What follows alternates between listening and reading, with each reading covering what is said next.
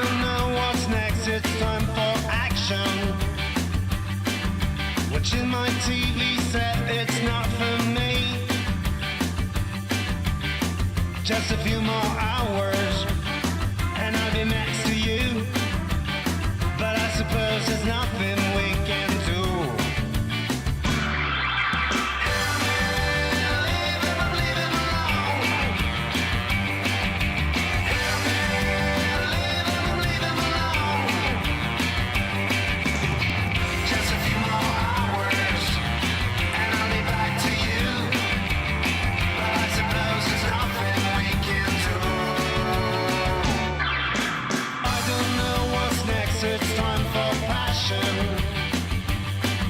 Watching my TV set, it's not for me. Just a few more hours, and I'll be next to you. But I suppose there's nothing we can do.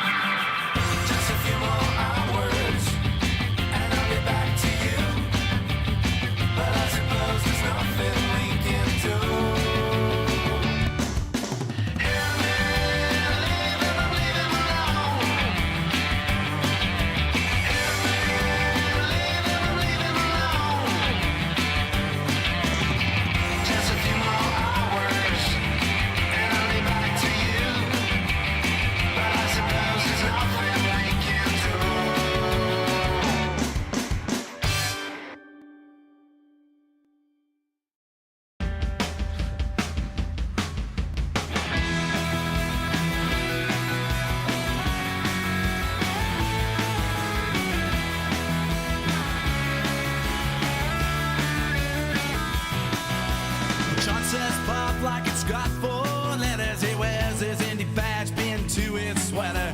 Everyone knows that he's my better. He's so much cooler than me. Susan laughs in my leather pants. She's got no time for my retard dance. She's never gonna give me a half a chance. She is so much cooler than me. Cooler than me.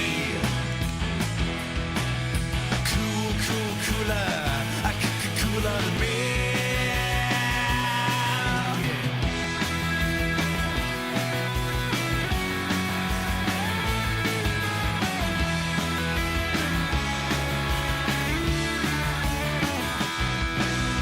Bob liked him for they sold out. He's lousy with his streetwise clout. There just can't be no doubt he's so much cooler than me. Cause they got no time to tune their guitars. And they say, kill all them rock stars. They spend their days orbiting Mars. They're so much cooler than me.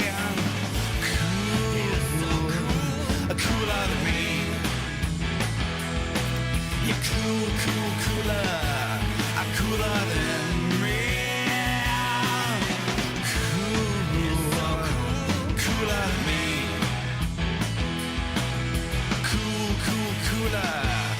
Cooler than me.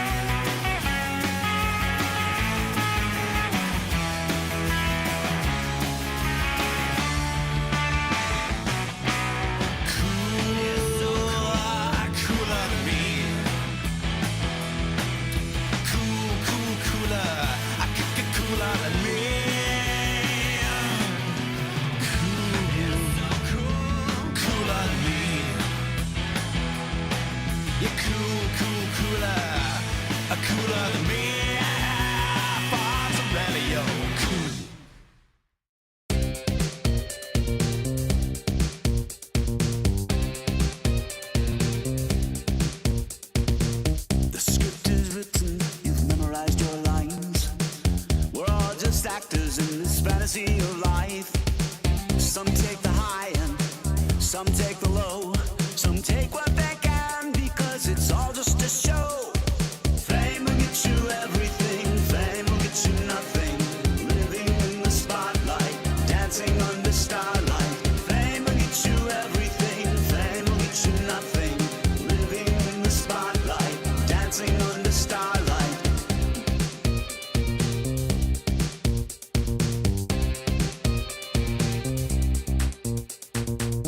The end is near, the curtain soon will close. This is the moment when we go for the gold. Crave the applause, the sea of praise. Now out go the lights, this is your end of days. Fame will get you everything, fame will get you nothing. Living in the spotlight, dancing under starlight. Fame will get you everything, fame will get you nothing. Living in the spotlight, dancing under starlight. Fame will get you everything, fame will get you nothing.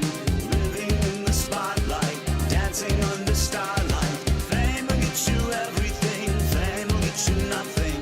Living in the spotlight, dancing under starlight. Get ready for your close-up. Get ready for your close-up. Get ready for your close-up. Get ready for your close-up.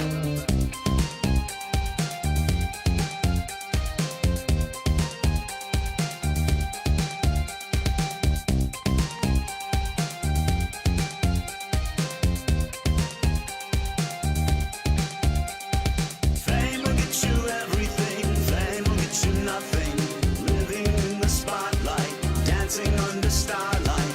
Fame will get you everything, fame will get you nothing. Living in the spotlight, dancing under starlight. Fame will get you everything, fame will get you nothing. Living in the spotlight, dancing under starlight. Fame will get you everything, fame will get you nothing. Living in the spotlight, dancing under starlight. Fame will get you everything, fame will get you nothing. Living in the spotlight, dancing under starlight. Fame will get you everything, fame will get you nothing. Living in the spotlight, dancing under starlight. Fame will get you everything, fame will get you nothing. Living in the spotlight, dancing under starlight. Fame will get you everything, fame will get you nothing. Living in the spotlight, dancing under starlight.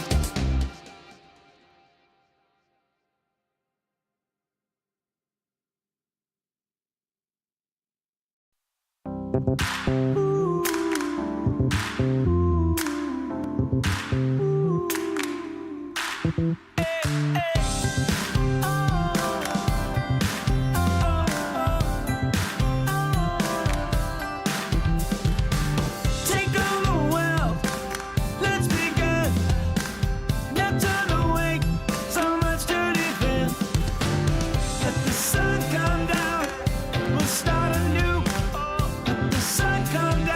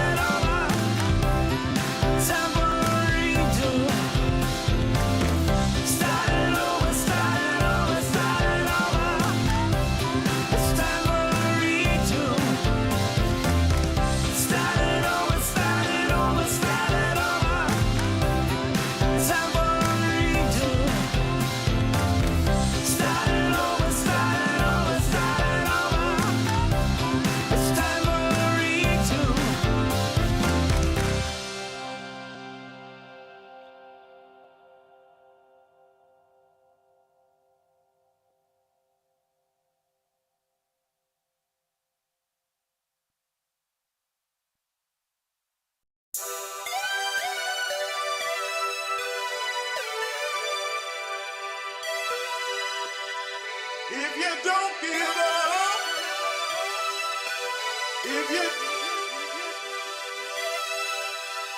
if you don't give up, you can get it done. If you don't give up, you can get it done.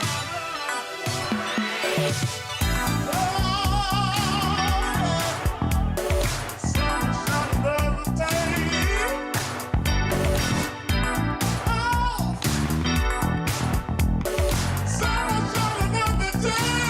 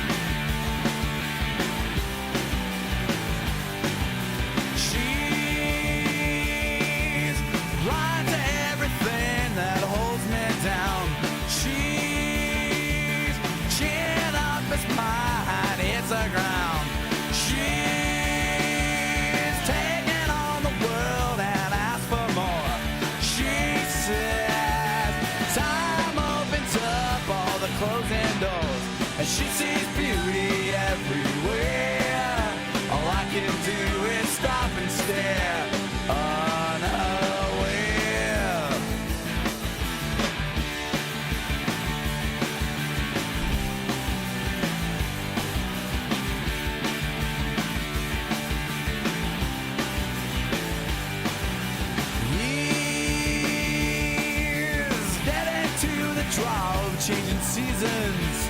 He's screaming for it all. That's kind of reason. He's death to promises whispered on the wind. He's doomed to do it all wrong again.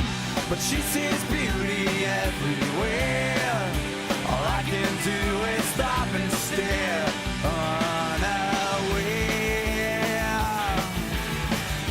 She sees beauty everywhere. All I can do is stop and stare, unaware. And we've been through this all 1,000 times before. We keep on screaming till we're face down on the floor. And I don't like me this way any more than you. Nothing we can do.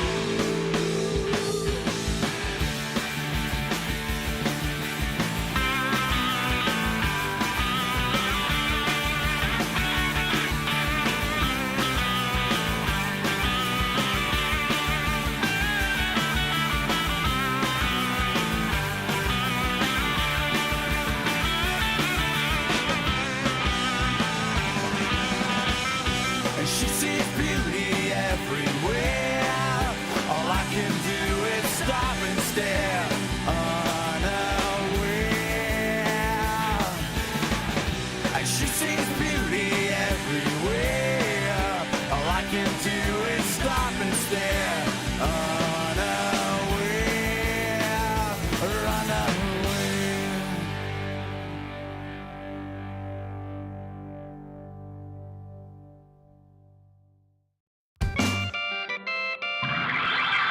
I don't know what's next, it's time for action.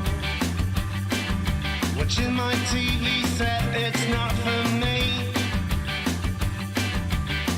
Just a few more hours, and I'll be next to you. But I suppose there's nothing we can do.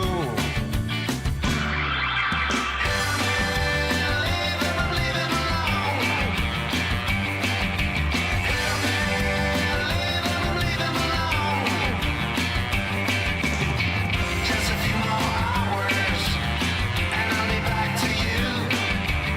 But I suppose there's nothing we can do. I don't know what's next, it's time for passion. Watching my TV set, it's not for me. Just a few more hours, and I'll be next to you. But I suppose there's nothing we can do.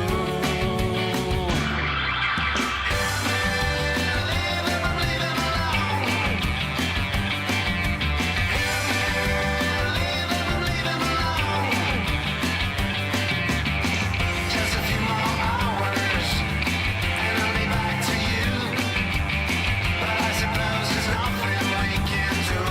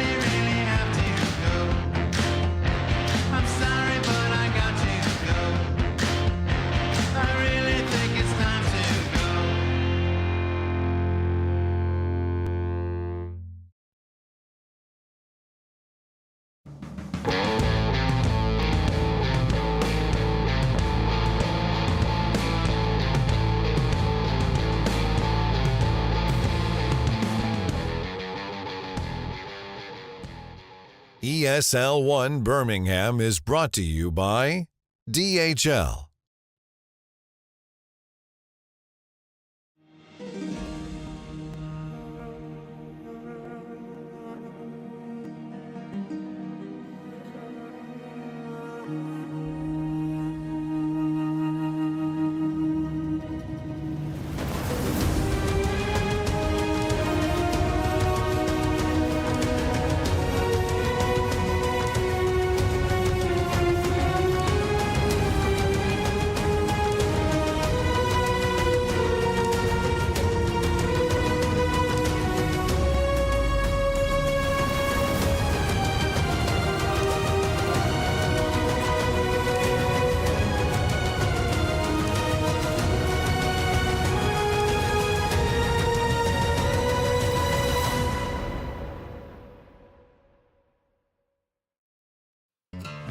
Very, very warm welcome to day number 2 of ESL One Birmingham 2026. Day number 2 of the group stages, and we are making our way through lots and lots of Dota 2 matches to find out which 8 teams out of 16 deserve to be playing in front of a crowd in just a couple of days. So there's a lot of pressure on all these matches, and to talk about all of that and more, I'm joined by Purge Jenkins and Kezu. Purge, how are you doing this morning? Doing great. Excited for some good Dota. I think the patch has been fun, and we've been seeing some slight variations of the meta so far. Yeah, like so Arc Warden. Loved the Arc Warden. He hit some creeps. Boy, did he hit creeps. 20 minutes, yeah. That's good. Get into that one later. I think that's a longer discussion right there. Keep it up, Jenkins. Happy to have you here. How are you doing today? Great to be here. You're very cold. Yeah. It's How are cold. you? It's cold here in Birmingham. Yeah, we're not in Birmingham. But It's still cold here. Don't It's cold here for Jenkins. Don't break I don't- kayfabe. Oh, I don't think it's a secret where we are. Oh no, sorry, We will we are be in in Where are we? Birmingham. We will be in Birmingham, and the teams are already in Birmingham, and they are having all this pressure on them to perform, because it's not just cool to play in front of a crowd, which obviously it is. There's a lot on the line. It's not just ESL One Birmingham that they're playing for. They're playing for the Esports World Cup in Riyadh for Dota 2, as they need those points, Jenkins. 35,000. This is the 460. They 460. I'm sorry, I shouldn't Fact be. check. Yeah, that's top 1% of points kind of behavior there. But yeah, I mean, this is the biggest event in terms of points, and the Esports World Cup, barring TI, is the biggest event. It's essentially our current version of the DPC.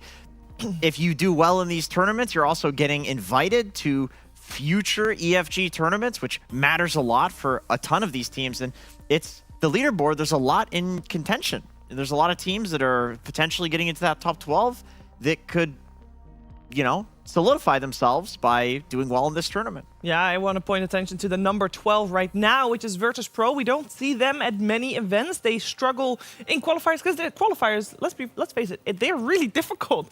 They made it through this one, and of course, getting a lot of extra points out of this tournament, Purge, might just cement them for getting to Riyadh without going through those qualifiers. Yeah, I mean, if you're at 900 points at 12th place, and we're giving out, 35,000? Yes. No, 35,460. Oh, I'm sorry. 35,460 points. That means you just need a little chunk of that to get up to 12th place and qualify for EWC. It'd be huge. I feel like if you get a fat 3,000, maybe 3,460 points, that would be enough. That That could enough. legit be enough. It really could be. We could take a look at how things went on day 1. We have a lot of games going on at the same time.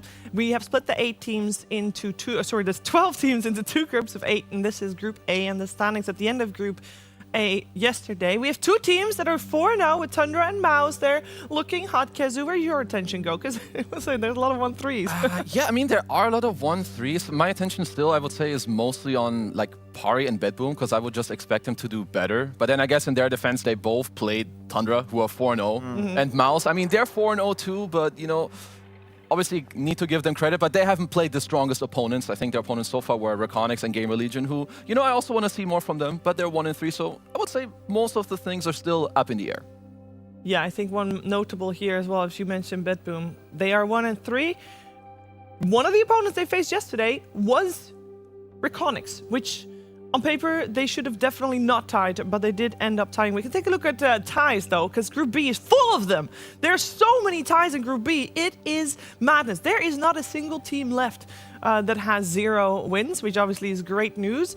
But there's also not a single team that has not lost at all, because everybody at least lost once.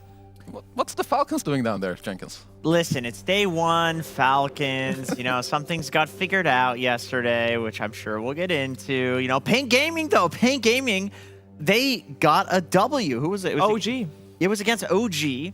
And, you know, some people are the doomsayers. Oh, OG, you know, the hype train was too hype. They're falling off. I don't believe that. I still believe that OG is, you know, this top 8 at the very least caliber, like, God tier SEA team that can do it. They're looking a little shaky here and there, but it's group stage. Sometimes that happens. It's the way she goes. Yeah, and we are going to relive a couple moments of Group B yesterday that definitely had the more spicy matches. And when we're talking about Falcons, yesterday they were playing against Aurora and they got let through a couple of big heroes. And in Game 2, most notably, at some point they got let through the Frog. Yeah. They did not win with said Frog. Yeah, I watched this one. We were... Quinn basically said they were going to get fraud checked. Frog checked? Fraud checked, because both games, heroes got... I mean, in all of their series, these, like, overpowered heroes got let through. We were calling them the Big Four during PGL, you know, the Largo, Treant, Bat These Rider, highlights are not pretty, by the way, if you're an Omar fan. And the big one is 100% the Frog, because... I think every team agrees, every Dota player right now agrees, if there is one hero that is in God tier in Dota, it is Largo. Like, even the counters to it, it feels like you have to do so much to counter it. And the Marcy worked. That's definitely a functional counter to Largo. Yeah, like one thing on that note, I remember even like a year ago, there was this meta of offlane and Abad, like offlane and carry Abad and Flex. And Nightfall was the first one to also play carry Marcy versus this. I think Marcy is just... It looks really good against heroes that are very tanky, but they don't really protect themselves. She has like unlimited damage. So I think the idea behind that is super, super cool. I do, the game on our Holy screen, I do wombo want to put schmombo. attention also to on the top left for Virtus Pro. They were having all heroes that were Master or Grandmaster tier, which I think is going to be playing a big part for a team like Virtus Pro, having comfort heroes. It was very clear that the game that they won against Extreme there, they were on their comfort heroes. But this game around, Nick McGalaxy is the one that is stealing the show. They have changed 2 of their players. I feel like because there are 2 core players that are changed, I feel like they might have an entirely new identity.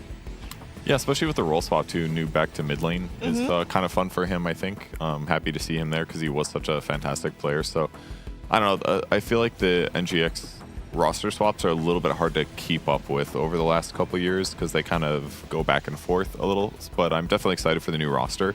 And I hope they have a great performance. Yeah, I would say they look pretty good yesterday, actually, because ever since they let go Ghost after TI, to me, they've kind of been on like a downwards trend. Yeah, that was when I think people started questioning. Yeah, because I was like, this guy was so good, but you know, anyway, their team, their choices, of course. But yesterday, like, they actually looked fairly solid in their matches. Yeah, I like this Rinsey Q kid seems there's potential. He's got the sauce. There's Sound potential. sauce. Yeah. And, you know, speaking of potential on Pain Gaming, you got Wits, the up-and-coming South American... Like, this region seems to be one of a very few regions producing, like, young players that are really good that want to play Dota. Yeah, Sorry, I was just reminded of FY being asked. Oh, the up and Who is the up and coming in China? And he took a good time to think about it. He went straight up AFK for like 45 seconds and then said XXS. It's like, bro, he's 27. kind of felt like a rehearsed bit. Like, It almost was did. so confusing. To be fair, it wasn't 45 seconds. It was just like 20. Like it was still too long. An immense amount of time. For an interview, that's a very long time for an Immense. interviewer to just stand there. Yeah. I like that he kept going like, Oh, he was thinking. Yeah, he was thinking the whole time. I don't know. Like, I was, only, Makes sense. I was only half paying attention to the interview, and then I was like, "Why has it been so quiet?" Is it for so long?" Is it I was like, lagging? "Did I mute myself?" Like, yeah. that was great. Oh, that was good. But yes, South America, obviously, you would be able to come up with those names. Yeah, Tai Lung and Wits.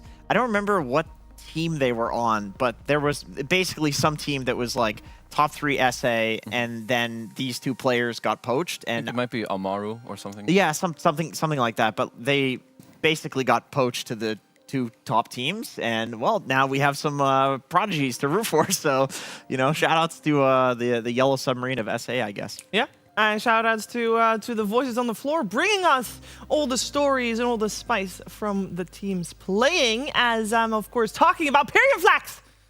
Hello, Ted. Hello, Sheaves. I can't see you, but I trust you can see me. I see How are you. you guys doing this morning? We are doing great, Ted. Thank you for asking. How are you doing this morning? Actually, Doing- I'm waiting doing for a all right. second. I'm also spoke on behalf of my panel. I will let them answer too. How are you doing? I want to know how Ted is doing, and then I can tell you how I'm doing. All right, let's catch up later in terms of how we're all doing. I was hearing you guys talk about Grandmaster, players who are Grandmaster on certain heroes. Now, I would say, Shiva, you are a Grandmaster at hosting, but I want to say, who else out there on the talent scene, what rank are they? So I'm giving Quinn, he's like rank 2 because he's only just started. Sure, yeah. Right? I'm giving Kezu, I'm going to give him rank 10 because he's been doing this for a while, but not that long. Sure. I'm going to give Andrew Grandmaster because he's the GOAT. Okay. And I would say I'm also Grandmaster because I've been around a long time. But like anyone that's Grandmaster on a hero, they are actually terrible at it. That's me. Okay, So- that's- But that's you're right. forgetting I- Purge. What You're about forgetting me? Purge. oh, I didn't know Kev was there. Yeah, he can be Grandmaster as well. Great. You're Keep it also, up, you're also everyone. shit. Keep it up, everyone. Here's Mouse, who you guys were chatting about earlier. Of course, they're warming up, preparing for the day's dotes. I'm walking backwards, which is risky. But here's something even riskier. I'm going to dart like a hamster between the 2 sections.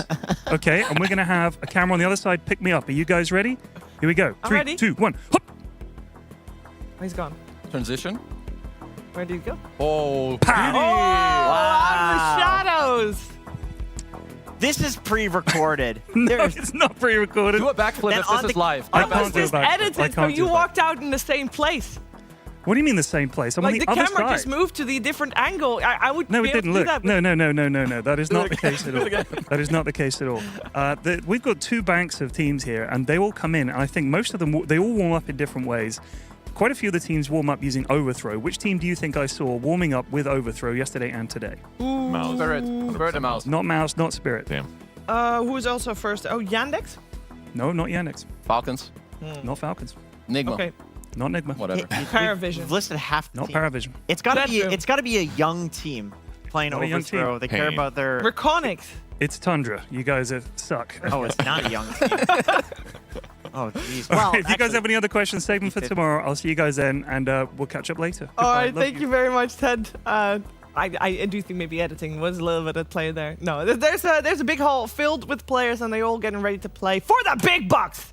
That's right, we have a prize pool for you guys. Well, not for you, sorry. It's for the teams, if they do well enough. Kezu. Yeah, and trust me, they want that cash money, Mr. Jenkins. Because 20-50K. when you made $200,050 coaching OG, Yeah. what did you spend it on? I went in my bank account and Pokemon cards. So Pokemon Yeah. cards. Okay. Great segue. Back to you, Jenkins. Anyway, $250,000, and you got those club rewards as well, which is going to be very important for producing content and all the various things required to keep an esports club alive. Yep. Those EPT points, top 6 gives you 2,800. So top 6 That's a should be lot what of they're points. aiming for. Yeah, that is definitely a lot of points. And here's the games you got coming your way. We have 4 streams. So this is happening on the main stream. We got a doubleheader of Spirit in the first 2 series of the day. Obviously, PARIVISION, BB, Yandex, Tundra up against each other. And that'll be a spicy one. This is happening on Ember Purge. Tundra Gamer Legion, that could be good. Good moment for Gamer Legion, but likely to get a little smashed. I think the Aurora Enigma one looks really good. Aurora XG. I mean, Aurora looks really good right now. Yeah. So what's going to happen? Makoto had that amazing performance yesterday on the puck and some of his other games, so he's finning great. And then we got Storm Kezu. I got my eyes on maybe the lower 2 games. I think both Me VP too. OG is nice, but also like Nigma versus Falcons. Like Nigma surprised me yesterday, whereas Falcons they surprised me in the most horrible way possible because they didn't look very inspiring yesterday. Yeah, I think also maybe the games are more even just in general, Yeah. as we saw from the scores so far. And this is what's happening on the Earth stream. I think Pain Extreme has some potential for sure. Like, Pain had a 1-1 yesterday. Extreme is not looking so hot compared to their TI form, and they even said it after winning yesterday. They said they were not super happy with how they're performing, a lot to be improved on. So I think Pain could potentially squeeze in a win there based on that. Very true, and they have already got wins, of course, out of yesterday. Same for Reconics, and I am very curious to see if the wins they got were flukes. I think both teams are massive underdogs. Obviously, nobody's really expecting them to do super well. So I'm hoping that they can break through the Sigma they have on them. But it is time to talk about the match of the day. We had to choose one series out of all the series happening today, Kezu, and you chose this one. Yeah, I mean, this one's a banger. Let's be real. Yandex, they just won PGA Wallachia. Now, they won it with a stand-in, but Notice is here. They look quite good yesterday. I mean, we had the Tundra doubleheader at the start, and the other teams didn't even have a chance. No. So I want to see if, Yandex, who just won a LAN, can they put up a show? Because, yeah, like I said, that was... that looked rough for the other teams against Tundra yesterday. These have to be like the best two teams here. Maybe we throw Aurora into the mix, depending on if they're at absolute full power, but it's going to be the best series. It is going to be the best series. Or is it? Let's hear some other opinions. Cap SVG, do you have clear favorites? Cap, where do you... Hello. Where's Avery? It's just me. Sorry. I am the other ogre head. Avery is camera shy, I think. Do it already. I like walking. That's a great bit. My entire bit. Keep doing the bit. It's good. We're getting a lot of stickers from this one. All right. Ogre, who's your favorite team right now? I like BetBoom. Why do you have to take the lower voice one? That means I have to do the higher pitch one. It's PARIVISION! That's actually pretty He on killed point. this bit. I came in here, I sold it really well. God. No, I think Cab owned just now. That was good. Thank you. Your line was Thank good. you. It was good. We can't It's a both be harder the same role. ogre. Hey, I'm walking here. Walking here. Come on. That's an ogre All right, line. all right. That's a Birmingham ogre line. That's a new one. They're going to put it in the It's like a game. mix of so many different bits going on. It is, Yeah, but that's could too you much. guys Yeah, Jenkins would really love this. I'm continue sure. the bit, but then with some inside information, Okay. since you guys are on the floor about PARIVISION and BetBoom. This is true. Oh, no one just took his shirt off. That was very distracting. No. He has He six-pack still abs. has a jersey on. He So took that- off his sweatshirt. That is might what he give means. Pari an advantage. This guy lies He all was the time. ripped. I was at the BetBoom booth on the other side. Yeah. None of them were there. Very suspicious. He got scared off by no one. Either that, took off his yes, shirt and started flexing. Maybe that's true. Or they're training. Last minute training. I just saw Bulk in the background. No, you didn't. I did. No, see you him. didn't. He went That's an through the illusion. curtain. Okay. That's an illusion. Do you guys You have didn't a see favorite? anything. Do we have a favorite? Favorite what? Of the series you're about Animal. to have. Oh, favorite animal? I gotta do the I like the Frost Mage. ogre frost mage is my favorite animal. Oh. BetBoom. Good job, Cap. Good job, Cap.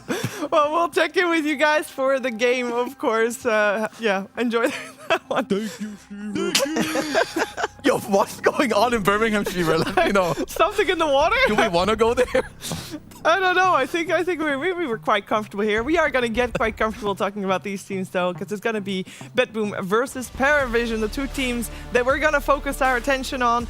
And these two teams are, of course, no strangers to one another. Yesterday, they had some great games as well. And I say great games, but to be honest, maybe both teams not as great as they wanted to be. Both dropped 0-2 against Tundra, and then PARIVISION had a 1-1 versus Yandex, and BetBoom had a 1-1 against Reconics. So the exact same score for both squads right now. And I do want to hear some initial thoughts for how we feel that this matchup is going to go, because I feel like there's maybe a little bit of inter-regional extra spice coming out. Yeah, I could see that. They've played each other a lot.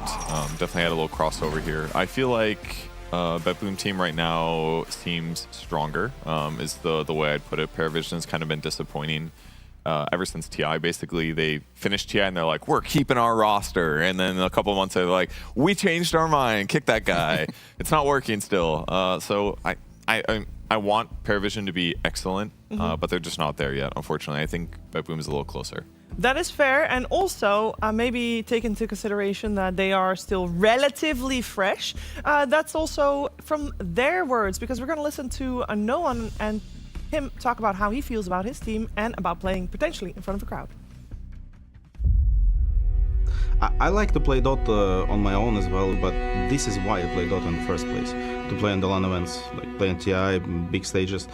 I mean, I love being in the LAN events the most just because this feeling when you go into arena and the crowd is there and you want to play Dota, show everything you can, and like this is giving me the vibes all the time. For me, it's the best. What makes our team great is the personalities that we have. First of all, we always had really good vibes to play with each other. People are open-minded. They're ready to work 24/7 when they need. They're ready to listen. They're ready to do the stuff when they need to do, basically. So it's definitely the people, all of them. To be honest, like we sucked a lot by a couple of months. Our team identity has changed, but I'm not really sure in what way yet. Because I think we're only at the start of our new team, basically. It's really hard to be like 1 year good, like really good, and the second to do the same, basically. Plus on top of it, like we had some changes in the team, like really hard ones. Like we changed a player, we changed a coach as well. We felt the pressure for sure, but now I feel like we're just super different team, so it's gonna be basically new. These tournaments will be the start for us as a team and our new identity, basically.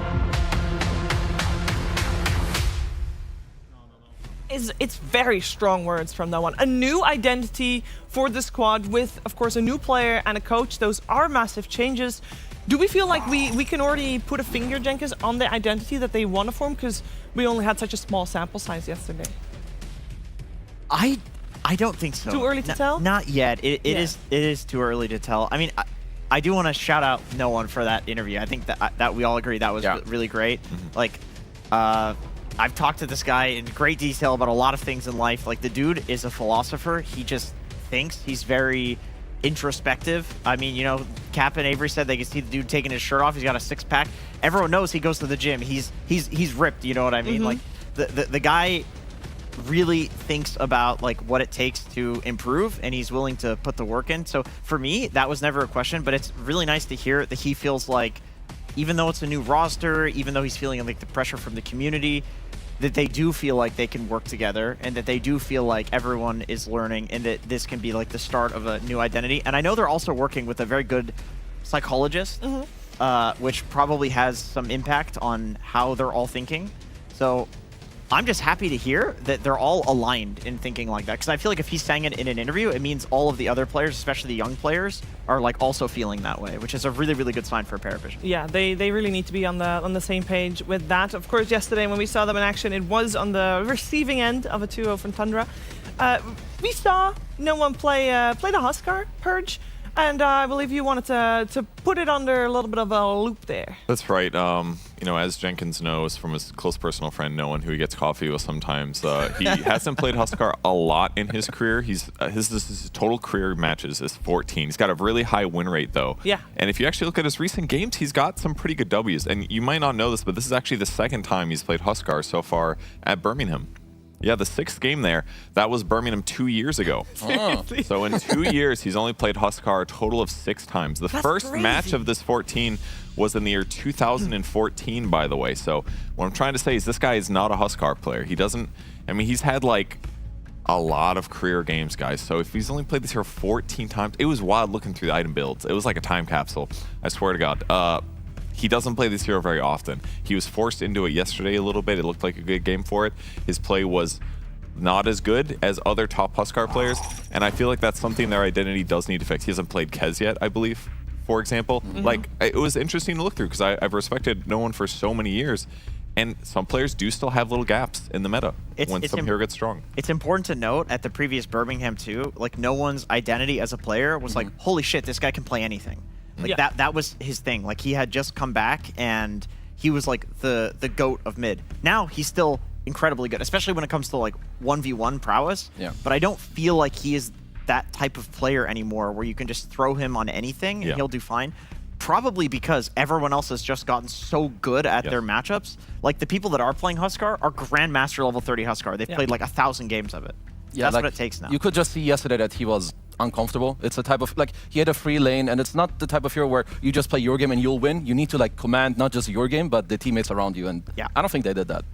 No, it was definitely a little bit of a struggle, and maybe he can get away with it against opponents that are not as good as Tundra. It was a tough series for them regardless, but to hear a little bit more from no one, we got Period on the case. Hello, I am here with No One of PARIVISION. Sir, you won the first Birmingham back in 2018. Now it's 2026, and you are back again. What has given you that kind of longevity when all the teammates that you won Birmingham with in 2018, none of them are still playing Pro Dota? You are. How have you done it? Well, basically, the first is my courage to the game. I really like to play the game itself. I really like to be at the tournaments. I think to be competitive, it's in my blood. So I wake up every day and I'm trying to get better every day. And I kind of like the process in the first place. So you just enjoy the discipline of getting up, playing Dota, getting better every day. How do you sort of help your teammates in that regard? In many ways, but usually like just with some advices, I would say, and like to give them some energy from myself. Nice. So Huskar, one of the heroes, I think we looked it up, you got about a 75% win rate on that hero at the pro level. Did lose on it yesterday, but you hadn't played it much leading up to this. Why did you take a break from Huskar, and why are you now back with Huskar? I think this is the meta, like you kind of need to play those heroes that's like creating this early advantage, because this meta is all about like first 25 minutes. Usually when you have a lead first 25 minutes, you will almost every game win the game. So this is all about the meta, I would say, and yeah, that's it. Fair enough. You got BetBoom today. They have the same record as you on day 2. So I want to know, how do you fancy your chances? Have you made any adjustments? What's the plan? And the plan is just to come, enjoy the process, play some good Dota, feel the vibes, and to do what we can do and learn. Brilliant. Thank you so much. Best of luck in the tournament. Back to you guys. He keeps it kind of vague with the adjustments being made, but I'm sure this team has made adjustments, and I'm sure they're ready to face up against BetBoom in this one.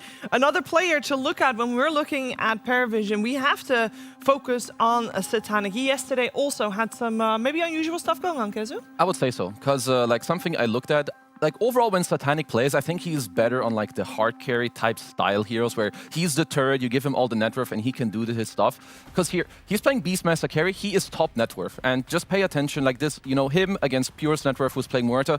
Muerta will win the late game every single time against Beast. And then if I look at his items, I'm like, he's not buying anything that changes the course of the game. Like, he's top net worth, he's not in any kills. You should buy a Blink Dagger to help your team, to help your Huskar who's playing mid, who wants to use his advantage. Like, instead his item build is like, oh, let me get to 6 slot and I'll carry against Muerta anyway, which is, I think, very flawed thinking for this type of game. But then when you fast forward into the next series, I think perhaps this is a small adjustment that they did, because then when you looked at what he played later on, you know, in their next series, it was like Shadow Fiend back-to-back, like double. It's like, okay, give Satanic his type of heroes where he can just get the net worth and then do his stuff. Like here, you can see it. And it worked quite well. Like they won against Yandex, which is obviously an amazing team. But just, I think that Satanic isn't quite there yet. I think as a carry player who's played a lot of years, you can play the hard carry style, you can play the Skeeter Dragon Knight. So what I'm looking at for him is just to continue playing the range carries where he's fed all the net worth and then you do all the damage by just, you know, being there, right-clicking, and not needing to make plays, because that didn't work out yesterday. I feel like he's one of those players though who sometimes I believe in like his Dragon Knight or his like Beastmaster all-in carry, because he's so good that he might just clutch out 2 team fights in the mid game and then have 0 deaths with 8 kills. I feel like sometimes he can do it, but that game he absolutely did not. Yeah. Like they lost the fights, he got a little bit even in net worth, and then all of a sudden you're trying to play a pseudo hard carry against a real hard carry and you just can't match up. Yeah, there was another unorthodox thing happening yesterday. It was on the side of BetBoom, actually. A hero that we have not seen in competitive play for quite some time, Jenkins. Yeah, we saw an Arc Warden yesterday, which he was very farmed. Kiritich, of course, playing the carry Arc Warden. They had said they had some pocket picks. The Windrunner, not a pocket pick. I think Kiritich is just incredibly good at the hero. Weaver, this was against Batrider. Arc Warden, very weird. But I wanted to look at his KDA. Like, they lost 3 of their games, and still his KDA across all of the games is incredibly good. Yeah. I actually feel like this guy is playing super well right now, and I wanted to look at Kiritich's picks and kind of talk about the picks of the other players on the team, because in PGL, when Kiritich could have a good game, like there were games he was going like 30-1 on Windrunner or something like that. I genuinely believe this guy's like popping off right now, and they just need to get him that slot in the draft, you know, whether it's like 18 pick or last pick or whatever, like something where his hero can be the entire win condition of the game. And some of that comes from like Miro. Miro needs to be on a hero that is comfortable. In a lot of the games they're losing, he's like Slardar, Mars, these heroes that if you get screwed in lane, you're just, what do you do? Like these heroes don't farm, you become a support. But like his Mars overall, I think is very good. But then he had this Slardar 24 pick that you talk about, and he did not have a game like at all.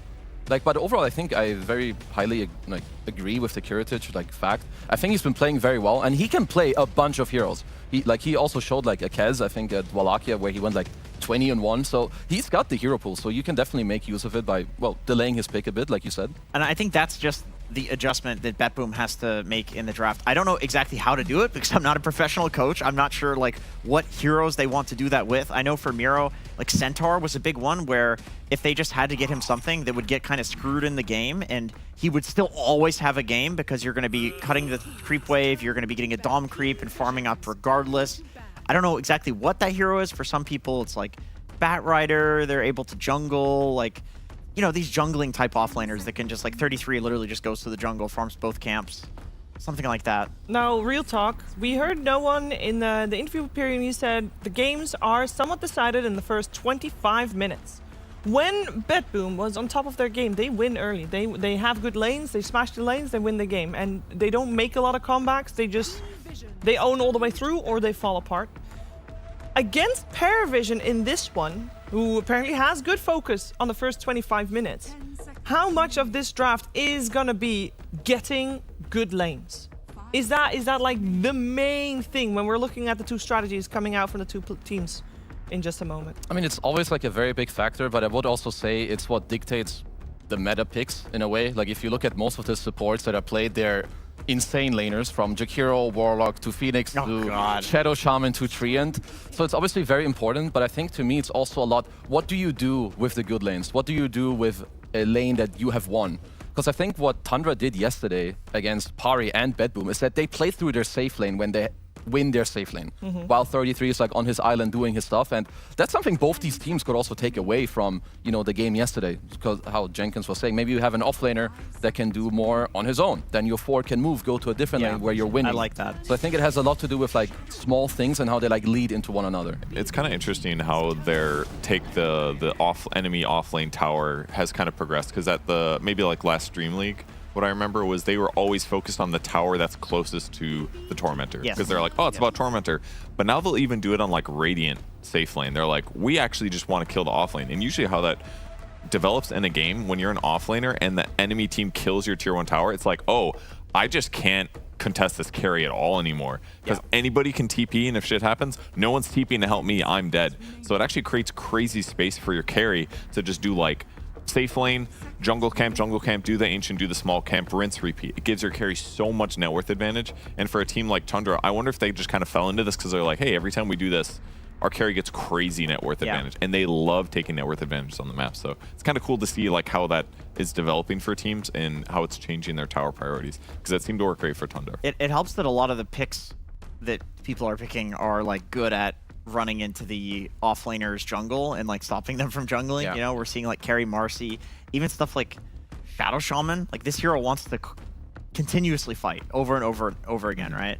Especially like from the 7-minute Wisdom Rune timing, which is like exactly when you would be fighting past that tower that you're talking about, that people are now like prioritizing taking. If you get 2 Wisdoms, like game is just GG. It's honestly so hard to come back from that.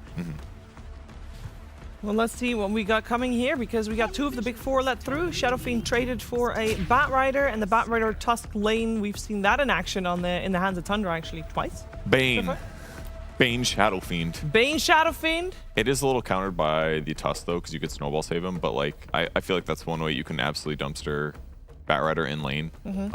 Tiny's gone, so that's the other SF combo. That would have been great. I think Whitemon did that where he went Bane against, it was either Bat or Largo, but I think the idea is you're a hero that can run around with night vision and like set up on the offlaner as he's trying to jungle on his own, like low HP, screwing around with his tranquil boots, disassembling bullshit. Like, it's a hero that's really good at just stopping that. No, I think the Bane suggestion is very good. Like, just having a 5 here, I think that disrupts this lane a little bit is quite good. I think also whenever BetBoom is playing, and overall because the hero's good, save Ringmaster is something that needs to be on your mind. I think he's probably the best Ringmaster. A couple months ago, I was like, oh, it might be Snake King, it might be Crit. I think when I just look at his gameplay, I think Save just kind of takes the crown right now.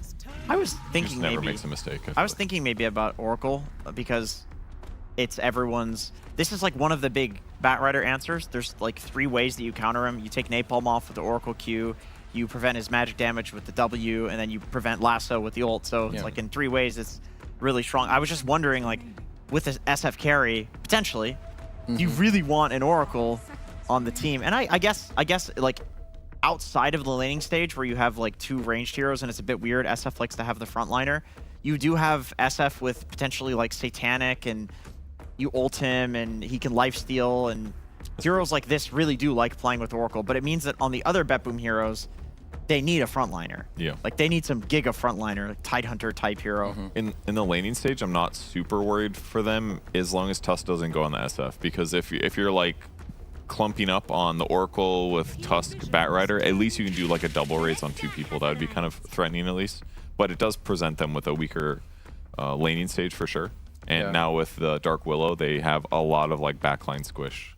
I mean, but SF can frontline a little bit with them sitting behind him. Yeah, I mean, I have some concerns about the Oracle. I mean, you guys mentioned all the reasons why it's good against Bat, but out of all the 4s, I think Tusk poses like the biggest threat to these heroes, especially because SF isn't the carry that protects himself like against tag team or being out of position. So like their lane, I think, sure, while you have Oracle against Bat, I think there's a lot of potential for Pari to actually have good aggression there. Or even when you do go to the rune fights, like Tusk as well, he is super good there. That was a pretty quick double pick. I mean, you do get the Phoenix. Phoenix Bat is like such a good combo. And Luna we've definitely seen on the rise quite a lot. Like, she looks incredible.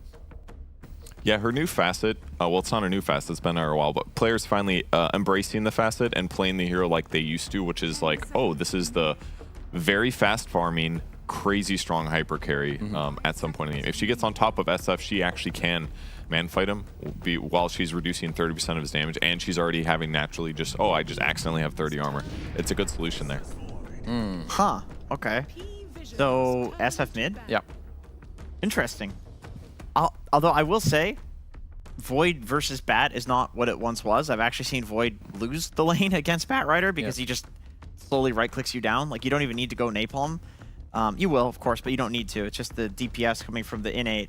But maybe Oracle Void is good enough. And I think, like, Luna versus Void is very hard for Luna. You can never really burst the Void, and in a Chrono, you can...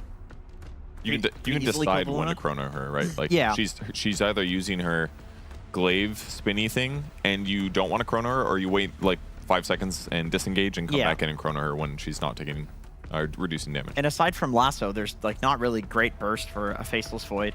It is a bit weird though, because it's not like SF is that good at like layering damage into the Chronosphere or something like that. It does mean it's an SF mid, which we have seen be punished through a lot of early rotations, which I think Phoenix Tusk is pretty good at rotating onto an SF mid. That's a good point, yeah. I mean, while I like the Void against what Pari have, I'm a little afraid, at least for now. I think it like gives a little bit of a concern when you look at like the tempo. Also, I mean, obviously SF, he's good at using runes, but he's not a Storm, Puck, Void Spirit type guy. Yeah, like, I was thinking they would Storm because they have Oracle. Yeah, because now I think you definitely need Miero's hero to be a hero that the supports can play through. Because SF, he wants to farm, at least for the most part, so does Void. So I think Miero should be looking at heroes like, okay, Mars is taken out, maybe some like Primal Beast. I think like heroes that can skirmish and maybe can... You either want to build a pipe or a blade mail, I think, in this game, because it's quite good against Batrider and Luna. You help your team out a bit. Is it too like AFK to pick Darkseer against Luna? I know Darkseer Willow is like a decent combo. It's one of the few ranged heroes that can play. And I guess the Luna illusions are good, but I agree with Kezu that you need somebody to set up a kill. Otherwise, it's just going to be like Dark Willow walking around like, guys, can somebody start a gank? Outside of Chronosphere, like, it's going to be really hard for them to fight. I mean, Mars would have been very good. But even still, they have decent solution with Tusk. Once Tusk gets Blink Dagger, they're already limited on initiation. outside of whatever the offlaner has, it's just Chronosphere. So they gotta. Tide is like the only one left for Miro that you kind of can play around. At the very least, he could stand in front of a tower. I was wondering if they pick Underlord, but it's like tanky Aura guy. They're just aiming for tanky Aura guy. They're just going to be like, we're going to get farmed and we're going to push and we're going to force you to fight into us, I think. Well, if they go late game, I feel like BetBoom wins. Yeah, I mean, their scale is kind of crazy. I guess also, like, for the Underlord, you're most likely looking at Pari to have a hero that is, like, mobile. Like, because you're playing against SF, a lot of the spirits are good against it. Maybe not in lane, but let's say you go, like, Storm. On Pari, you have the 2 supports, you want to play through mid. I think Underlord could, like, eventually fix that. Like, later on, you know, with his root, and then you get the Aghanims. Because, like, if I'm looking at Pari's draft, I would like a mid that plays quickly. Your Luna can go through the gate. You should be playing with, like, Aegises and, like, have the advantage. Because BetBoom, I mean, like Jenkins just said, if they get to the late game with a lot of slots, yeah, they will be very happy. But I'm a bit concerned that they're ultra slow in their tricore. How about Ember Spirit, maybe? Maybe Find just the gets supports in bodied the back too hard. line. Ember gets pretty owned by SF. Yeah, that's true. Is the problem? I'm just thinking about how no one is thinking about Dota right now. Is there any like cheese pick? How does like Huskar Sniper do? Ooh, how does Invoker do? Very fine against I think SF. it's okay. I think you trade in lane against SF. Both heroes are fine. With Invoker, I mean, they've just been enjoying Invoker a lot lately as like a buff with the Alacrity on whatever Satanic hero, and then to set up for Cataclysm as well. Like, Batrider's pretty good at setting up for Cataclysm. That's it. There's no like AoE setup that's good, but Bat Lasso into Kata is like guaranteed kill on, you know, some Oracle or Void at the start of the fight, so it's pretty good. Gives them some counterplay to Chronosphere as well. Like, they can throw Tornadoes to buy sometimes, Deafening Blast, Meteors into Chrono. They can put the egg outside with a Sunray onto the guy getting killed. You can scout supports easier with Forge Spirits and Ghost Walk. So I feel like Invoker does give them this like nice poke to make the team fights a little bit easier.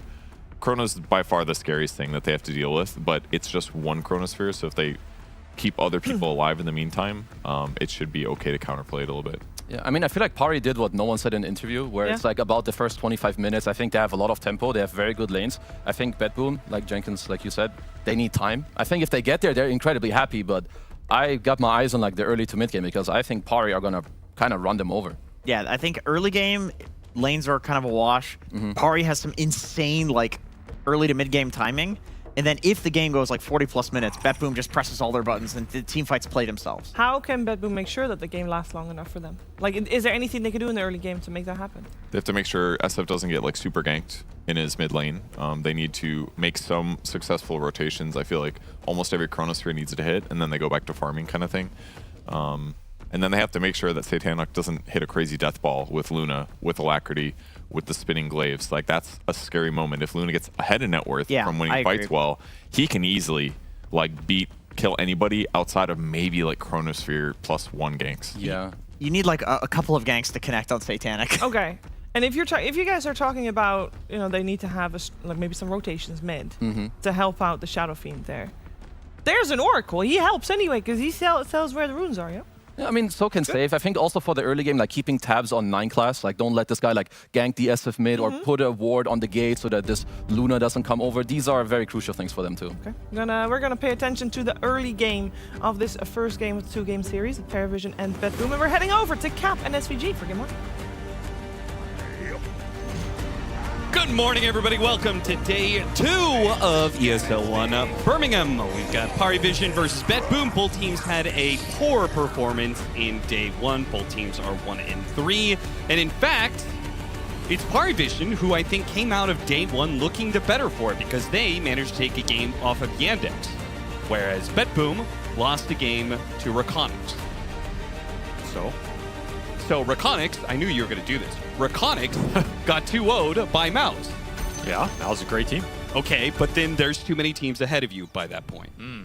This is both teams are looking to be in the final day of Birmingham, and if you're already losing on day 1 of the group stage, you're probably not in a good spot. That's true. I was looking at this group. I feel as if this group is just weaker in general. Group A. I'm not sold on Group A. I'm going to call it early here. Okay. I think Group B looks way stronger to me on average. So you think Group A is very top heavy, I assume?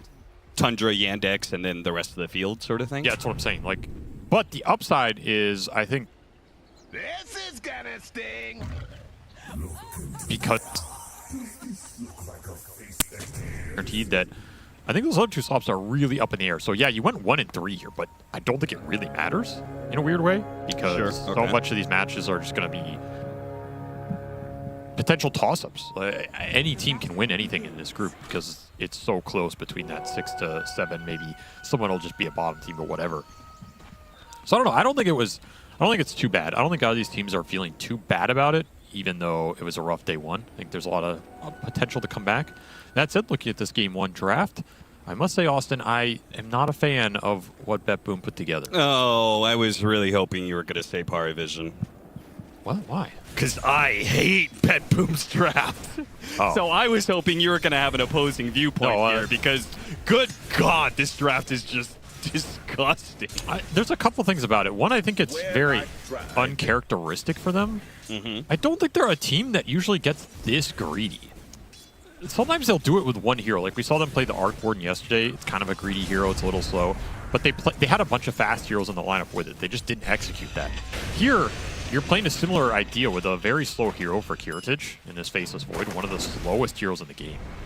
And then you just paired it with no speed. Like nothing that can really maneuver around the map, control the tempo. There's very little tempo control. I'd say Underlord is your best tempo control in this lineup, and he's not really a hero that does it actively. He does it defensively. It can defend towers, can kind of come into the plays. My biggest flaw though is I think if you go for this much late game, which BetBoom have, we shouldn't say that. Like if this game goes ultra late, they're gonna win it. Of course, it's impossible to lose this ultra late with their lineup. I don't think you can go for this much late game without lane shove. Yeah. And they have 2 supports that do not farm. Like, you can farm with Dark Willow, but we don't see people really do it. So you effectively have 2 supports that don't clear waves or jungle. You have 1 lane shove hero and Underlord, and you're trying to go late. I think that is just...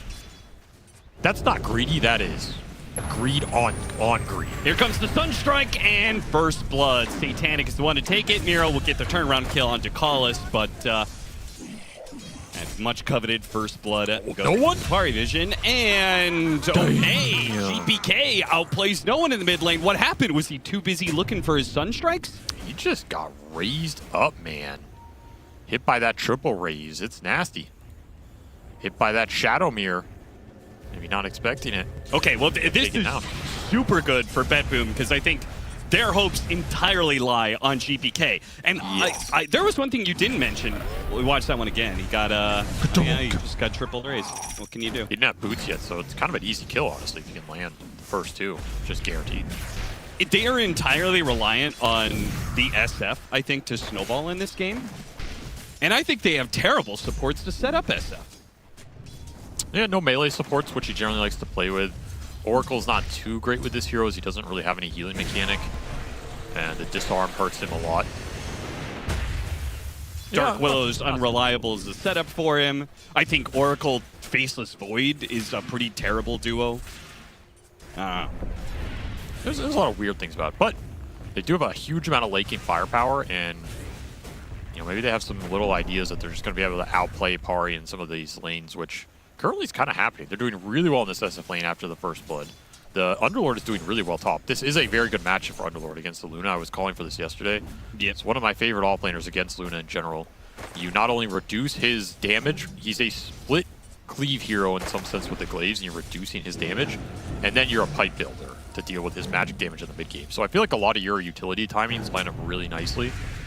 And then you have a Faceless Void who's kind of free farming because he has a Bat Rider matchup. So in theory, you do win 3 lanes here if you're BetBoom. That's what I like.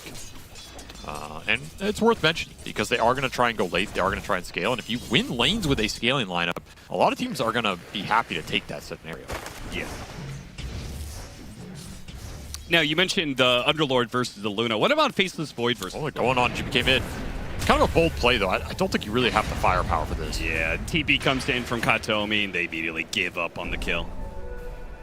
Oracle counter TP is not the scariest in the game. No, definitely not, but just enough to dissuade. It does leave Satanic is going to be in some trouble here. Might be run down. Last Shadow Realm hip is not going to be quite enough. Yeah, double parry too. Just level 1 Shadow Realm.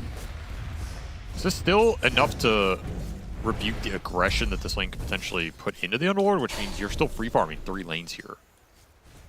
So the scenario is still pretty nice for BetBoom early. We'll have to see Pari pick it up a little bit. Maybe look for some more Sun Strikes or some roaming potential with this Tusk, either into mid or top. Those are the 2 kill opportunities. And Got him on the Sunstrike. No one picks up a big kill. And Ducal still manages to get away. He even has a salve, so he'll be able to stay up here. Kiritich in some trouble. Still has the time walk. Holds off on having to use it here. Katomi's going to show up, and since he's already on no HP, Purifying Flames will be some value. Can always leap it off anyway. Yeah. The one synergy with this.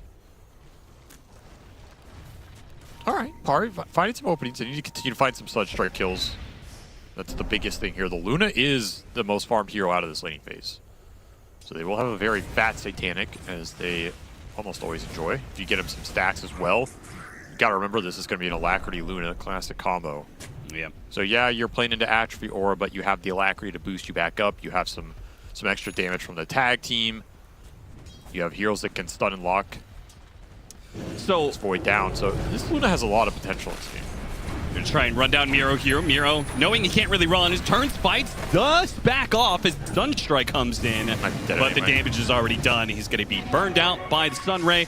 Ducalis might be run down here. GPK would love to get the Satanic kill. Misses out on the medium raise though. That's gonna be a problem. Hits him with the close range raise, and that'll be enough. Satanic spitefully denying the many creeps as he can before he finally dies. Kiritich again getting very low. Katomi fishing for the kill, the Sunstrike. Oh man, I don't know what kind of communication they're having on these Sunstrikes, but Katomi managed to dodge that one and lives as a result. And now, if they manage to land the Bramble, it's going to be Triple S dying instead. Kiritich snowballed. It's not going to be enough damage. They both die in this off lane. Nice rotation from Save to be here at the right moment to turn this aggression against the bottom, and some nice jukes from Kataomi. You get the double kill. Sunstrike missing there is a huge deal. I feel like this is most of the early playmaking from Pari. It's in the Sunstrikes and wherever the Tusk goes. So BetBoom, they do have a very good lineup at reacting to plays. If they can kind of read where the Tusk goes and just rebuke that aggression, they can definitely win this early game, even with the greedier lineup here. And Willow's a great hero for playing into the Tusk. It's a very obnoxious matchup. Into the Brambles, into the AoE spells that abuse you clumping up on top of your allies. Yeah, it's a terrible Tusk game in that regard, right? Because he also hates running into Underlord. Both of them set up on your snowball really, really well, whether it's Pit or There's a lot of AoE in this lineup. I mean, that's part of why the scale is so scary. Like, I don't really see a Pari win an ultra late game team fight because they have so many just single target initiating cores going into an insane amount of AoE. It's hard to imagine those fights go well for you, and then all of your single target initiation is going into Oracle. So that guy gets bailed out, and then you get turned on with the AoE. Sounds really rough. So this mid game will have to go Pari's way. Look at this rotation from Satanic with the level 6 available. He rotates over to try and secure the power rune. Now it's picked up by GPK, but if they can kill him with the Eclipse, it is worthwhile trade. That was pretty aggressive there. He really wanted that amp damage. Gives up a huge kill for it, though, and into the pockets of no one who really needed some extra gold in this early game after getting solo killed. Nice rotation from Satanic. Contributes a very early Eclipse. Only level 6 on the Luna. Sometimes it's hard to use these early beam Eclipses, but he gets a lot of value out of it there. And Tornado giving you the Dispel to remove that Fate's Edict, put the magic damage into him. Looking around, I don't see any stacks right now. No. Which is going to be unfortunate, and all the more important for no one to get these kills because he doesn't have like an ancient stack to farm once he gets that Meteor Hammer. Yeah, they've only stacked a single time each. Satanic does get caught by the rotation from GPK, so the amp damage does, in a way, pay out. He may have died for it, but he uses it to kill Satanic and probably take this tower. This is a move that Pari needed to call, right? This SF got the rune, he died. You have to expect he's going to go somewhere with it. Kind of surprised Satanic gave up that death. I think normally we see him have that map read on point. He just lingers a little too long around that camp, pays a big price because you lose your carry and now you lose so much of this tower to the rune. Maybe it was just a bit of false self-confidence because he has the double lane wards. Like they have this defensive jungle ward and they have a lane ward, so. Yeah, maybe not expecting the 2 centimeter smoke. Chrono bottom. He has a damage for this? Snowball back, definitely not. And yeah, agreed. That was ambitious. I'm not sure what is the follow-up supposed to be there unless you're just bashing him 8 times. Maybe it just sends a message. It's like, haha. He only has 1 point in the bash too, so Yeah. I really don't know what the idea was on that chrono. Maybe it's like a message to Ice Frog, you know? Look at how weak my hero is. I can't even kill him in chrono. We're going 1-4-1. All right, there's the Meteor Hammer done for no one. Also, But his triangle is also being taken over by the Bat Rider. yeah. Well, the hammer's done. So you do have some map pressure from this Invoker. If the SF leaves mid, you can pressure his tower.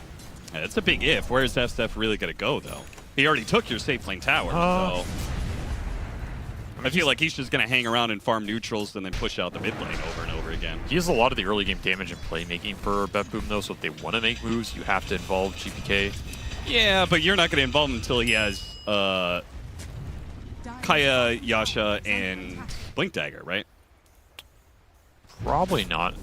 I wonder if there's a world you go earlier Blink here. If you just go Kaya into Blink, is that ever a thing? Probably not. I don't think so. But especially not against... They have a lot of, like, pretty fast stuns. Yeah, I'm thinking mostly Cold Snap is going to be the biggest. You could pre-false promise him in. That'd be badass. I mean, pre-Fortune's End, did it spell Cold Snap? No, just like false promise to SF and let Okay. it blink in. And it's like scary as hell, you know? I guess. Wouldn't do anything, it'd just look cool. Yeah, okay. Sure would. Sure would, Avery. He's pretty far on this SF. I mean, got the solo kill mid, got the double kill top. 93 CS, 3-1. He's 1,000 ahead of Satanic almost. Anytime you're ahead of Satanic, I think you're pretty happy. Yeah, sure. Like, damn. I'm young too. How old is GPK? It's like 23, 24? Yeah, he's pretty much over the hill for esports player.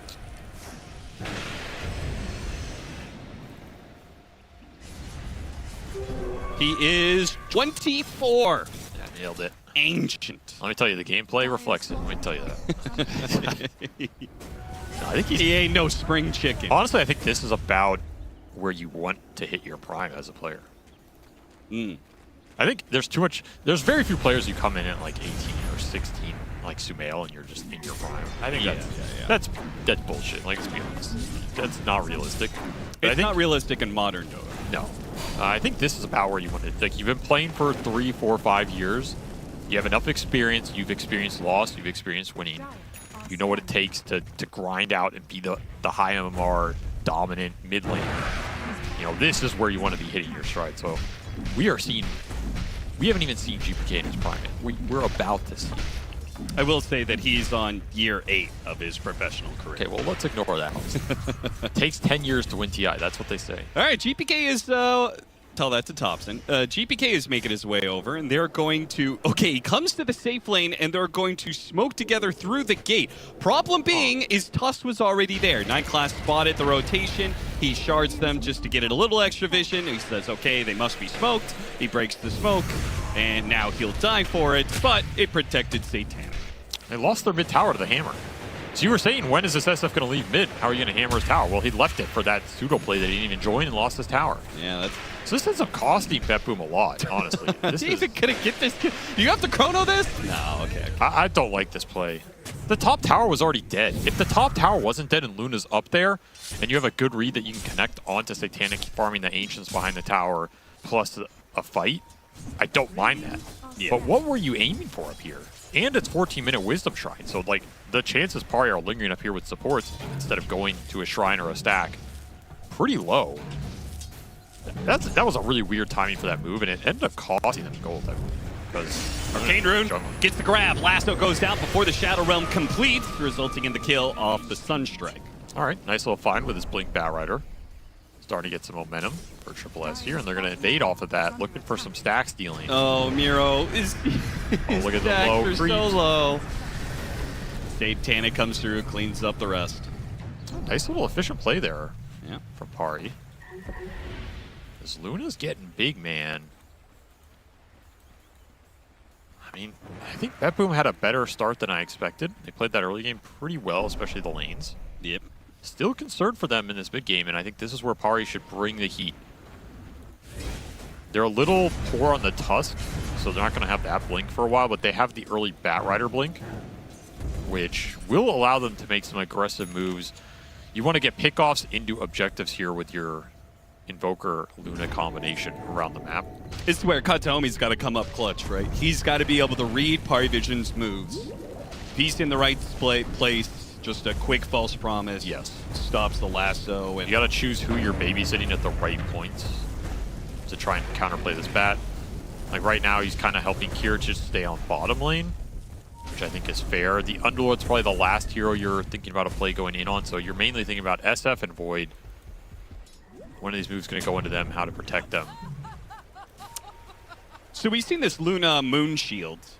This facet has changed some of the matchups. They're a lot better for Luna. I would say Underlord is one of them that still remains quite good against Luna. But I feel like Faceless Void has got to be worse against Luna because of that facet. Like if she gets off the Moon Shield before the Chronos pulled him up to the high ground, and GPK, not much he can do here. He's Or going to be can he? promised. Okay, he's going to get off the ultimate and TP back to the fountain while his team cleans up the two-man inside the Chronosphere. Okay. Really nice save there from Kataomi. Yeah, got there in just the nick of time. Unfortunately, Miro went back through the gate trying to play map and will be punished by Satanic making the call with the Eclipse. Another high-value Eclipse here. Level 1, but still lets him get the extra damage to bring this beefy boy down. No pipe online yet, so Pari gets something out of that. Otherwise, it's a failed aggressive move. Again, you have to be careful playing into a very strong reactionary lineup here. You got to bring the numbers. Just didn't have enough damage to bring GPK down. Essence Ring brawny. Tankier SF than you expected. Yeah. Do you agree, by the way? The Luna Void matchup? I agree on that point, yeah. I still think it's Void favored. Sure. I'm not saying it's Luna favored all of a sudden, but it's an awkward fight. Yeah, what is Satanic going coming on? through is in a perfectly fine spot to clean up a one support.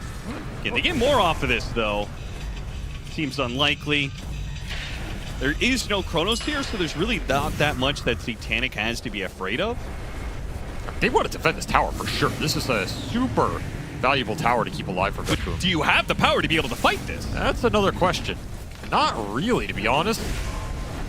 Just trying to spam it out, wait for the SF to come back. They can chip down Satanic bit by bit with the Manta, not getting him out of this pit whatsoever. He's going to turn and fight Miro where he can. Miro is saved from any magic damage by the Fate's Edict for now. GPK and Karatage chasing after Satanic. Sunstrike lands onto Kataomi. The back lines bringing him a bit low. Jakala slowed down to a crawl. And it looks like PARIVISION overstay their welcome as GPK revives and is able to TP out. They lingered way too long there, especially with Invoker going down early. That was a really poor death for no one. He just dies to some like casual chain stun. He took 1100 damage from Faceless Void without a chrono. Just, he's not that mobile yet. It's still a Brown Boots Invoker trying to work his way towards the Ag. So if you get caught by Dilation, you're just kind of sitting in no man's land. You just get right-click down. Really awkward team fight for him. And that is the hero you need to keep alive in this game. It's a last pick Invoker. He's most of your scale. He's most of your follow-up damage in these engagements. He's the alacrity for the Luna later on. It's going to be public enemy number 1 in this game is the Invoker. Perhaps for both teams. What does that even mean? Current score is 3-2-2, Austin. I'll let you I see. I see. That was a deeper joke than you gave me credit for. He's almost got X. No, I just didn't understand the joke. I'm just stupid. That's all. Oh, okay. You said it. I didn't say it. I've been nice so far. Hey, there's a Blink Dagger for 9 class, so double sources of initiation for PARIVISION. Yeah, they need it in this game. I feel like this 20 to 25 minute area where you got Tormentor available, it's about that time where Roshan is potential for maybe even both teams if Teamfight is won.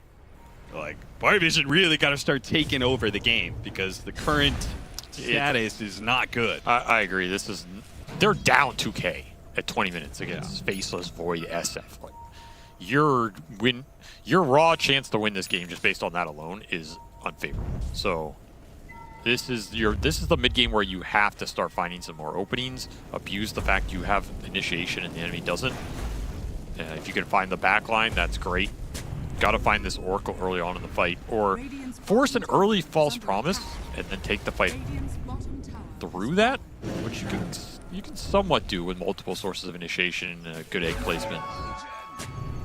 A lot revolves around Luna timing, though. BetBoom are the ones to take Tormentor.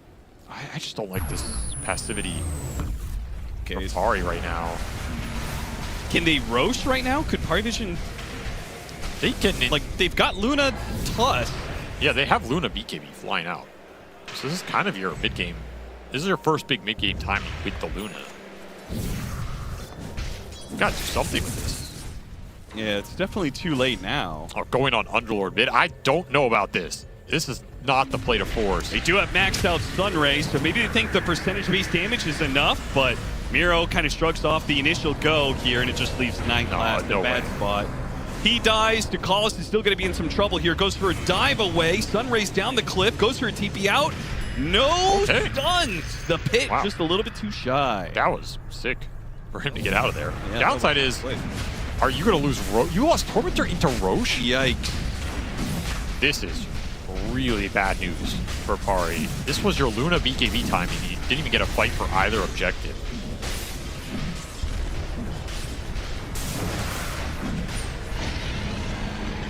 Oh boy, this is all BetBoom. They have a Faceless Void who's 6-0, just picked up an Aegis, already has BKB done. You say 6-0, and I just thought back to his first Chronosphere, you know? I mean, he's kind of been cooking this game. Yeah. A very strong time dilation game, which is worth mentioning. We saw him max at this game. Yeah. Like, I actually think low, it needs to be a good time dilation game for Void. If you're going to pick this hero, it should be good time dilation. You know. Didn't even find Ducalis after all. Just triple raised into GPK's pocket. He'll collect that soul.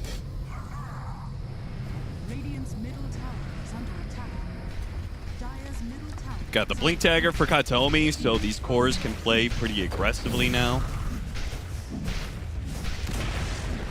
I think this goes back to the idea of how did Pari view their idea of this game from the get-go? Was it we're going to dominate mid-game? Which to me was part of it because they're playing Luna and they went early Blink on Bat. So I feel like if you're going early Blink on Bat, you're kind of saying, okay, we want to like find plays, kill people into objectives. Yeah. If you're going to just rat and go late with an late Invoker pick, which I think you can sometimes do, then why go the Boots of Bearing Blink on Bat? Why not just go for some more auras and scale up with your team? Or I'm fairly certain we can say their idea was to dominate mid game, and it was just an execution problem. And I feel confident saying that because we watched the Huskar game from yesterday, right? It's like there was obviously a game plan that they were not able to execute that game plan. Well, we also saw no one in the interview say like, you have to win the first 25 minutes of Dota, and if you win the first 25, you're going to win the game. Sure. And I agree with that. I think that's 75% of games, unless you can just clutch out some crazy late game team fights. But if we go by that statement by him, they're down 4K at this 25-minute mark. They did not win this first 25. They better win a team fight in the next minute and a half. So that, I guess, is the concerning part. Is like, what do you fall back on here? Oh, got him off the Cataclysm. Well played. Yeah, that's exactly what you're looking for. It's a nice opening from 9 Class. He's going to try and juke his way out of here, and he successfully does so. Meanwhile, on the other side of the map, Satanic is fighting up against 3 heroes right now. Kills one of them in the hands of Save, but no one's in trouble, and Satanic, he really can't save him. He BKBs, runs away, but there is a Faceless Void on the other side. The Chronosphere puts him down. It's starting to look okay for Pari, finding some pickoffs across the map, but the cores convene and do the heavy lifting top. Double deaths for the 1 and 2 here. That's the last thing you wanted to see.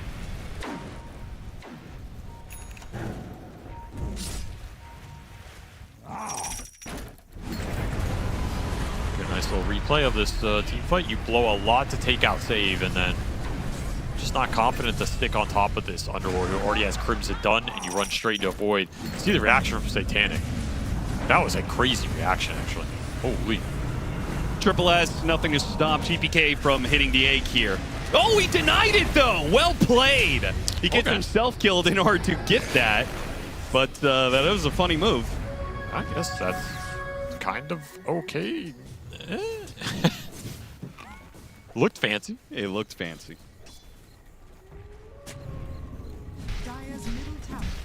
The bigger picture is still a mess. Yeah. Your PARIVISION, BetBoom, very happy. They still have a minute left on this Aegis. Kiritich is going to put to use to start taking some tier 2s that I don't think they had any plan on taking in the first 30 minutes of the game. I just want to go back to that Satanic reaction. I don't think I've ever seen him react like that. What? I didn't see it at all. You see it? Maybe we can get a replay of that. See the player. I mean, he really was like...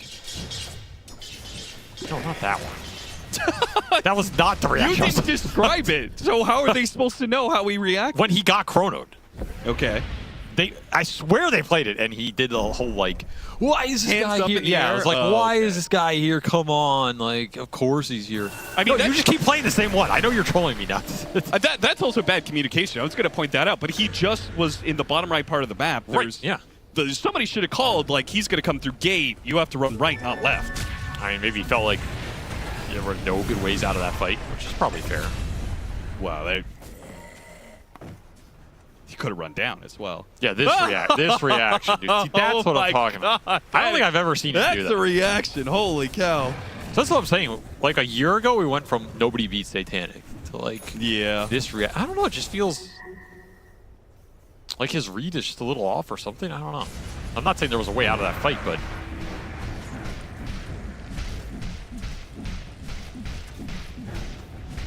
Looking a little grim here as the lead continues to slowly build for BetBoom, and they're just getting just so much farm on this tri-core. I think they got through the tough part of this game, and I think it's just a two-man team taking your mid-tier too. Yeah, they're just scaling up, man. There's the butterfly for the Luna. He kills the Void Courier. So that's a nice net worth swing here. Level 20 on the Luna as well. You really got to get something done with the strength here on Satanic, I think.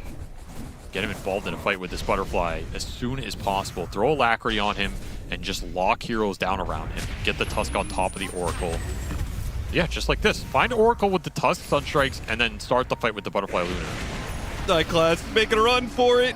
Fortunately, he's got the neutral item, so he's not really slowed that much by Kiritich. Now they get the lasso onto the Void. Can they kill him? They've got him. GPK. Oh, the damage is insane. Throw out his ultimate, and he does a lot, but still, they are underneath the glaives of Satanic, and that is not where you want to be. Not at 27 minutes. That is precisely what you want to do with this butterfly timing. Throw the Alacrity on the Luna, stun heroes around him. You absolutely will win that fight. The damage is insane off of this hero. He has the serrated Shiv as well, so he just goes in there, dices him up. Perfect team fight. I was about to say, when this started out, like, they got this kill, I'm like, this should be a fight. You get Pari, right? Oracle dead, they're chasing into you. You have your butterfly time. Yeah, did Kiritich forget that his Oracle is has been assassinated? I think just vastly underestimating how strong Satanic is because they've kind of been winning this game. But the Luna's still been farming the entire time, and yeah, the Invoker hasn't had a super clean game, but all he has to do is throw Alacrity on Luna. That's 80% of the pick's job here. Yes. And it doesn't really matter how rough no one's game has been. And he'll find another pickoff, so all of a sudden he's kind of just back. They threw a gem on him, he's running around, now he's almost second highest net worth in this game, he's 7-3 all of a sudden. Things are looking a lot better for Pari. They got that one team fight they needed with a clutch pickoff from 9 class, who found this Oracle twice in this game with the Cataclysm on top. BetBoom need to find a solution to that threat on their backline. Are you okay?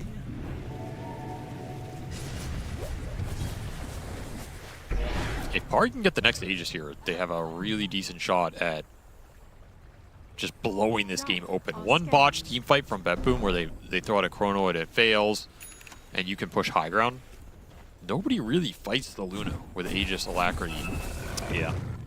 Like, you need way more items on your SF Void to man fight him. You're kind of relying on just abusing team fight supremacy, which That teamfight supremacy goes away if he ever picks up an Aegis in this game. It becomes a lot more difficult to just throw Chrono on the Luna and feel like you're going to win that teamfight.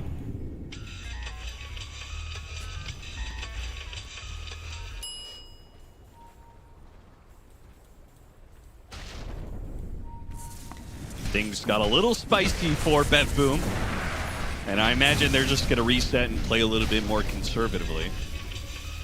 See them stacked around the Faceless Void right now with a shield. If I'm BetBoom, I'm thinking about defensive items in this game.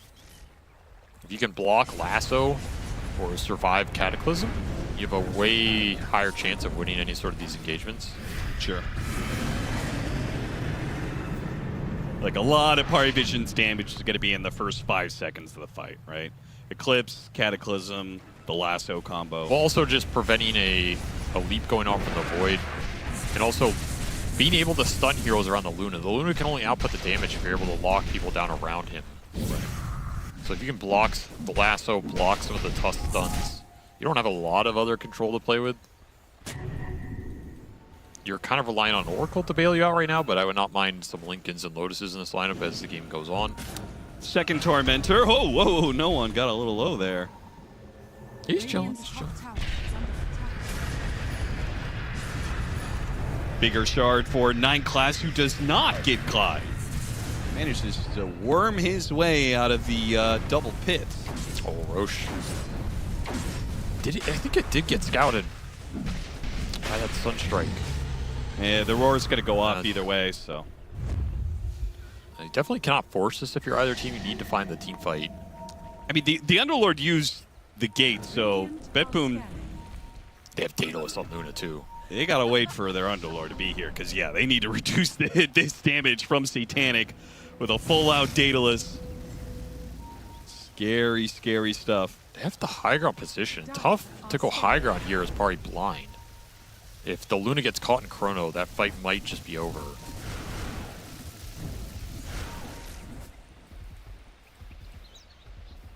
can always rat the map out with Invoker and try and force BetBoom to show, which I think is the better play than just trying to run on into them. And just fish for Cataclysm openings. You can rat the map and split them up. Gives an opportunity for Triple S or 9 Class to get a single target initiation that leads into a Cataclysm. Quick little blow up. The roar goes off again. And PARIVISION starts scrambling to be in position. Save's going to be spotted. 9 Class jumps forward, puts shards inside the pit. Trying to get some idea of what Roshan's HP is at. He's at half. They see it now. It's very risky to force this. Got the lasso initiation on Save. No follow-up there, though. Nobody really close by. Oh, you could have chronoed the Luna there. Kiritich opts to the BKB, turns and hits 9 Class. Goes after no one, and they're going to go for the no one kill off of the Chronosphere, not the Luna. That's still a great target here. Likely doesn't have buyback. Oh, no, the he does gem. have it, actually. Gem's on the ground as well. This Invoker can buy here. I don't know if BetBoom are thinking about this. It's not usually a hero that has buy in a fight like this. Yeah, if they get lured into going into this high ground, he might get heavily punished. Triple S is going to pop his BKB under threat of save. Katomi's trying to bail out his other support. Meanwhile, Dekal is trying to get inside the pit. The Glades are going to go in. They make the commit. The Supernova goes out. They just still Kiritich. He managed to grab it away from the Luna and away from the Tusk just in the nick of time. And now Satanic, one last hit. He's going to go down. Tusk going to be in trouble. Big fireball, though, right on top of this Faceless Void, who is ticking, and does lose his Aegis. Cataclysm goes out. Doesn't really hit for much, though. PARIVISION are forced to retreat without their Luna. They just simply do not have the damage. And that's going to be PARIVISION losing out on the fight. If only they could have gotten the Aegis away from Kiritich, it might have been an even affair. Would have changed a lot. Kiritich just too quick for him. I mean, look at the damage done. Pari did more damage in this fight. But a lot of it's going into the Void, who's leaping it off. A lot of it's going into False Promise, which was smartly thrown on Kiritich before he leaped in for that Aegis. So he has a lot more time to play with no matter what happens. You just don't know if you're going to get jumped on that Oracle at some point as well. What's more surprising is I feel like Luna just died to like random junk. We see Satanic running here. He's just in the pit. He's just dying to Firestorm. He never gets hit by SF or Void once. And he's just dead. And then he just gets double raised. He took 1,300 damage from Underlord spells. trying to run into that pit. I mean, I think this is the downside of rushing that Daedalus, right? Because normally a lot of builds would have you going Satanic by that point. Yeah. I don't know what that reaction was about, but that cost you your Invoker buy too, which was supposed to be your secret weapon for that fight. Yeah. I'll pick up another freebie here. Downside of Snowball into an Underlord. You're just stuck. I think a lot of the fight came down to the fact that Satanic had his BKB popped very early when Kiritich jumped in and he threatened the Chrono. Because if he has BKB to contest the pit at that point, Ari just win that exchange. Like, he's just going to run in there with BKB and decimate the SF and the Underlord who are stuck in the pit. But because he can't get through the pit, he's pretty low range to carry. What do you think about these Aeon discs? Oh, there goes one of them. Yeah. We got one on No One, the other one on SSS. I don't know if I like Aeon on Invoker here. It's kind of, you know, oh, if I got caught in Chrono, maybe I'll survive. But I just think you should not be getting Chrono this game as Invoker.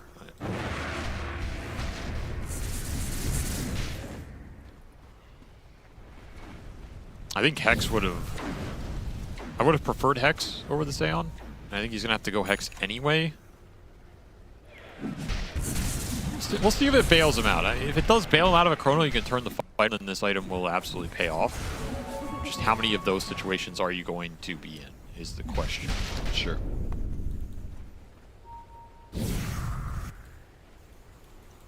Though I guess maybe Aeon buys you enough time for a Snowball save to come through as well, which could potentially increase it. They went Aeon on Bat too, though. Yeah.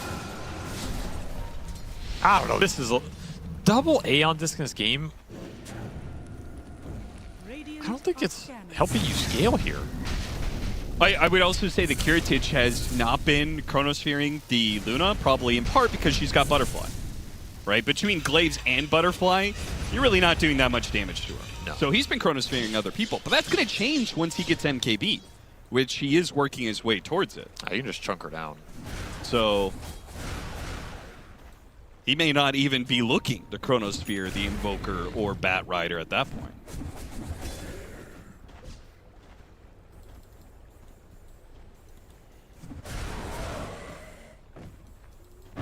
Well, if you're BetBoom, you just chill with like a 60-40 map split. Farm up, wait for the next round of Tormentor and Roshan. There's the Satanic for Satanic with a level 25. Another really big strong. peak. Pretty much one of the biggest peaks you're going to have. One of the last peaks you're going to have. They have the lasso initiation, bringing down the Underlord. That is a very nice pickup.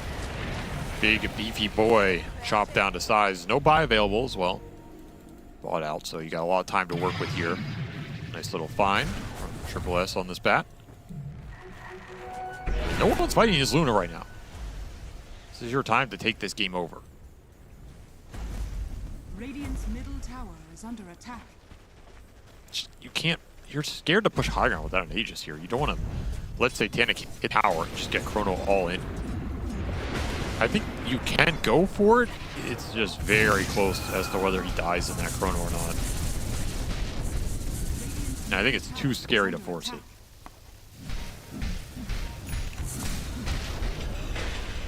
So you need next Roche here. It's the biggest thing for Pari in this game. Can you get an Aegis on Luna? So I think that's the only way you can really do some serious objective damage here. This is also going to be Refresher Shard Roche, right? Yes.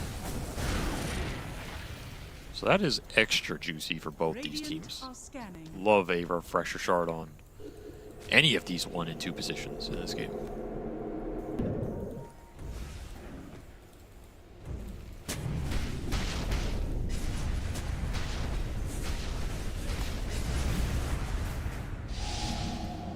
Almost 25 on this SF as well. Very strong talents. Especially with Chrono. Get the Shadow Raises going into a Chrono with the Daedalus completed, it's gonna hurt, man. That is some serious pain coming out from GPK. Full Souls, plus Silver Edge, plus Daedalus finished in 800 gold. If BetBoom are the ones to get this next Roshan, would you say that they are favored for the rest of the game? Yeah, I would probably think that's fair. Yeah. Because at some point, we're going to start getting to super late game scenarios where you have, like, you don't even need the shards for Kiritich. He buys his own refresher orb. Can't land it. GBK, you're mad, man. Up and forward, trying to blow up the Phoenix. The egg is going to be dealt with pretty swiftly here. Jumping after more. Arcane Rune. SSS managed to grab that away from the Shadow Fiend. A small pickoff that doesn't really matter too much because Roshan is not up for potentially another minute. I had very good vision on that area, which is why GBK is just charging forward. Probably unable to hold the high ground, but that means the Daedalus is done for the SF, so the late game damage is there. I'd say right now this is a very even game, but it's super dependent on who can get this next Roche. Yeah. How much firepower can you bring to that fight? Aegis, Cheese Refresher, all so powerful for both sides. Yandex for Katomi alongside his Blink Dagger, so he's going to ensure that he always gets off a false promise. This Roche is going to be bottom side, pretty much guaranteed. That's pretty nice for Pari. Because you can just commit buybacks. Like, you can just die in Chrono, buy back, and take the Roche. Yeah, yeah. And that is absolutely worth it in this game. So there's a question if you are Satanic about whether you're buying out or just holding buyback. And I think you're almost always holding buyback for this fight. Yeah, they all have buyback right now, except for the Invoker just needs 350 gold. So it looks like they're setting up for like a 10-man team fight for this Roche. That's the way to do it against these big late game ultimate dependent lineups. You kind of need Chrono to take the man fight. There is a world where BetBoom can kind of do that too because they have Underlord, right? If Underlord dies early in a fight, he can gate back in, and anybody who else who dies can kind of follow him through that play, but their lineup is not as powerful without ults. Pari don't need ults up. That's true. To deal the majority of their damage, whereas the Void ult, the SF ult, the Orc ult are all pretty valuable here. Gets a shield rune. That's a nice little pickup.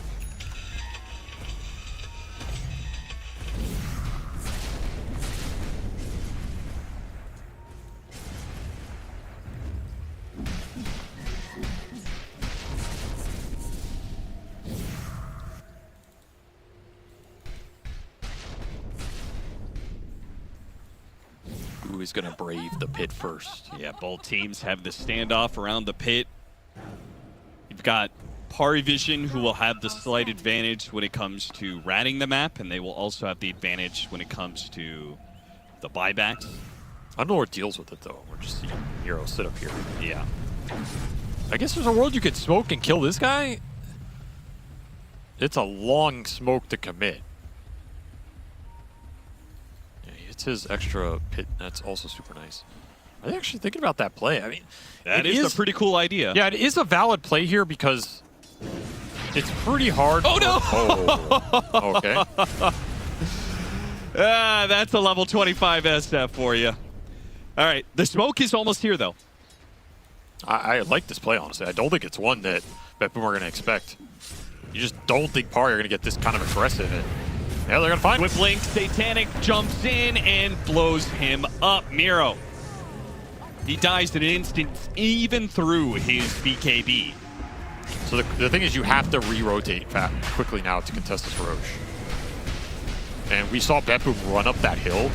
They did not want to allow TPs into the outpost to contest this. Yeah, BetBoom don't have to even contend with the roar. That is, I mean, Aegis. That was not worth it. It's a cool idea, but yeah, they needed to be able to instantly TP back outpost. I think 2 tower. Yeah, you instantly TP tier 2 there if you want to make that play and contest the Roche. Because otherwise, this is just not a worthy trade-off. You gave them Aegis Refresher Shard on Void. Even gave him an amp damage in the river after that, which is insane for GPK here. Yeah, we saw how GPK just casually 2-shot to call us earlier.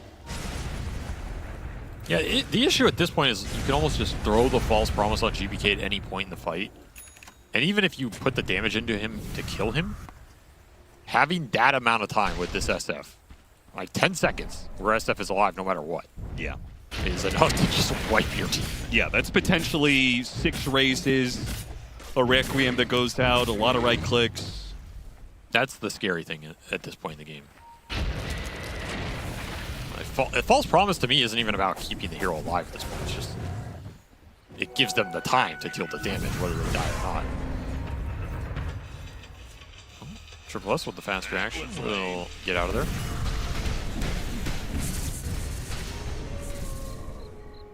Time for BetBoom to get aggressive here. Yeah. You gotta start looking for something with that Roche advantage that you secured.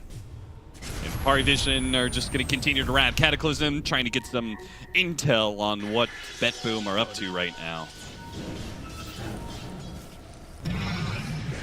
No one does have the Radial Deafening Blast. I'm not sure if we mentioned that. He's got his 25, the Underlord with the Pit.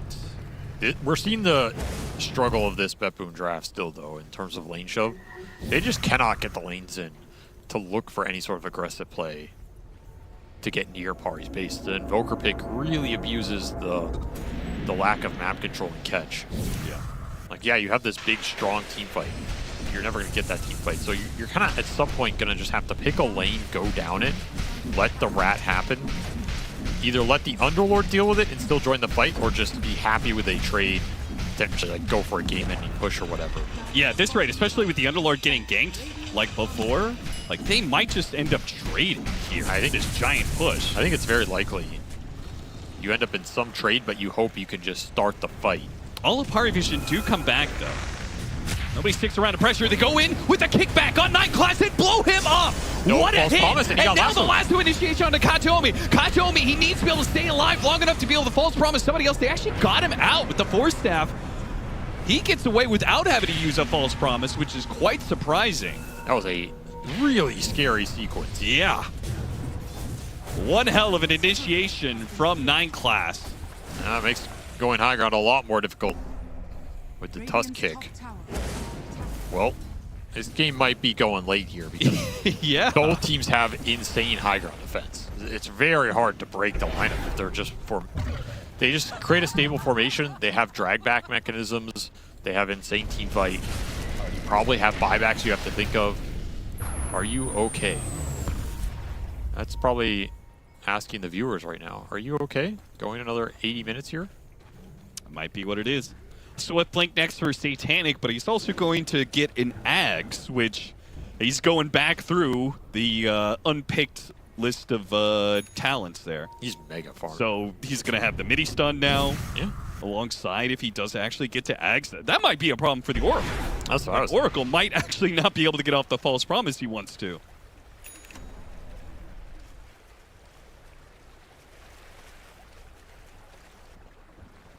This game's going to get really weird if it goes another 15, 20 minutes.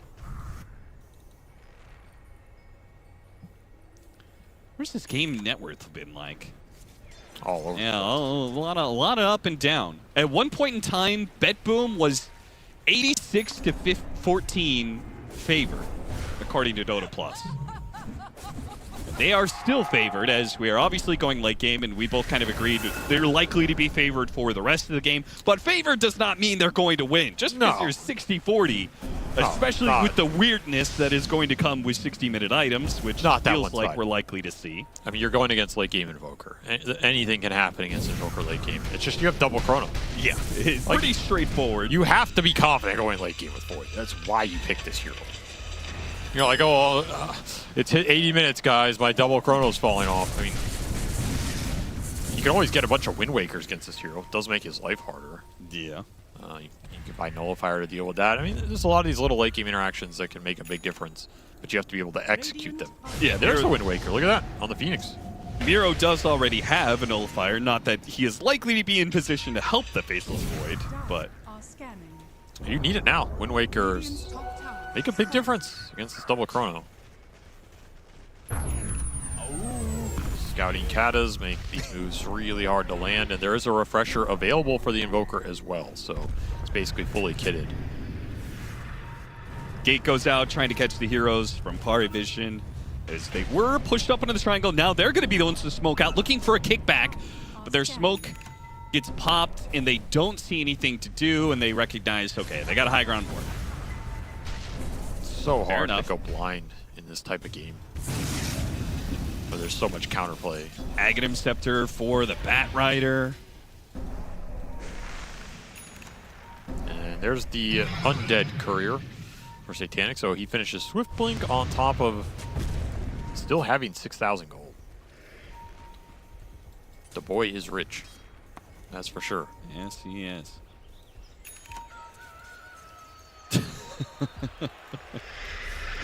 You're just going to stockpile weapons on both sides. This is some Cold War action right here. It really is.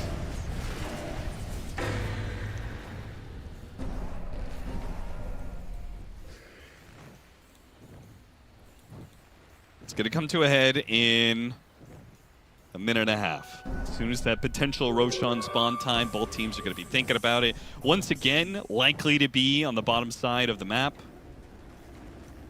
which favors PARIVISION. They haven't gotten one, though, so... And the Aghanim Scepter for the Oracle. I was wondering, like, do you actually complete that out? The reduced base attack time is kind of crazy on Void. That is for sure. Gonna make that hero... No one. Is BKB gonna last long enough? He refreshes BKBs, turns around, throws around some spells. Miro just pops a BKB of his own in response. So got something out of PARIVISION. That's not bad. That's a long cooldown for no one here. Yeah, if it's a fast Roshan, it will give BetBoom the advantage here. 100%.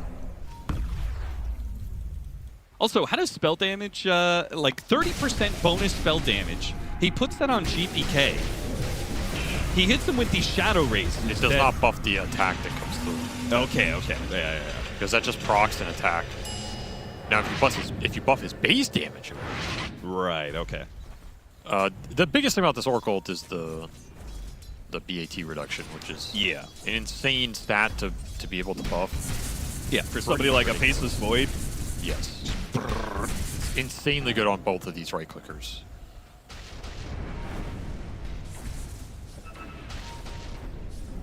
It's a strong axe. Not one we see often, but in these ultra late scenarios. Pretty nasty. Ironclass.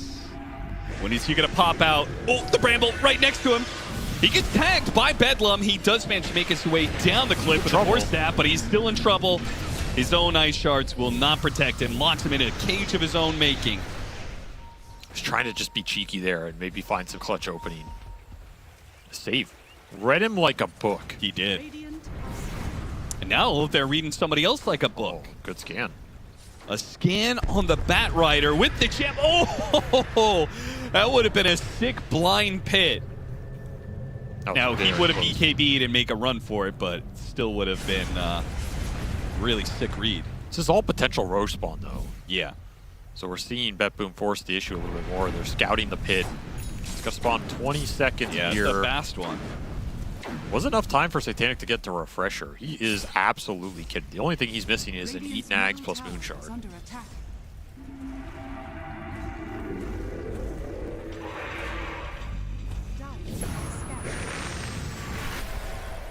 I wouldn't mind Void Ags in this game, too. I actually might do some work here. Sure. Stay fishing for info with the Xeon Disc. I mean, you gotta contest this Roche, right? It's on your outpost with your buybacks. And with Roshan roaring at them as well. I just don't think you can ever win this game without Aegis on Luna. So at some point, you have to contest it.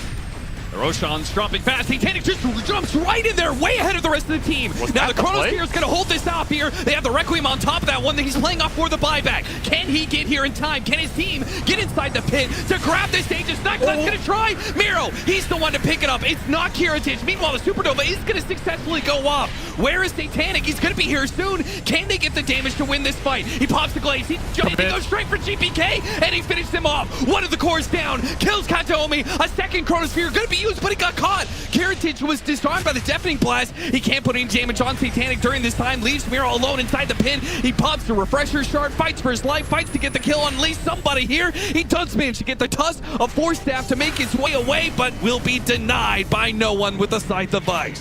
That's an insane fight from Pari. They have to use Satanic Buy, but they power through multiple Chronos. Refresher on the SF. They get almost none of that Roshan because he can just Chrono on top of it, and still they pull out ahead technically. I mean, it costs you double buy, but you win the fight. I mean, you could see, I think that was entirely Satanic's game plan, right? Like, he has to go early, has to force the Chronosphere, he knows he's going to die. They even stalled this Roche Death for a long time because the double lasso, you removed it on one, but it still stunned the Void. Then he got disarmed for a large chunk of time, has to re-BKB. Then he gets kicked out of the pit. Kiritich just basically did nothing for 15 seconds of this fight. Got stunned by the egg. He's stunned off screen. Now he's going to go back in. Got Hex. Then he's tornadoed. He comes back down to meter. Disarmed again. Now he jumps away. He's got a Chrono. Still disarmed. Now he's ice shards off of it. He's like, you know what? Fuck this shit. I'm out. Like, I'm just getting the hell out of here. This fight sucks. See you guys later. I mean, insane control from Pari on this Faceless Void. He didn't do anything. And PARIVISION are making the high-impact play here. They know with these ults on cooldown, they have to do something. Even if they don't have the buyback on Satanic, they just have to go for it here. They're going to take 2 lanes of barracks and go for a third. Maybe the exactly right buyback call. going to be popped. We'll Snipe see. device. It's on Kiritich. He's going to be in some trouble here. He's getting blown up. They have the false promise. It comes out just in the nick of time before Triple S can stop it with the lasso. GPK kicked back into the rest of the team. Satanic fighting for his life. He does end up going down. Kiritich gets the full heal off the false promise. And now PARIVISION, it was a rough play. Had to go for it. They couldn't just let BetBoom sit on their buybacks. They had to take some objectives. They had to force the buybacks. But now, 2 heroes dead for 2 minutes. And BetBoom, they're going to march it down. Can you end it, though? The Invoker survived. That's the big one here. This is the one guy you want to get out of the fight. He's killing some couriers, too. Because he can push the lanes. He can stall the base push. Look at that. A nullifier on a Dark Willow. I've never seen that. They need some nullifiers here. Did find an amp damage for the Void if you can run it down mid right now. Someone has to kill this mid wave. Kill the wave. That's up to no one. Dekal's going to try with the Fire Spirits. Why are they not protecting this wave? That's a good question. Kajami shows up, but he's like, guys, I need my cores to actually threaten somebody here. Yeah, you got to protect this wave. Here comes the Meteor. Drops it on the creep wave, but they pop the glyph. I don't even know if that was So they protect the creep wave that way. Oh, he hit him with a bramble. What was that? Gets purged off on disc and he's gone. Okay, he's got another buyback. They've got to kill this creep wave. They don't have the glyph to protect it here. Dude, save is just a god. Like, what is this bramble latch? And oh boy, they do have Katomi to protect with the Fate's Edict. There's one creep going in. He can ensure at least 1 or 2 creeps stays alive. They're instantly going to use the Chronosphere on the second life, and no one that's going to be another dieback. 30 seconds left for BetBoom to end the game. That was your stall mechanism. It was the only way they could stop BetBoom from just hitting the tier 4s. 20 was seconds no one, for Luna. and he's now gone. Triple S is going to have to do something amazing here. You wait for Satanic to spawn. I think you have enough time to get this Luna back. It's going to be close. Fire Spirit's slowing down the attack speed. They blow up. Triple S got off the BKB. Yes, the way Can on. he survive through the right clicks, though? He does manage to walk away. Now the SF is going to join them, hitting these tier 4s, but Satanic is definitely going to be back up in time. What is happening? Are you throwing? Are you not? Why are you hitting Barrack? Now, Alkin about backing up and saying we can't go throne. We're going to have to go for Megas. But there's a giant creep wave bottom lane. They're going to get Megas. Getting Mega. They have to go for it here. You're all in. You need to throw.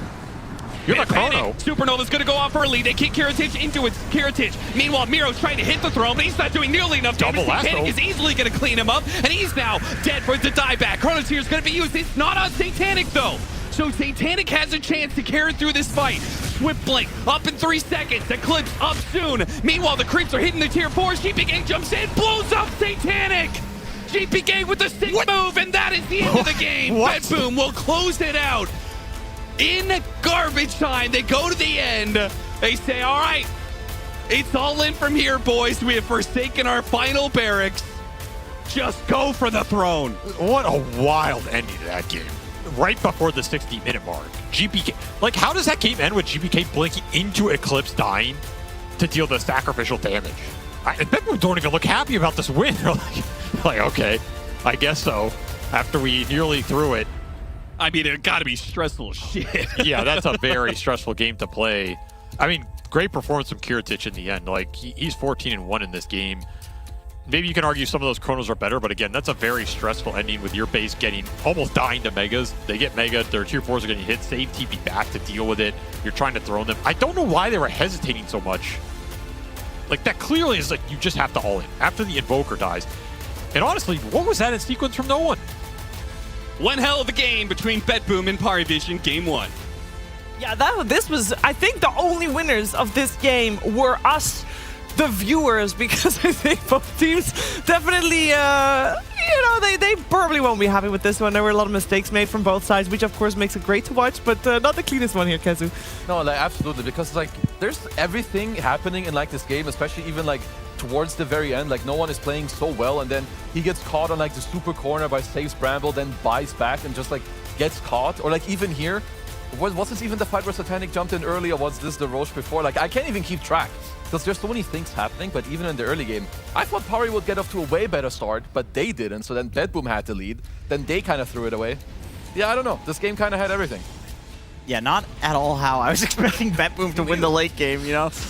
They got mega while they were going for the throw. Yeah, that was really close. It was one of those games where, like, legitimately, one hero dying without buyback. Like, no one... Okay, I will say, BetBoom did a very good job when no one put himself out of position.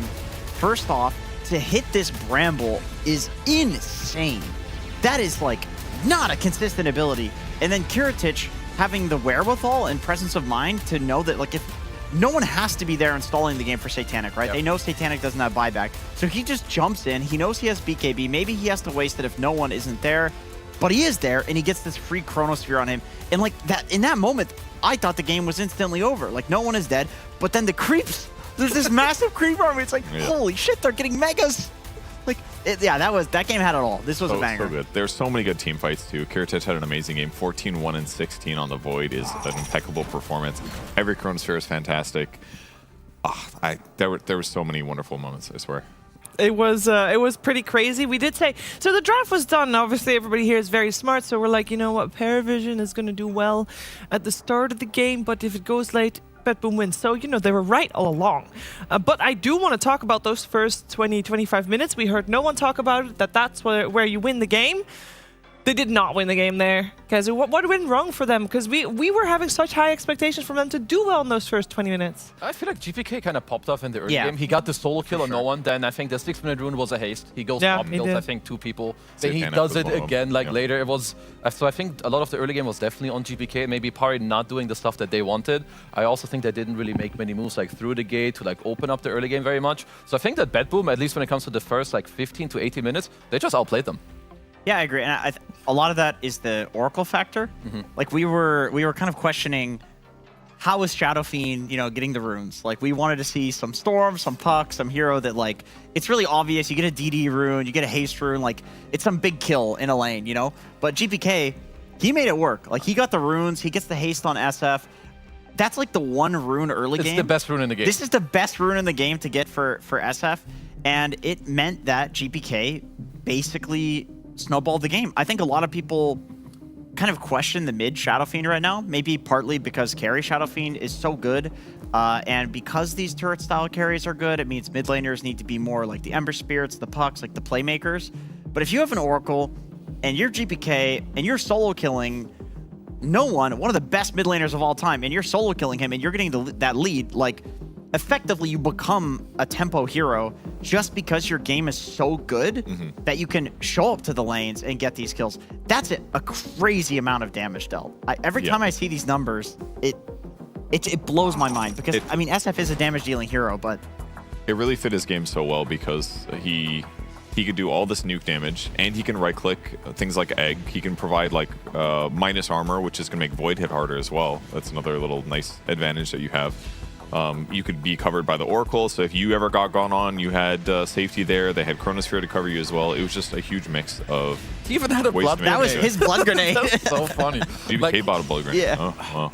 And then like here too, I guess there were like some smaller-ish moments, right? They go for like this 2-man play, but with the Oracle, you barely... Because if you look at the map, like Pari aren't even close with the rest. Like this is a 2-man move. They're hoping to get the SF. Obviously, it nearly did happen. But like these things, they really snowball into the other. 1000 XPM is crazy. That's amazing. Great items too. Silver Edge, Daedalus gives him huge right-click potential. He needs Yashikaya, BKB refresher, so he can get 2 ultis off.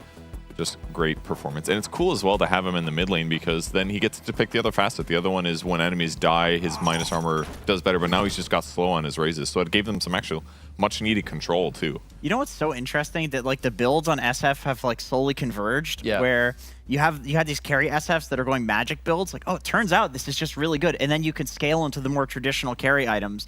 And then the mid SFs are like, oh, I can scale into the traditional carry items. So in this game, he goes Yasha and Kaya into like Daedalus because you, of course, get the 25 talent. 25 talent to apply a hit, and if you crit, it's insane. And it just seems like no matter what, this is the build on SF. Like this is just the good build, mid or carry. Yeah, and we're focusing a lot on GPK and on BetBoom for now. But Perch, I believe you wanted to highlight the other side of things a little bit. That's right. It was a very, very close game. Good performance on both sides, but I want to look at what Satanic was doing in this match here. He rotated at the 8-minute rune here with his level 6, which was fantastic. Now he sees that there's an Oracle, right? So he's worried about Fate's Edict here. They got to wait until that's over till he can Eclipse. He plays it correctly.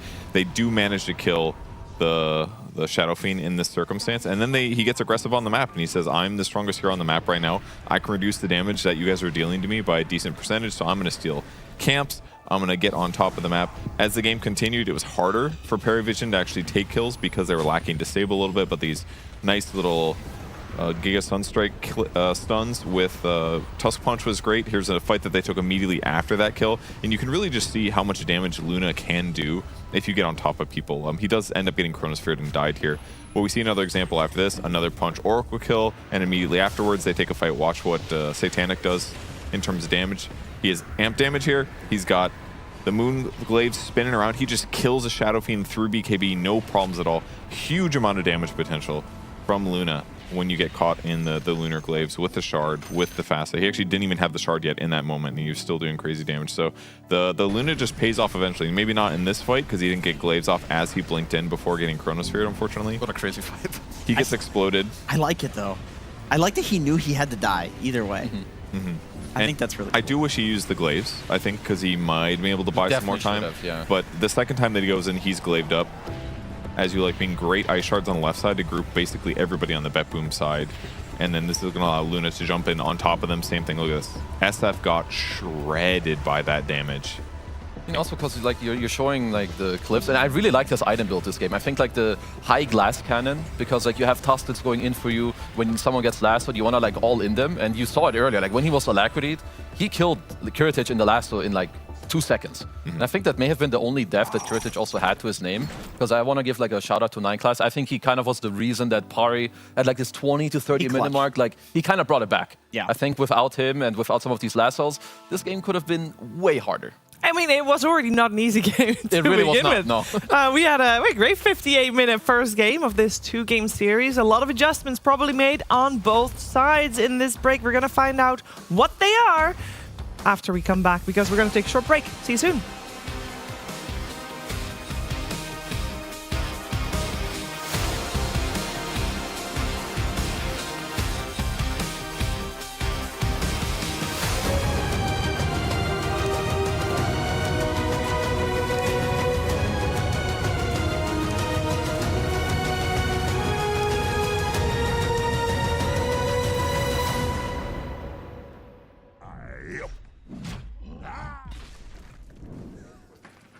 I thought there was a bit of table there and it dropped down. Saxa, can I talk to you a second? Yeah.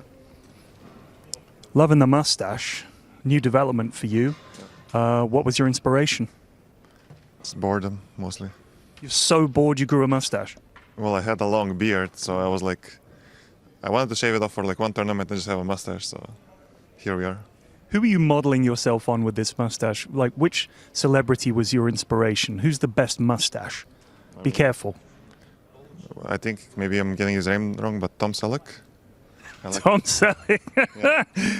How do you know about Tom Selleck? I mean, I don't know. He's like an older actor. I've seen some of his movies. The thing is, like, he's what, an 80s actor? Yeah. The thing is, like, these movies come to, like, my region in the 2000s, so they come very late. So it's just as I was a kid, you start watching these movies, and it was right about the time. So you were like, wow, this hot new actor Tom Selleck has finally arrived. Yes. And you've grown a mustache in his. Well, this one's for Tom. Tom, if you're watching, I know you are. This is for you, baby. Hang over the desk a bit more, like you're owning them, right? Instead yeah, exactly, like lean in like that. But does this still reflect then? No, it's not as nice. Okay, right, so scooch down, yeah. Better shot. Like That's that. good, yeah. Alright, camera's ready. 3. You're just, putting your gold in a pile, man. Take it serious. 3, 2, 1, let's go. I'm here with Collapse. Collapse, you just finished Media Day for you guys. Do the players ever enjoy Media Day, or do you hate it as much as I do? I hate it, to be honest. But sometimes it's funny, like this one. This was fun. Do you hate interviews? Not really. I mean, depends who's taking an interview. Who's the best interviewer you've ever spoken to? Slacks. Slacks? He is like ultra funny for me. Okay, all right, we're done with you. Thank you, Collapse. Good luck in the tournament. Thank you. Yep, cheers.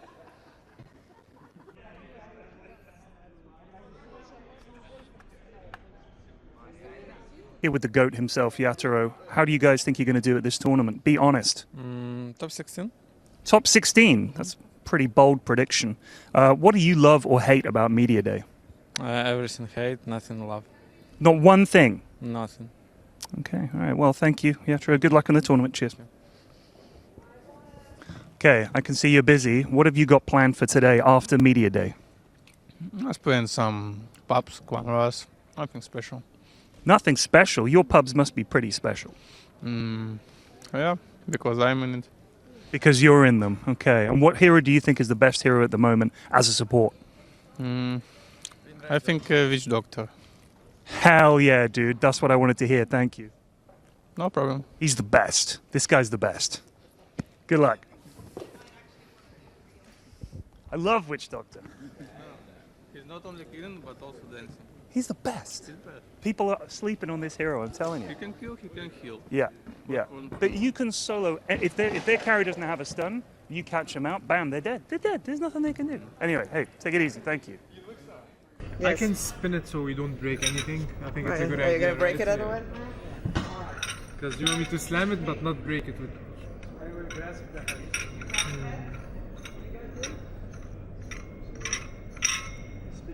That's it? GH, I know you've just arrived, brother. Thank you. Good to see you. You've been to Birmingham before, several times, I feel. What do you think of it? I love Birmingham. It's my, I would say it's my second favorite city in the UK. First favorite being? I'm not gonna say on live TV. Why not? It's not live. We can edit it out. We can bleep it if it's bad, if you're wrong. What's your favorite? I'm not gonna say it on rerun TV though. Come on, it's London. It's London. I can't say, I can't. Ah, fair enough. Very diplomatic. How are you guys doing anyway? You feeling good? Yeah, we're feeling good. Just got here. We're a bit tired, a bit jet lagged, but I think we'll recover for tomorrow's games. Good stuff. I'll take the hint. You're a bit tired. You're a bit angry. A bit grumpy. He was throwing stuff around backstage. You didn't see it. We'll leave you to it. Thank you, GH. Thank you. Take care, guys.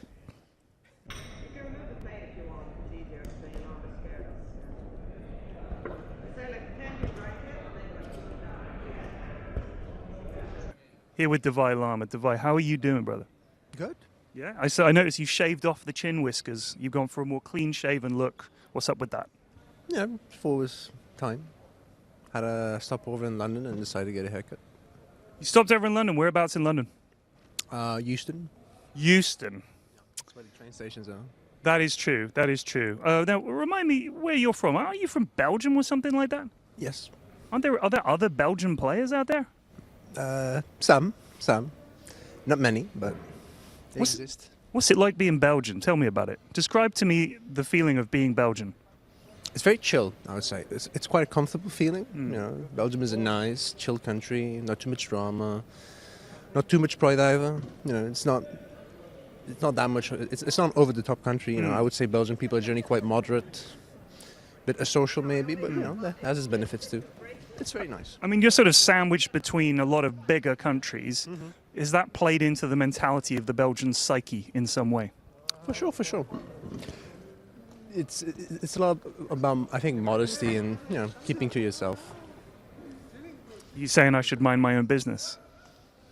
Well, they knocked your drink over. What are you doing? This is a disaster for Nigma. Look at this. Look at this. Drink all over the floor. They're kicking a football around. Some of them can barely kick the ball. There we go. Well, that is a disgrace. I'm sorry. You got to go join your team now and tell them off. Thank you, Devay. Look at this. Look at this.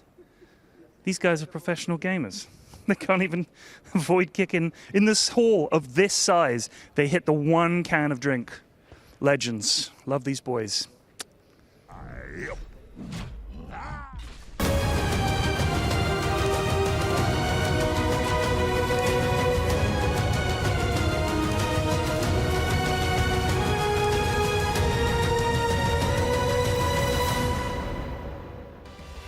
I am loving to see the behind the scenes of Media Day. Definitely every team's favorite day. And of course we see the results here and that's all nice and dandy, but seeing the making of is maybe even better as we are getting to see more real life action right now with PARIVISION and BetBoom going head to head in a 2-game series. Game 1 went the way of BetBoom and it was nice for them. Obviously they're very happy that they won, but they also are not very happy that they didn't win the way they wanted to win. PARIVISION is also not happy because they didn't win. So there's a lot of changes that need doing, and we're going to see them come to life in the draft that is on our screen. Purge, what would you hope to see or not see in this upcoming game? I mean, that last game was so fun to watch as a viewer, so it's very hard to criticize it. And I do feel like both teams had win potential at many moments. I think the hardest thing for PARIVISION in that draft was the Invoker was a solid pick, but they didn't have a good stun setup. So it was like they were fishing around for Tusk to find one hero, ideally Oracle, or somebody else, and have to be like, okay, well, the Sun Strikes are not going to kill that guy because he can get Oracle. So it was a little bit too hard to find openings, and when that's the case for your draft, it makes the game difficult because you're like, it's like you're trying to get through this like maze where you're like, okay, I have to pass all 4 of these checks in perfect scenarios to win the team fight. And they did it a lot of times. They did it a couple times. But the game could be easier if they have more stun opportunities, if they have a mid that can initiate, if they have an offlaner that can initiate. So sometimes it's hard to get there when the draft against these best teams. It just goes back to like ease of execution. Yeah. You know, it's like that's what I was trying to say. Yeah. If it's easier to execute, then you don't end up going to 58 minutes where you have to rely on your creeps to get mega creeps and then like miraculously base defense while the creeps are throning. Yeah. I mean, what I can see like for Pari overall, I think like BetBoom traditionally do very well in like these interregional like matchups, and like they just had the carry to carry matchup, and sure that may sound simple, but I think for Pari like they've played lineups that are supposed to play fast and like on high tempo, but they don't. So why not just play lineups that enjoy naturally to play slower, where Satanic has the matchup that he does want to have. So when he is top net worth, which he generally is, that it actually makes sense, I think, for your draft to also execute it this way. So that's one swap that I could see for PARIVISION. Because BetBoom overall, they're a very capable late game team. Like they don't mind, you know, you have some 18 pick faces Void, you get some Underlord, you're just farming through the game. You're very happy. So I would like to see Pari either commit that when your draft is supposed to play fast that you actually do it, or to just take a step back, have a better carry to carry matchup, and then just take the game from there. So can I ask you a question about that? Because you said about the carry to carry matchup. Do you feel like Luna was not the best carry to carry matchup there? I felt it was like pretty competitive damage output. Like it definitely is, but it still puts you on like a timer overall, because I still think it makes the game of the other heroes like quite difficult. Or then if they do play Luna, which I think is a very capable carry, like they should look to do more on the map. Like I would expect their draft in game 1 to like make more moves, or to like have an advantage, have Aegises, and then like abuse Void that way.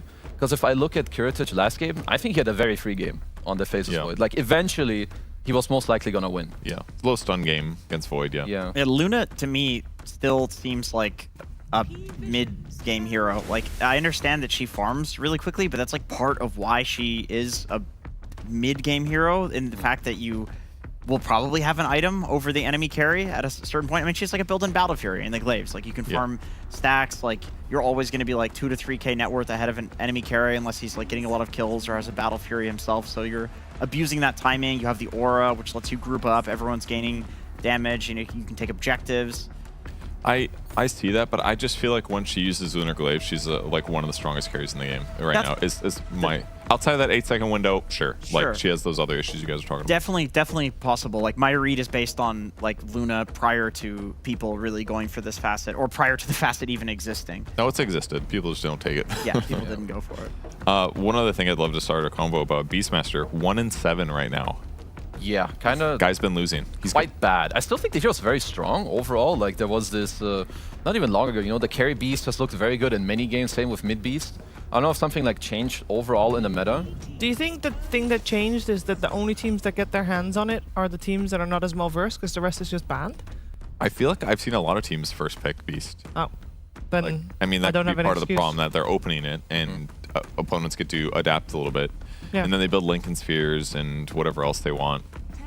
I think it's also not hard carrying as effectively as it was maybe a month or two ago. Yeah, I mean, it just does seem like the range carries are kind of taking over. Like, I think other than Ursa, I think who's like by far the best melee carry, you have like these Lunas and Muertas, which also puts Beast on like a bit of a timer.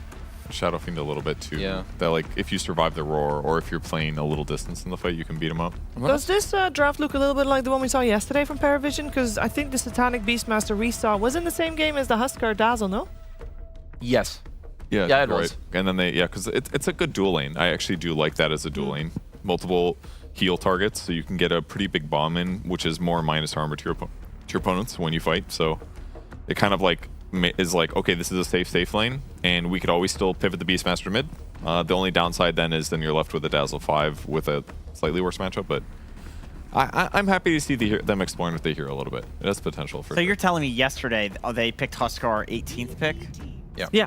Oh, that is so annoying. Okay, Necrophos comes out preemptively. That's the goofiest thing, because Dazzle is, in a way, like very good against Necro. Yeah, if you save the grave for the Necro scythe, it's decent. I mean, you also have the flip side where you grave somebody, they get a little bit of a heal. They're still low enough HP, like one Necro nuke, and then the Radiance and the constant burning. Like, Necro will kill you if you're low HP. He likes to take these long fights, but you know, also Dazzle has a lot of built-in sustain against a slow, like, damage AoE hero, Necrophos. To be fair, though, like, BetBoom has run the Necro, I think, in a similar scenario where they decided they would just chase it. So they actually did this literal exact thing, I think. Ghost draft. At PGL. They did the double Ghost draft. Yeah. So they could chase Beastmaster between the lanes. It didn't work at PGL. Like, the laning setup did work, but in the game, it didn't work. And this is where I really think if you're PARIVISION, like, fuck the Huskar. Just get something that's like owning these two ghost heroes. What does? Magic damage focused core of some kind. Like, yeah, magic I don't damage. necessarily know what Like it is. a Lesh type of thing? Lesh doesn't do very good single target damage Okay. though. Is the problem with Lesh. So you want magic damage, single I target. mean, Edict could work certainly. Yeah, Lesh, Storm, Quap. I think these type of heroes are kind of okay. Wavy boy? That does mean Beastmaster's not carry, no? Correct. Is he mid or offlane? No, mid. Has to be mid. This is interesting. So you turn into a ghost yourself? It destroy. I mean, it's because you're against Muerta. So you turn into Muerta, you get the innate where you can hit through Ghost, and now you're all of a sudden. If you go to Dota buff and you go to Necrophos and you click the highest rated counter in the game against Necro, it's Muerta. So because they also have Muerta, they picked the one hero that can turn into Muerta. That's so funny. Because I was like, oh, that's cool how they protected the Necro with the Muerta pick. Who's the second one? Ooh, Cheever, look, it's AA. It's also like BetBoom, you kind of need to pick Muerta anyway also to cover your Necro. Like that matchup is so freaking horrendous. Yeah, which is so funny that like you go like the next step in a way. The one thing I'm worried about BetBoom right now though is that Shaman is I like to gank hero, and Necrophos can do some damage, but he needs somebody usually to do damage first before his like ulti can come through. So I worry that Shaman might have a hard time getting kills right now if Necro's one of the other cores. Miro went Vessel build. It was offlane Necro? Offlane Necro, Okay. yeah. And honestly, I mean, I personally like Necro versus Morph. I mean, there's timings both ways, but like Morphling doing this thing where he's, 30, 40% HP, strength morphing, you can't kill him. It just doesn't exist against Reaper Scythe. On the flip side, there's a Dazzle to protect from that, so there's play options for both sides. And Necro's Facet, the anti-healing one, when he uses his second skill, is going to limit the healing that is being done, which is Dazzle healing, Grave healing at the end of Grave, and Morphling shifting. Absolutely. So I would really love to see him going for that Facet. Even against Beast, it's crazy good. But if he just goes into the fight with like decently high HP and just starts pulling out the ghost guns and blams everybody, then it's fine. They're crazy. They have a lot of saves, actually. Like, you've got the Grave, you can save people with, like, the pullback silence. It is overall Also a nice game to have silence, like especially against these supports and the Necro as well. And save is on BetBoom. True. Yeah, And it's magic, and it's a lot of overwhelming magic damage. And no one is playing Beastmaster, which is also very cool. Would No, you I think like someone Necro will mid play or like Necro offlane? Is that So, flex? let's Because it see. doesn't look like pair banned out in the way that it would be flex. I think now you can Necro mid because you know it's a beast. You definitely can. I mean, he's fine though. He's going to spam axes a little bit. Like it's maybe not ideal for Beast, but I mean, it depends, I think, more like what you're looking for out of the game. Doom is banned. You could run back an Underlord, which is overall pretty good against Morph and like the damage amp. If you were to put Necro offlane, I think you're looking at heroes like Storm to at least look Banned. for like the First phase, yeah, you need to jump something. Is Void Spirit the last, as usual? Yes. I mean, he doesn't like I don't like own Void this Beast much. in a way. Yeah. So then, like in a way, you can just put the Necro mid because I think he's fine in this matchup. Or, like he's very happy in a matchup. Like he will full free farm. Do they do like Centaur then? Because they do kind of have slow cores. Centaur could have worked, but Brew's really good too. Yeah, I like Brew quite a lot here. Super Solid good team against fight. Dazzle. Like it actually helps Necro to like play the game more in team fights if he just goes and woo, you know, you lift up the Dazzle. You can AoE dispel the ulti from 9 class too. Just kind of nice. But it can't. I don't know. Dazzle's weird with the ult though. Like if he's in ghost form, you can't lift him, right? Yeah, you have to either lift him earlier, or even if you buy the shard, Dazzle can still, while he's cycloned, cast his ult. Yeah, yeah. I'm not worried about Dazzle if I'm Brewmaster. That's all. I just want to like it's- lift Tide or Beast or Morph. I guess it's more like for the Necro. Like how do you let GPK, you know, have a game, get off a good Reaper scythe? But I suppose because it's a mid Necro, he has more net worth, and because he has more net worth, it's like less of a problem that there's a Dazzle in the game because he can survive for longer in the fights. Yeah. So it's not going to be like, oh no, he graved. Like what am I going to do? Now I'm dead. Like he will have enough effective HP that he can sustain for long enough to, you know, to do things. Yeah, I'm very curious what items he buys. I think GBK is very good at playing these like int type mid heroes and buying the right item for the circumstance. I've seen him do it on like Death Prophet before. I feel like he'll do the same here on Necro. He has a good item understanding. How do we feel about the first 20 minutes and how's PARIVISION's odds to tie the series in this one? I like that Pari did a bit of a switch up. I think like giving Satanic the matchup, I think with the Morph he should be more comfortable on. I think the early game I see kind of like BetBoom favored. I don't know how you guys feel, but I think with how the lanes go, like your Necro should do well mid, I think they should do well in the off lane. Safe lane is kind of a wash, so it's a bit similar, but I like Pari's chances more if the game prolongs this time. I'm a little worried for GPK. If he gets ganked by Earth Spirit, I could see him dying in the mid lane. He can protect himself with Ghost, but it's still a little bit spooky if they bring enough heat. So I don't know. I don't have that much faith in Earth Spirit right now, but people are picking it. So if he can get a lot done, cool. Win the early game. I got a question. Is Bulk here? Yeah, He's here. He's So here. He's in the drafting seat. I was questioning whether the Necro Muerta was like because of Bulk not being there at PGL and the players just being like, whatever, we got no coach. Like, what do you want to play? Like, oh, let's go double ghost strategy. But it turns out like it's just like a prepped strategy that they have against Beast. So I'm interested to see how that plays out, and I hope it goes better than it did at PGL. Do you think that it's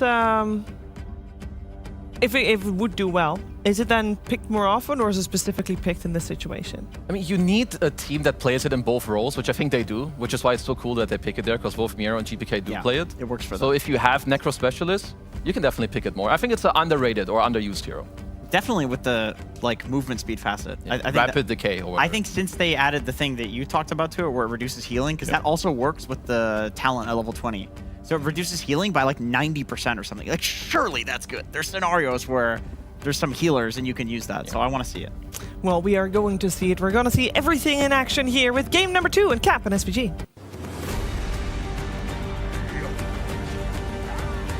BetBoom managed to clutch it out in a late Game 1 scenario. Now going into Game 2, they have opted once again for a rather interesting draft. Some adjustments from PARIVISION though, they have drafted themselves better late game. A lot of team fight in this Pari lineup. Tide, Beastmaster, Earth Spirit, Dazzle. These are heroes that just want to brawl 5v5. You have some sustain, you have some disable, a lot of scaling lockdown. So it stands out to me, and then the Morphling is your big damage dealer. Maybe a little bit for Protect 1E, but I think you have enough damage split with the other two cores that it's okay. And definitely a wild one from BetBoom. Worth the Necro Pan. I don't know if you could ever bet on these 3 cores being on the same team in this tournament. I've been told that the meta is stale, Austin. That's what everybody's saying. That's true. Oh, another tournament, the same heroes. Yeah, it's just another game. We're seeing Necro Muerta Panda. Just, I feel like I've seen Necro Muerta Panda 100 times. Earth Spirit, Morphlings. Yeah, these heroes are filling up the games all the time. Oh my god, I'm so... Look, if there's one thing I'll say about this patch, I am sick of Necrophos. Like, Valve need to do something about this hero because he's just out of control. Yeah, it's ridiculous. So, yeah, very cool draft. Get to see some new stuff, some exciting heroes. Curious how this Necro Beast matchup will work out mid, because Beast is a really stupid mid laner with the innate. Most of the time, he just guarantees that he can always push the wave. Tank creeps, doesn't matter, and then he just axes you in. It's very hard to shut this hero down. In theory, Necro can take the fight to him. Like, Necro does the same thing, but better over time, especially he gets to level 3, 4. And really start to ramp it up. You can kind of threaten the boars a little bit. You have the regen to deal with the axe spam, so very cool idea. They're coming out from BetBoom with the flex that guarantees them getting this hero against one of the big melee boys they saw. And GPK, he was cooking game 1. Solo killed no one. If he can get that sort of action going for Necro, going into the level 6 Reaper, this hero could be a big problem for Pari this game. That said, I do also like their kind of later pick with the Earth Spirit. I'm kind of down for it this game. I see the potential in the team fight. There's not a lot of Dispel in this BB lineup, and I like the grip silence in this game. Like, I think the silence can do a lot of work against this BetBoom team. Very good against the Muerta, very good against the Panda, very good against the Necro. Also pretty nice hero to have against Shadow Shaman. You have multiple, roll in stun plus silence for dealing with some of the shackles and stuff like that, so I kind of like it here. It's a 9-class hero, in a way. Yeah. Because he can just do obnoxious roll behind the tower things and snipe couriers. So I like some of the things that both teams went for here. They can execute them well. Already seeing this mid lane go GPK's way. He is in a dominant position now. I think the early waves had to go a little better for no one here for him to be able to weather the storm. This looks like it's going to be all Necrophos all the way. Yeah, he fed a couple of boars, which I think really helps put GPK ahead. 9-class, he's going to tick out here. He will. So first blood goes to Katomi. So between, if you're going to win here and you're winning in the mid lane, great start to the lanes for BetBoom. Definitely the downside of Earth Spirit. You're just not going to win lane with this hero. You're just relegated to pulling. Poor stacker as well. We saw Boxy play this hero the most, and I think he just got annihilated on lane every time. So that's just kind of the reality. You accept it, you live with it, and you look for the mid-game impact, which you can definitely have on this hero. I thought it was also interesting because they had Dazzle against Necro, which is a pretty bad matchup, but then Earth Spirit is also kind of a pseudo-save as well. So I feel like the single target of BetBoom between Muerta and Necrophos is kind of hard countered by these supports. So I will say the grip save doesn't look super appealing in this game. There's no real hard stuns on BetBoom that you're pulling someone out of. It's not like someone gets beast roared, you pull them away and reset. It's kind of just a bunch of heroes that just keep running at you. But the Dazzlegrave seems very good in this game. You have Panda though. Panda's a very good answer to Dazzle in general. Even with the new ult and some of the shard stuff you can do, it's just a tough matchup to play. Oh, I see what you were saying. You're saying PARIVISION have 3 different cores that all want to run in, and they aren't going to want to be pulled out very often. No, I'm saying like Necro is just going to be in your... I think the way Muerta Necro Panda function is that if you pull someone away from them, they're just going to keep going into the fight. Like, yeah, but Muerta isn't that mobile. Like, she wants to sit in an area and shoot during her ultimate. I think you that one's manage fair. to reset. Yeah. I think that part's good. Yeah. We'll see what he can do with it. I also think Necro ult is like another thing that, like, sometimes you Reaper Scythe because you think you're going to have enough damage during that stun time, right? Sure. So, like, that person gets pulled away. You know, you miss some of that damage, you miss the kill as a result. That's a strong spell. Definitely should not underrate it. What do you think about this Morphling? Like, it is kind of a 4 protect 1 in some ways, so is this a game that Morphling can carry? I don't know. I'm a bit mixed on it. It is a Satanic specialty. I feel like they just asked him, what carry do you think you're going to win this game with? And he said he wanted to play Morph. And anytime a Morph player wants to play Morph, they think they're going to 1v5 the game. So, Sure. Yeah, it'll do that if you get to that point where you're really farmed. It's got the good matchup against Muerta, right? Because you could turn into the Muerta and shoot her. Yeah, that part's pretty nice. The silence can sometimes be annoying if you don't have an early dispel. The Necro matchup's not great, though. Yes, that one's pretty bad. It's pretty rough. And Panda's a mixed bag as well. I don't think it really matters for either hero. Okay, but think about this. Is the matchup versus Necrophos bad if you turn into the Muerta? Because he can also shoot Necrophos through Ghost Shroud. That is true. And silence him. Yeah, maybe it's better. Maybe maybe he said it's a really good Muerta game. Okay, I can kind of buy that idea. This is the level 6 timing for GBK, by the way. He really wants the Reaper kill. And we are seeing the supports looking mid, trying to help him do it. They don't have the most damage to help him out. They definitely have some lockdown. Just trying to dive him, and Reaper's Scythe to finish him off. It is just enough damage here to get the Reaper's Scythe kill, but they got the kill, and that's the important part. Is it, though? Is that the important part, Austin? I don't know. I think it's kind of important. I think the Reaper stack is kind of the more important part. More than shutting down mid Beastmaster, who has been crazy dominant for the last 2 months. It's about sending the message. I see. Also, the stats are really important in this hero. Sure, sure. They get multiplied throughout the game by all of your little hero synergies, so that kind of sucks for GPK, but you'll absolutely take the kill. This beast has been shut down. This is not a free farm beast we're used to seeing. He is the poorest core out of this lane phase by a large degree. They also got the first power rune off of that as well, so. Nice little rotation, exactly what you're looking for. Kind of surprised that Pari weren't ready for it. Because that is, I mean, that's one of the, it's like DP hit 6, you're going to rotate and try and use Exo. I mean, yeah. That's the entire Necrophos gameplay is you dominate lane, hit 6, and go for the Reaper kill. They actually have this kill with the shackles from behind save. Sneaks one over on Satanic. He got him. He straight up just got him. Lane ward, get in there. Double waves pushing in. You sneak up on this Morph lane. They knew the supports TP'd mid, so there's no grave bottom. That's a very heads-up read from Save. And now they're getting a crap ton of tower damage bottom. Well, the stacks are going off and the supports are busy. Your tier 1 tower's falling off to that Morph kill. Took a lot of damage here. Had to use the glyph. Very efficient kill. Very nice kill to get. I think Morphling is the most satisfying hero to kill in laning phase. If you can get a couple of those sneaky ones in, yeah. You're like, man, I just bought myself 5 minutes later on before this hero becomes unstoppable. So that's got to feel good here. To me, it was always Morphling and Naga. Yeah. It's like killing Naga Siren is so satisfying. Like, oh, yeah.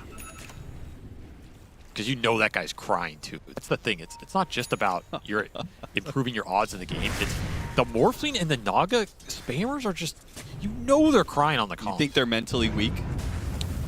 I wouldn't say they're mentally weak, but they're mentally fragile. Ooh, Haste Rune. Well, that's going to be another Reaper Scythe kill, it's looking like. They are going to TP in on the Tidehunter, though, and they didn't have quite enough damage, so never mind. There is Paul sitting there with the Shallow Grave. That's the hard counter there.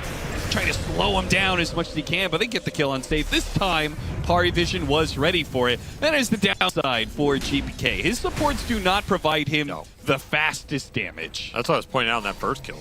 You have Reaper here, but no one can do anything to activate this Reaper. You're always playing into the grave anyway. That was a Haste Rune Necro. Probably the best rune he can grab there. He's a god. He's sliding around. No one can stop him. He's like, look at me, untouchable. Yeah, but you're also not touching anybody, so didn't really yield a lot there. He really needs a Vessel to deal more DPS. So it's still a little early for GPK to be influencing the game to the degree he wants to. Yeah. Oh, not again. No more. They do have the Shallow Grave this time, but it may not be enough. If they can chain the silences well enough with the Golem being dropped on him underneath the Ghost, perfect. And with the Primal Split being used, they drop all the ultimates to ensure both the Morphling and the kill on Dekalis. They're just outmaneuvering Pari here. Pari's draft is a little clunky because the Earth Spirit isn't that strong of a laner and the Tide doesn't want to rotate. So they're just bringing numbers to this Morphling lane and just running him down. A lot of early disable when you bring the Muerta in like that. Beautiful rotation from Kirtich. And Pari getting outplayed here in this early game. They got to find something going for them. Maybe go to the Tidehunter lane or just fall back on the super efficient stack clear that their two cores can offer. Heading up top for They Kiritich. do have Ravage. I think Kiritich is... BetBoom have TPs left. They're going to try one of them here, but they just kick him into the roar. Now they're going to Ravage to make sure the Necrophos doesn't save the Muerta and get this kill as well. So BetBoom, not great. Trying to get way too greedy with it off of their successful rotations from before. That's another Reaper down. 0 stacks versus Necro. He TP's into Ravage. We'll get a Vessel charge off the death, but that's about the only thing GPK got out of that. Very nice move from Pari as this early game was slipping away. They get a 2-for-1 into the tower. Very pretty sequence for them. Game goes right back to even. Absolutely.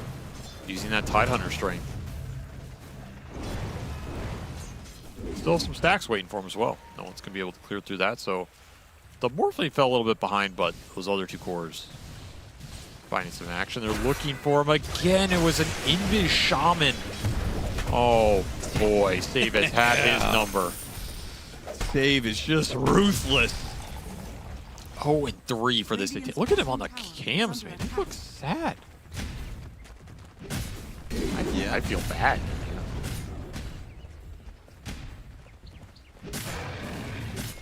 Sometimes you just get got, man. These damn Shaman players just won't let you free farm on a hyper agi carry. What happened to the game I love, Austin? This is the game you love. Oh. I guess, you know, the moral of this I didn't game know is, you had that much empathy. I really don't, but I can fake it. Reaper up at 4. GPK. Can they kill him fast enough? This damage over time is slow, but the final round of axes finish him off. Now, they don't have the Ravage, but they do have the roll away here. Shallow Grave goes off. No one. Can they get him out of these Serpent Wards and up to the high ground away from these Brewlings? The Brewlings are running him down. They try and pull him back, but it's all not good enough. might die. Now the Golem's going to be dropped on him. Miro, he just needs one more second. So close. Okay, now it's a full health Brewmaster, and they have extended themselves out to try and kill a Brew that is full HP. They'll lose an extra hero in Declaus as a result. They're even going to get the power rune. They're getting damage on the top tower. That beast just got messed up. A lot of damage from the Necro trying to kill him, and then just trapped in the Shaman. Save is doing work this game. 3-1-3 start for the Shaman. He's your damage leader in that fight. What a game 2 from Save here. He is just putting BetBoom on his back right now. They're going to all in this Tidehunter. Yeah, why not? This Shaman's out of control. He's going to have a Blink Dagger soon. He's a monster. And on the exact opposite end of that scale, no one, right? I mean, he got shut down in lane. He's not getting any progress. His Aghanim Scepter is a ways away here. This is just not the Beastmaster we've seen dominate the meta for the last few. The Necro pick really hurt his early game momentum. And it's designed to do. It's a cheese hero for a reason. Yep. So, see if Pari can find some more, if they can get some actual 5-on-5 fights going instead of these skirmishes that they're getting dragged into. But man, the amount that Save's been able to find here, he's going to have a really fast blink, and that's just going to threaten Morphling on these lanes even more. Whereas Kiritich is just not getting touched. So, Shaman is real spooky right now. You do not want to give him a more gold here. 3-man smoke from Pari. Do have a Blink Dagger on Earth Spirit. 9 class finding some gold of his own in this game. Get a quick kickback. So nice little pick off for him. See if he can get some of the ball rolling here.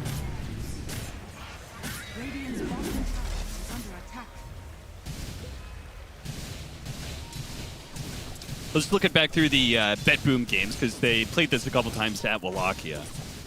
And they do have that flex potential, but they actually lost 2 games with this. They lost to both Liquid. They were trying it against Ember Spirit, and they're trying it against Beastmaster. But this is the first time they actually managed to get the Necrophos versus the Beastmaster in lane. Because when they tried it against Spirit, Spirit flexed it to Yatoro playing it. And then it's an off-lane Necrophos, which I don't know if that works quite as well at shutting down safe lane Beastmaster as mid versus mid does. Right? Necro's a mid hero. That's where you want the hero. Yeah. You want him to dominate a lane, get some fast early fighting items. The levels are really important too.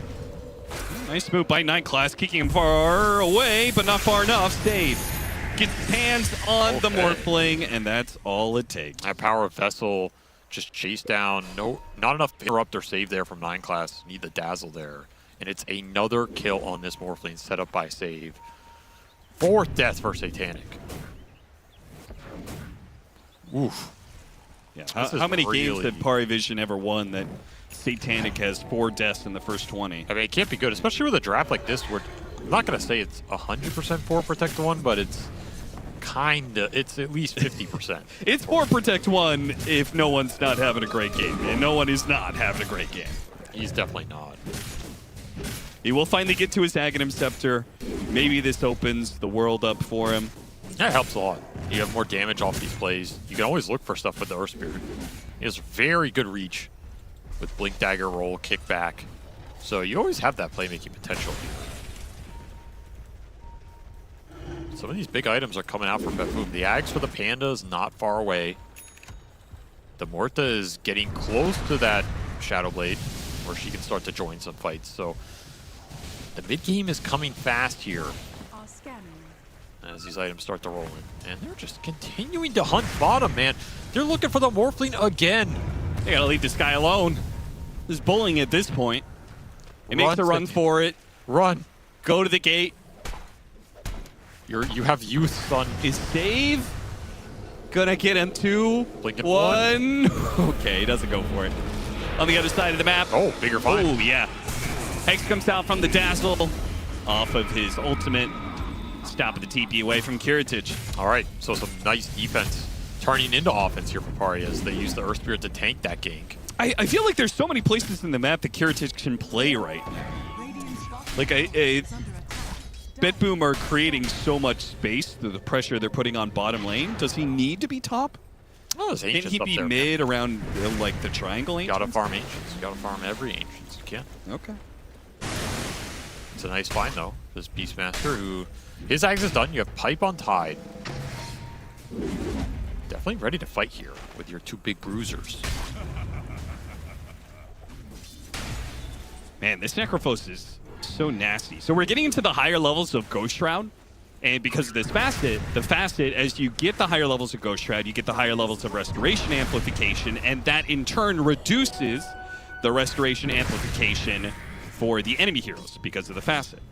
Which means that's going to affect the Morphling severely. It's also going to affect the Beastmaster because he gets heals off of his Aghanim Scepter with the drums beating, right? Not to mention the Dazzle heals that come through. Like, this is going to be rough. Reducing all that by 70%. Goes up to 90% when you hit level 20.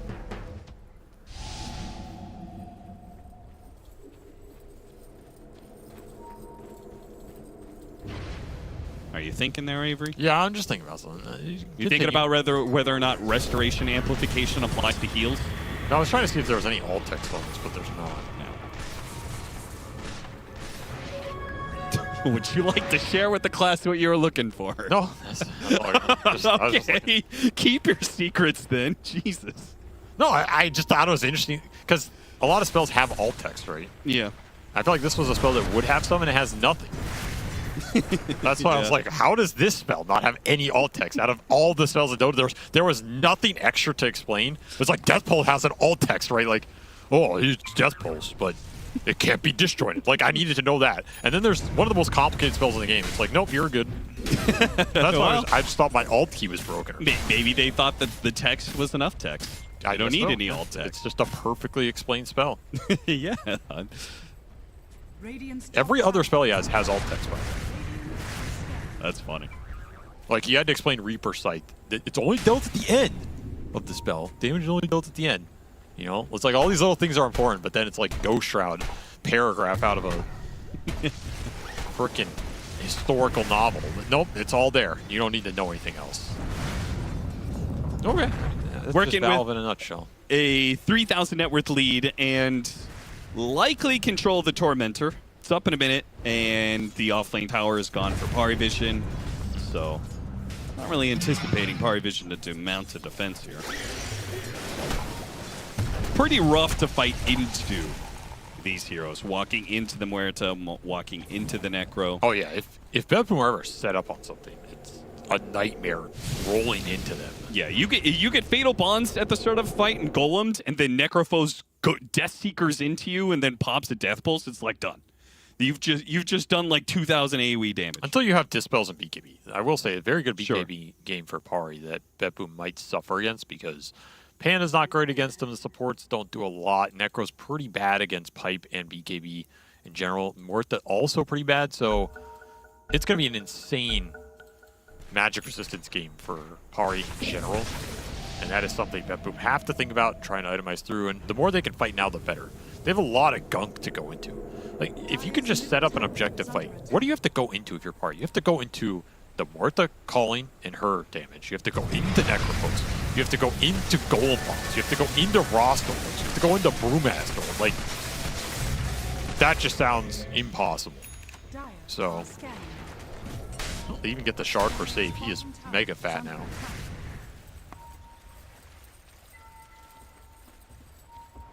Well, one of the BKBs will be coming in soon for no one. Satanic is going to be delayed. Satanic is thinking about maybe getting a... Yeah, he just bought the Eagle song, so he's going to get the Butterfly first. Honestly, he's not that far behind, considering that the deaths early.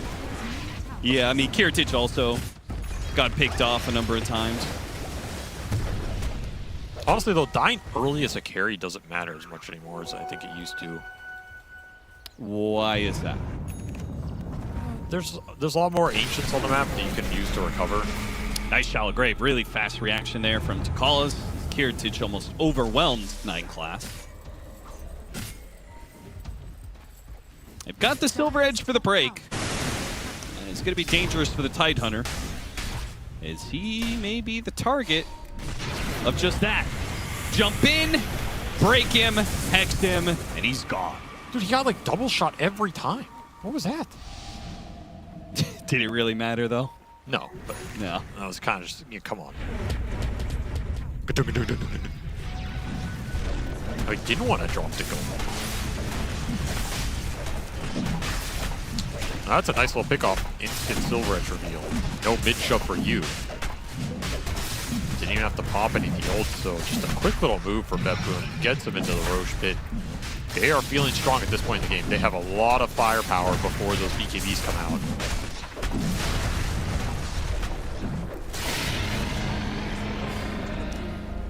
This matchup is going to be really interesting. It might just fall flat, but I do feel like Satanic, despite all the deaths and everything, his net worth is high enough. Like, if he can get to Butterfly and even the BKB, I do think turning into the Muerta is going to go hard.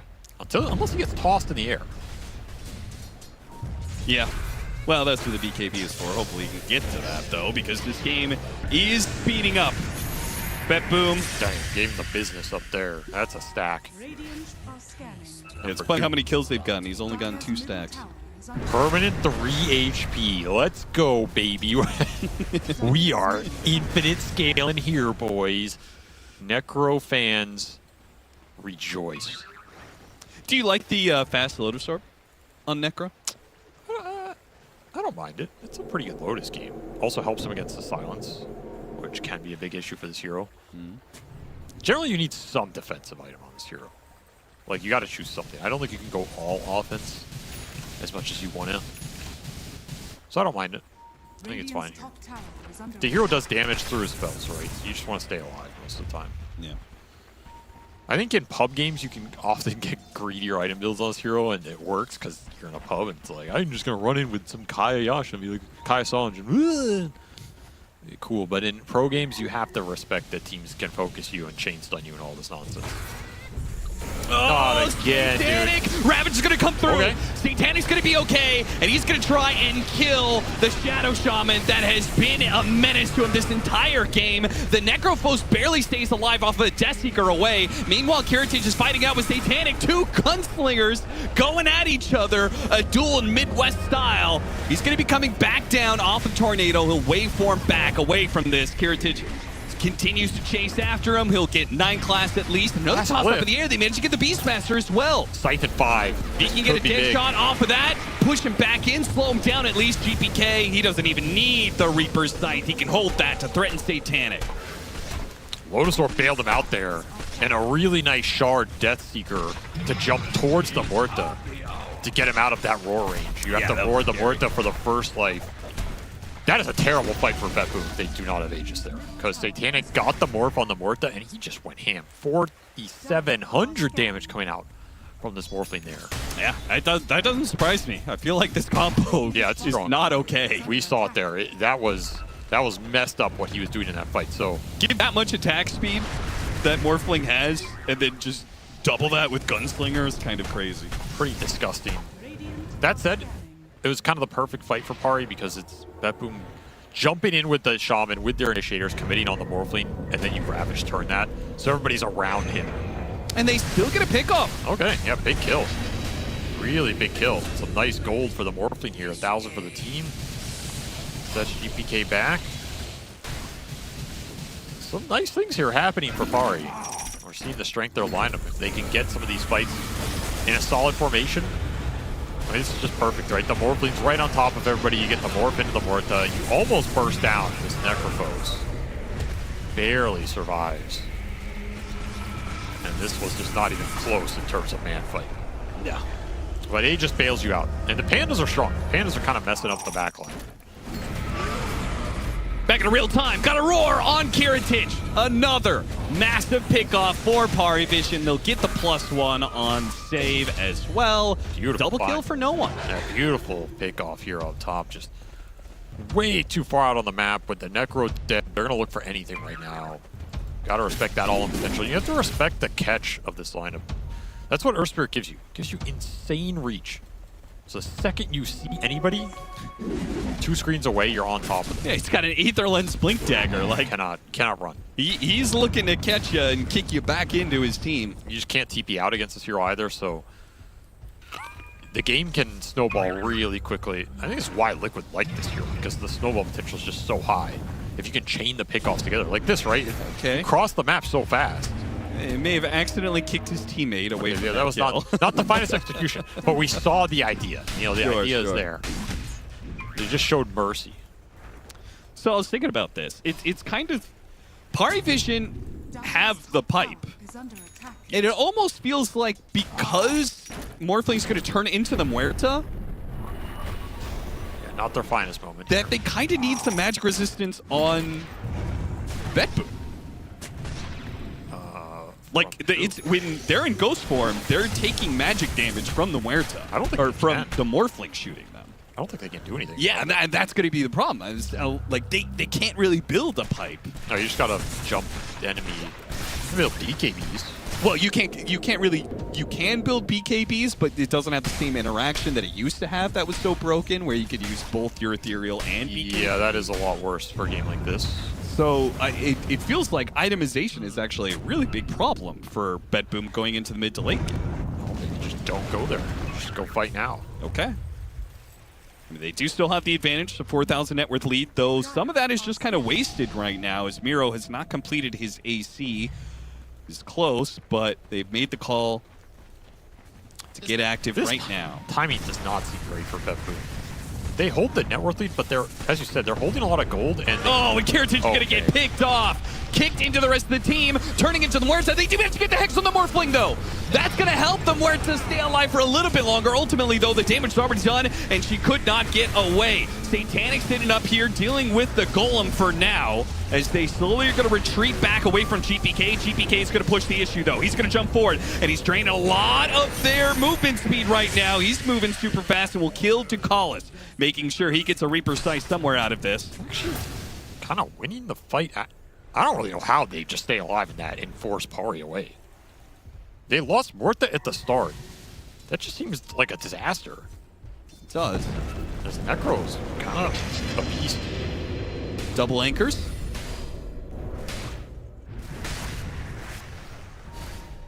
Okay. Honestly, kind of impressive how strong BetBoom were able to hold the line there after losing your carry for free.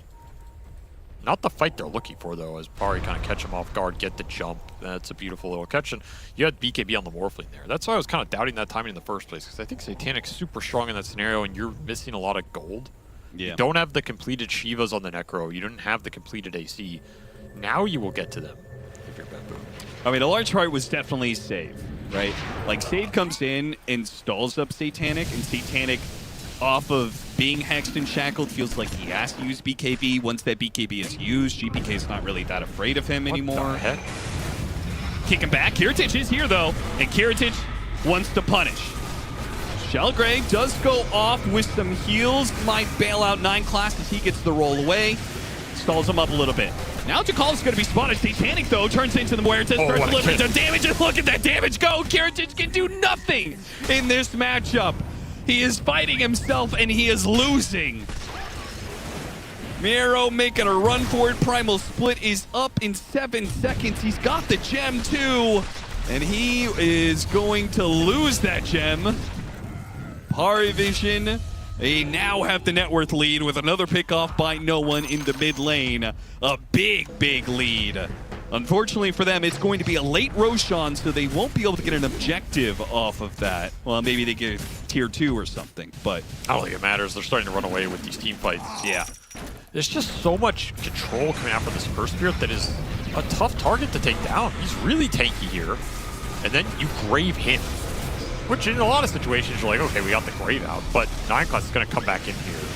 And he is just going to blink, kick the Morta. Yeah, that was just panic. And he's still not even dead. Like, his Earth Spirit is doing so much work in these mid-game team fights, even from a low net worth position. It justifies the pick so much. And Satanic is absolutely cleaning house with these morph steals.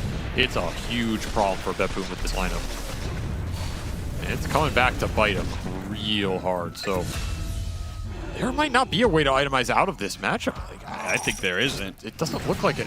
You're pretty much you're pushed into that corner where we have to jump it all in Morphling, right? Yeah. And that is not a position you want to be in, because it's going to be very difficult to find that, especially against a Dazzle. You try and all in the morph and he gets graved, that entire fight goes out the window. Yeah, because it's a 4 protect 1, Dakalis is not going to be looking at anybody else, really. No, he doesn't have to. You have a Lincoln's on the Beast you can throw into him. You have Pipe on Tide. Everything is built to help protect and make sure the Morphling can deal the DPS of the fight. So to be pushed into that corner as BetBoom, where we have to all in Satanic, it feels like an impossibility. They're going to need some very clutch openings. They do have level 18 on the Brew. That gives you another ult. Oh, look at Miro real quick. Miro is dropping his AC into his backpack over and over again during this smoke, trying to disguise, because they were walking past the creep wave. Level. So he was hiding the aura on the creep wave to try and disguise the smoke. Cute little heads-up play. But is that actually going to allow them to catch PARIVISION? So PARIVISION is just sitting up here on the triangle. They said, God, we've got time to wait. The pressure is not on us to make a move. No, it's definitely not. They can even just go bottom here and push. Just outmaneuver BetBoom, force them back with the wave going into the base if they really want to. There's the completed Satanic Shivas. is going to take a poke at it. The Necro did hit level 20 with Shivas, so does get a lot more, healing reduction here. PARIVISION can kind of do the same, but the threat is not. It's very different. They're trying to push in mid lane, but Satanic is like taking a full lane of barracks right now. BetBoom, you gotta either go up into the triangle or you gotta TP back, and they're trying to do both right now. They TP back, they split up. This feels really bad, really awkward. What is happening? I think you almost need to drop like Golem on mid or something, like TP away just. They're actually going to get away with this move. They're going to get the D-Ward, maybe? No, because they lost the gem. It was really slow. They're afraid to do it. They will get it. Kiritich still in enemy lines. Kiritich, I think, just can't show. It's like too dangerous for Satanic to turn into him. He's going to have to make a late arrival to the fight, So maybe not a bad position. Ravage goes out immediately, catches 3. They're going to blow up the 2 supports right away. No, Save actually managed to get a blink out there. Did not get hit by the blast from Satanic in time. With Miro coming in with a Primal Split, They go after this Earth Spirit. They do manage to get that 1 kill. Immediate buyback from him, chasing after no one. Reaper's Sight puts him down. Okay, 2 different kills for BetBoom. Now Kiritich, Kiritich in some trouble. Satanic, one final shot, a dead shot. Hits the mark. Why did he try and go for that? That was so greedy. He could have just waited for the team. The rest of the team was charging in. He just jumped in a little bit too early, trying to kick Satanic out. Doesn't make him over the cliff. They're going to go after the Tidehunter, though. They've broken him. They've held him. Triple S in some trouble. Burned out of his mana. Shallow Grave. Hoping to buy him some time, but time is not the issue here. It's distance. He can't get far enough away. He got the gap onto the Morphling. It's a big pickup. Satanic stuck around trying to help out. They do have 9 class, though. 9 class, because of the buyback from earlier, can pull the Morphling so far away. BetBoom won't get that much, but off of buybacks, BetBoom do manage to win a fight. This Necrophos is a beast. They do not have answers for him because so much attention has to go into this Muerta. So much of that fight was Satanic trying to find Kiritich on the backline, who was doing work. I liked his approach to that fight. He was killing the Dazzle, taking a unique angle. The fight got very split attention-wise for Pari. That's why no one just goes down to a Reaper, because the Morphling's looking for the Muerta. He ends up messing that up at the end, like trying to take the man fight into Satanic, who's still at BKB, just didn't respect his burst damage. Did he think that BKB already got used? Or I think he was gonna. I think he felt he was gonna land the dead shot fast enough. Surprise him. Yeah, but even then, I think you just wait for your team. Like, your role has to be super patient in this game if you're Kiritich, and just play around the Necro being a beast on the front line, because Pari seemed to have no answer for GPK. He is doing so much damage, just forcing the entire squad off. Yeah, if you can't turn into the Muerta, what... Like, GPK just throws himself in there. What can Satanic... Can he itemize to be able to deal with the Necrophos without becoming the Muerta? I mean, Nullifier is always good against Necro. Okay. That is always a key item against this hero, so if you get a Nullifier, you just go on Necro, nullify him. The Morphling can just right-click him down. You just kills him. Does Scotty help? No. I don't think it's that big of a priority. You rather get a... more survivability or even like refresher for double BKB or something. The thing is, this Necro build, he got a lot of armor because he went Lotus and Shiva's.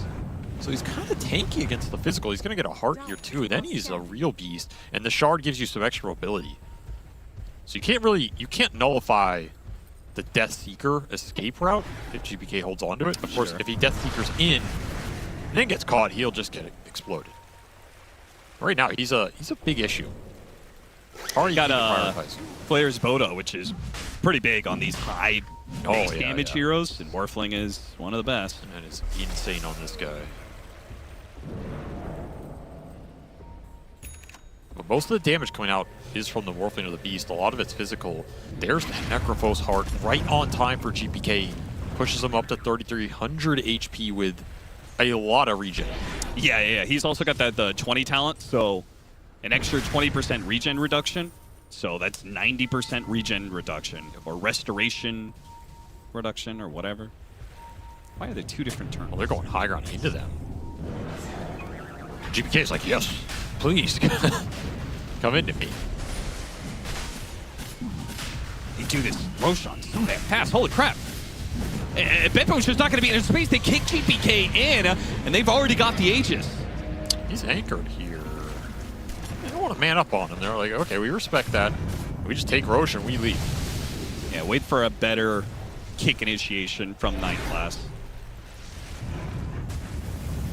If this Necrophos gets Dags, he is going to be the biggest damage problem in the fight of anybody in this game. You're going to have to focus him. That's where you need nullifiers coming out. I just don't see him being built. No building it here. Hex is the other route. I mean, you can just like kick him because you have the kick in. Sure. Yeah.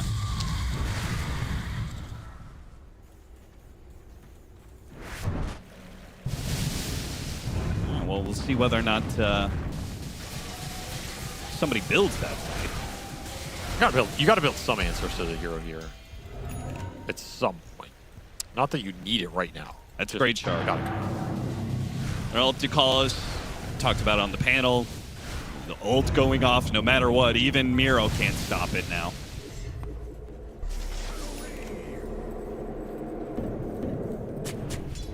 Mass rotation through the gate. Tormentor. They got taken, so. BetBoom just dodging the Aegis period. I don't think they have any intention of fighting 2 lives on the Morph. Way too dangerous, way too risky, and they still have a decent amount of scale they can pick up. Again, you're trying to get to the Necrophosags, you're getting to Refresher Brew. They will smoke up here. Okay, I don't know about taking this fight. Seems like tempting bait. Okay, trying to put himself as a target, and that target immediately, Ravage goes through to try and help Satanic as he got shackled up, but he still had an Aegis. See, they didn't have to do it there. Muerta goes in, goes after the Dazzle, got off the Shallow Grave though. Kiritage now goes after 9 Clash, who got Tornado, does manage to make the roll away. The Reaper's Sight doesn't quite finish off Triple S. He goes for a TP away. That was a bold one. He does not make it through. Why did Pari not want to take that? I mean, the Beast is not there. But then you're pushing that without the Beast who can connect to the fight. Yeah, and why did they react so aggressively to Satanic being jumped when he has an Aegis? Like, oh, that was a really weird sequence for them. It seems like a bold play to fight into the Aegis. They did not have vision on the Beast not being there. Like, if BetBoom saw the Beast wasn't there, I think that's a very logical play to make. Maybe they scouted him briefly on a wave or something. Okay, we have the Fog on 4. They can't win without Beastmaster. Let's just go in. That play works out for them. That gets them to the Panda Refresher here. And a lot closer to that Necrophosax. That's the big thing.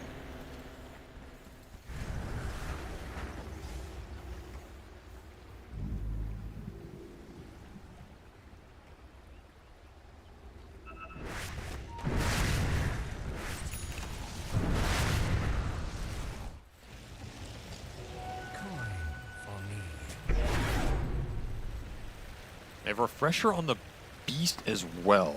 So they're kind of missing late game Refresher on Tide, but they're getting to the late game power items now. You would love to take a fight with this. So much firepower.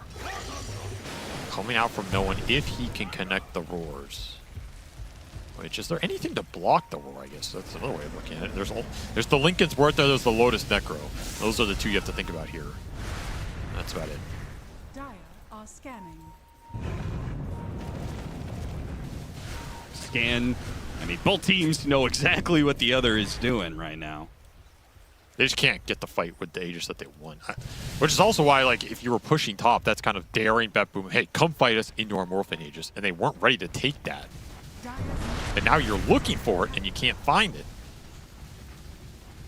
It's a really awkward time period. Go back to it, hit that tier 2 again, and BetBoom come on, this is... We're making the same smoke move, but this time around 9 class here to intercept. He breaks the smoke and he doesn't get blocked out either. Okay. So he actually gets away. Tier 2 gets taken. They set up some high ground vision, see if BetBoom are gonna, or PARIVISION are gonna walk back into them. Oh, they did a little dewarding. GPK sitting on the front lines here on the high ground. And you can see Satanic doesn't really have a way to threaten him directly. Got him on the Hex. Wait. 20 seconds left on this Aegis.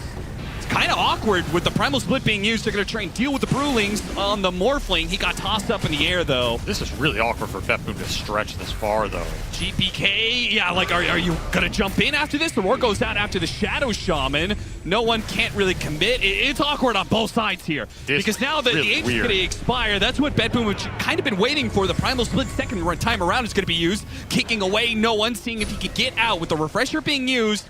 Oh, we actually got somebody neutrals into the Tornado. He does have BKB, but he can't TP away because the Golem, which is why Kataomi's keeping a little bit of distance. All he has to do is sit here and wait. Wait for a TP, attempt to be used, and then drop the rock on him. Another Tornado tossing the Beastmaster up in the air, but now the Primal Split's wearing out. Now no more Primal Splits. Got a kick back onto the Brewmaster. Great kick from 9 class, and the Ravage goes in. Hits 4. A jump in from Satanic, trying to deal with save where he can immediately. Gotta lock down this Hexer. He's going after Muerta. Now turning into the Muerta, see if he can deal with it, but he doesn't have detection. So he only can hit the Warlock who got kicked back in. Next up is going to be GPK. Ethereal trying to keep his distance away from Satanic, but Satanic finally gets the opportunity to be the Muerta and shoot GPK. An extremely patient fight from Pari. I think they got 7 or 8 pulls off. Earthspirit is MVP of these long skirmishes for sure, because he's just pulling everybody away. That's 2 Primal Splits that yielded nothing for BetBoom. He's just pulling and pulling. So many ally pulls. That's just joining the fight, because the pulse length is so damn high. like double 4-staff. Yeah, it's just insane. It takes so long for BetBoom to chase these heroes. They can't connect on anything. And you don't have Necroags for that to just be dealing damage the entire time, so.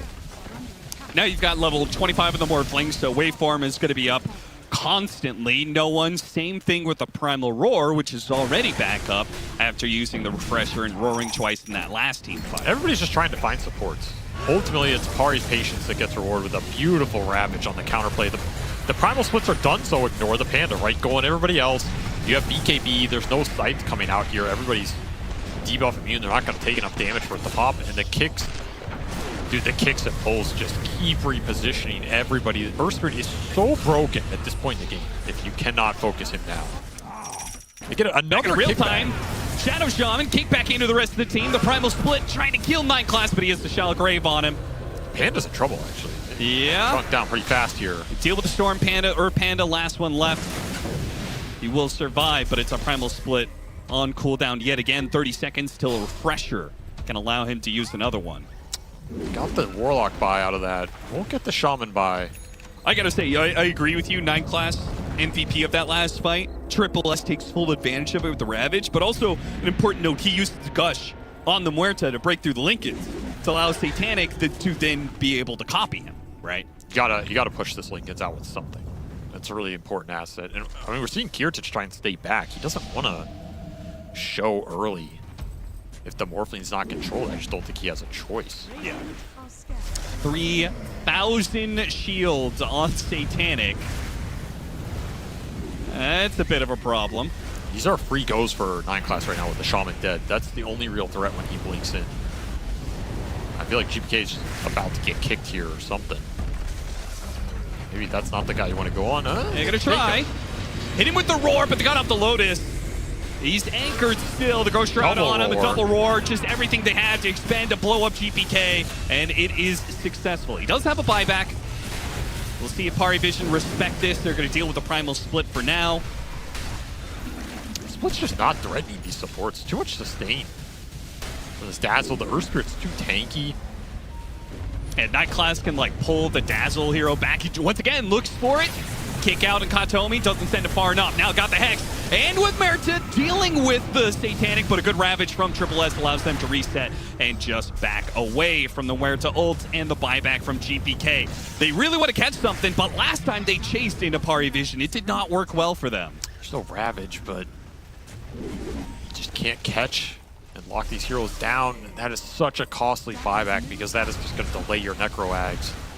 He's so close to having this full build come online and deal the big damage AoE in the late game, and he just cannot get to it. Yeah, there was a time just 5 minutes ago we were looking at potentially picking up Ags and level 25 at the same time, and a huge spike for the Necro. Massive 25 on the Muerta, though. Massive wins for Pari. They even get an amp damage on Satanic right now. This Morphling he's doing Trying to make damage. an initiation, broke through the Lincolns. They do get the Hex on Satanic, though. You don't want none of that. Man, he has his waveform talent. He has the Boda. He has amp damage. The DPS is just spiking through the roof right now. And he knows it. He's going to try and force the issue. Gets another Axe here. Nothing you're doing about that. One last building left towards Megas. I mean, what stops him? Just BKB blink and kill it, get pulled out. And nothing. There's no glyph available. Surprised they're not just going for him. But yes. They have the Ags Golem drop from Katomi in 50 seconds. It's not even up right now. Maybe Megas isn't worth losing a fight into Roche here. Yeah, we've seen so many times that Megas is like, it's not the be-all, end-all of the game. Roshan is probably far more important. Yeah, I agree. You get Roche here, you put Aegis on Morphling, you can still go for that play. Oh yeah, another shield rune. Look at Satanic. Full strength morph, pick it up. Another 3,000 shield for him. Disgusting.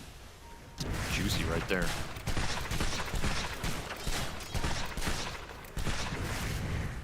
And Roche is up. Roar is going to go off. That'll delay things long enough that BetBoom can stop this. They can fight over this Roche. Deadshot inside the pit, trying to get some idea of what's going on there. Pari can always just wait for the lanes to push in, though. There's the level 25 for GPK. It's big. He's trying to finish this Axe. It's just so sad for him. He's been close to this Axe for, feels like 10 minutes. And he's not going to have it for this fight. Yeah, what happens if PARIVISION go... They wrap through bottom and take Megas? I mean, what if they just jump mid, kill the last Axe, yeah. I think Satanic's just going to go... Yeah, it's just going to Mega you right now. They don't have a Glyph. It's just... Yep. 5 more seconds till Glyph was back up, too. Yeah, just a classic outmaneuver. Miro does get on top of them with a Primal Split. They catch Satanic. Roar immediately stops the shackles. No one's not going to be shy about trying to stop Save. Toss on the Morphling stalls up some of the damage right now. Even the Poison Touch is actually a problem for those Brewlings. Break through Lincolns, pull back on no one. He gets sent pretty far away here. Another refresh, BKB turns around. Ravage and Roar both being used, controlling up GPK, while Kiritich is now gone with Satanic being the Muerta that controls this entire fight. You just can't beat Satanic as Muerta. Was this fight over? Apparently, okay, sure. just called it. I don't know, the Necro was kind of doing work there. They used Ravage double Roar. He was killing the beast. I don't think that GPK can fight Satanic, though. No, I don't think so. Muerta. I mean, I think that game's over because in the end, like, the Morphling will have bye. Your Muerta's just out of the game. Yeah, it's a reasonable call. I just think it's funny that GPK is like, probably, I'm going to own them, guys. They used everything. They don't have any. I'm going to get a nice little Reaper kill. And the Necro honestly looked pretty good. I think if he could have gotten to Ags, we would have seen him in full form, but Pari just seized their momentum in that game and never gave it back. And just found some really nice openings. Really rough start for the Morphling. He died 4 times in lane, but he never died again. And that is what you want to see from that in like 4 Protect 1. Both teams come into this series 1-3, and they will exit this series 2-4.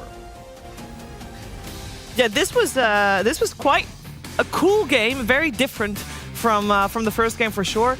And it was interesting to see that Morphling was just a better Muerta than Muerta was, Jenkins. Yeah, for some godforsaken reason, their PARIVISION had a very good answer to the Necrophos plus Muerta. I mean, this is like kind of what happened during PGL as well, when BetBoom picked these 2 heroes together, seemingly to counter Beastmaster, because it solves, like, you can always follow where the beast goes. And I don't know, I feel like no one's lane was fine. Like, it didn't, like, shit on him mid. And then you have this big hole in your draft that, I mean, the same heroes that counter Muerta also counter Necrophos. And it's even more convenient when you get to that next level of Muerta counters Necrophos, so you just pick a hero that becomes Muerta. Yeah, kind of next level stuff, but it was like, you could feel that BetBoom felt it. Like, Kiritich was playing fights, 40 seconds of not showing, using Silver Edge, using Lincolns, trying to protect himself from getting turned into on Morphling, but it just, nothing was working. It was like a very difficult game, I think, overall. PARIVISION did a lot of like small things, I think, right, in terms of, you know, when the enemy team wasn't showing, they would go high ground to force BB back, so they had to like split up. And I think the longer the game went, they played fights fairly well. There were 1 or 2 months where I think Pari, their communication wasn't like fully on point, where they're pulling out the Morph, but then SSS is going in to like get the Ravage out. But overall, what I learned in this game is absolutely, yeah, this Morph-Muerta matchup is not normal. And I think you could also tell from how Kiritich was playing, he tried to find a way out, but I don't think he's played it before, because I didn't really like his itemization. I think it's just a situation he hasn't played before himself, so I really like what PARIVISION did this game. What would you go instead to itemize against it? Because he did have like mobility, he got Lincolns, you know, he got invisibility. I feel like you need to do one of 2 things. To me, it looks like you either need to stack Lincoln's on him, so that's more about like his team, or like him telling, yo guys, I need this, we cannot let this guy turn into me, or PG. Or the second step, or maybe it's a combination of both, you probably have to go full DPS, like with some MKB into Satanic, so that when this guy turns into you, that you can stand your ground. You can man fight against him. And he did have the MKB at the start, at the end of the game, but you're right, he had like Silver Edge, he had BKB, he had Hurricane Pike, and whereas Morphling just like Butterfly, and then I win. Like, and the stacking Lincolns, by the way, is because we talked about this. Like, now, if you have a BKB in a Lincoln Sphere, Morph can still pop the Lincolns through BKB because, like, debuffs... It just adapts you. Yeah, debuffs don't affect you, but abilities will still hit you. So you can proc the Lincolns and turn into him, which happened. The one fight he had the Lincolns, it was like, he just popped it and turned it into... Yeah, it's like, well, there goes 5,000 gold, I guess. Yeah, we are gonna, of course, hear a story, hopefully, from one of the players on the winning side of the last game. Yes, hello Sheebs. We're having a slight technical problem, so we're on the player webcams for this one, and I am with 9class himself, the POS4 God. Sir, a very entertaining series. In a game like the series like that, obviously you and BetBoom looked quite similar in how things went. It looked like a very close game. How much of it comes down to the way you play, and how much of it do you think comes down to the draft between you two teams? Between two teams? Yeah. I think we have like our win condition with game morph. I mean, and game 1 we have like their draft is like 5 men. They cannot do anything, and like they have Dark Willow, they have Oracle, and we have Luna to split push. We have Invoker. We just did bad decisions and went on them, so we was not ready. And game went hard, but we have like all opportunities to do anything what we want. And game 2 we have like our win condition morph into Muerta, and I was trying to get like my items dagger on our lines on our spirit and like toss them to us into 5 people, and we play like this. Yeah, so I think we all like 2 games we outdraft them. Yeah. So you think you outdrafted them in the first game as well? First and then second, yeah. So in the first game, if you did get the outdraft, what went wrong in the game because you didn't get the result that you wanted? We, as I said, we at minute 10 like we feed on tier 1 when we was not kind of ready, and if we would ready, we get tier 1, we like trade some kills, yeah, and when we start like taking all map with Manta, with Forges on Invoker, we have like Cage like with Batrider, and okay, like we did bad, but still in game we a bit miscommunication. In Rosh we lose all Roshans when we could actually fight. Like we had a plan like toss Void, like we did in high ground, we tossing Void, we killing and Batrider controlling Oracle. Second time we a bit miscommunication, I would say. So yeah. Okay, fair enough. Well, great series to watch. We love watching you guys play. Good luck in the rest of the games, and thanks for taking the time to chat to me, 9class. Back to you guys. Thank you very much. Love hearing from 9class, also from Ted with the body cam. Don't know yet why that's there. We'll Makes that out me slightly Violent worried. tendencies.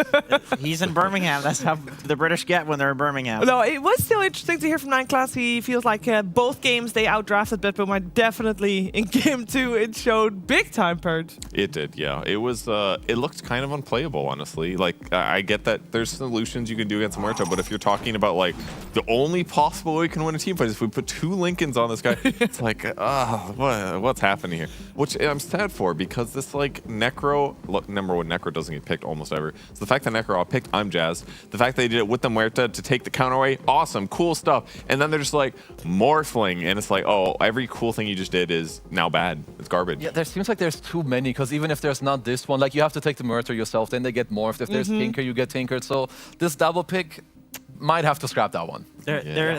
It feels like an overcook. Like both times I've seen it. They're like, very they're cool. gonna pick Huskar, guys. Let's prepare for it preemptively. Like both times, it's just I think like we say on panel, like this should be giga punishable, and then it gets giga punished by something different both times. It just feels like maybe back to the drawing board. You can pick either hero separately, but doing the double pick, it's a little crazy. It's a little crazy. There's a couple of moments also, Purge, you'd like to take us through. That's right. One of the Ghost heroes had a little bit of a rough early game, and I wanted to highlight some of those points here. The Necrophos, after getting this great dodge, by the way, Haste Rune into attempted kill here, they were lacking some of the burst damage that would have been nice to make it easier to get Reaper Scythe, and they had to play with Graves, so things were a little bit hard for the Necrophos in the early game. He did look survivable at other points in the game, but it felt like his early game impact was subpar, and he was forced to go for like a Vessel into Lotus Orb, I believe, which is more defensive than they normally like. And then Kiritich also was being dived a lot. I did avoid a lot of the Morphling dying clips, which were definitely very instrumental, but Necrophos here having a bad time the first couple of rotations, which made his game a little bit hard. But the game did transition. The Silver Edge here into the easy kills on Tide was fantastic. That definitely helped accelerate their squad and make good things happen, which is great. But this fight was pretty instrumental as well. They managed to get a nice Ravage off to keep Satanic alive. He's able to beat up on GPK a bunch. Eventually Morta shows up, and you see these crazy cannonballs coming out. that she's shooting, doing tons of damage. It was very, very hard to beat him at this point because he gets butterfly so early. Look at those items. He's got treads. He's got Falcon Blade. He has Manta and Butterfly. No defensive items. Like, you can't compete with that as a Muerta. You needed Silver Edge. You need BKB because you're not as mobile as Muerta. Double Lincolns, don't forget. You need double Lincoln Spear. Yeah. You just can't do this cool thing unless you also ban Morphling out. They won this team fight, but they lost so many afterwards. So, alas. The cool strat, it is in the dumpster. And to really, really drive the point home, Jenkins, you want to tell us look at the carry versus carry? Let's drive it home. Let's hammer it home one more time. You know, we hate to do players dirty in this industry, but we're going to go ahead and do some players dirty right now. Kiritich, we're going to look at some of his stats between Satanic and Kiritich. You know, you got the GPM, Morphling free farm. Muerta farms pretty quickly, you know, last hits. Obviously, you can see the big difference in the net worth is not coming from last hits. It's coming from kills because one guy's last hitting and getting killed by the other guy. And here's the damage dealt. Like, still Muerta does an insane amount of damage, but if you looked at who each of these players was dealing the damage to, half of Satanic's damage is to Necro and the Muerta because he's turning into the Muerta. So just a mirror of how awful this matchup is. And I think it all goes back to the draft and Satanic being very good at Morphling. Well, that should also mean it's very easy to refresh, go next. And they are going to go next, and so are we. We're going to get 2 fresh teams. Get ready for Yandex versus Tundra after the break.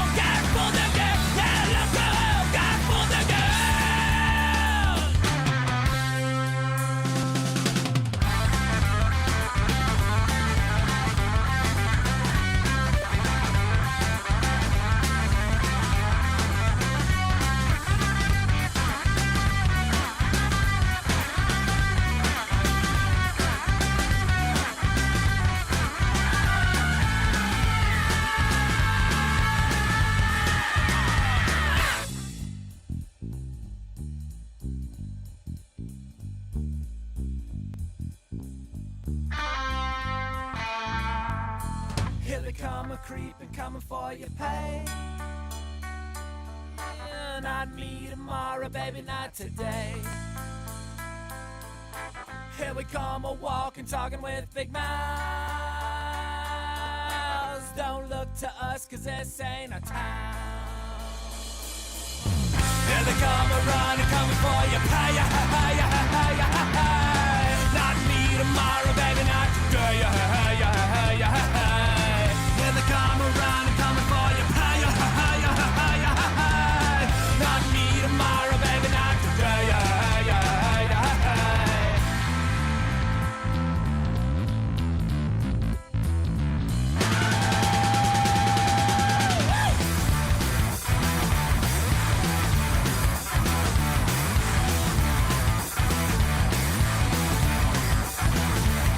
Say I love you, baby.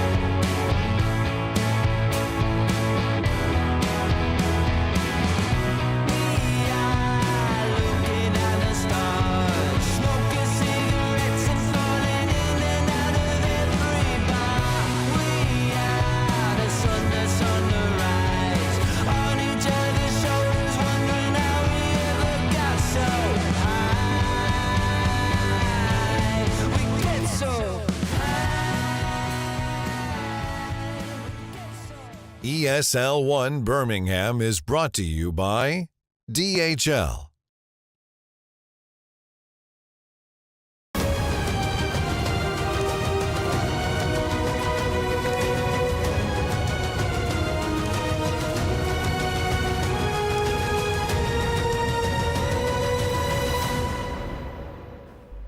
You are watching ESL One Birmingham 2026, and we're on day 2 of the group stages with Series 2 coming your way. Series 2, also our match of the day across all 4 streams, is this one because it's Tundra versus Yandex. Tundra has taken home 3 #1 titles this season. Yandex, even though they played fewer tournaments than Tundra, they still took home 2.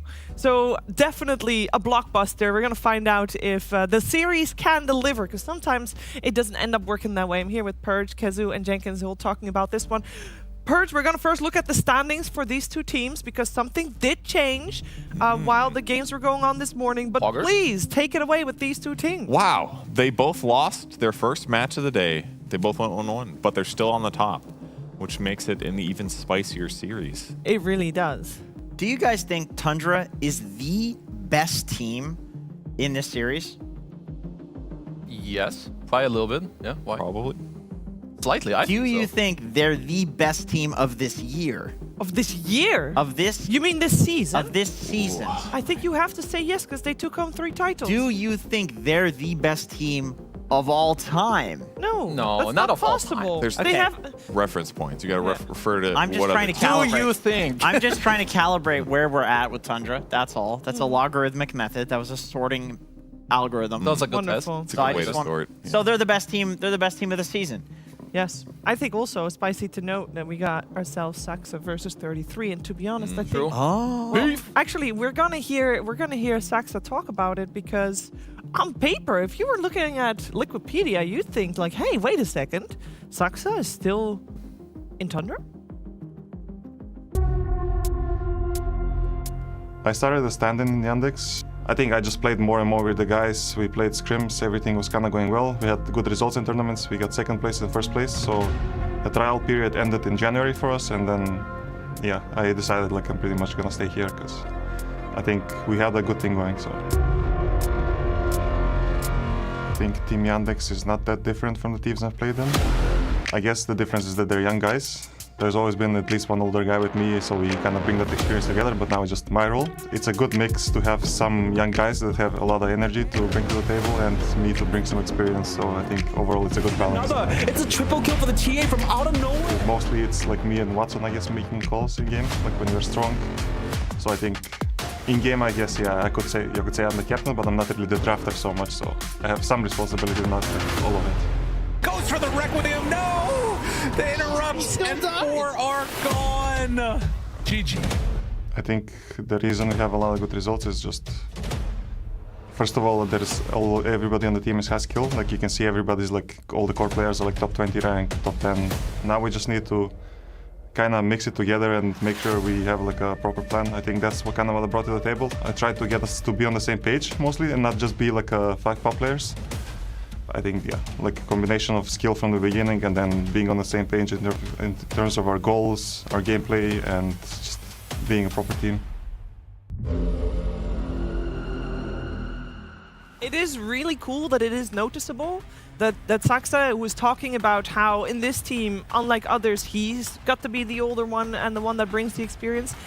I feel like we are seeing that translated not just in-game, but also out of game. I feel like he, and I don't know if this is intentional, but he gives more information about his team in interviews and such, and when we see him on camera when he's not playing the game, and it's really cool to see that he is just effortlessly, Kezu, stepping into this role. No, absolutely. I think it's needed, and it's probably like, it's this mixture of before, you know, you play in Tundra, you have a lot of other players. You just nearly ate his glasses. Yeah, I did see that. But like you're playing in Tundra, and there's a lot of stronger voices, I would say. Like in Yandex, you know, you have more newer players, so I think you have more space, and you are the like veteran guy of the team. Okay, he didn't eat his glasses a 2nd time, so that's good. Very good. That was the 2nd time actually. You already. He did? Yep, I saw it. God, I'm gonna need range. a replay of that later. Oh yeah. Well, he broke it.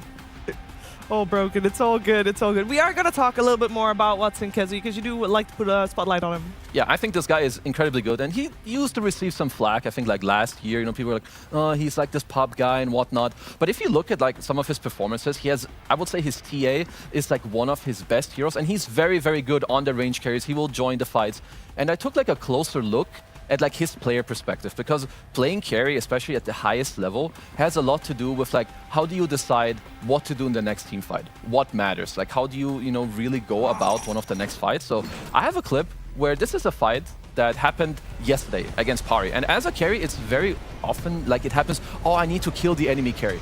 But if we soon take a look, so right now everything is chill, alacrity, but here he looks right on the SF, but he sees on the left that he has a trap. He's fully ignoring the fight that's happening on the right side. He's also here like stutter stepping to then dodge the Slardar crush. And I think it's these little things of like the player perspective. What are you looking at? What is your idea of the next fight? Because this game, it was very even. But this one pivot of where do you jump in the fight? You go on the carry, you go on someone else. He gets a triple kill, they get the Aegis. Shortly after they get like another kill into a tier 2. And it's I think really these small decisions in like this mid to late game that decides whether you're a top tier carry or if you're just good. And I think right now this guy, he's the real deal. He's really good. And what's cool to me is I think this goes hand in hand with what Malady does for the team and what Malady does in the laning stage. Yeah. Because Malady has all of these like little tricks, and he's playing these like really toxic laning heroes, where Watson is always top net worth at the end of laning stage.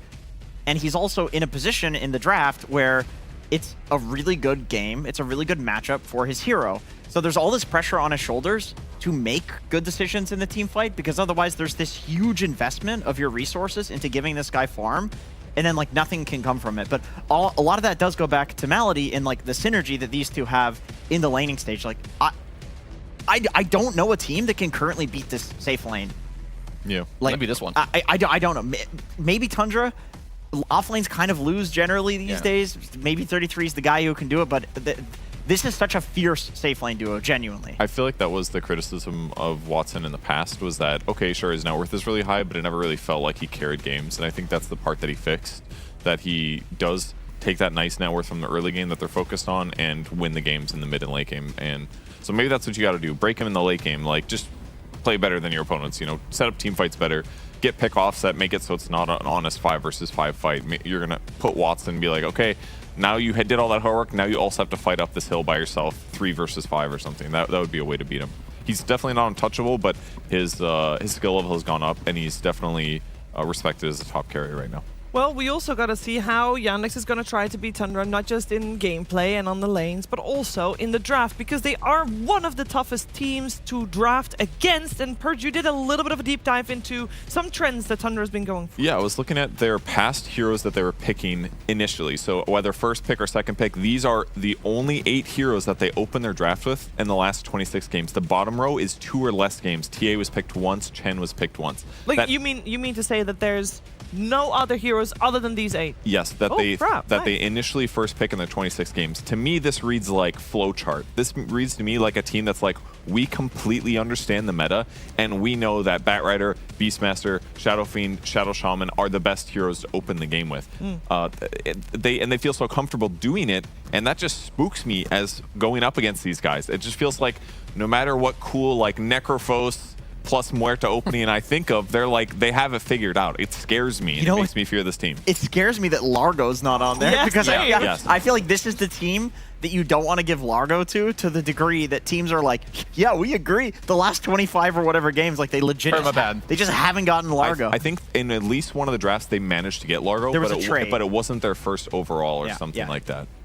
Yeah, it's very interesting. And every tournament, like, what I'm interested in seeing is, what is Ari's hero? What is it that he wants to force every single game where Tundra is going to draft around? Like, Caudle was one of these heroes that it seemed like he was the only guy that really wanted to play it. Then other teams were experimenting with it. BZM was on Tiny in a lot of the games. Shadow Shaman seems to be like the current one that he will just force over and over and over again. I think a big part of what makes Shadow Shaman so strong is there's all these like hyper carries that do so much damage that the lockdown, you can always kill somebody if you just have a hero to lock them down. And then also it counters all of the like playmaker mids that people want to play. So there's so many like facets where this hero is good in a draft. He's also such a good laner, like with this high base damage, and like if you shackle a guy, you always need to like eat a stun, or if you don't, you heal. I'm not fully sure if that spell needs to keep the healing on it when you I don't full know. channel. Yeah, that's crazy. Like the hero definitely has like a lot of strengths to it, and also when you look at Tundra, I would say they value a lot like having 1+1 plays, or just heroes that can like have threat on the map, whether you're not showing or you're dropping your wards on a tower. But yeah, like he's great for that. Yeah. Yeah, like what Perch showed us also with the graphic, it is like one of the scary things with the top teams, because no matter which 4 heroes you take out, they're more than happy to then go to the 5th, go to the 6th, and they have played it so many times that they just know what they want with it. And the crazy thing to me as well is that there's a lot of signature heroes on their team that we see consistently, and they weren't even represented in those first picks. I'm thinking like Coddles and things like that. Yeah. So.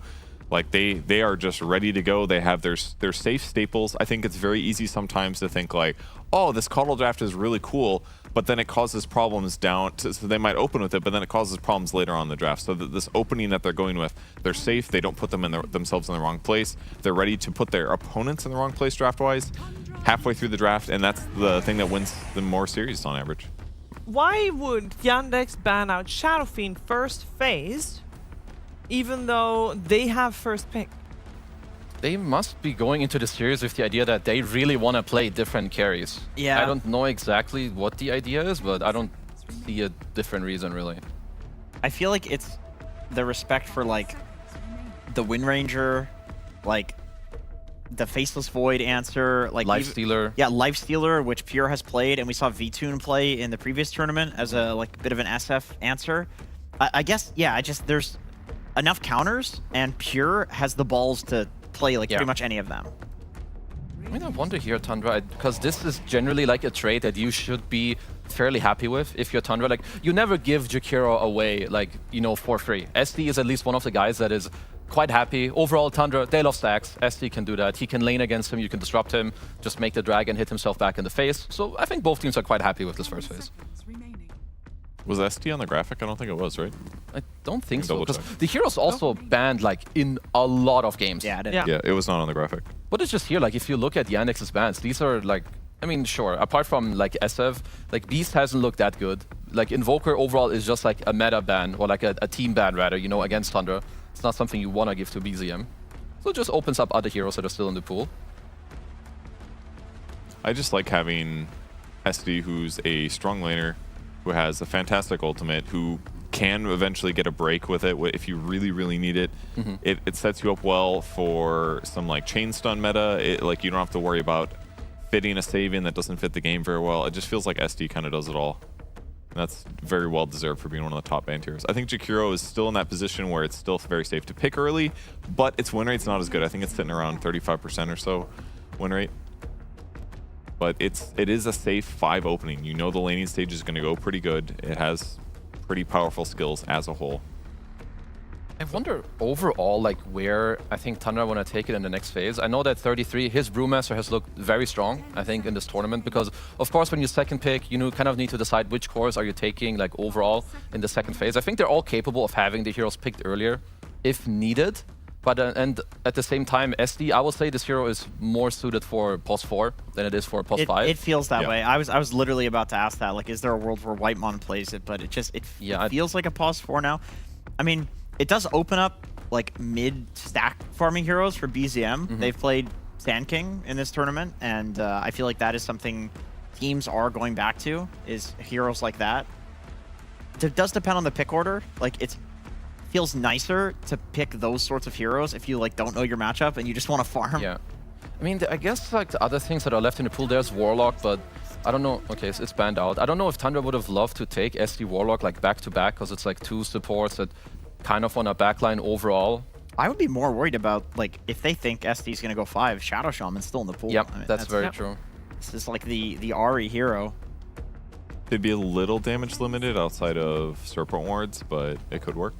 I will also say that normally around this time we've seen more offlaners already removed from the pool. And at this point, I mean, the usual suspect with Batrider is out, and maybe if you count Beastmaster there too, but there's a lot of options there. I know you can't ban them out, all of them. Yeah. Still though. Mars has been getting banned a lot second phase, I feel like. Yeah, at least that's something like Yandex could put their eyes on, of course, with Noticed. Because like 33 won't really touch Mars, I think, ever. He's like very strong in his identity of what he will play or what he will not play. I think they have to ban Puck here because they're less likely to pick Shadow Shaman themselves due to having Shadow Demon. Puts them in a bit of a weird place. So Puck's been having a really high win rate, I think 70+% with only like 10 games played or something. Puck just feels good to ban in these early stages because then when you're getting to the 17th and 18th picks, you're not worried that you've drafted yourself into a position where Puck is like unkillable, you know? Luna. Like this hero is really rising in value. It's kind of crazy, but I think she's really, really strong. The Underlord answer we saw earlier today, it looked very strong. Yeah, sure. Come on, surely this is punishable. You pick Luna at this stage, you don't see the enemy carry.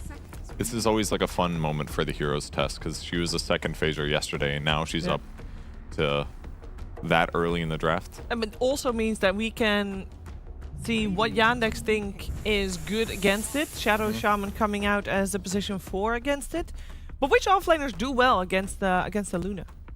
I mean, Underlord, Darkseer is another good one. I'm not so sure if you want a Darkseer with Shadow Shaman, but... Centaur is quite good also against SD overall. I mean, you don't do like super much to Luna, but your Stampede, you can use it to like trade it for Eclipse or her BKB. Same for the SD ult, so I would say all of these can work. Chain Stunners is probably fine, but they've already got Shaman, so maybe they'll just pick Mars. No, they go for Underlord though. Yeah, I honestly think that this just makes the most sense in a way. I don't know. It was in the last series, right? It wasn't one of the games? Yeah. It looked nice. You're lowering her damage, which is going to reduce her right click and her glaive spinners, so it's kind of cool. Makes her movement a little bit worse. Hype Buyer, Crimson Buyer. Does the Crimson work against the glaive bounces now?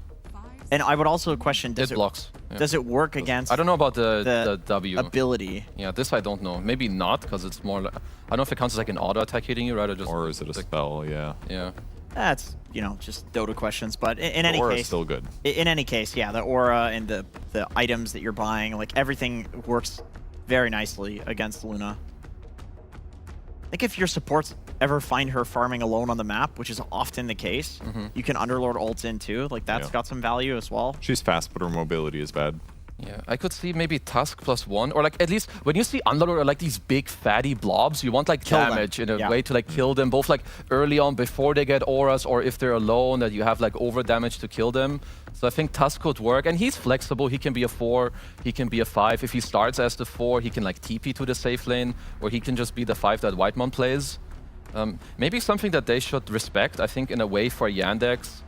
Because I think SD lowers the carry pool quite a bit for Watson. Like Wind Ranger, I don't love into SD. You just get purged and you have no Wind Run. Yeah. So maybe like 18 Morphling, I feel like could be quite good. I mean, we saw the Void earlier, which again, I think is fine, but it's quite slow in a way as well. Into SD, it's a little sus. Yeah, I agree. You have the like free Wind Waker essentially for the Chrono. But also you're like a backline jumper. You can Chrono the SD. Yeah. There's also quite high value, I think, for Yandex to like look at maybe just a mid pick on 18. I think when you're presented by these two supports, you want to jump them. I think the value of like Storm, Void Spirit probably goes up by too much that you just have a slightly worse carry matchup, but you can actually deal with the people around the Luna. I mean, they've got an incredible save right now, that's for sure. Yeah. Percentage-based damage. I feel like Ringmaster ulti against a Shadow Shaman makes his job a lot harder, for sure. There's Brewmaster. I just don't want to play Shadow Shaman this game, to be honest. It just doesn't look very easy or fun. They have 2 saves, so if you shackle a guy, they can stun you or save the guy. Yeah. They've got really good team fight. Once Brew gets split off, you're having a bad time. If you can chain stun Brew, that part's good, I guess. But I like the idea that Quinn keeps throwing around that like Brew now is countered by heroes that kill the pandas rather than kill Brew before he splits. So we saw the Morphling do it pretty well. Yeah, Morph, Gyro, Kez is another one. We've not seen Kez. Well, at least not a lot. Kind of fell off. Interesting. Okay, this has not worked for teams doing this against 33. He goes like Brown Boots, Orchid, and to try to counter the Weaver. Oh yeah, those builds were cool. I mean, at least now it's something, because it has a lot of like surprise value. Like now teams kind of know that this is coming, because like you said, he did like this Brown Boots, but then you need to like rush Cornucopia after, so there's like this big window where I think you can abuse that, where he's not really buying items. If you make him buy regen, it's annoying. So obviously 33, he knows his way around these matchups, but I still think Weaver Jakiro is a really freaking annoying lane. Toxic. It's so toxic. And obviously it's a hero that can very easily kill the Broodlings. Once you get the Weaver Shard plus Deso or whatever damage item he's going for, like you will insta-kill the Wind Panda. And honestly, even just hexing and killing the Wind Panda is often enough to have a big impact on the brew split. Like that thing has so much value. Yeah, it does. Lots of teams are just straight up like dusting and killing the Wind Panda now. That makes sense, yeah. The fire one is killable, does pretty good damage. The green one stuns. I do like the Weaver a lot, though. It's good against the Brew. It's great against the SD. If you don't get caught by Ringmaster, you can definitely like aim for him in the back line. It's hard for him to stay alive. It's a great Weaver game. For our last picks, we're looking for mid laners. Shiro Jr. and BZM looking for their heroes. Couple have already been removed with the Puck, Storm, and Invoker out. Yeah. That leaves in a Void Spirit, of That's course. great. Ember Spirit there, of course. Void great on both teams. Void is honestly the next one on the line. I know that we haven't seen this hero much, but I saw it played offlane a few times and it's good. And I know CJ plays it, which is Pango. I think also this hero is actually quite good against the two supports. Yeah. Obviously, it depends on whether he like plays this hero or not. I think Void Spirit, if it's left open, he would look for this. But I think also when you're taking Weaver in this game, you're lowered like your carry-to-carry matchup a little bit, but you gain so much other things. Like you're good against the supports, you're good against the Brew. So I think take something else that also makes the Weaver feel better towards the end. I love the Pango idea. This used to be like the hard counter to Ringmaster. And CJ is he's the what's it called? The creator of Quinn saying can you pick a real hero? Yeah. It's him. Sand King is the one that gets banned. Sand King is it's a little similar because you have all this like ground targeted damage. A lot of it is physical with the Aghanim Scepter. Yeah, burst damage. He cannot pick a real hero. First Pango of CJ, this baby. He knows. Great call from you, Keza. You should coach it. Isn't the hero nerfed too much though? Like, why is it? He is, and that's what Quinn said. But then Collapse picks it like 3 games in a row and wins. But he's Collapsed and he's playing it from the off lane. That's true. I mean, this is a good test, I think, for the hero. So what's the biggest like Pango owner? Is it Queen of Pain? I'm just thinking like team picks Pango. Bloodseeker. You don't let them get away with this. Like in the game, Bloodseeker is really good. I mean, Quap is really hard to play into. Yeah. Then again, there's some lockdown. They have Shaman. They have Underlord. I think Quap is a good call either way. They have 2 saves, yeah, I guess. You don't want Void Spirit anymore. No, you get just a Shaker. Oh. Okay. They go for like the... They solve the stun option. Now if they do catch Weaver with Echo Slam, like that guy can explode for sure. I do like the Shaker. I mean, so I would say it might go both ways. Like blinking into Underlord and his auras is kind of annoying, but you have Fisher to like redirect the Pango. Like if you time it nicely, you can bounce him back. Also, if you buy the shard in mid game, I think a lot of heroes like to play on range until the fight breaks out. Like Luna Beebs, SD has his poison, Ringmaster as well. So I kind of like these 2 lax picks from the 2 teams. And also, it's a hero that you can stack for. You know, Ari can like chill in the jungle. Tundra love gold. They love gold. Like the Earthshaker Echo Slamming stacks era was insane. Like and you can't contest them. Is that no longer the case? No, it is. It's insane. Just the timing. It's back. The timing is less like god tier. Like the late game Earthshaker is not as broken as it once was. People also know to contest the stacks, but it's still really hard to do that. You walk in, get echoed with like you just die. 6 ancient stacks and 6 creep stacks, like you're dead. I'm just so glad that we're seeing a lot of similar heroes, but there's always like a little surprise at the end, which I think adds a nice flavor and switch up to the game. So I'm excited to watch the match. Yeah, we do. So we do not have a favorite because it feels like you guys were saying liking both drafts. Yeah, I think so. I don't know if I have a favorite. Maybe early game-wise, I prefer Yandex. I think they have a bit more tempo. And generally, Tundra take a bit of time to get online. And Luna is really strong later if she gets there. So I think it's just a game of, it's gameplay. Balance. For me, the question is Pangolier. I'm not sure like where this hero stands, especially as a mid laner, so I'm curious to see where they take it. Well, we're going to find out. It is time for game number 1 of this series with Gareth and Lacoste.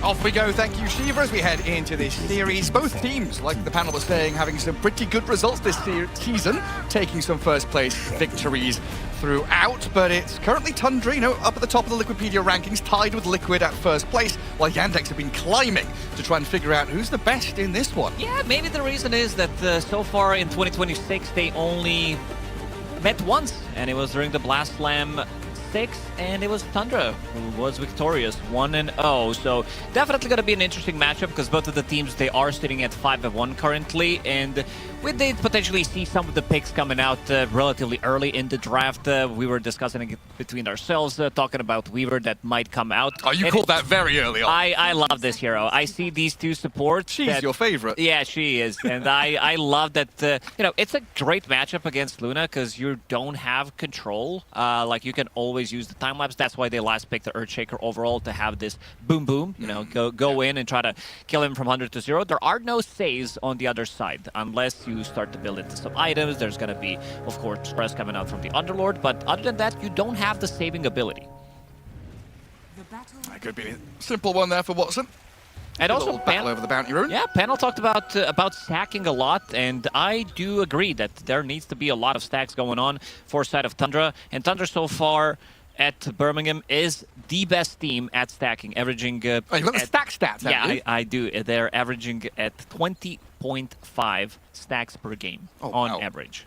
The second best team is OG with 17, and then just to throw it out there, some of the lower teams who are still doing pretty good, like Aurora Gaming, they have only 12. Interesting.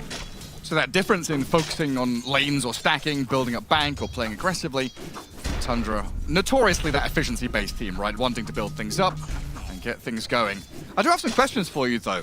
Jenkins kind of tickled my brain there a little bit. I mean, oh, no. Do you think Tundra has the best draft in this game, of course? I think Earthshaker fixes some of the issues that they do have. I want to see how much farm he's going to be able to get. This is a hero that has been nerfed, but also Pango on the other side. Not a hero that we see picked from the mid lane. That was one of my questions. Do you think Pango's a real hero? He's a real hero, but this hero doesn't have facet. No, nothing. Dangerous, you can pronounce the word. Liaisons. Liaisons, yes, it's French. Pardon my French, but what the Je ne fuck comprends is pas. this? Dangerous liaisons. Je suis pangolier. There you go. One more. Do you think Tundra has the best hero pairing in this game? Because Shadow Demon Luna is an old school one. It is. It also takes away potential counter to Luna, which always has been good, creating illusions. And yeah, I think in terms of synergy, they don't have that much on side of Yandex. Because you have double saving support, you have Luna, you have Shadow Demon who can also get quite a lot of farm. This is something that Shadow Demon notoriously did throughout the Dota history. If he has Luna on the team, push the extra wave. And let's see. Enough pandering to Jenkins. He's a very handsome panelist, but we've got a game to focus on as Whitemon, Fairy Fire Pop, but still dies to Saxa. Two heavy right-clickers in this lane. You have Underlord, who doesn't even have a point in Atrophy Aura, sitting at 75 damage, and you have Shadow Shaman with 66. I love to round up the number 74, actually, but... And Luna kind of adding into that as well. As Pure gets his support to return to lane after getting first blooded. Saxa, though, didn't have to really expend too many resources to get that kill, so he's going to still be able to stick it around in this lane. Let's see what they get done. As this Underlord pick, we saw through Wallachia him kind of struggle by the stats. Early on he was 0-7 until Ace got his hands on him. He got a couple of wins. What's your vibe about this Underlord guy? Very good aura buyer, but... This hero, once he gets to his third item, and most of the time it is Aghanim Scepter, Luna, bit of a damage reduction coming out. Still down to half health, and with a blood grenade thrown on him, Pure has 2 Fairy Fires left over, but the cooldown on them is going to be difficult to keep yourself alive. Still tucked into the trees. Saxa noticed already spent all their spells, but now Pure kind of teetering on this knife's edge in this lane. Got to be careful about your standing. They have ways of keeping them inside the pit. This is the power of Shadow Shaman, Firestorm as well. Pure, he can get close. So much damage? Whitemon. Little trick there to get himself out, thanks to the illusion. But now Tundra sat very low health, and this is complete free time for Saxa. Notice to gather up the farm, regain control of the camps, control up that lane. So you're off lane here for Yandex, already doing very well. And then peering down into bottom, where you've already said this Jakiro Weaver is very strong. Ari, Fairy Fire does stay alive, but this is hell for 33 and Ari. Yeah, Watson should not die in this matchup. It's also, Panel also discussed about Watson having a really good time, having great tournaments, because before, people are a bit they were saying that maybe he's not carrying the games with the network that he's having. He definitely switched. Like, this guy is a super reliable carry right now that is super active. He goes through the Twin Gates a lot. And a lot of the times you see Luna go through the Twin Gates. She wants to use the Eclipse, maybe get a kill, backstab the enemy carry. It's not going to happen in this one. You can't do that to Weaver. And Weaver can definitely go through the Twin Gates and find a kill on you. So Pure wants to buy a healing salve. Sitting at only 12 CS. Can also be difficult against the Pango as well, right? We've seen this Aghanim Scepter Luna, kind of a second or third item. Pango can just, say, I'm going to roll up and beep away. In this one, I think he goes full right-click damage. I think this build is... On Luna? On Luna, yeah. It's not as good as it was before, especially since we swapped the level 15 and level 20 talent, the minus 40 seconds Eclipse cooldown. It's a big XP difference. I mean, shackled in his pit, though. Like you said, just permanently disabled, stunned up, taking tons of damage. They'll survive the onslaught as they try and turn and give back to Saxa what they had been gifted initially. Nice crack of the whip there as Whitemon chases forward, but this is rather deep. Level 2 shackles, it's a lot of heal. Pretty far forward. I'll get the turnaround on him as Whitemon falls. Sax is on a killing spree as Watson also picked up Ari bottom, trading out for Malady in that bottom lane. So really good start for Yandex. The one lane that is struggling is the mid lane, as expected, because this is a matchup that was super popular back when Earthshaker was one of the best mid laners, and same goes for Pango. And we are seeing, I can't even say everything that I want to say about these matchups, because there's non-stop action happening. Just permanent aggression from Yandex in his top lane. I thought Underlord was meant to be a slow, sluggy hero, buying his items, but with a Shadow Shaman by him, so much control, and that Firestorm dishing out incredible amounts of damage, and he's, through these kills, keeping up the aura stacks as well. Disruption in that mid lane, trying to set up and go here, but Malady ready to hold them back with the Ice Path. There's a time when we considered Jakiro as a budget version of Earthshaker, but he comes in and shows him who's Mega boss. Kill. There's a big Shadow Shaman arriving. Has he got anything left? Claritying up, Blood Grenade thrown, trying to get some mana back for Shackles, which are level 2. Land it in onto the Shadow Demon. Chira Jr. is going to come across here and finish off the kill. 7-1. Extremely good start for them. 2 supports. Like, this move from Maladich negates what the BZM wanted to do with the Earthshaker. He was level 6, so they wanted to grab a kill onto Pangolier. And I'm looking at the triangle. There are no stacks being made whatsoever. There is a Sentry Ward that has been blocking the Ancient Camp. And now Chira Jr., he wants to go in, check what's happening in the triangle. Anyone home? No stacks. Nothing been built up here. And also to talk about the Pangos, skill build, you go 4-0 forward. Shield Crash, it's not an ability. I mean, 7 minutes in. Look at this. Chira Jr. with the Arcane Rune still ticking. Goes in for the Wisdom Shrine. And it looks like Underlord on the other side. Gets the double there for Yandex. So not only leading in the lane stage, leading in kills, 2k net worth to the good, double Wisdom Shrine, really shutting the door on Tundra. Yeah, panel talked about potential itemization coming out from Brewmaster on 33. Let's hold that thought. Immediately down to he's all over the place. Half HP on BZM. Tries to turn and throw some spells back at them. Chira Jr. Yeah, can't really go chasing that one, but they've shoved him out of lane, so Earthshaker can't stick it out there anymore. And you're right, Saxa has had such a tremendous impact on this game already. While 33's Brewmaster, bottom of the net worth of the cause, having some struggles against this Weaver lane, being shoved back yet again. I mean, the net worth of the Shadow Shaman is almost at the Brewmaster at this point. They're trying to catch up to Notice. Underlord will be a huge kill for them. Pit of Malice holds them back, but the damage coming through the Luna, and that's enough to finish him. Couldn't get to the high ground. Maybe that would save him for a couple of extra seconds. The missed chance potentially, but Pure is sitting very low, only level 5. And let's see, once Watson pushes out this bottom lane, whether he wants to decide to go through the Twin Gates. He is level 6. And maybe try to backstab what Pure wants to do, who's still level 5 on this Luna. About to crack 6.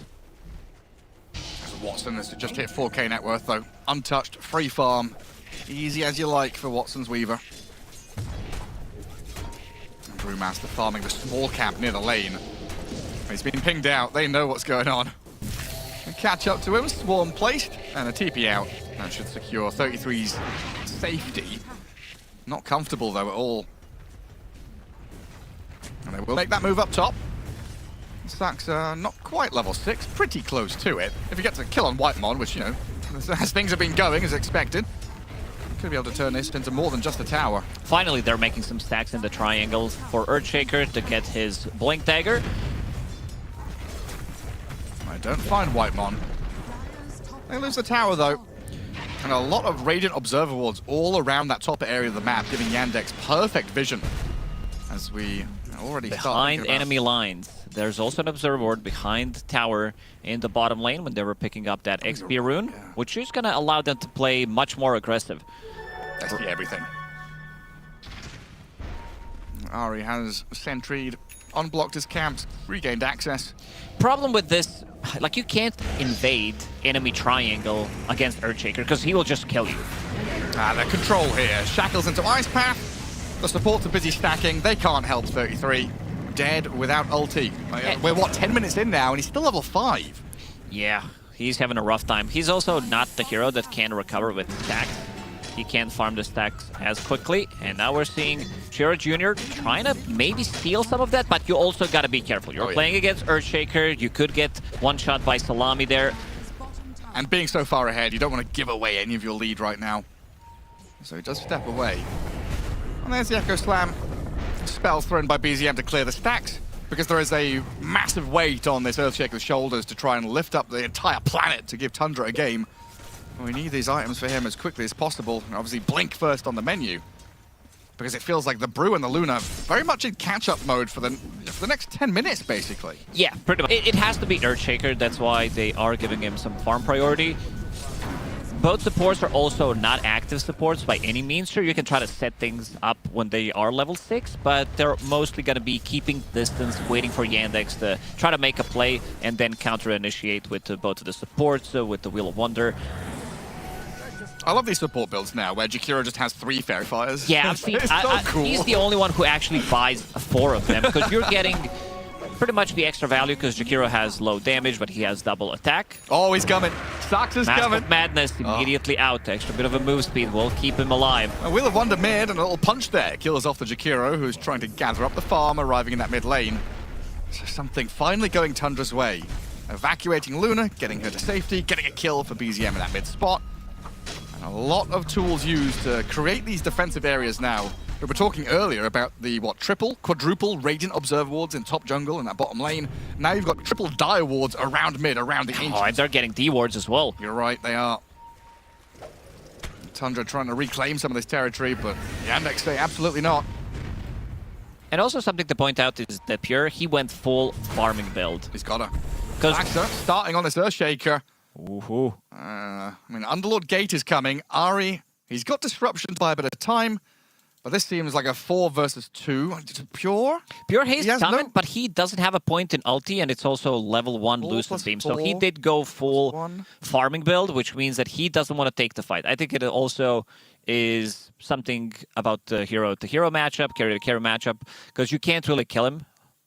Shackles are ready. These are level 4 Shackles. No point in Escape Act, but he does have Tame the Beast ready, so he can stop that immediately. I guess best case here, they get BZM out, Ari and Whitemon die. Because it feels like Ari's pretty screwed here. Yeah, there's... Very little He does have disruption. Yeah, but you want to disrupt your Earthshaker to save him? Because he's about to get shackled. Or you tame the beast? I think they tame the beast. Now it's a good time to discuss for the team. Who's going to be doing what? Usually you don't have the time. What's the process here? Try and figure out the algorithm. Looking at this 5-0-2 Shadow Shaman. He's a big kill. How can we kill this guy? The Mind Flayer. Coming in and taking over everybody's energy. Dagger is coming his way. Oh, look at that, yeah. Some puffs of smoke behind it. Gandalf rings out the pipe behind that dagger.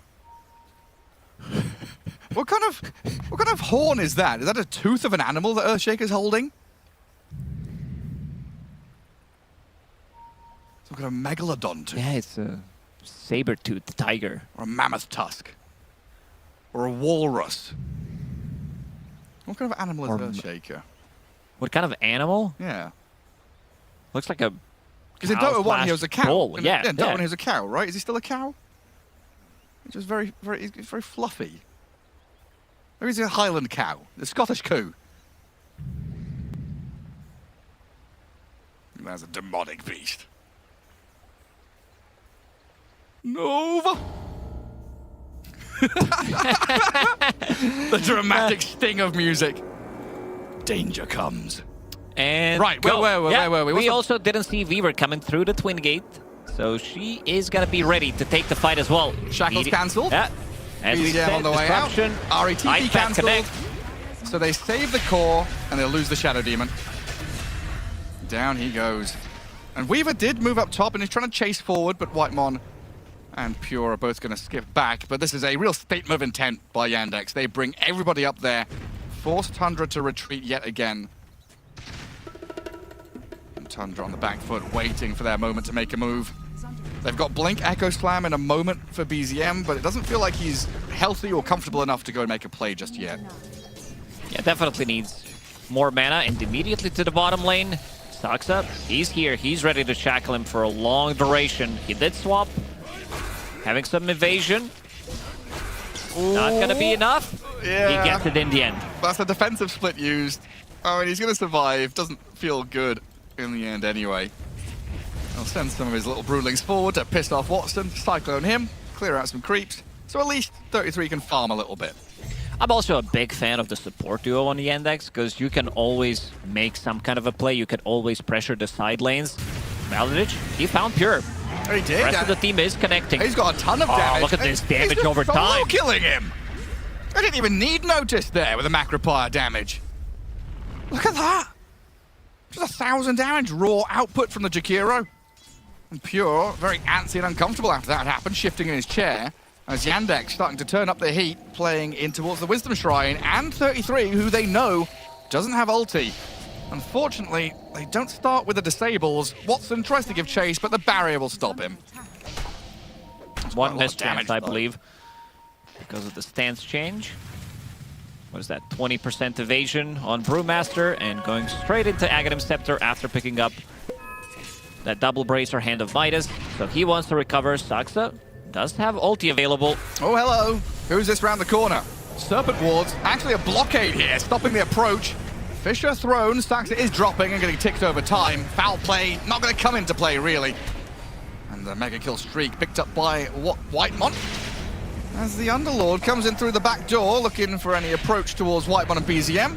But it seems like Malady can't really get past the Serpent Wards, and a Fisher is now blocking them. So a little awkward from Yandex. Tundra very thankful to get that big kill on Shadow Shaman and hold on to their area of the map. What did they get from this? Like 600 gold from killing Shadow Shaman. Not too bad. He was having a big streak. Was sitting at 5-0. They do again lose the Wisdom Shrines though. And BZM is being eyed up mid as the Rolling Thunder going to bypass the Fisher. Disruption save. But in comes the crashing ball of Jira Jr. Watson trying to output the damage onto BZM, but Tundra tighten up and make sure Earthshaker survives. A lot of pings up top. They know that Pure is out there farming under Radiant Vision. They see exactly what's going on. And potential deja vu here for the Luna. Tries to clear out the Ancient Cap. Malady's hunting. And Pure... 1 second too late. Yeah, so close. Maybe still close. Earthshaker's come in. Ari can still save him. BZM, half HP, thinking about playing forward. The Earthshaker's just dropping here. Throws the Echo Slam and picks up Saxa as Luna turns on Chira Jr., stuck in the tree line. This is awkward. The Pangolier has nowhere to run. I don't know, Gary. This Pango as a hero, it just doesn't feel right. Like, he has no slow. Your slow is going to be inhibit coming out from the Fusel Blade. That's about it. Your shield crash, it's not an ability. You don't have a facet. I think this hero is viable in... Sure, there's some synergy in this game because you have minus armor, you have Weaver as a carry going Deso with the Swarm reducing their armor, Shadow Shaman, he packs a punch, Mass Serpent Wards as well, but it doesn't feel that great. You could definitely feel that this hero has been nerfed way too many times. Yeah, it's like comparing him to the old Pango. He's definitely a bit decrepit now. He's in his old age years now. Poor guy. But he's still offering this Rolling Thunder, the chaotic teamfight ability that can get in on top of people and bypass some of these spells from Tundra. I think Tundra have done a very good job of holding on, grasping at straws in the early game, but leveling the playing field somewhat. And we're starting to get to a position where now they're making plays of their own. On to Noticed. Underlord, a tanky fella, and the cavalry's coming over the hill. Saxa's arriving. Noticed Essence Ring popped and stays very healthy, tanking through it all, while 33 trapped in his Serpent Wards. No ulti available. Trying to break free of Yandex's grasp, but he's being hunted down by Watson. Shikuchi forward, quick gap closing from the Weaver, as Earthshaker also picked up by Chira Jr. The Pangolier doing something. Whitemon shackled up. Saxa wants the high five, but I don't think the Ringmaster's going to give it to him. Watson picks up the double. And he just got his Deso delivered. They can also, with the next Mass Serpent Wards, or just, I think they might actually go in and take Roshan. I was thinking maybe if they want to wait it out for another minute, but they have more than enough right-click damage with Deso. Underlord sitting at 240 plus, so sitting at 300 damage with all this minus armor. They have more than enough. Roshan, what is this, minus 15, minus 16 armor right now? He doesn't stand a chance against them. He's done for. And yeah, the Desolator timing. Crimson Guard done on that Underlord now. Aegis on the Weaver. Yandex hit their stride yet again. I thought there was a second win from Tundra, but they get outclassed in that top lane fight. It's been difficult, I think, for BZM to find the angle of attack. And it often happens this way, right, where your laning stage has this bleed-out effect. There's a lot of weight on the mid laner's shoulders. And you have a difficult choice to make of farming to scale to mid-game or making plays here and now. A lot of the times when you are the solo initiator for the team, I think Mars fits into the same category where he doesn't necessarily want to go in first in a lot of these situations. Especially if you can't grab the kill immediately. Like we've seen during Valakia's, people picking up like 3, sometimes even 4 Aeon discs per team. Yeah. And it's impossible to get the good initiation going. Well, Ari has been scouted out here. Malady wrapped around in behind. A snipe for Chira Jr. More money in the Pango's pockets. More dangerous liaisons.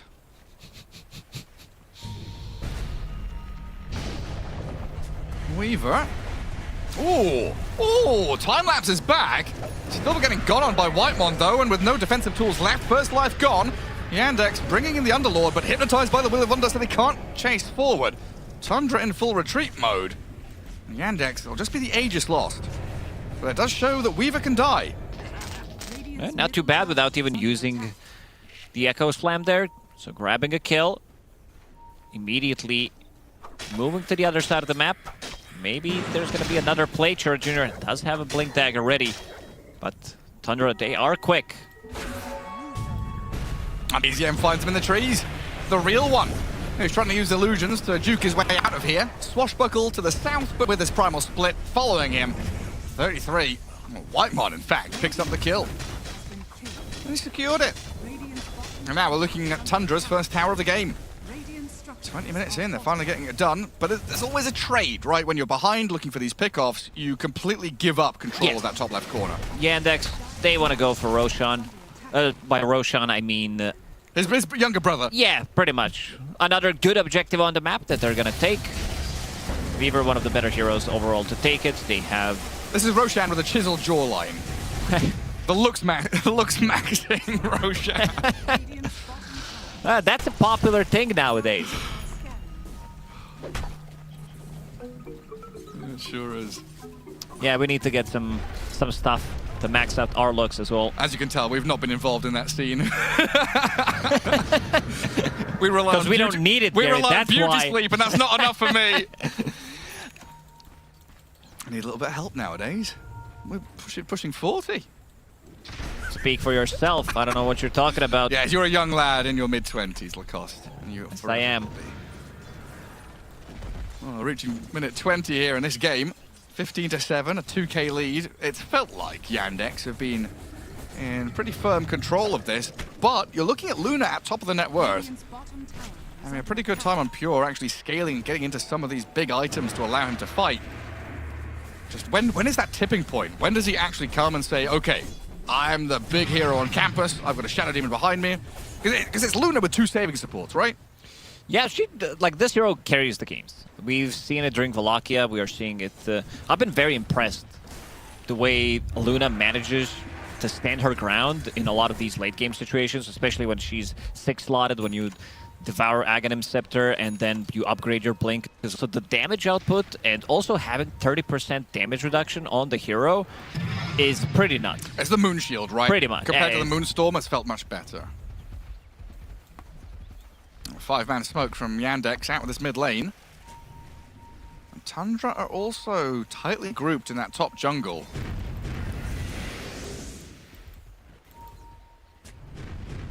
Ari trying to break smoke and scout. Seems like Tundra have a decent idea of something happening. Right now, the only information we're going off of is that top lane Radiant Ward, which saw Pure rejoining the squad. Radiant's top tower. I think Yandex have realized that this has been rustled. And it's the high ground hold by Tundra, which is the scarier terrain for Yandex to try and move up the staircase. Dire's middle tower. And this is way before Roshan can even respawn. We're not looking at a big objective here. This is looking to get control of the map. Vying for control. Split is used. I felt preemptive there by 33 as he saw the Pango come rushing in. They do chase down the Jakiro, try to catch up to Malady. On his path. Thrown, but he'll die. So it doesn't go to waste. And they can still pivot pretty quickly to top tier 1. Another tower that they're gonna take. Tundra managed to not lose too much, even though they were down 3-4k. Still managed to farm it up. And 33 will get the tower.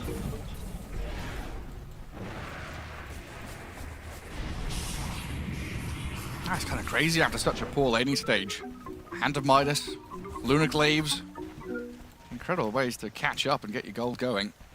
Ari's also managing to get some extra farm. He's stealing potentially stacks in the triangle with Shadow Demon illusions or Luna illusions that he did make. So stealing a couple of creeps, not too bad. You can always push out the waves. Luna has Manta style as well. Creep skip in this game is like not the greatest for Tundra. Their heroes are not really great at doing so. Earthshaker can go behind enemy lines now with the shard as well. It should allow him to one-shot the creeper. He might actually need level 15. I didn't do the math. This hero, we haven't seen him too much. He might need the aftershock damage on level 15 to be able to one-shot it, but he does have Kaya. No, he cleared it. He clears it. Okay, so he's fine. Yandex going for round 2. This time very swiftly moving into top jungle, but this time there's only Earthshaker here. That'll be a good target to jump though, if they get right onto BZM and show that overwhelming damage that Yandex can bring. This should get them tier 2 tower in the top lane. Watson, even though he had a really good timing on that Deso, didn't manage to find too many charges on it. So far, Tundra doing a pretty good job dodging the fights, making sure they're getting something out of the map. But the problem is, for me, like scaling. I've seen Jakiros from position 5 carry the games, and he's holding on to greedy GPM enchantment, so almost there. He almost has it. Chara Jr., he's in. Trying to get the chain stuns on 33, and that's perfectly executed, allowing Watson to unload the damage. Dead for 40 seconds, and Ari being hunted down as well. The Weaver will catch up. Watson gap closes onto the SD, has already spent his spells, so a double kill for your Weaver. Makes it much easier now to finish off that tier 2 tower. Might even enable them to push into that mid lane as well, because Saxa is already lurking and looking for a target. Tundra realizing they can't really play up there, spreading out wide on the map. And Whitemon is basically playing this buddy system alongside Pure. Hold hands with the Luna, make sure she has a comfortable time farming. Delicate carry players need as much help as they can. Butterfly is going to be a big damage increase for Luna. He was thinking about maybe getting a BKB, but also wants to have extra ways of like having survivability in a fight without committing too heavily. So Hurricane Pike, Manta style did pick up the shard, so extra bit of a damage. The Glaives are going to be rotating faster with the Orbit. And then you're playing into like kind of right-clicky physical damage heroes. You know, Underlord does click and punch, doesn't want to buy MKB. Pango doesn't really want to buy MKB, but might have to. Weaver also opting to go for Daedalus, so that any kind of idea of MKB for Watson is much later on down the line. And here we see why Shadow Demon Luna was such a strong combo in the past. Not as masterful at taking towers, but still pretty damn annoying when you've got a bunch of illusions. Especially if you're coming playing at you. from behind. Shadow Demon plus Luna, let's say you're the one who is holding onto Aegis and then going for the high ground, so Luna plus 4 illusions. If your tower dies, barracks are gonna die as well. A little surprised that Chura Jr. doesn't have his shard, so no roll-up ability. You are playing against Earthshaker, you're playing against Shadow Demon. 33, he blinks in, gets hexed immediately. Oh, the chain stuns are coming. The Brewmaster might be in trouble. Shackle's there, trying to cancel it out with spells onto the Shadow Shaman, but there's not enough, not in time. And now they're onto Pure's Luna. Brew dead without casting ulti. He's gone for 40 seconds, so Pure relying on this Manta to try and dodge away from damage. Glaive bounced and gets some damage back to kill off Saxa, but Watson, he's too strong. The insurmountable advance from Team Yandex arrives in your jungle. And Roshan is up. So after getting this big team fight, kill Brewmaster. Let's see if he doesn't have it. I was thinking about A on this. This is something that Brewmasters pretty much always buy, no matter what. If they can get the split off, that also means that the fights are going to be much more difficult for them. And then Saxa, he goes in, he gets the Hex, and this is even before he has break mechanic on level 15. Wow. There's so much control. A couple of times, 33, you know, starts the animation of that final split. There's three of it. No, you're not getting it off. Now Watson showing how strong this Weaver can be, why it was such an important pick here for Yandex. Yeah, I think tremendous amounts of damage. One of the most annoying spells in Dota to try to cast and then someone's going into fog. Nah, it's Reality Rift from CK. We don't see that hero too much, but then nothing happened. Oh, that's right. It's a super annoying one. You might need... I miss CK a little bit. I do as well. You might need Yasha Kaya on that hero to make him viable. Jeez. Or what was it? The Trident. Bring back Trident so we can get all 3 of them. Tundra not feeling down and out of it just yet. Yeah, still playing into this Aegis Weaver, but Saxa, I mean, he's been feeling himself this entire game. He blinks in aggressively to the middle of 3 enemy heroes, starts on Ahri, probably going to lose his life as the Underlord realizing maybe a gate out of here, but no, the Weaver's become godlike. Slays BZM and a double, picks up Ahri and the Brewlings. Or is it 33 trying to run and hide, or is he going to stand his ground and try and fight? And the Storm Panda looking to escape, but they've caught it up in the little bit of malice, and the Earth Panda, where he will return to, did stay alive as Pure from the high ground. Looking for a good Eclipse. I don't think it's happening. Looking to bail. 33 just gets blasted. Destroyed by Chira Jr. and now Pure on the run. Underlord's doing so much work as well in a lot of these fights. You don't see it because it's not shown on the screen, how much damage you are reducing in a lot of these fights. Atrophy Aura, especially with level 20, with Crimson Guard, doesn't make like Luna's life easy by any means. Like, she gets close, sure, you have some damage reduction, but also he reduces, because she's a very low-range hero. Even with Hurricane Pike, it's still not enough to outrange this aura from Underlord. Nah, it's real rough. That's a lot of text on. Yeah, it's a wall of text. Gotta read an encyclopedia to figure out what that does. It's like the old Bloodstone text. I guess with Bloodstone in the past, all you needed to know was number go up. Yeah, any ability item in Dota that had number go up, these are the most fun heroes or items to buy. Deso, Bloodstone back in the days. The only reason to pick Lifestealer nowadays, number go up. Yeah, Lion, Silencer, Pudge, Legion Commander, infinite scaling lineup. We haven't seen it in Pro Dota yet. Oh man, for a good reason, because they suck. What is this? 4 seconds, 5 seconds, 6 seconds, 7 seconds of pure disable. Ahri couldn't even come in time to save him. Arrives as his Brewmaster dies and is gone for 45 seconds. Yandex show how quickly they can spring into action, showing off his Underlord with that global prowess. And potentially going high ground here, as Tundra don't really have an answer to someone knocking at their door. Hiding behind the couch. One thing Maladich does is he always keeps the GPM until he finds something like really big. He just took, like he was holding it for a really long time, for almost like 5 minutes, getting extra bit of money. Drums, Aghanim Scepter, and almost has a Blink Dagger. Saxa. And guess who's found him? It's Saxa. And he's gonna get tagged up by the Swarm. Pure might still get gone on here. Tries to get to high ground as Whitemon's focused down. BZM blocks the path with a Fissure and an attempt to run away, but he spent Blink and Force Staff to get here. So now he's relying on public transport to try and get back. They will stay alive though. I mean, Tundra very thankful there. They got Pure out of danger, but it's at the cost of a support and another move from Yandex up top, where they see the brew. Oh, 33. Does he feel it coming? He's got a read. He understands. He knows. He's pinged it out. And Weaver will show. Very good understanding by 33 to know that move was coming.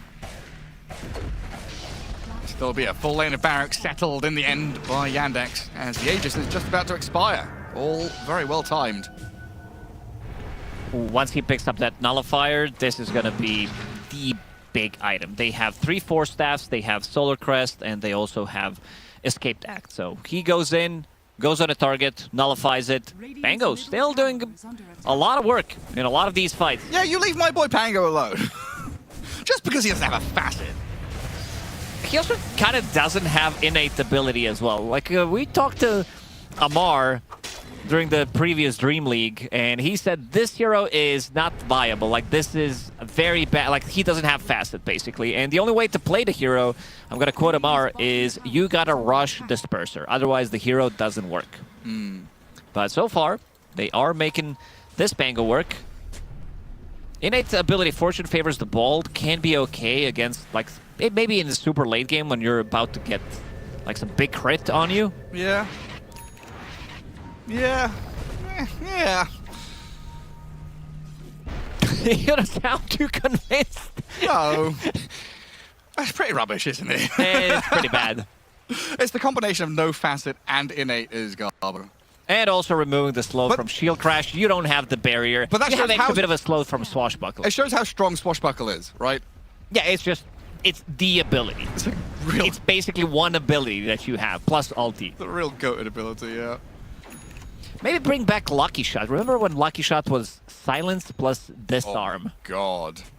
I mean, was it Quinn in that clip from a few years back? Getting done in by Zai? Oh. Where he was like trying to fight under tower and just got disarmed and silenced and he couldn't do anything. What is this hero, man? What's it? Yeah, I don't think Quinn would be very happy about that one. And now he's got an Arcane Rune on the Pango as well. Shira Jr. rushing in towards the enemy Ancients area where, yet again, the setup has already been built here by Aeon Disc. Beyond Godlike Weaver and Earthshaker's Aeon Disc. What? He had it in the backpack. Not assembled? It was in the backpack, Gary. He did not put it in, and they die. Like, these items from Earthshaker, it looks like you're playing a support, pretty much. Maybe Kaya can be swapped with something else, but he does have buyback available in 50 gold. I mean, by then he'll be respawned. He'll be respawning, yeah. So it looks like they're just going to leave this bottom tier 3 to die after the glyph expires. Extra bit of minus armor as well. Oh, noticed. Look at him go. He also has to try hard pretty heavily because they just won a tournament with DM and you gotta, like, DM being a free agent again. Constantly looking over his shoulder. Pretty much. Who's back there? 2-1 and 18. This could have been 2-0 and 18. Oh. You're a harsh critic. Hopefully his teammates don't notice.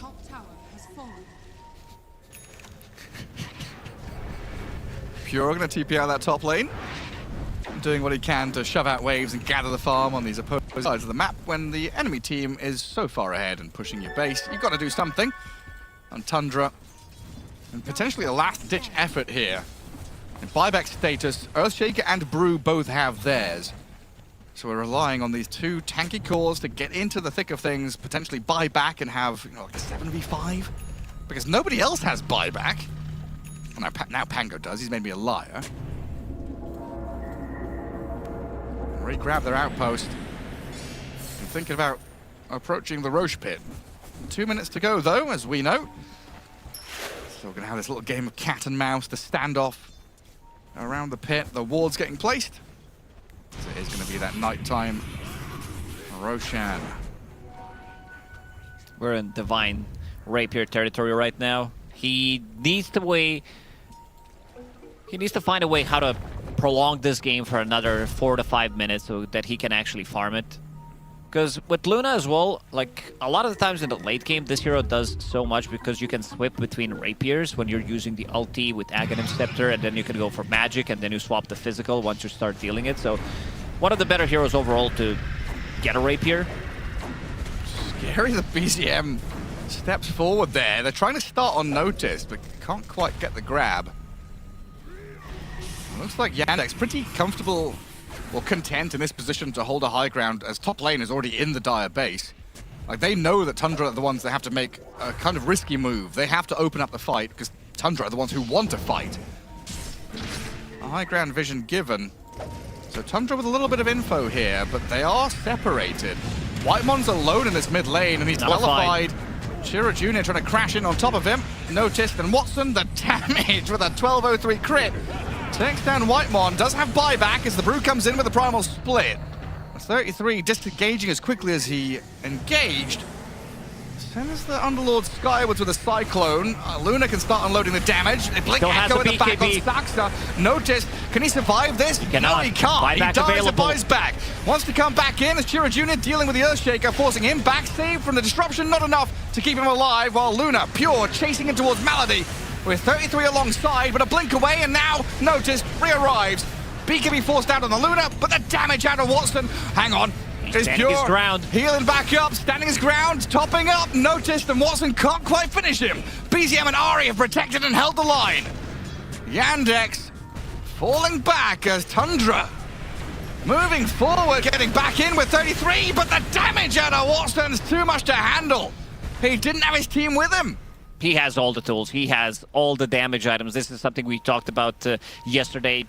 Not many heroes do buy Deso, MKB, and Daedalus. Plus, you have players Boda, Alert 1, so extra bit of attack speed. So whoever gets focused on, and you also don't have to worry too much about getting jumped. If Earthshaker used Echo Slam on something else, you're going to be fine. They can't really control you. And this is the fight. This is the debut of your refresher on Brewmaster, which did a lot of work, but not as much. They are quite far behind, but you can still see that Luna, she can stand her ground, and she can still deal the damage. But the problem is going to be this third Roshan. It's going to roar, and they realize that they can take this fight with no Brewmaster. They don't have to worry about anything. Yeah, I like that. A cooldown on refresher, 95 seconds to go. Potential here for Yandex to think about that mid lane. Got to keep maintaining the waves, though. Pure and Ari always doing a very good job at coming out and cutting these lanes, getting the extra farm going. Here's Watson. He's going to find Ari. This is Shadow Demon. A double tap to the back of the head. Weaver does, what, 2,000 damage with just a Geminate hit? Yeah, once this hero reaches level 25, he did go for Shikuchi cooldown. Interesting. Because this is such a huge damage increase when you go for the other one, but I guess he wants to be more maneuverable, knowing that they have nothing. Like, the chase potential is there, maybe thinking, I have enough damage if I can cut into backlines, find the supports, make them use defensive tools on themselves rather than Luna. We have a pretty free entry to the fight.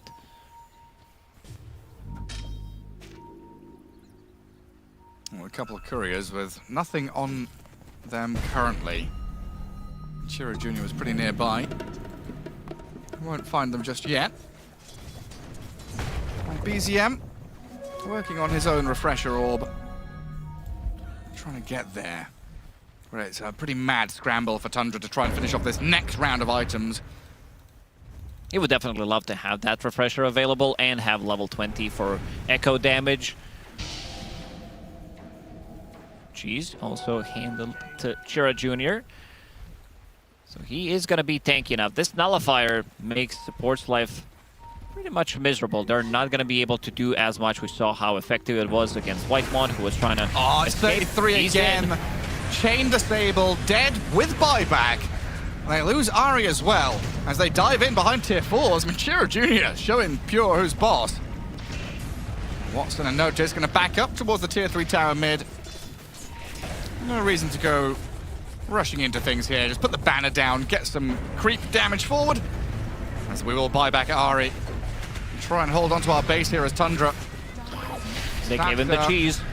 has the control, starting onto Pure. Forces him back, at least for now, as another gate comes in. More Pits of Malice, nullifying Pure. BKB's up, and the turn with the life still out of Satanic. Saxa not quite dead. The foul play does keep him alive, while Pure trying to go mano-a-mano with the Weaver. That's not a fight he's winning. Backing up with a third of his health. Nice ice path there, and to jump onto this nullified Earthshaker. Fisher in to hold them back. The buybacks out of Tundra wanting to continue this fight as Yandex, they're resetting. 33 is very deep here and seemingly alone as he goes in onto Malady. Watson, Chira Jr. still plenty left in the tank. Able to turn back and deal with the Brewlings. They're losing the buildings. BKB has been used. They proc the Aeon Disc as well on Earthshaker, so now they can go in, still holding the Aegis. Well, Pure has had the Rapier delivered now, so they didn't lose the barracks. Holding on, no mega creeps just yet. And they've rebuffed the efforts from Yandex one more time. 33, I mean, he gets hexed once and he just dies. Forced to use a buyback, sitting at only 600 gold now, but also knowing that Aeon Disc not going to be the best item, seeing that there is Nullifier. Going to be relying on the two supports maybe once he gets jumped so that they can try to get some kind of a save on him. It kind of needs to be Ahri with the disruption.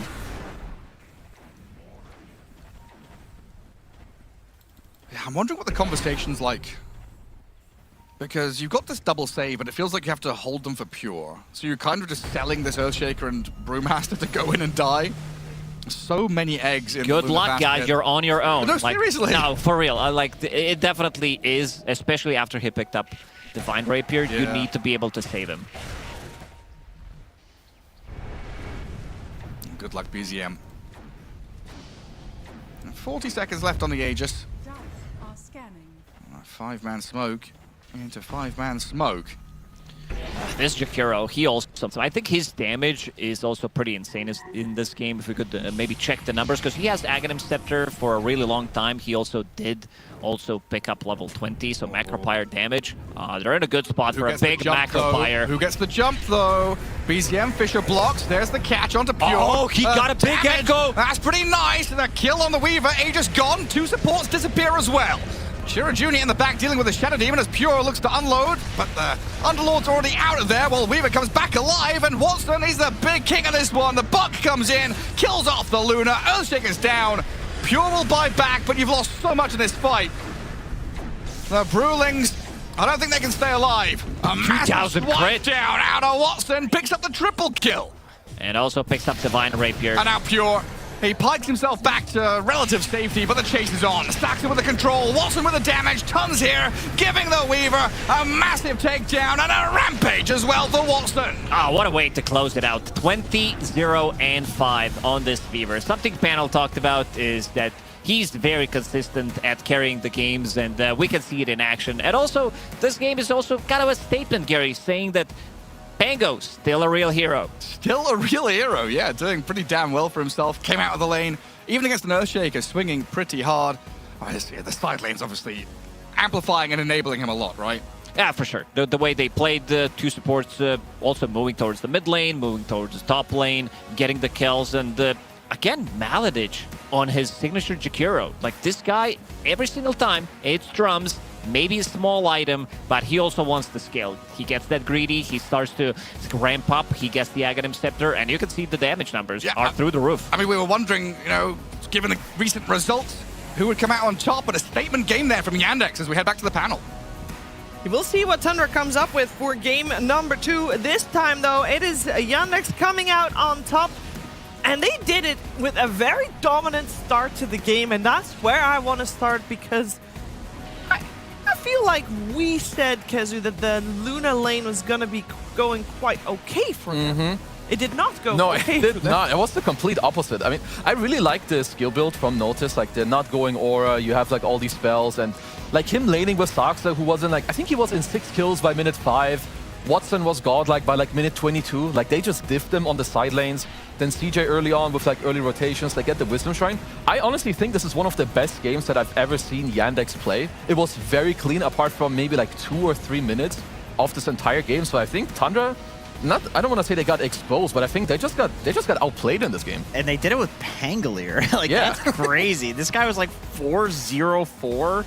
at one point in the game, like they managed to make it work with a lot of early game rotations. There was even the time he had the Arcane Rune and he rolled for the Wisdom Shrine. Tundra wasn't even there. Yeah. But if they were, like, he would have gotten it. It just, for whatever reason, their prep worked out. Like, Yandex played really crisp in all of the lanes and destroyed the early game. Look at that KDA for Watson. Like, we have to talk about how impeccably he played. 20-0-5? That's mad. He played perfect. That's the best KDA I've seen in, like, months, I feel like. It's Didn't so we also crazy. say that 33, when he lanes against the Weaver, he actually buys something to deal with Weaver? His game was so bad. He has just, Blood Orchid, but he just couldn't. Like, he went Midas double Bracer before he bought boots. Like, his lane was really screwed. man. And then Pure went 1-4-4 because he's like, my lane's messed up, so I'm going to power jungle. So they basically had both guys not able to do anything.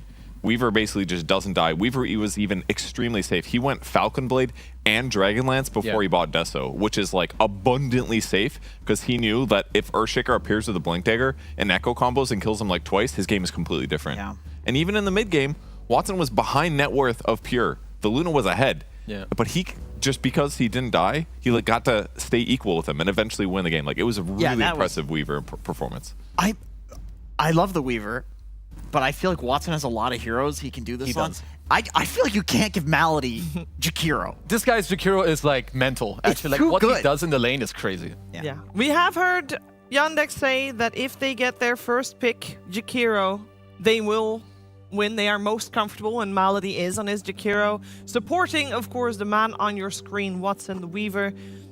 And it shows. They were full comfort. Yeah, super clean. I like what the Purge mentioned, about like getting like the bonus HP, because the one way you kind of can die is the Shaker Blink, and then like to also talk about like this Brew Weaver matchup, like you can go Orchid, but it's so timing based, and with how bad their lane went, it's just really hard for him to make that happen. So it's just overall like Yandex doing all the correct things, I would say, from like start to finish. I think also their team fighting was very beautiful. At the same time, I want to credit Tundra. I think there's other teams in this position. They would lose way earlier. They would not put up a fight like this, but they bought multiple Forest Staffs to then like kite out the fights against the Rasta, against the Underlord, get to the net worth that they needed on the other course to make it happen. But Yandex in this game, they looked so clean and actually more than one level above Tundra when it comes to gameplay. Yeah, and there were a couple moments we have to pick apart Purge, most of them featuring Staxa for good reason. I mean, he was in so many fights in the early game, and the early game was crazy because obviously we know the side lanes were fantastic, and I don't have too many clips of them destroying the Luna and the Ringmaster, I believe it was, but I thought this moment was really important. I'm going to back up again because I want to really focus on it. This is a dead hero normally. This is an Echo Slam that's about to happen, but the fact that he just happens to be here on Malady and interrupts us with an Ice Path, that could have been Shiro Jr., who's level 5, by the way, exploding. He was dead. He just walks away. And then Soxa TP's in, and then he guarantees to kill him BZM, and then they ran him down here. This is them getting yet another kill as a result of this rotation. So that was a freebie kill. So Malady just anticipates them. That was really, really sick, I thought. And then as the game continues here, 16 minutes in here, they're like, okay, let's finally get a kill. We got this. We're going to commit 3 ultis on this guy. We're going to blow him up maybe. But then they just realize, like, this is going on a little too long. I don't know if 3-3 was a little bit... he doesn't have ulti, that's why. If he has ulti, maybe they have enough damage, but Watson rotates. He shows up to this fight. They're able to run down 3-3 as well, just like a little beginning here for Watson getting tons and tons of kills. So, and then I have one more fight. Watch how good Soxa was in this fight here. Gets the D ward, blinks away. Then he instantly hexed the Brewmaster, and by doing this, he basically just guarantees that Brew jumps in, dies 100% to 0, fully stunned here. It's just hard to catch Soxa when he reverse blinks and hexes. He's so good at doing like dangerous initiations, and he's like forcing Earthshaker to be like, reveal where you are, fissure me, or waste one of your powerful stuns on me instead of like burst killing some other guy. It was a crazy team collaboration for sure to win this game. Yeah, a lot of great performances. It was really good calls as well. Like, I know it's a small thing, but it's cool to me when there's a new concept that's clearly happening in games where people are like focusing on killing the pandas, but then they have such a lead that they just make the call to go back to the old concept. It's like, kill this guy before he splits. Like, we can actually do it, because you can clearly see in almost all of these games, people are just letting Brew split. They're not even bothering because they have ways to deal with it. And they had Weaver in this game, but still, just because the game presented this situation, like, they're able to take it. And I think that's the mark of like a really good call maker. I feel like this Yandex victory in this game in particular felt very reminiscent of the way they won PJ Wallachia just a week ago. Yep. And they recreated with a different offlaner because they played with DM then, and we have put some question marks like, ooh, can Notice live up to the hype, you know? And I think that this game in particular, he did, and we can take a look at the offlaners as we have chosen them for our head-to-head, Jenkins, because he did live up to everybody's expectation in this one. Yeah, don't get me wrong, DM is the GOAT, but Noticed is, you know, we got to give him his flowers as well. He's got his very specialized heroes like Axe he can pull out that when other teams are not willing to take it. We just saw the Underlord performance was great. Like, he was at a certain point like 7k net worth ahead of 33, building the auras, like winning the lane, going for this different skill build that Kezu talked about. Looked absolutely amazing. Like, this guy was a menace in all of the fights. I think he even had like a refresher at some point. Yeah, he did. Popping like 3 or 4 pits in a single fight. Like, the choke point pits that were happening in this game and the choke point, like Jakiro spells, even the Shaman wards we saw dropped, just incredibly beautiful team play from all of Yandex. Not even from like a team fighting perspective, just like understanding the space in Dota, you know? Like, sometimes it was to prevent a fight from happening and they would get like some objective because they just put something down in the right area that the fight looked impossible for Tundra. Yeah, and I think also like his itemization is like, it's flawless, it's perfect. I don't think he could have done anything different. Maybe if Tundra want to look something for the next game, I think if you're picking Luna out of phase, you can swap the puck ban for the Underlord. Yeah, I think we've now seen it twice. It's very good against it, but apart from that, I think it's all gameplay. So there's not that much to blame on the draft. You've got to play better. Oh my god, sorry, Perry. I was just going to say, he could have messed up itemization buying a pipe as well. It's just perfect items for the game. Yeah. Okay, we're going to find out what's going to happen in game number 2. Take it after the break.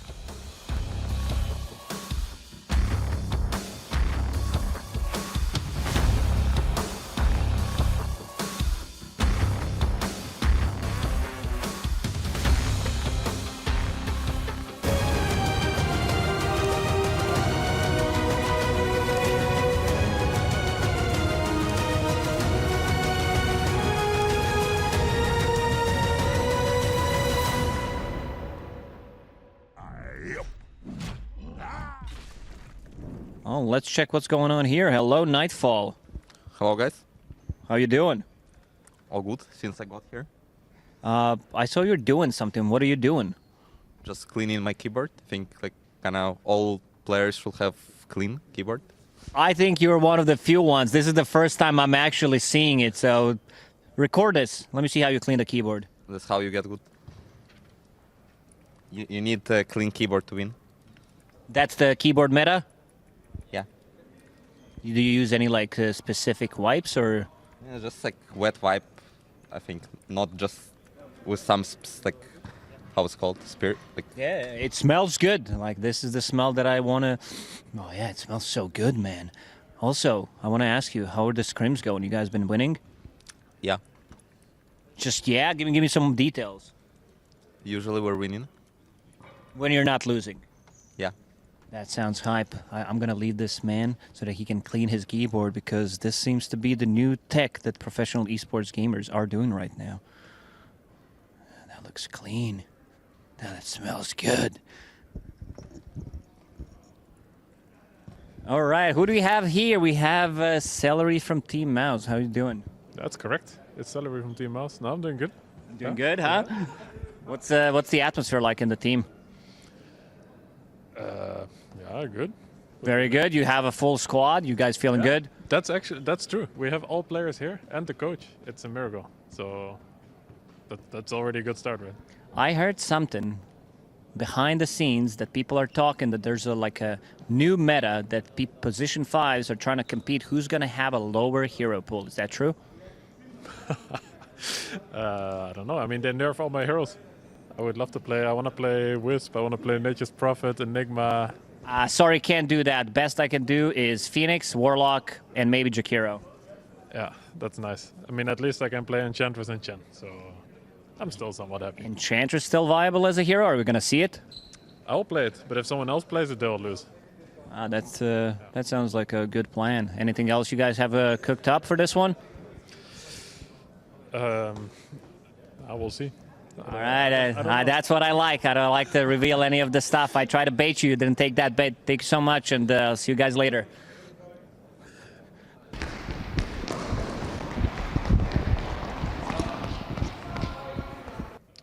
And I managed to catch Miero. Miero, how you doing? Hello, I'm doing good. Doing good. You just got a third place at the previous tournament. Are the spirits still high enough? I think we're gonna expect the better results, but it's fine for us. Better. So did you manage to squeeze like any of the scrims in between in the last few days or so? Yeah, we played a few scrims before, and I hope we're gonna run into this tournament and become better as a team. Yeah, sounds like a good plan, even though you guys are having a blast. You did have a really good tournament at the previous one. I got to ask you, everybody's talking about this Frog 100% pick ban rate. I saw you play it. You're playing it very aggressively. You're like squeezing in 6-minute rune, you're there, 8-minute rune, you're there again. You're playing it differently. How come? Like, can you tell me like why is that? I think it's because of our team play style. We enjoy to play around mid, so we're practicing it. Yeah. And how do you feel about the hero? You feel the hero is strong enough, or do you enjoy playing it? Yeah, of course, this hero is really good, but he needs to get some fixes, I guess. But it's still fine to play. By fixes, you mean like nerf the numbers? Maybe nerf the numbers, maybe change some stat, because this hero level 1 is the strongest hero for now, I think. Yeah. Thank you so much for your time, and good luck with the rest of the tournament. Thank you. Thank you. This is just chill, by the way. Here with Xnova.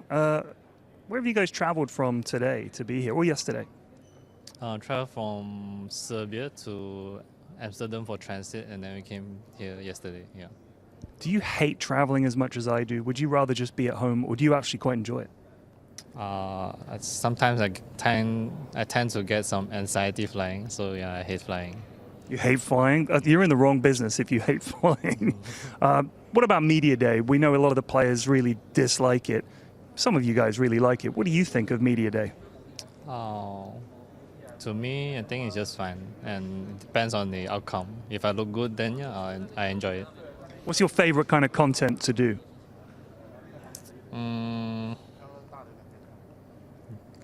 Just some photo shoot and video shoot is fine. Just the simple stuff. Keep it simple.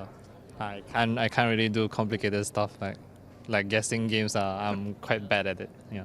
Look, fair enough. Obviously, coming into the tournament here, you've been to Birmingham before, or I can't remember what other Birminghams you've been to. I think I've been to a few, like 2 or 3. I think I don't remember too. Yeah.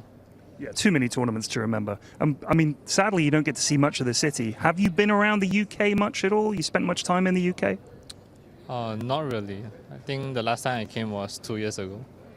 Yeah, the last Birmingham, I think. Yeah. And you didn't get a chance to see anything of Birmingham? I think we just went to some nearby shops and restaurants to have the food. Yeah, that's about it. Well, just imagine concrete, like concrete buildings, canals, and motorways. Can you imagine that? That's Birmingham. Yeah, trying to. Yeah. Okay, well, just imagine that. It's like a dreamland, Xnova. Thank you. All the best. Okay, thank you. Cheers, dude.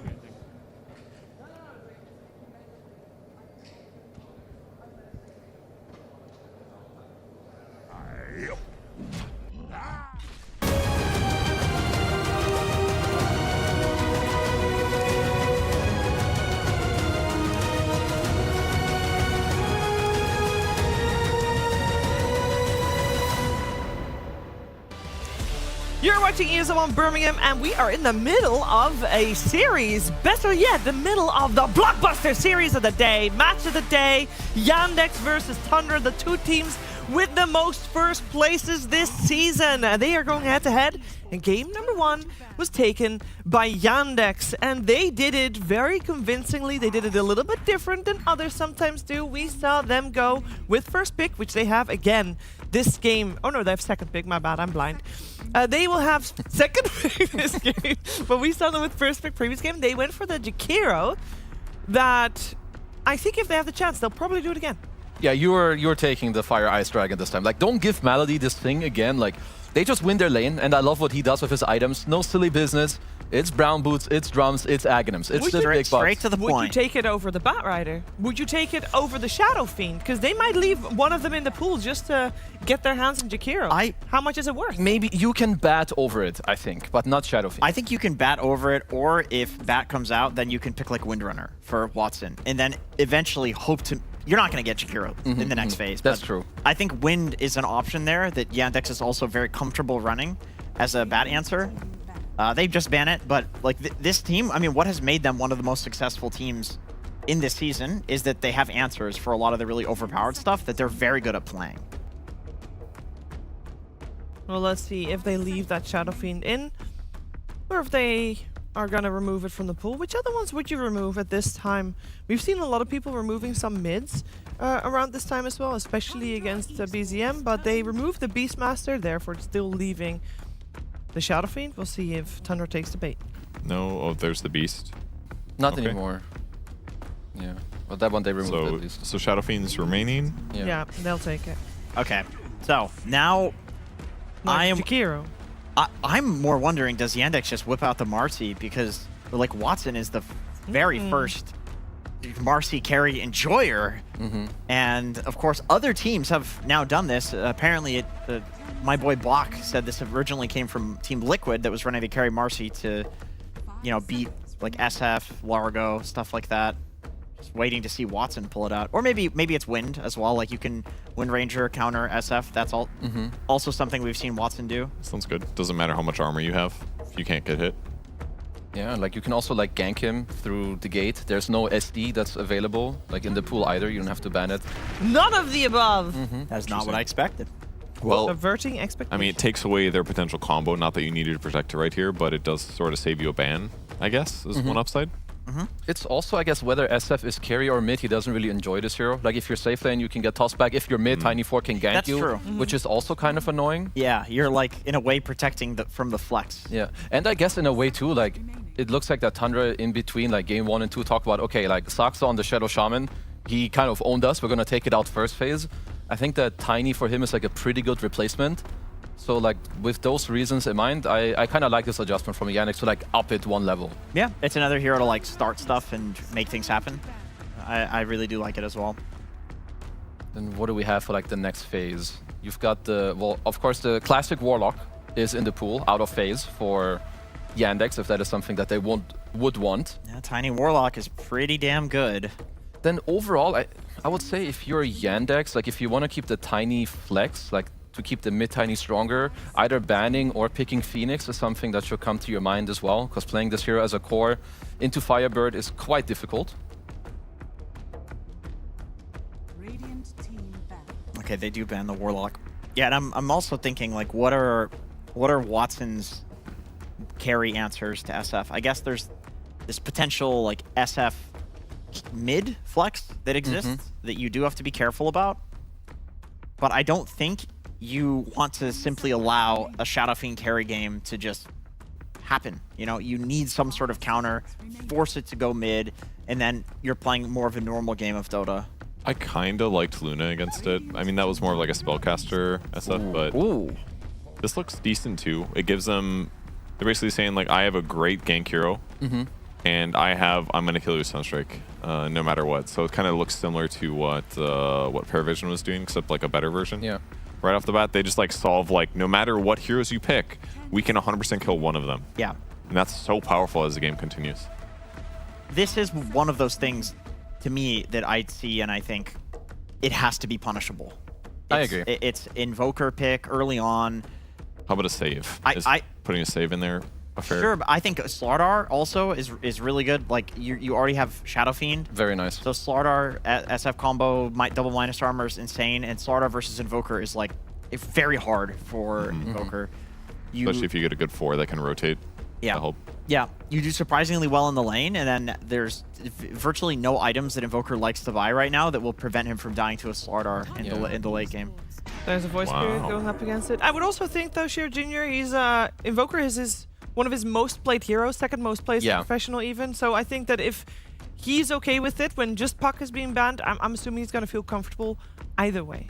Yeah, I think it's also cool when you have like two teams, like both of the mid players, both BZM and him, like they love it. So like you naturally want to like upgrade it or like in the draft. Because if you don't, there's a high chance, you know, that BZM is just like, yo guys, give me the Invoker, I'll take it.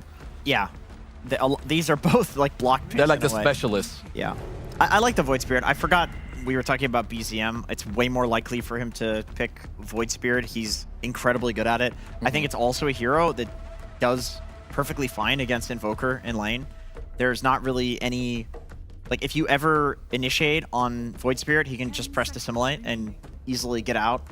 You kind of out CS him just by having nukes and high armor and high damage. And you kind of need somebody that can go in and be semi-survivable when they've got Tiny combos, because otherwise Tiny's always going to be able to get the good start off. Yeah. If you can instead jump the backline, make it harder for Invoker to time his spells, or make it harder for the scout heroes or the defensive heroes, like you just need some disruption to make SF thus more safe. Is there a world where the Invoker was picked so early because Yandex wanted to void Invoker at some point? Because I know Void is also... you mean Faceless Void? Faceless Void, yeah, Faceless Void. I know you have to say that. But yeah, right. There's a lot of as Voids. well. Because I know Faceless Void is... Some people consider it somewhat of an answer to Shadow Fiend as well. It's like you're saying that they took it because there's a chance that Tundra could have double picked it? Yeah, maybe they could have taken Invoker. Ooh, the Bane came out. You wanted to see the Bane earlier. Yeah, it's a great pairing with Shadow Fiend because it's very easy. Like if you're a support running around trying to mess with the pull camps, you get nightmared. SF walks over and you get triple raised and you're dead. It's really tough to lane against. But they pick it on the Yandex side. I don't think it was a block pick at all because they already had the Phoenix. But it should give them more ways to dive for sure. Like if I'm worrying about getting nightmared, if I'm worried about a Tiny Ava tossing me back, they have two angles to do this now, and they can control the Phoenix a little bit that way. And you have another Sunstrike setup. I think now if you're looking for Yandex, maybe Centaur is kind of chill. I mean, overall, you also need to decide like what carry you're gonna want later. So far, none of your heroes really kill the egg. So I assume that's gonna be, you know, Watson's job with the Alacrity. So you can then like decide later. Primal Beast will kill it with his 1 agility gain. Best egg hitter. Well, I guess he doesn't mind being disarmed by Phoenix. That's true. Or lowered attack or lowered speed. attack speed, sorry. Yeah. Or disarmed. Because he already is. I mean, Tundra here need an offlaner. They've got their go carry right and their mid. They've got 2 BKB piercing disables now on Yandex. So maybe this is their solution against SF. They're like, we don't care if you press your ulti. Yeah. We just need like an egg solution, and now we can kill you through BKB. And their disables are quite weak, so even like Fiend's Grip looks like a fantastic stun right now.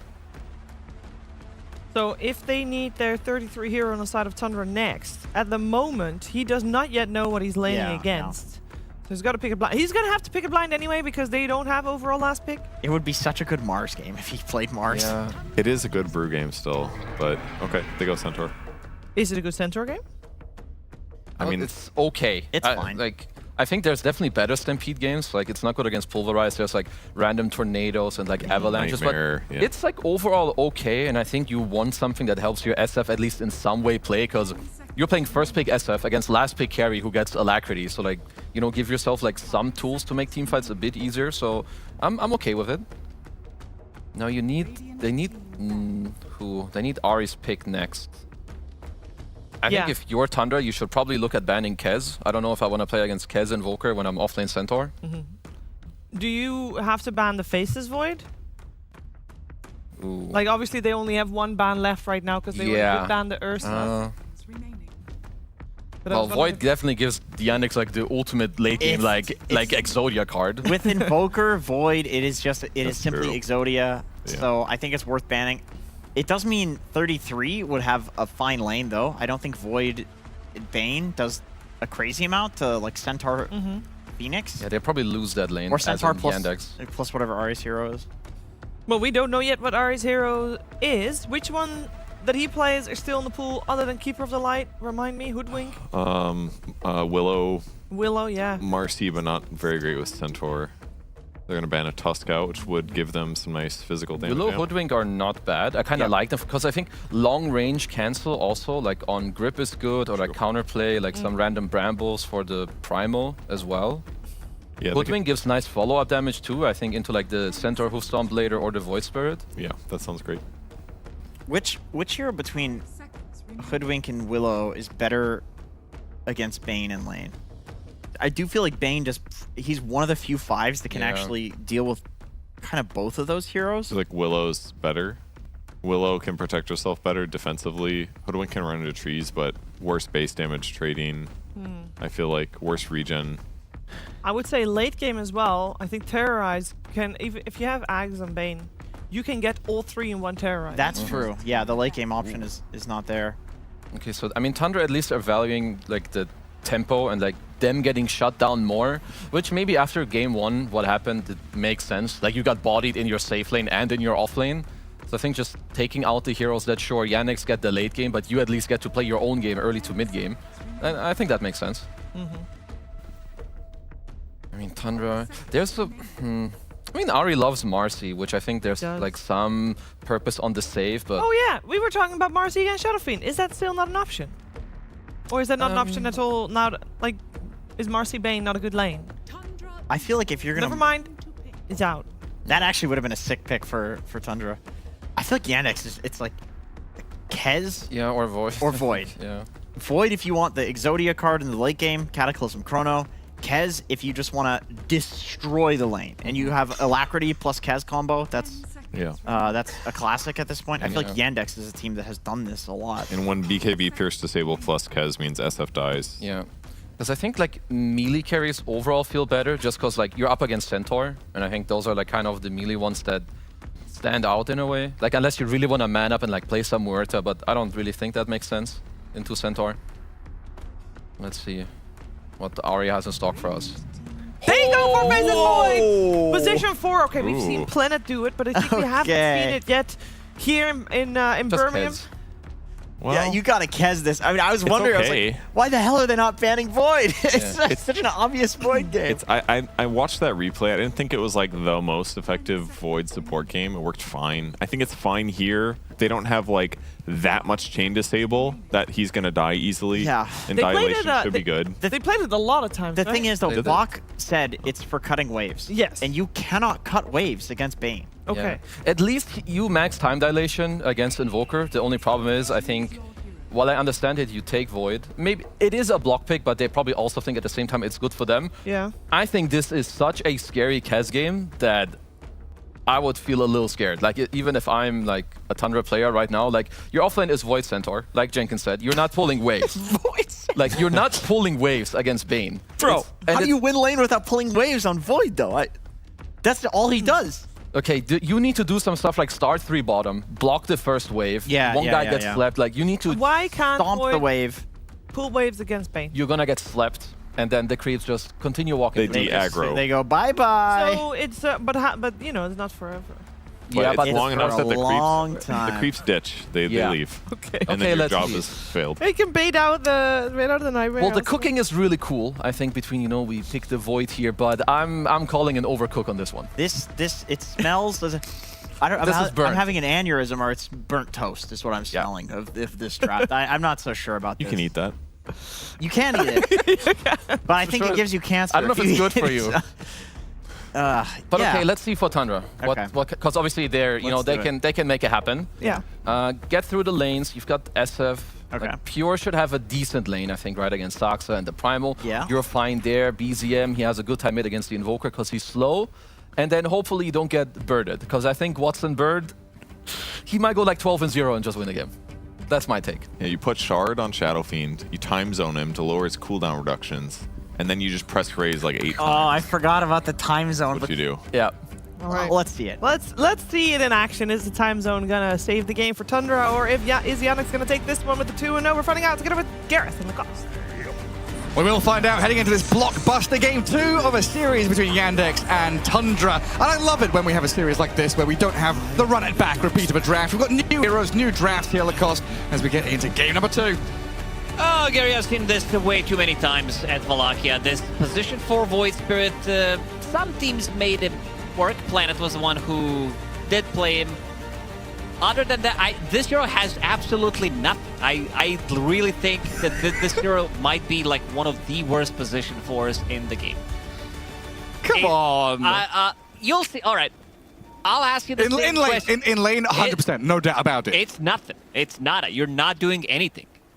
absolutely worthless, Gary. It's just blood grenade. Time walk in and blood grenade. But it looks really cool when you buy Blink Dagger and get shard, and you time walk Blink and then time reverse back. Yeah, That's it's 3.5k gold. to pull off a kickflip and an ollie. Just gonna do it. Just gonna do a 360 over here. Yeah, I mean, it's a rough lane, isn't it? Centaur and Void try to cut waves, try to get what they can. It felt like a block pick to stop Yandex getting their hands on it. But yeah, I think everyone's kind of leaning towards this Yandex side with all the spell immunity piercing disables, all the damage that they've got, and this Kez in the lane should be very strong for them as well. They also have so many ways of setting up Sunstrikes. Malady, he's thinking about maybe getting the Nightmare into potential tossback onto Primal Beast. They've also got a massive dinosaur, some kind of necrotic Ankylosaurus. The Primal Beast is an absolute monster. I see you know your dinos. From a very young age. No dinos and trains, Gary. That's what the diagnosis came with, yeah. And playing card games and Dota 2. Ah, what a world we live in. I've got a lot of special interest, Lacoste. We're going to have to hyper-focus on this game. Hyper-focus, let's go. I think this is not going to be an easy lane for Primal Beast, so Sux is going to need to do a couple of tricks, pull the creep wave. Phoenix into Primal Beast. This guy doesn't want to even attack. Like, why are you using Fire Spirits on him? Like, he has no ways of attacking you. He gets disabled when he's using Trample as well. Bottom lane, Sunstrike has been used. This could have been some extra damage they could have maybe pumped in. That could have been a kill. It might still be a kill. Sunstrike comes in and Chira Jr. gets first blood. And this is what we said, that they have tools to be able to set the Sunstrikes in the side lanes and throughout the whole game. Like Bane, he catches someone with the Nightmare, Fiend's Grip, Tiny, Primal Beast with his Pulverize. So Chira Jr. is going to have a great game overall. He is playing into Void Spirit matchup, so not the best matchup for him, as we can already see. 6-5 for BZM, while he's sitting at only 2-2. Yeah, the main strength of that Invoker, yeah, the Sunstrikes. And then the kind of split pushing that you offer through Forge Spirits too gives you that ability to play the wide open map. For now, like you said, BZM did a great job on that first Sunstrike to block the damage and deny the range creep, so not giving Chira Jr. an easy start to the lane and continuing that bullying all the way through. But it's primarily the side lanes that Yandex are looking at to dominate and win. They're already dragging wave top with the Tiny. And top lane, bottom lane, we've already seen them get that kill early on. Notice getting run out a little bit here and taking some chip damage, but not really too bothered when Saxa has this nice juicy wave being gathered up behind the tower. Not an easy lane for him by any means, but we'll get some farm because Saxa is going to fix that issue. And Saxa did look amazing. I also got to say that this looks like a really, really good Kez game overall. Well, Avalanche, Sunstrike, trying to onslaught in on top. They've got the damage to kill off the Phoenix. Whitemon wanted to come and sneak away some experience and gold, but instead dies as Saxa tucked himself in the tree line. And he drags the creep wave again. If I was playing offlane, Gary, in this game, I would definitely love to have this Tiny. Like, you are playing into almost impossible lane to lane against. Then suddenly you grab a kill. You have the same amount of farm as the enemy offlaner as well. Tundra's going to have the same issues, because Void, he wants to be able to pull the creep wave. You're playing against Bane with the Nightmare. It's not going to be doable. Like the faceless one? Pretty much, yeah. This is the double Void strat. Yeah. Or should I call it avoid picking these two heroes together, because there's... Because it pisses off the casters, because we don't know which one we're talking about. Oh, there's too many Voids. Now, just keep an eye on Faceless Void's impact. That's all I'm saying. Because I pick Night Stalker then as well, huh? Night Stalker and buy Aghanim Scepter. I think he might be more useful than Faceless Void position for. Well, any more Voids in the game? There's a black hole as a Void, but it's not really got Void in the name. We'll have to think about that. We'll workshop that one. Kez 18-7. Not really contending with a Faceless Void. Oh, look at him go. Time dilation. What a spell. He's going to drag the wave, or at least attempt to. There is a Nightmare ready for Malady. He's going to give him the clicks, de-aggro the wave, and then Sunstrike comes in, and that's a kill. Straight up, Ari just dies. I deny on the water in mid as well for Chira Jr., so things going swimmingly. Even though the last hit value might not necessarily reflect that. He's top of the net worth. Yeah. Because he has 2 kills, he has 1 assist as well, sitting at 2k, and Kez is also going to be the one And Void's going to be joining him. And not an easy lane. Like, Faceless Void, he can help you. Once they start to play aggro, might use time dilation, might use blood grenade, but other than that, he doesn't have much to work with. That's the annoying thing, right? Is this Kaz is making you bleed out, whittling you down, putting you within that kill threshold, and then it's the setup in the Sunstrike which gets you. At the very least, Tundra are going to be happy that top lane hasn't really suffered all that much. You know, they lost the Phoenix once, but so far Pure is having a grand old time in that top spot, farming away. As BZM continues his utter domination of that mid lane. Again, we're relying on BZM here for Tundra's sake anyway, to come out this mid lane to be Your active. supports are not active. There isn't too much synergy between them. This is not Chronosphere. With Phoenix ulti, it's time zone. Also, looking at the heroes that are going to be utilizing that time zone, Stocksup, he's in the toss back. Yeah, right onto the trample. Malady's come in to help this out. An onslaught forward and a finishing blow on Pure. I regret my words from 30 seconds ago. Malady shuts down this lane very quickly. Sunstrike was still available, and now they can start to play even more aggressive. I want to see if he moves. Oh, the roaming Faceless Void. He's Here coming it with comes. his blood That's the grenade. blood grenade. The blood grenade. Sunstrike's going to miss. Shira Jr. very far up. Still going to fall here to BZM. One more swipe will do the trick, but the rotation from both the supports will pick up the counter kill. Oh, Chura Jr., he could have lived. If he ran to the other side, he would actually be fine. He's bleeding out. Watson's on his tail. And Kaz with one more swipe of the katana. He just dies anyway. Too many cuts. No plasters. And Ari's been forced back by Malady. Shows him the cheese.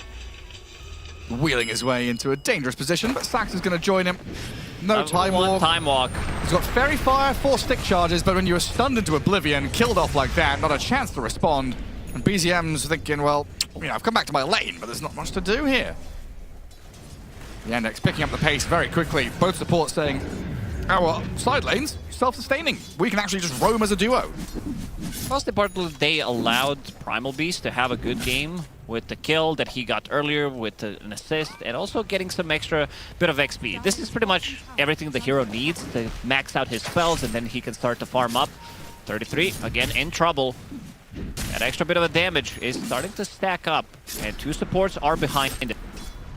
God, yeah, Sax's arrival should secure the end of the Centaur.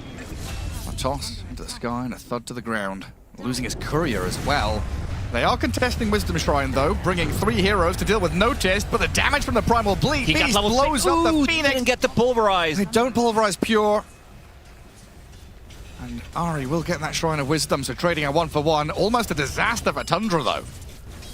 Very At least they tight. get something done. Ari picks up that Wisdom Shrine, level 4 now on Faceless Void. And the other Void in the mid lane, his damage output is very limited. This is not like Ember Spirit, this is not Storm Spirit. He uses his toolkit and then he needs to go back. Also that Urn of Shadows that he did use earlier onto Tiny didn't result in grabbing the kill, and now he doesn't have a charge on it. Was forced to heal himself up. No bottle refill. I think we've got to return to some Dota 1 names at this point. Get some Dark Terror going for Faceless Void. And Void Spirit. The Inai? He's a newer hero. I wasn't aware of that one. Yeah, I did. Stacks up. I'm going to toss back one. Dive forward from another, though. Avalanche holds them back. Sunstrike's coming in. That's nice to kill off Whitemon. Snipes him and gets the trade out of nothing. This is the damage that he's going to need. Having that amplified damage. Now having Urn of Shadows as well. A nightmare. Sunstrike on cooldown. Just a little, hey, how you doing to Pure. Pulls him onto the high ground. People were complaining a lot about this mechanic. Well, the sleepwalk? Yeah, the sleepwalk, that it can like pull you off of cliffs, which is... I think it's great. It's awesome if you're a 5, yeah. I am a position 5 player. Don't play much Bane, though. Maybe I better start.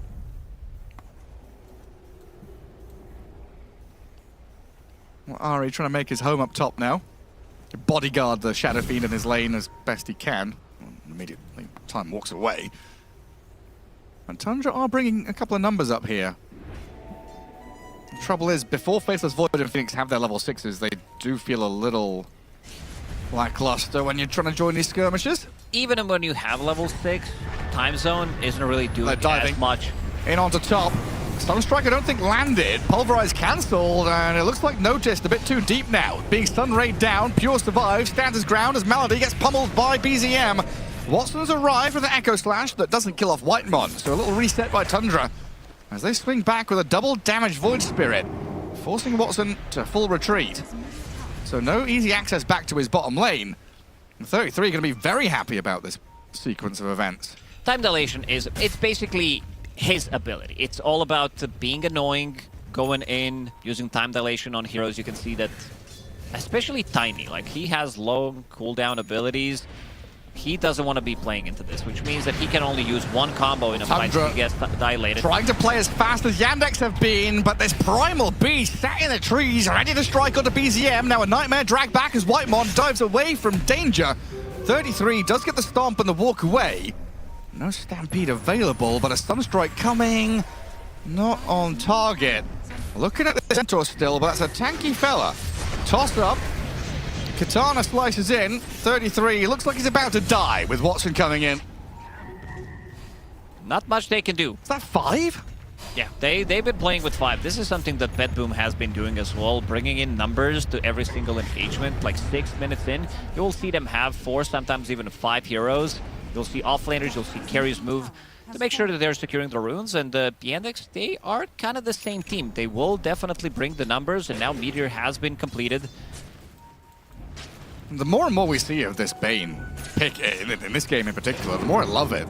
The fact that you are going into these dark places on the map, right? No vision, and starting things off without commitment. You see a target, you're like, okay, I'll Nightmare. And you have these 5 seconds where you're like, team, are you here? Oh, no, never mind, then you walk away. Or you are ready to spring into action with a Primal or a Sunstrike. Makes it much more difficult for Tundra to hold areas of the map with an individual hero. Which is quite often what they do as a greedy team, right? Yeah. They want to be one guy, farming a spot. Now they've got to play much tighter together. They definitely do. Bane kind of resets what they want to do. Like, you find that one guy who's farming, who's trying to go greedy, and with Nightmare, a couple of right clicks into Fiend's Grip and Sunstrike, you should be able to get a kill on both of the supports. Shadow Fiend as well should die. He's not really that tanky, sitting at 1000 HP only.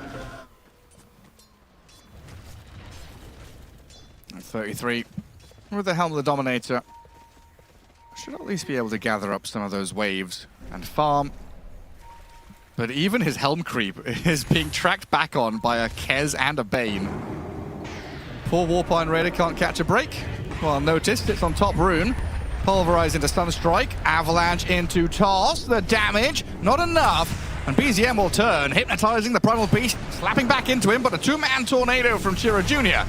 Open things back up onto Ari. Stampeding forward though, Tundra want to make a meal of this one. Kill off noticed. Stark's in trouble as the Supernova is going to come in. Ari picks up a double kill. The Faceless Void, Dark Terror himself, bringing out the big guns as they kill Chira Jr. as well. All right, not a bad fight for Tundra. Faceless Void, he goes in, gets time dilation, increases the cooldown as well on Void Spirit. The bros did the thing. You had another Resonant Pulse available. I think Remnant as well was also increased. And then he jumps in and manages to get the catch onto Invoker. So pretty perfect spellcasting. Pretty much the perfect spellcasting coming out from them. And we're going to see that again. And the perfect heroes here to do it as well, right? Because Pure's farming, 33's farming. You've got these 2 heroes playing catch-up. Yeah, look at the cooldowns. It's pretty nuts, isn't it? He gets another one straight away. And gets another barrier. It does get dispelled in the end, but the Stampede, it slows them down even more. They throw in a Blood Grenade, and perfectly placed tech. As we know, time is a human construct. If you don't care about it, you bend it to your will. The fabric of time and space just give you all your cooldowns back. Lovely stuff from Tundra. And maybe now, just knocking the wind out of the sails of Yandex. BZM starting to feel much more confident here, playing with Whitemon. Forcing a reaction out of Yandex because this top lane tier 1 hasn't fallen yet. I'd love to sit and chip away at that tower, but they've not got the opportunity to do so. Instead, it's a smoke towards Active Rune, but of course BZM's there a step ahead of him. Now, Deja Vu, is this a replay or is it live? They're gonna get the kill this time because there is no time zone. And Whitemon and Ari unable to save their Void Spirit in this round of fighting. Tundra, seems like we are having the repeat of what happened in the first game, where they were ahead 3K, almost 4K in the first one, and then Tundra managed to bring it back with a couple of nice plays, but they weren't able to sustain those good plays throughout the rest of the game. So we'll see how they're going to be approaching it. They have very limited amount of stuns as well. It needs to be Centaur, but he also wants to be buying into Auras first, Helm of the Dominator to get the goal and farm going. They'll find Saxa here. All set up to defend their tower. That's pretty much it. They have good amount of slows from this time dilation that is now maxed out on relatively short cooldown. It is 16 seconds right now. It does feel like classic Tundra as well, right? It's like wave dragging, delay the game, buy time for Pure to get massive. This you're right, this period of the game where it's like 15 to 20 is still important to bite back and look for control over Roche and Tormentor. But it's always going to be Yandex that are making these bigger moves. Good foot forward. Nightmare drag back. Time zone placed with a supernova in the middle. Watson's finished off 33. The egg is being focused down. Melody's died, and Watson in trouble as well. The Kez has fallen to 33 of all people. He gets the double He gets kill. the double out of it. Man, little Satter. He should be pretty happy about this one. That's a lot of gold going his way. That's 600 plus gold. I did all that for him. You've been voided. Big damage numbers from Faceless Void. 2,000 damage in the previous fight. What were you saying is a rubbish post for? Level 10, and they are back. I think if they don't get that fight in the mid lane, this game could potentially flip completely. It looks like a decent go on this side of the map. It surprised me how quickly Watson starts dying. Yeah, I mean, he got time dilation onto all of them, and then you have Phoenix, one Fire Spirit. You're not killing the egg. They try so hard. Probably, like, you have the worst heroes in the game to kill the egg with. You have Tiny and Primal Beast. It doesn't get worse than that. Yeah, it's pretty rough. It's probably going to be Invoker's job, trying to alacrity something up and go for it. But this is a pretty nice supernova game for Whitemon. As Tundra, around that twin gate, just gets a Requiem kill on Melody. Now Yandex really taking a step back here and watching BZM run at you non-stop. Lands the Ether Remnant mid-tornado, and Chiro Jr. in some serious trouble. Doesn't have the full backup arriving. So BZM gives up on the chase. He's herded all the little sheep back onto their side of the map, though. And I like the build-up. Did they just glyph the creep waves as Saxa doesn't clear it? I'm just wondering who was that guy. Like, it sounds like a 33 play. It does. But Ari was also close by. It's just smart, isn't it? It's going to get under your skin. Now he's sending the Satterfall to scout things out. And I killed that 6-3-5. That guy got double kill in the previous fight. And something we didn't mention is Pure. He went for a bit of a hybrid build. So going for Yashikaya into Blink Dagger, and then you're going to start to scale. I think it's felt like this is... Melody knew he was out there in the open. It's felt like this has been the build from the Shadow Fiend, right? It feels pretty nice to get all your spells cast out quickly, especially when you've got a Faceless Void on your team. Saxo looking to finish off that Blink Dagger. 200 gold away from it, which is why that bottom wave was so important for him and why that glyph was so amusing to us. Yeah, let's see how fast that ulti goes out if they use Chrono Square plus Shadow Fiend ulti with Yashikaya. Just instant. Right. May as well be a Hex. And if he's got Blitz, so you time zone onto a bunch of people, you blink in and just insta Requiem. Oh, we could see people blow up. I mean, pre-BKBs. Kez isn't even going for one. Invoker, of course, is going back into the Aghanim Scepter after Meteor Hammer, so we're going to have this period of the game where Faceless Void, Shadow Fiend, the fact they've got Stampede to gap close, with Time Walk, Time Dilation, Time Zone, there's a lot of T's in there. Then the Requiem on top, I'd be really scared as Yandex cores. They need those BKBs. I see there's Manta Style queued up for Watson. He wants to get rid of annoying spell, Time Dilation. But he will also need a BKB because you're playing against Shadow Fiend. Chiro Jr. We might catch him with this one. Does land the Meteor Hammer. Have they got reveal? There was a sentry off to the right-hand side, but I guess he was just out of range anyway. BCM does have Shard.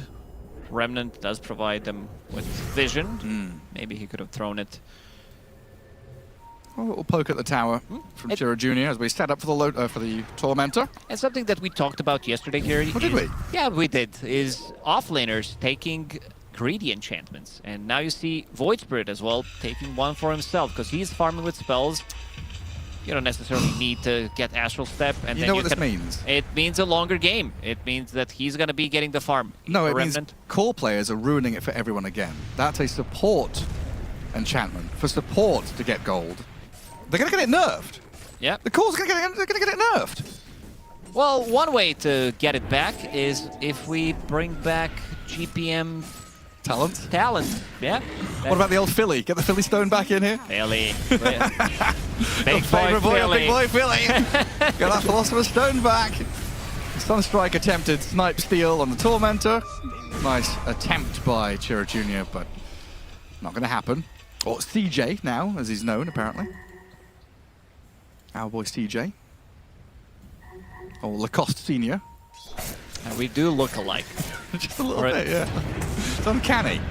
Watson, down to half health immediately off the back of BZM's poke. Back in the days when I was a young Dota player. In 1964, back in my day, we had to walk up the hill to get to the computers. Twice. In the cold and the rain and the snow and the sleet. Yeah, that was you, wasn't it? And riding a donkey to school. And the heat at the same time. It's the worst. I lived in a shoebox. 40 degrees outside, and then you have to like shovel the snow. It's one of the worst things. Radiant's middle tower is under attack. What are you talking about? Where did you live? We're just You're living lying. on Mars. Man on the moon. Straight up lying here, Gary. But let's see if they're going to be able to find any openings right now. Saxa with the freshly bought Blink Dagger and the toss will finish off the tower. But I think they need to wait it out. Wait it out until they find enough farm to get those BKBs up. Because right now it does feel like the spells that they have, this Yashikaya, Blink Dagger, Shadow Fiend, is doing way too much. They have no abilities that go through debuff immunity. You don't care too much about Phoenix. Oh, they found him. Chira Jr. suddenly surrounded on all sides. That's a pretty bold TP, and it nearly worked out. But BCM had just enough damage to finish the job. Now the response, though. Nightmare dragged back into tier 3s, but Lincoln's placed on BZM, so we can't get any follow-through, really. Avalanche, jump in from Ari, dive in from Whitemon, rebuffing the efforts of Yandex there with aggression to give the defense for Void Spirit to step back. And now straight onto tier 2 tower. 33, he changed his mind, didn't go for Blink Dagger. Instead, he did pick up Pipe after Crimson Guard. So now they feel pretty strong, going as a unit, moving from one point of the map to the other and just getting stuff done. Saxa will pick up the haste.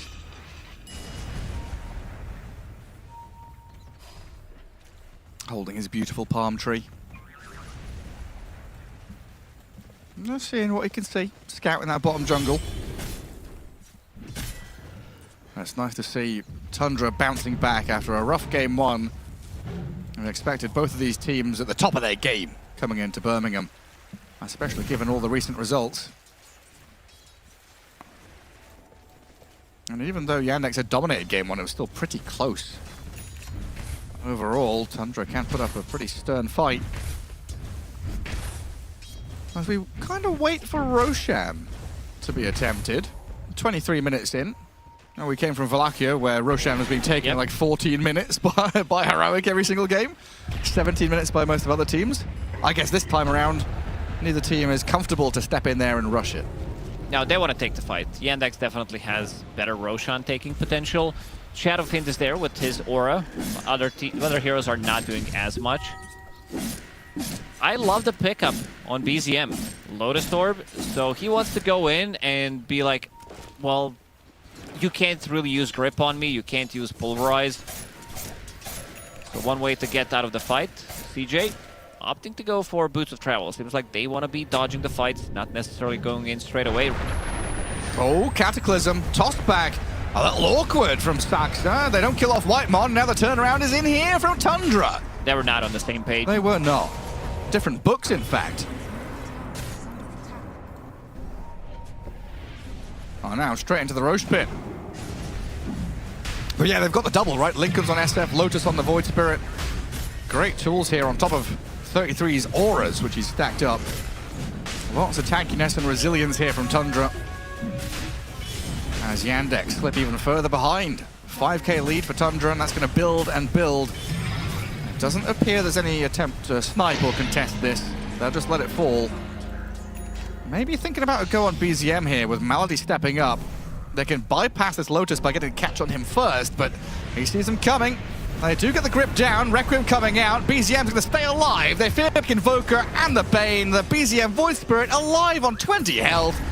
Perfectly executed while over in the river. 33 has a stomp down onto this Primal Beast, forcing Watson and Saxon to both retreat. There's a 2v3, and Tundra coming out the victors. Yeah, Kez was not in that fight. Like, they need his damage. And also, the execution in the previous one wasn't really there. They want to be the ones getting the jump, using those BKBs, at least one BKB, and now there's a second BKB on Watson. And try to burst the hero down from 100 to 0. You have ways of holding them in place. So Watson, cool down at 5. Saxon noticed they're both in here to help. We're going to get the spin around from Kez. Ari cyclone into the sky, still alive. I'll notice focused down by Pure. Not quite dead just yet. Stampeding around, Ari will fall in the end as Watson BKB and parry to dodge away from danger. And an avalanche to safety keeps BZM at bay, and another move back in with a tornado meatball landing in on him. Good pulverize to get the kill. Both Void brothers dead. Oh, the pebbles are thrown. Notice going bowling here. Can't quite catch up to Whitemon, but the Lincoln's on him, offering some protection. Does get popped now. Trampling in and forcing that supernova, but they don't have the best right clickers, as you've been saying. The egg needs to be dealt with, but they lose notice in the process. And 33 Centaur, oh, can he stand his ground against this Kez? The damage comes through so quickly. He's bleeding out and dead. Pure invis with Aegis being held. Lincoln's pop, but he's got to run. He has a Tundra have 4 dead. I want to see what happened to stun from Centaur. It felt like it went on cooldown, but it never stunned anything. But very nice move from Yandex. This is what they want to do. They want to be the ones getting that first initial jump. You have multiple ways of starting the fight with the Blink Dagger on Tiny. You have Invoker maybe with the Tornado as well. Let's watch this back. Yeah, so he jumps in. Okay, so he did get the stun off. Just landed on Invoker. It was just on Invoker. The Watson sidestep? Yeah, it looked like maybe it's a good turnaround fight because they had Requiem ready as well. And he's going to find him. Pure. Oh. Easy kill, 700 gold. Straight in there. Almost 800. Well, I guess we come back to that as good spacing from Yandex in that fight around the Supernova. And almost for Tundra.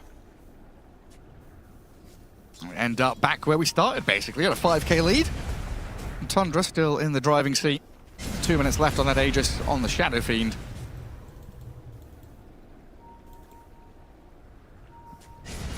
They see that mid lane as a potential go. Noticed with the blink and the onslaught. We're going to dance away.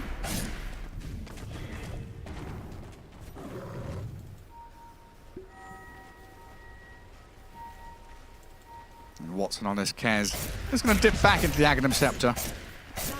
Express some of his skill on this newer hero.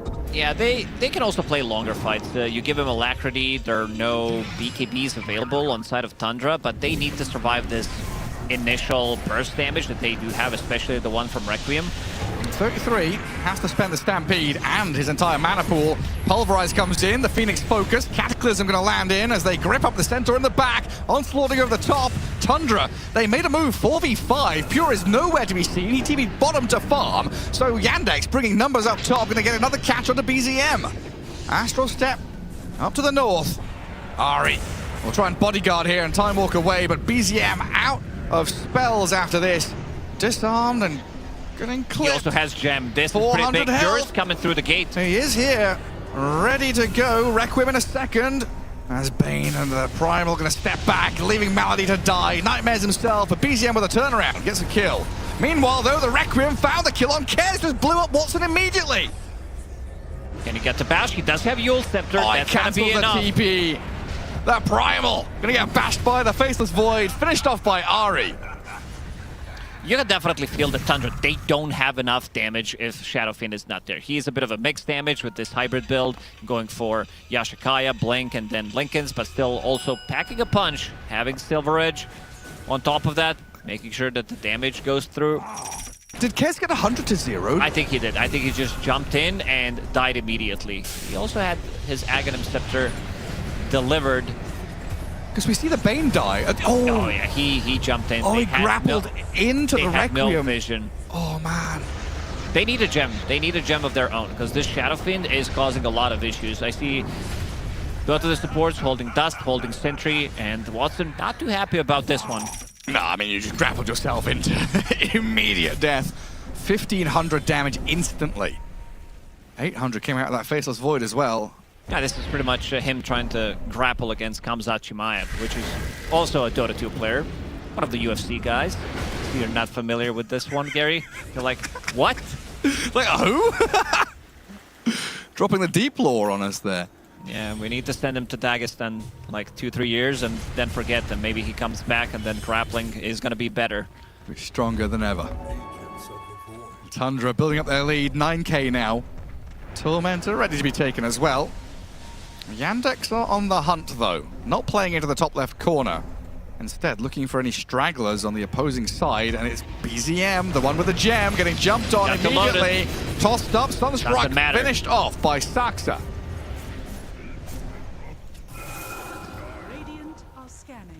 As long as they're getting the jumps, as long as they are the ones starting the fight and having vision of this Shadowfiend, so that he doesn't get the Requiem off and then they're popping BKB, because right now there are 3 BKBs available on all 3 cores on the Yandex, they're going to be okay.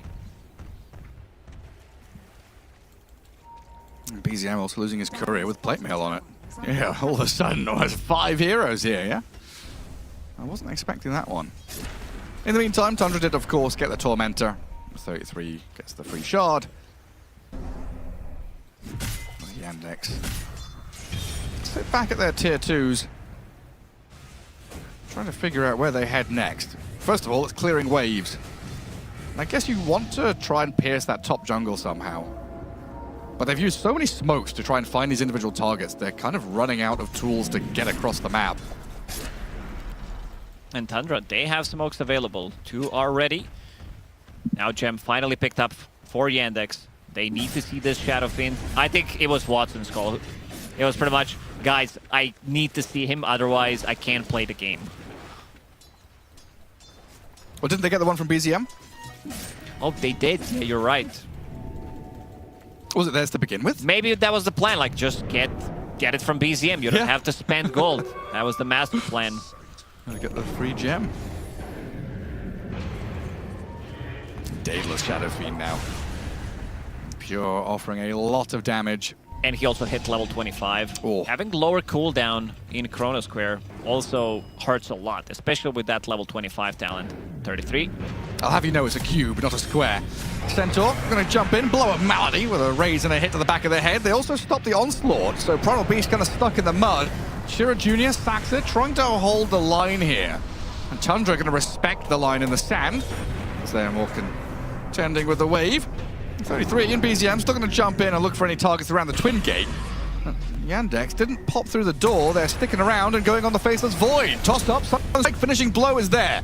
Ari and Saxa trade lives because this Shadowfiend offers so much damage. You're going to blow people up with a couple of clicks. And now with the Hypnotize and a half HP on Watson, they need the Pulverize to save the Cares. Turn back on BZM and blow him up. The dive in, always been stunned. Whitemon, he's taken out. He's got gone. a BKB. And a BKB from It's Watson, not but the enough. damage from Pure, he crits These him down. raises. The Shadowfiend is strong. Now it's a 1v1, Centaur versus Invoker. But both of them, they back up and say, okay, that's enough. Shira Jr., he's like, yeah, I'm gonna lose this one. I can't fight against Centaur, who has card, who has shard as well, so I'm just gonna TP out and, yeah, the damage done. 10k damage. But look at the XP. That's XP. 10k XP, not damage. He collected all of it. Level 23 still. Shadowfiend did do 7,000 damage. A decent chunk out of Pure. And that was a pretty big streak as well. Godlike Pure dead. A lot of money into the hands of Yandex. Yandex did a good job retreating after losing their position 5 immediately, meaning that there's not going to be Griff, there's not going to be a Nightmare save. And then notice, he jumps in, they get a control, They managed to grab the kill straight away. This time around, Watson, he gets the BKB, but look at the damage from Pure. Like, he uses right-click into double Shadow Rays, and they all die. And then a bit of the damage coming out from Requiem on top of that. That level 25 actually made the difference. It did, yeah. A wild sequence. Shadow Rays applies attack damage. Very nice there from Pure, but still dies in the end. Where do we even go from here? It feels like both of these teams right now very evenly matched when we get these kind of team fights. Both of them reset, both of them got what they wanted. It feels like when it comes down to whoever gets Roshan and has that extra life. They have extra bit of a save for him now. With Aghanim Scepter on Centaur, reduced Stampede cooldown, minus 25 seconds. In a longer fight, you might see this being used twice. So double Workhorse, double Stampede as well. Definitely possible.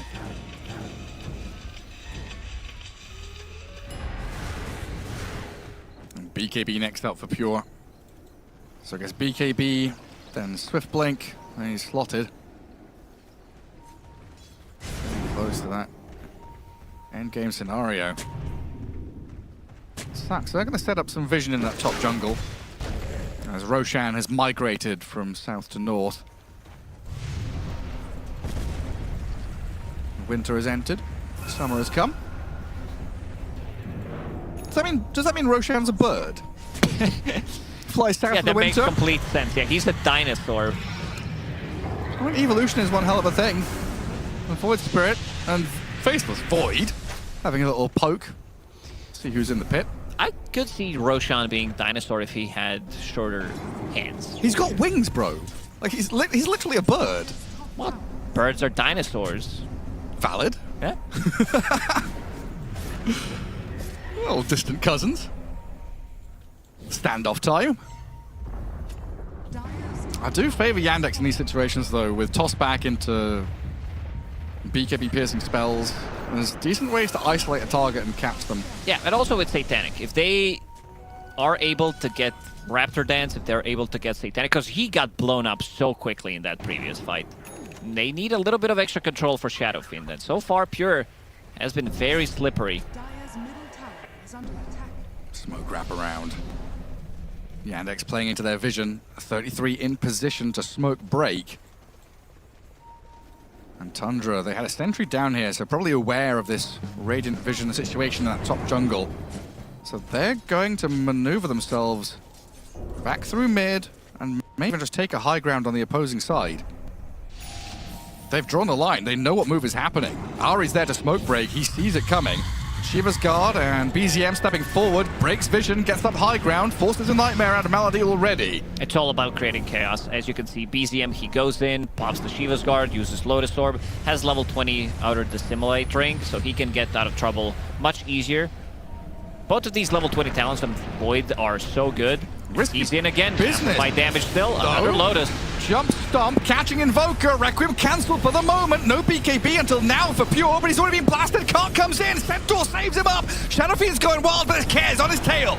Pure picks up Notice, now out of the cart and turning onto the Kez. Whitemon blows him up. Chase on the Malady now as Tundra pick up a double with Pure being saved by the cart. Now the Cataclysm comes. That's going to blow up 33. BZM and Pure healed by the Sunray as Ari and BZM, they're onto the Invoker. Stacks up. I don't think he can save him now. Try a TP home with a tornado to buy time, but the bash! He gets the stun! And Pure very happy with his teammates. The support comes in. A triple kill for the SF and Roshan for Tundra. Very clutch save from 33. He goes in, puts him in the cart, and you can still see the damage coming up from Shadowfiend. In every single fight, he does have the highest damage. I'm a big fan of this hybrid build that we're seeing more and more. Before it was Massive Madness, you know, your Dragon Lances, and then you start to right-click, maybe get a Silver Edge, but this is, I would say, by far superior in terms of like how you play the game, and we're gonna see it again. BZM just kind of going in and providing vision for his team, knowing that he can't really die. And then he goes down so quickly. He has 800 stacks from Kez, and then he manages to get to Requiem. He gets out, and he's actually going to be A-okay. They also managed to save it just for a little while with the Sunray. That's going to come out in the end. It's a nice cataclysm, but it all just felt too late as Yandex were close to getting the close on some of these kills. Just wild from Tundra being able to execute that. At first hit back. It's also a statement straight away. Junior's like, I can't believe what just happened. Back in live, we'll lose Saxa. Little pick off there from Tundra. Just thinking back to the start of that fight, though, I'm always curious to think about the thought process going in, because Pure had the chance to blink BKB Requiem, right, on that Invoker, but he chose not to BKB, almost giving up his life for it, but then had the BKB for the later stage of the fight. I don't know if it's a mistake. Always give props to the player if it was a conscious decision, because it worked out in the end. A risky gamble, either way. I saw Ari was toying with the idea of picking up power treads, and he actually did it. 39 minutes, he's like, I'm a lucky guy. I just got a first hit bash, and why not just get even more attack speed on top of my Hand of Midas that I also purchased. So this is the build that you talked about. The Blink Dagger, the Shard that he picked up as pretty much his first item. And now he's being very annoying. Just the planet build. Yeah. Resetting, going in and out, providing vision for the team. Both of the Voids, actually. Going in, providing vision for the team so Centaur can get a jump. And then Shadowfin maybe find a good Requiem again. This time around, he doesn't have to rush it. Like, he doesn't have to be the one going in. Ideally, you want to use it with the Chrono. And also a couple of raises. Increase that cooldowns, so you might see a couple of more. And right now, Shadowfiend pretty much 6-slotted. Yeah, I mean, it really made me eat my words, because I was looking at this thinking it would toss back into Pulverize, the Fiend's Grip. All the tools that Yandex had are kind of useless if you don't have vision. And that's what Tundra are playing off. They're playing off much more vision through these Void heroes than Yandex could ever dream of. Gonna smoke up to top left. They also stole the gem from Yandex, which is pretty massive. Losing vision, you're playing against Remnant, Shard from Void Spirit. So they got double gem now. They got double gem, but they also purchased another one. The smoke comes to no kill, but they will be able to get the Tormentor. Shard for Malady. Now he can clear waves. If he ever gets to see one. There's Tundra lurking in the shadows. Level 20 Phoenix. Everybody's holding on to Greedies. They don't want to take these tier 4 neutral items. Courier Snipe. Was Malady trying to buy something, or was he wave dragging with that courier? Looks like he might have been trying to send it to the side shop. Or secret shop, rather. White one. Holding a tier 1 neutral item. I knew it when this item was introduced. When I read it, I'm like, this is not a tier 1 neutral item. Still 140 physical, 6-second duration, pretty big, and holding on to GPM still. He will choose something if he finds something better. Just anything with a B word in it. It says barrier, you pick it. Bota. That's not an item for him. It's the damage item. You never know.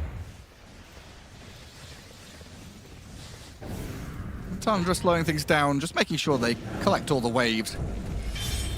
Giving no avenues of attack to Yandex. And slowly choking out the map to build the 18k lead. And this is where as Yandex you can get a little antsy. Try and step out of your base. Could get punished if the vision is there. Which we know Tundra have tons of.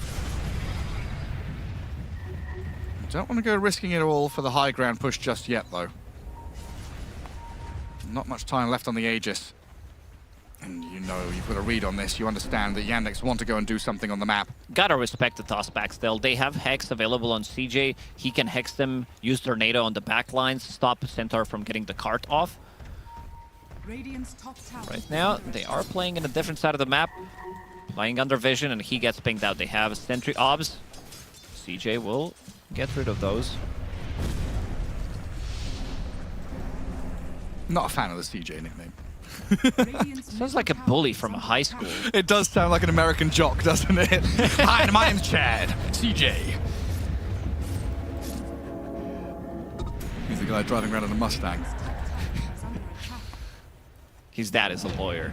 His dad works for Microsoft, actually. Oh, he does? That's what he told me when I was playing Call of Duty, anyway. Stacks up. There's going to be a bodyguard here for Kez. Trying to gather up what they can on the map, but it's very inefficient when you're forced to play as 4. All hand-holding. 33 scouting them with a Centaur Corsair. Come to the Twin Gate. We know exactly where you are. And stampeding forward. What are they doing? Pure is getting in position to go 1v5. They want to close the gap. I think they know exactly where they are with that play that you mentioned. You've got to mind the gap first, because they got to jump here on the Faceless Void. Pulverized Lotus Orb, bounce around dead. Ari's gone. Cart comes in. Egg is placed. Tundra have spent a lot here. Buyback out of Ari as well, but they got the focus onto this Kez. Stunning him up, but the damage doesn't come through just yet. Shadow Fiend takes a step back, goes invis again, and looks for another angle as BZM pokes. Herding Yandex back into a corner. Requiem with raises, trying to kill off one from the shadows as 33 makes another jump in, and Kez in trouble. BKB's up, but Pure, he's got the damage! Unloads it all. Kills off 2, and a triple kill comes in for Pure. The Cataclysm, it looks good, but it doesn't do much at all. The Ultra Kill is already here, and Shadow Fiend will make another hit for the Rampage. Oh man, BZM, he uses Psychic Headband, pushes him towards the Shadow Fiend so he can get the Rampage. Requiem didn't really connect onto many. I think it connected only onto one hero for a brief second, but still, damage is way too much. They only used one buyback. You saw the cart from 33 not saving Ari, but he comes back in with the buyback, and it's enough. Oh, just to start the fight using Stampede to gap close. Making sure you're in position to start things off. Now Banner up on the high ground. Buyback's being forced out of Yandex. Might just have to leave this top lane to die.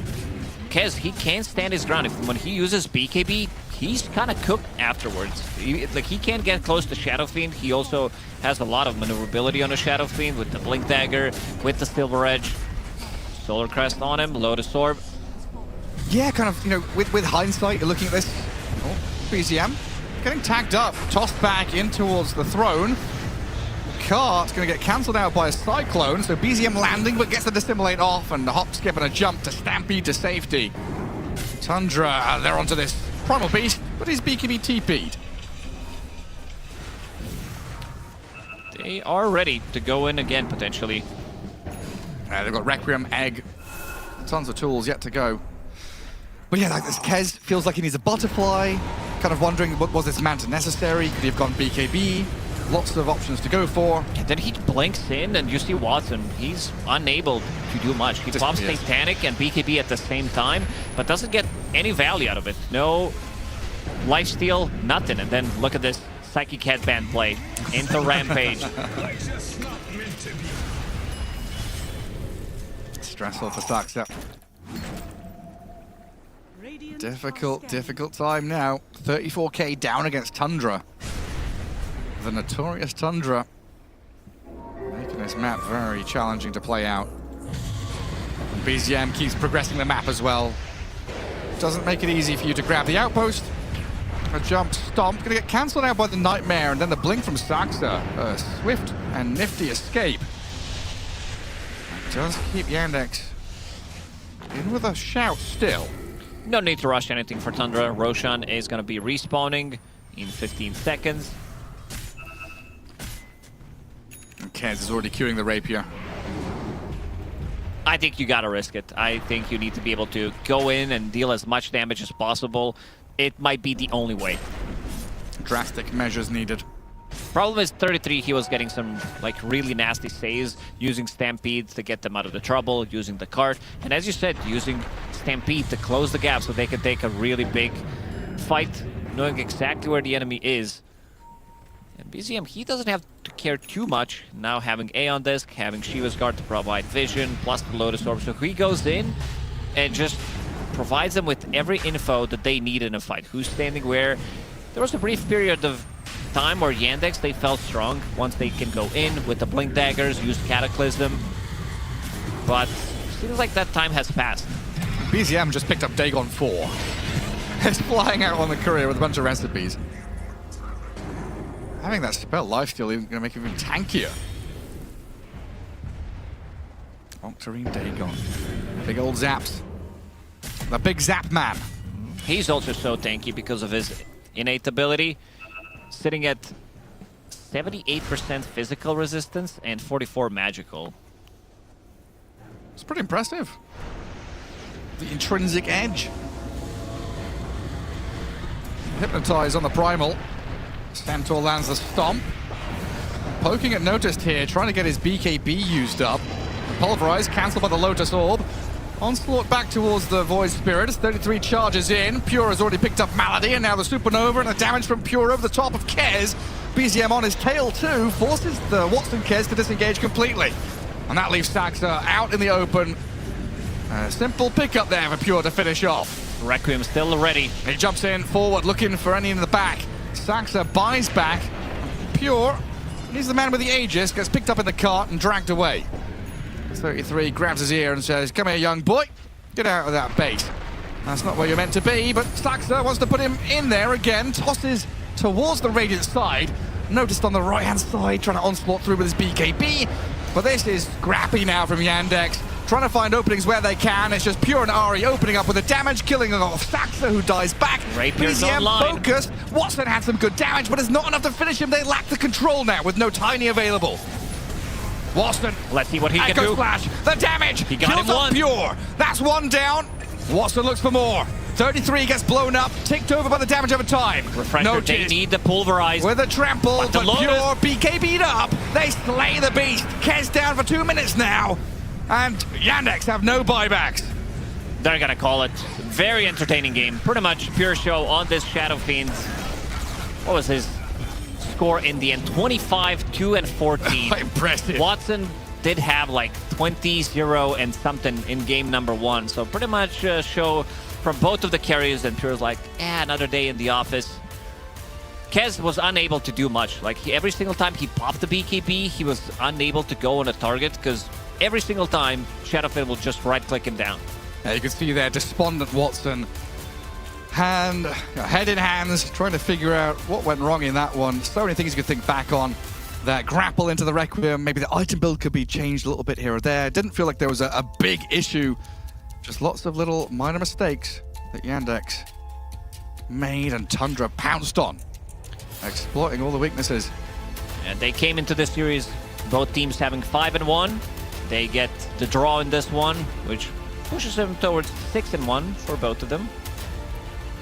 Or 6-2, 6-2. my bad. Sorry, That was quick math, but incorrect. Yeah. I was like, that's not right, is it? But I couldn't figure out what was not right with it. Yeah, we've got to have the even numbers, right, when you add them both up. You see the end game score screen there. Pretty big damage number output by Pure, 66,000 total, with 16k building damage as well. Things were looking really good for them. Like setting things up again with Chura Jr. He was off to such a good start. And then in a classic Tundra fashion, they pull off one really big team fight. Suddenly the game completely flips. Yeah, it's like lanes don't necessarily matter all that much as long as you can find these little pokes, weaknesses in the armor of your opponents, drag the game out to get your carries big and fat. Because we saw Pure and 33 just farm for a long time as we head over for an interview. Hello, I am here with Ari from Tundra. Obviously, they just split that series 1-1 with Yandex.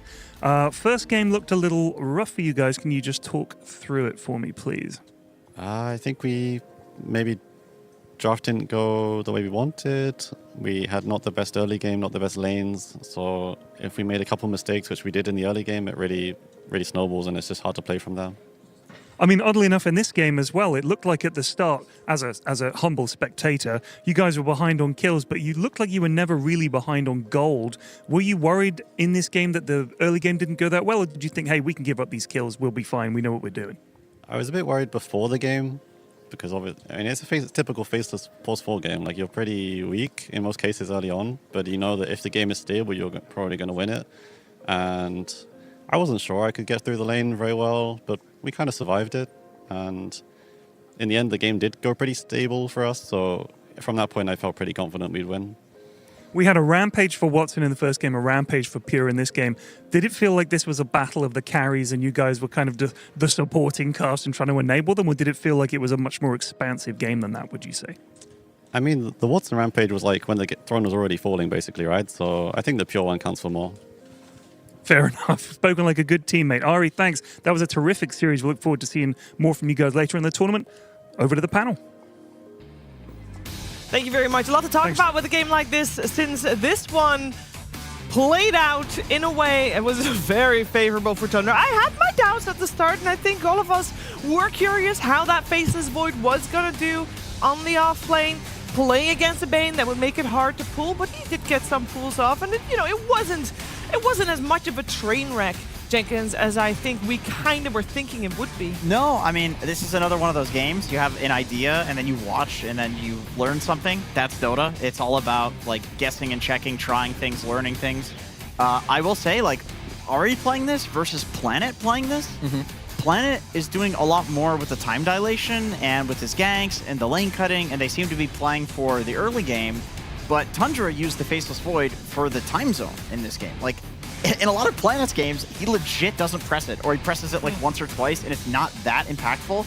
In this game, using it with the Void Spirit, like, this is probably the biggest impact thing, where we could even see sometimes where BZM would survive, not necessarily even because he would have lower cooldowns, but because the cast point on his spells were better. So he could get off Dissimulate, or he could get off his shield in some of these fights where he was like 10% HP. So that was really cool. Like, I honestly thought, like, Time Zone, after watching Vici play with it, it was just too hard to play around this ability, and that, you know, the theory on Faceless Void is more for laning, but Ari proved that wrong. Like, legitimately, Time Zone looked quite impactful, and I'm excited to see other teams trying it out now that, like, clearly there's some tech here that's good. I mean, like, time dilation also, like, both against Kez and the Invoker, it was quite good. I will say I was scared for them early on. They were down like 3 to 4k gold, then they were handed, I would say, a couple of fights that I don't really know if they deserve them, but because they kind of needed it to, like, make a comeback in the game. But once they had a stable game, they got their net worth on Pure, on 33, and, like, on everyone else really in their levels, then the game seemed kind of more chill for them. Yeah, actually, the time zone kind of worked with a lot of their heroes, frankly. Like, it also made the egg protected, because time dilation is decreasing attack speed, so you can protect the egg kind of like a Chronosphere does. You can make Shadow Fiend cast the spells faster, which is also just amazing. Oh yeah, as well. That's good. So like, you're kind of doing a lot outside the laning stage, and the Centaur made a lot of sense towards the end of the game when we saw the Centaur card, like with the Shadow Fiend. It's like their draft actually made tons of sense. The laning stage, surely a little dangerous, but everything else was great. Yeah, 25-2 and 14. The scoreline for Pure's really Shadow Fiend. They let it through. Yandex let it through. They knew that this was coming. This is not as a hero that's like, oh my god, we were... No. They knew that this was going to happen. They had a plan against it. And it didn't look like they did. I mean, usually the answer to Shadow Fiend is, like, much earlier in the draft, because there's so few of them that if you don't immediately pick it, it just gets banned. Like, I really was expecting a Wind Ranger or an Ursa. Or Marcy. Or Marcy. Like, Ursa got banned, Marcy got banned. But that was banned in the last phase. Yeah, and I think Wind was, like, totally untouched. Like, usually Kez, at least from what we saw in PGL, Kez is, like, everything else is banned, so you go for the Kez. So it just seems like in this game, maybe because they had an Invoker plus Kez combo, they're like, okay, this is the best combo with Invoker. It's also good against SF, but it's not enough. The hero's, like, too broken. You need, like, hardcore answers to it. Yeah. I do still think that they had answers. Like, even with the Kez, the guy, like, you do well in the lane, you can go through the gates, like, and you're also good, like, in the one-to-one matchup. Maybe it's like the surroundings that changed it, more with, like, the Faceless Void. So I do think there was still more gameplay that could have come out from Yandex in this game. It could have. What kind of things do you want to highlight for this one, Purge? Well, we talked about the Faceless Void and how it worked in the game. I have a bunch of clips talking about Time Zone, because I think it's really interesting. It's a spell that has been around for a bit. It's changed a couple times. So let's talk about the basics. Jenks covered a lot of them, talking about the cooldown reductions. So we're going to get the BZM's Void Spirit gets selected here. So let's take a look at his cooldowns as he gets time zoned. I'm going to slow it down here as he's close to dying. Look at his cooldowns down here. This is basically super taking down. I think it's 4 times the speed, basically. So for every second that you're in there, you're basically getting 4 seconds of cooldown. This gives him another stun here.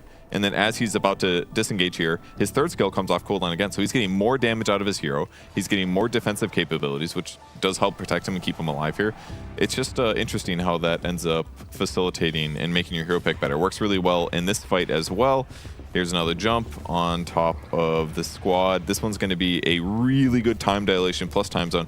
The other best thing that time zone does, it is a BKB piercing slow, actually. So if you're worried about your opponents running away from you, it is fantastic for making sure that your opponents can't get away. So it can, they use it really well here against Shearer Jr. He doesn't have BKB, but he knows like the second that this gets landed, he's like, I have to TP and this is my only chance to survive here.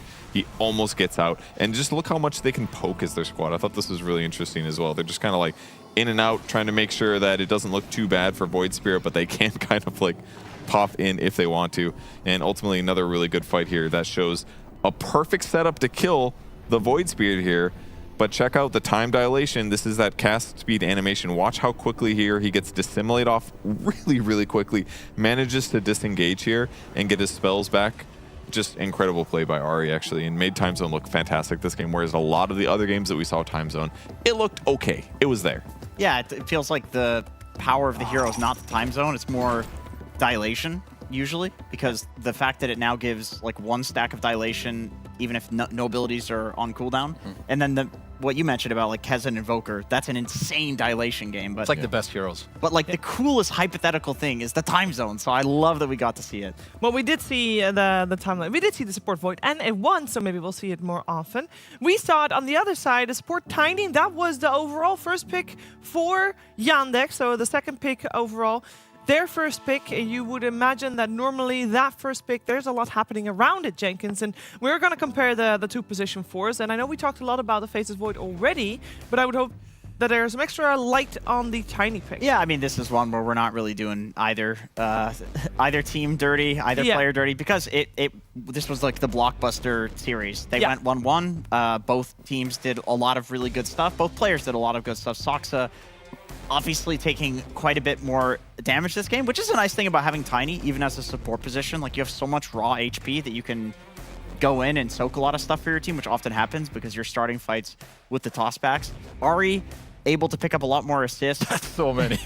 You press time dilation, you're like you're getting like 4 assists like in a fight. Yeah, it feels incredibly good. But I do think like both of these supports in both of these games were the players that were like making everything happen in the early game. Like, everything was through them. Every clip that Purge showed was a very significant point in the game for Tundra, and every single clip had Ari in it using like insane time zone or time dilation. So what an amazing performance. It's also like, I think the support duo, like you talk about, like also with like the minus attack speed, I think it showed very nicely like early on, and like then too, it's just like very hard to like team fight into this.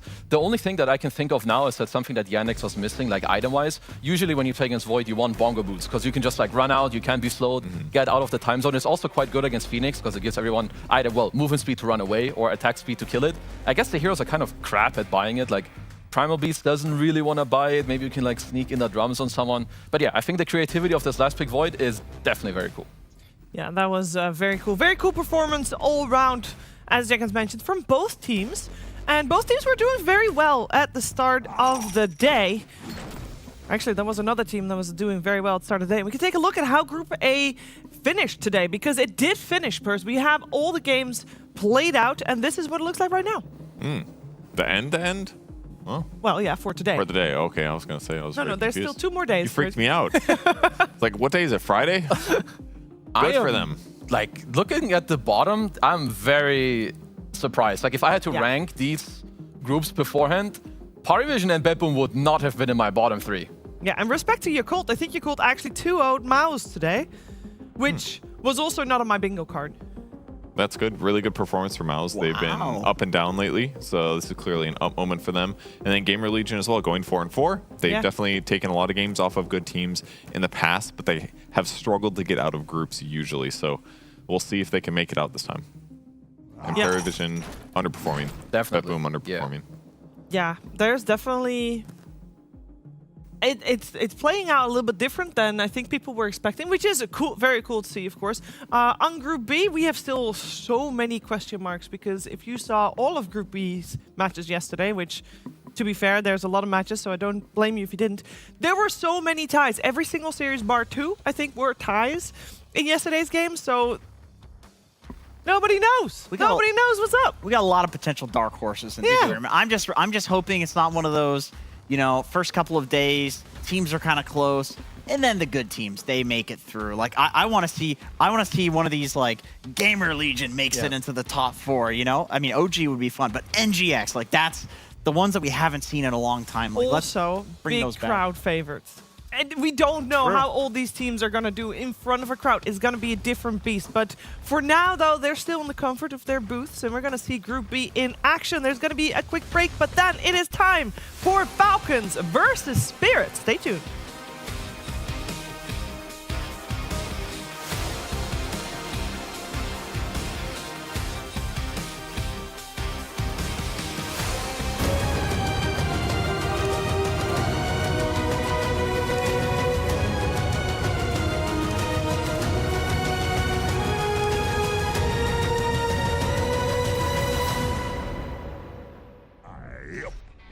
You ask me why I'm always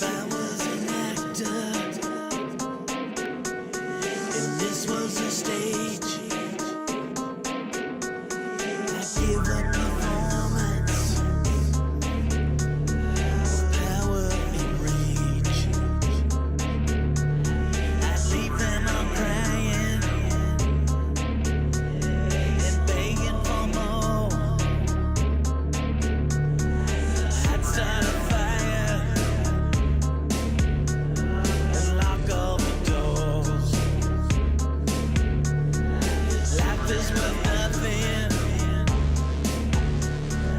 Nothing at all. You start out with big dreams, and slowly turn small. Hold your breath, long as you can, till that feeling drains from your hands. Hold your breath, long as you can, till that feeling drains from your hands.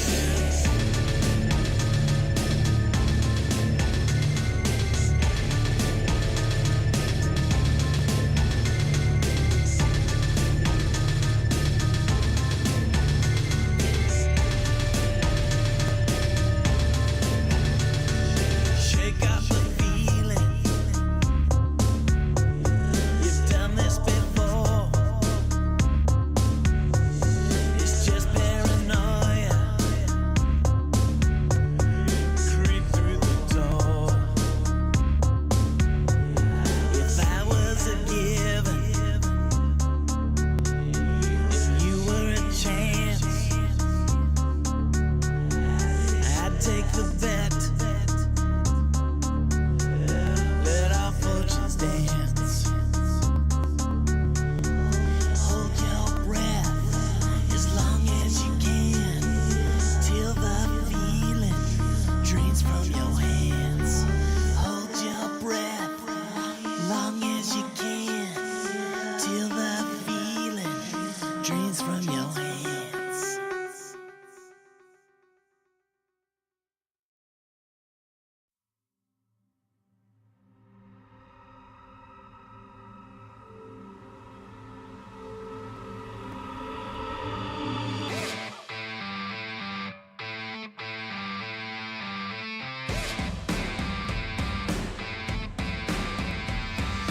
Baby, I'm looking at you. You're the prettiest girl in the room. I know I'm not the only one. All the other boys want you too. Oh, jeans and those eyes. You don't even try now, do ya? I'm praying I'm your type. I'll be anything that you like.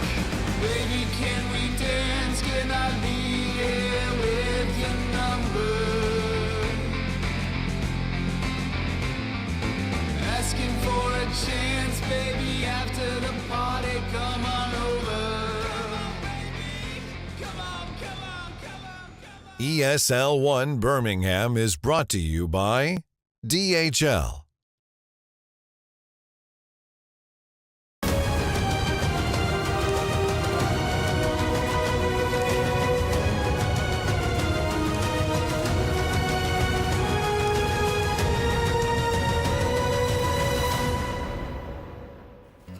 Welcome back, friends, as we have now passed the halfway point of day number 2 of group stage action here at ESL One Birmingham 2026. Group A is done, and now you're getting to tune in with me for Group B action, but not just me. You also get Effie, Quinn, and Purge is back. Hello.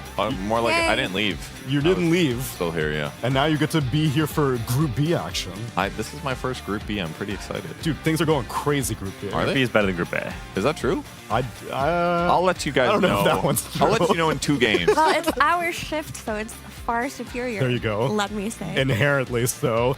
I'll keep you up to speed on what the teams we have in our group, though. Purge, we've got Spirit, Aurora, Virtus Pro, Nigma Galaxy, OG, Extreme Gaming, Pain, and... Purge, do you see what's at the bottom? I see Falcons, and they're in pain, Neil. Yeah, they're in big pain right now. And Quinn, what has been happening to get them to this point? Well, they picked Largoba, and it was not pretty. They picked mid-bat a couple of times, which is also not the prettiest thing I've ever seen. And in general, I think they're just kind of floundering a bit in terms of what they're picking, what their meta is. It's not all that in a bag of chips for sure. No, and thankfully we are getting an opportunity to be on Falcons watch because we did 2 of their series yesterday, both of their series, and now today we are also getting to tune into their 3rd series against Spirit. I'll take you through all of the games that we're having. First up on the main stream, you already saw the Group A action. It was Pari versus BetBoom team, Tundra versus Yandex, all splitting their series, and we are going to have a Spirit doubleheader on our mainstream. First up, them against Falcons, and then we get to close out the night against OG. It's going to be on ESL_Dota 2. Perhaps even a secondary streams, or no, we'll just stick. Oh yeah, there you go. Ember had Aurora double feature. It's going to be Nigma Galaxy versus Aurora to start things off, and then Extreme versus Aurora. Give me a Storm. Give me a Virtus Pro versus OG as the start of their day. And then Nigma Galaxy versus Falcons. So if you want to follow Falcons, you'll move on to Storm. And Earth, the final of our secondary streams. It's Pain on both games. First up, then versus Extreme, and then versus Virtus Pro. Now, I'm particularly excited about Falcons because we are watching their trajectory throughout this entire group stage, but it's Birmingham specifically that I have a lot of fond memories of Falcons, as does Crit. So as we get prepared for our first series of the day, let me go back in time and see what Crit had to think about his Birmingham adventures. Birmingham has a somewhat special place in the hearts of this team. Kind of like the first big tournament we won. Like it's memorable, it's nice to be back. No, I don't think there's any more pressure on us this tournament just because we're like reigning Birmingham champions. I think there's more pressure like throughout the year because we're TI champions, you know. I think since winning TI, obviously, like everyone expects you to kind of just be the top dog. Like I think we're over that at this point. Like we've already had like enough bad results to be like humbled. Like last year we had a rough year. There's not that much pressure anymore, I think. Like keep reallocated. Like what I would say the biggest reason for our slump, and I think it's pretty universal for teams that win TI in general. I think as a team, like you might get a little bit more mad at each other because you feel like people are not trying because you just won TI, but now you're doing bad. Yeah, it's like small things like that, and it's not necessarily true, but it's just like the mentality of the team, how it kind of just when you win something that big, like it's just natural, I think, and I think it's hard to avoid. When you play Spirit, you don't know, like, even if they're in bad form, like, you don't know if they're going to show up and be, like, 2-time TI winner Spirit or if they're going to be recent form Spirit. I wouldn't say we're at the same as Spirit, but I think people understand that we can be there, but, like, you can't really know if you're going to show up to the stage and, like, you're going to have a bad day.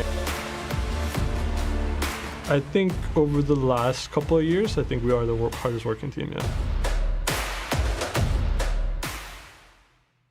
And the effort is consistently shown. It's just as you have heard from Crit, they vary in terms of the results, but so do their opponents. Falcons have some of the highest highs of any team here in Birmingham, but also some of the lowest lows.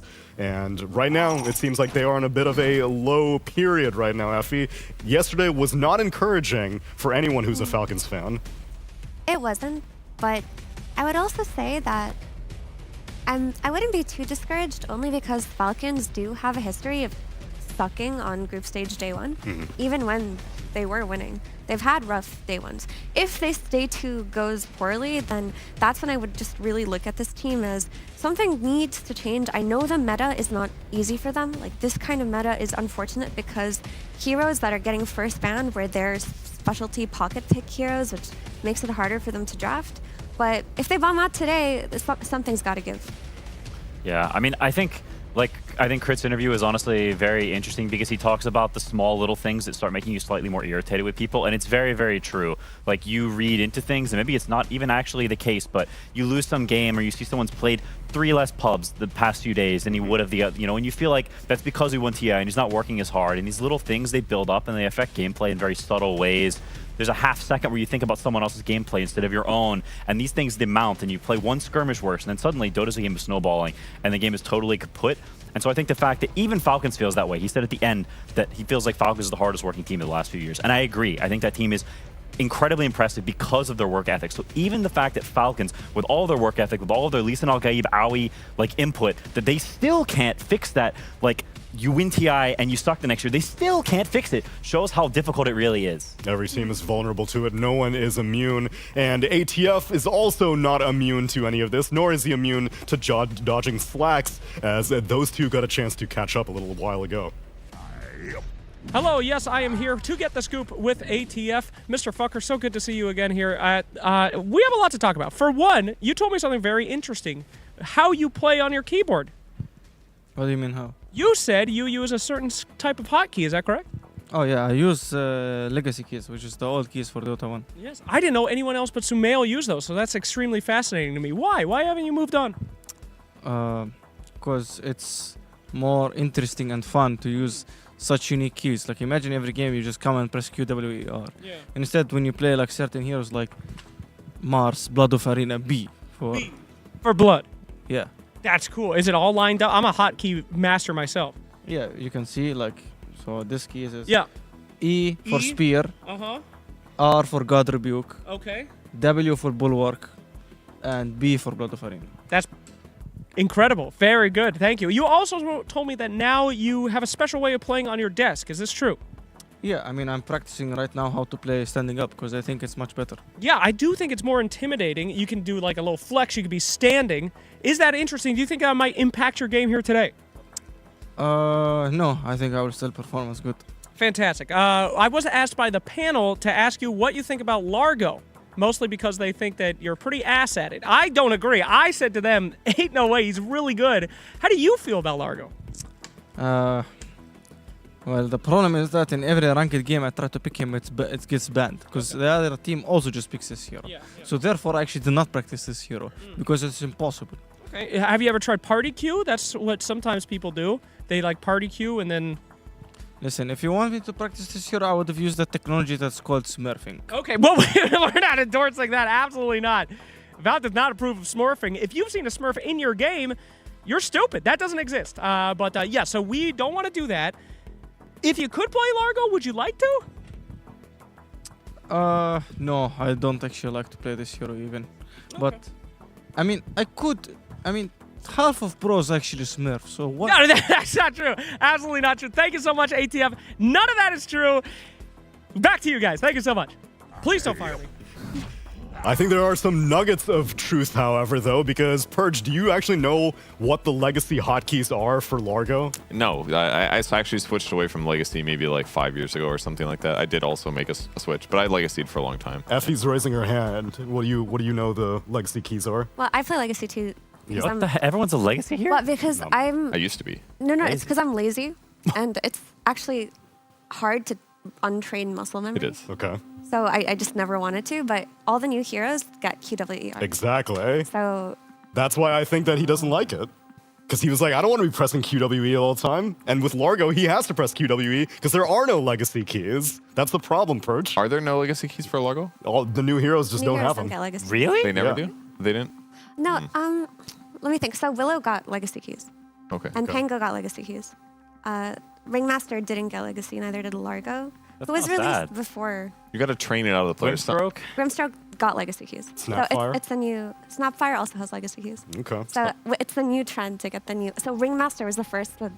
That's Jeez. sad. End of an era, I guess. You got to train it out of some people. They're too stubborn, I guess. I mean, you can just come up with the legacy yourself. Like, Yeah. most of it is That's just true, the just first rebind it. letter of whatever the Exactly. spell is. Yeah. B for Bullbelly Blitz. Listen, nobody right. who plays Legacy thinks they're doing the right thing. So it's kind of relieving to have somebody configure the QWER for you. That's my take. Although if it's impacting his offlane pool negatively, Purge, then I think he may need to reevaluate because we are seeing a handful of Largos in this tournament so far, and for basically the past 3 tournaments in Dota. Yeah, it's been banned a lot as well. I think the most interesting thing is talking about the time that they finish their ags, because that is the point where the hero becomes pretty busted. Not only do you get to avoid slows while also increasing your damage or healing while moving, you also get to do damage just in an AoE. So the time that ATF got in the game that he got to play was quite late. 21 minutes was rough here.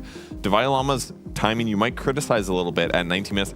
He didn't die a single time that game, so maybe justified for the lane context there. So the earlier timing you get this, it changes your game in a huge way. Minutes earlier means you get to contest Tormentor. If you don't get it before 20 minutes, you're going to have a bad time. That's a guaranteed lost Tormentor, basically, because your hero is not very active early, isn't going to be able to team fight very much until you get the item. So it is definitely a very, very important time. You got to win your lanes. That's something that did not go well for Falcons that game. They got stomped all over the map. So if they do get it again, I really hope they get better lanes or better performance in lanes. Yeah, I think that was something that you were quite critical of, is the Earth Spirit plus Largo combination. That's the worst laning combination I've ever seen. Like I was thinking about it even when we left till the studio last night. I was like, could there be 2 combinations of heroes that are worse than that we'll see this tournament? I actually don't think so. I think that's the worst lane combination we'll see for the rest of the tournament. I mean, it's only up from here. Like if he wants to pick Largo again. No Spectre Phantomancer lanes? I mean, I don't think that'll happen though. Well, I mean, if you want to talk carries, though, then we can maybe take a look at what Skitter and Yatoro have been up to in this tournament. Because there's some similarities, but there's also some unique flavor picks as well. Yeah, we've talked a lot about Falcons, but I want to talk about Spirit a little bit because it feels like when Yatoro's feeling himself and he's in good form, this team really can do anything. They can move mountains, and he looked good at Wallachia. Like, this team has been through a lot of, rocky periods with all the shifts, but he's been playing a lot of Beastmaster, he's been playing a lot of Wind Ranger, he likes to play active heroes, not just the hard carry Yatoro that we know. But if we look on the left, his unique heroes are the hard carry archetypes. He still can do that. He can bring the meta flavor of these Wind Rangers and Weavers and whatnot, but he can also have a pocket pick when he needs to. On the other hand, if we look at Skeeter's hero pool and there are shared meta heroes, he doesn't specialize in the same degree. Like, we'll see things like Abaddon and Troll and Bristleback, but you're not going to see the Faceless Voids or the Beastmaster carries or the TAs come out when needed. Also, Skeeter did play Gyro, so I think the Gyro was the Skeeter pick. So we'll move that to the Skeeter side. Sure, okay. Yeah. But yes, none of them are in the archetypical hard carries, nor has that ever been Skitter's strong suit or necessity in Falcons. That's not his job in this team. It's not, but I do think that Falcons are in a position where they need to accommodate the way that they've been playing. Like, they've always played their own style, but like, we've seen them try to make the Batrider work, try to make the Largo work, try to make the SF work. Even if it's not working, it's just kind of what you have to do in this patch. Especially when you're trying to calibrate for your individual players. We talked about the safe lane, we talked about the off lane, but the man on the screen, Quinn, what's Laurel been up to? Yeah, I mean, I think he is a player that is slept on a lot. We have some stats from his previous games, and if you look at these stats, the thing that stands out is that nothing stands out. There's a very sort of whatever score lines. They're fine, they're normal. And I think that is how Laurel appears from the outside, but I think he is the kind of player that his stats don't illustrate properly the kind of impact he has. I can tell you, when you play against this guy, he has sort of this offlaner feel, almost in a way where you just can't kill this guy. He's always just out of reach. Even if he's playing a losing lane or he's in a hard situation, he doesn't let you run over him. He never lets you full snowball the game, even if he's behind a little bit on gold. Like, his first 3-4 waves, they're not as strong as some other mid players. But after that, he's a very good skirmisher. He's very good at playing tough situations. And if you mess up even a little bit, he captures that, and he's very good at playing from ahead and has some unique skills. So I think he is someone that is slept on a lot, but I honestly respect him a lot. Every time I play against this guy in pubs, I can feel how unique and specific his skill set is. And it's very impressive, I think, when players like don't follow the typical mid archetype, but instead like diversify and have slightly different skills. Do you feel like that puts more pressure on him as a player to perform? Because I think he's been criticized a lot more in the last couple months as a player, because it feels like he's not necessarily bringing game wins. It's kind of the consistent thing for players like him, frankly. Yeah, I think like his playstyle is just going to make him a lightning rod. Like, he will always be criticized, and I think that playstyle of playing like tough matchups and sort of playing from behind a little bit in the start of the game, I think that does require a lot of execution. Like, I think if he's not on the ball, then he'll look really bad. I've heard him say in interviews, sometimes he's the best mid in the world, and sometimes he's the worst. Like, he said that himself, and I think that is a symptom of how he plays. Yeah, I think he's very integral to the team dynamic, and oftentimes the criticism is unjustified. Like, he doesn't need to be the type of player to win games if he's got players like Collapse and Yatoro on his team. We even saw, like, when Mirel had to stand in for Team Spirit earlier this year, like, they just looked bad. They look different, because when you have a player like Laurel who is used to being a shield, is used to kind of tanking bad lanes and still enduring and making things happen on the map regardless of net worth, when you lose that and you have to play with a different kind of mid laner, their team dynamic fell apart. It was even Collapsed in an interview at Dream League who said that, yeah, even when Laurel loses his lane, we see him on the sidelines. Like, he has impact. Whereas with Morel, we need to inject more net worth into him. We have to give him more of a game so that we can activate him on the map. Would you guys compare on the opposite side, Skitter is kind of similar to like an off normal meta of the hero? I think so, for sure. He's definitely chosen a playstyle on carry that is that is atypical and the kind of playstyle that draws a lot of criticism because it's not flashy, it's not as cool. You're not playing hard carries, you're not playing the heroes that seem fun, you're not playing Anti-Mage and Void and Morphling and these like cool heroes. You're playing stock standard, you're playing the Rock for the team, and I think the Rock role on a lineup is one that will always be the most criticized. You look at Anton or Doracio, Exactly. you look at Crystallis, you look at Skitter, Laurel, all these guys, they're always getting flamed, but in their absence, teams are not the same. But it is rare for the mid player to be that lightning rod because all the other examples that you came up with, Crystallis, Doracio, Skitter, they're all safe lane carries. I can think of like Zai in the past, maybe. Yeah, I can see that. Zai is definitely someone who would play some weird stuff. Sure, but that's also sideline. So when's the last time a mid laner was so centrally the focus of being the sacrificial role? I'm thinking. I'd say Nothing to Say plays a similar role in extreme gaming, but he does get prioritized sometimes with his tinkers and whatnot. Yeah, But maybe. I would say he's a bit of a Chinese Laurel in the sense that he tanks bad lanes often. Was Ana ever in that camp? Yeah, kinda. Like, Ana was definitely, like, playing Ember Spirit against the worst matchup you've ever seen. But I think part of that was also that Ana was kind of a bad laner in the beginning of the... Like, he would also play even matchups against... I mean, the thing is, that was back in the day when some of the laners were, like, like, you're laning every game against maybe no one in Sumail. And these guys were all crazy schizo mode back then. Well, on that topic, Topson surely fits that as well. He sometimes would be Topson like... for sure. He'd be like, pick this goofy, weird hero mid and have a bad time. Yeah. That was... I think that's probably the best example, honestly. Someone who... Especially when he first joined the team at TI8, he was getting flamed constantly. Yeah. The guy was playing like Zeus and crap and getting annihilated in lane, but he would still have impact. And there's some, like, that is a rare skill set, the kind of player who almost thrives in the harder situations. Like, they shine when the game is miserable. Exactly.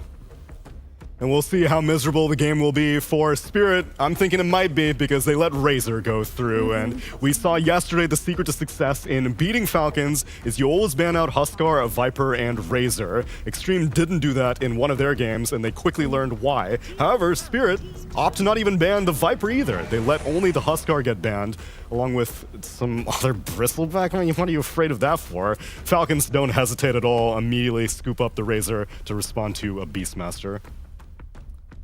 I'm surprised. Yeah, I don't know why you wouldn't go for the Viper, Huskar, Razor bans. And I understand the Bristleback ban if you're starting Beastmaster. Like, that hero is a response to Beastmaster in a lot of ways. As a flex, as a hero who matches his timings, and they respect Falcons as a Bristleback team. The Razor, I guess maybe they're just calling their bluff. Maybe they're saying, Extreme Gaming messed up in other ways, and we like Beastmaster carry versus Razor. Static Link does not affect it. We don't think it's a problem. But that was the matchup, right? It was Ame Beastmaster. It was exactly that. Oh, jeez. But that's what I'm saying. Maybe they think Extreme Gaming failed in other ways. Okay. I mean, I also think Spirit as a team is better at playing against Razor and this type of hero than most other teams. Like, Spirit's super good when you first pick a core and they counterpick that core in like a team, like the whole draft counters you in like a structural thematic style. Like, you look at Razor, the hero runs in. He's running into Roar now, he's running into Rock, he's running into Shadow Shaman stuns. Like, it's not an easy game to run in and just link a guy as Razor. And I think they are the single best team in the world at seeing a hero and understanding that hero on sort of a deeper level, like a la like a wing style drafting. You go back to TI6 where they pick sort of out of the box things. Like, even Spirit stays within the meta these days because of the patch, but I think as a whole, this team is very good at countering early pick cores. Yeah, but I think that Warlock and Shaman, for example, like, those heroes were picked with Beastmaster yesterday as well versus Falcons Razor, and they still lost. So I really think that the concept that you mentioned is good and their read on it is correct. It was just the lanes went too abysmally. Maybe they think that they can account for the lanes going better than Extreme did. Extreme Gaming's draft in the game that we're referring to was Beastmaster, Warlock, Shaman, Primal Beast, and Quap. It's just, there were unfortunate things happening for XG. There were like kill denies going on, but that's really what it is about this Falcons Razor. It's gonna be like a lane skill check. Like, even if the hero is conceptually countered, the laning is the biggest problem. Like, Amar's Razor yesterday was like 2 levels and 20 CS ahead of Ame's Beastmaster. Well, their saves are incredible on Falcon's side now. They've got Snowball to protect against possible roars or shackle stuff. They've got the Abaddon, which most teams have had not. They kind of gave it up this tournament after enough losses from previous ones. So it'll be interesting to see how this works out. But it does fit Skitter's playstyle for sure.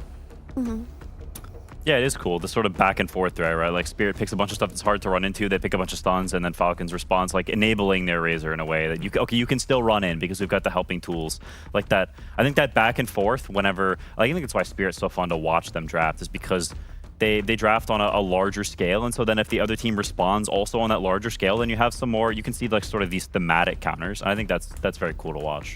I think the track record of Abaddon at the last Dream League was really bad, even when it looked like a great Abaddon game. But it looks like a great Abaddon game, right? Like, not, like Fatal Bonds, Shackles, Roar, like on paper, you're oh no. Why is this hero resurging?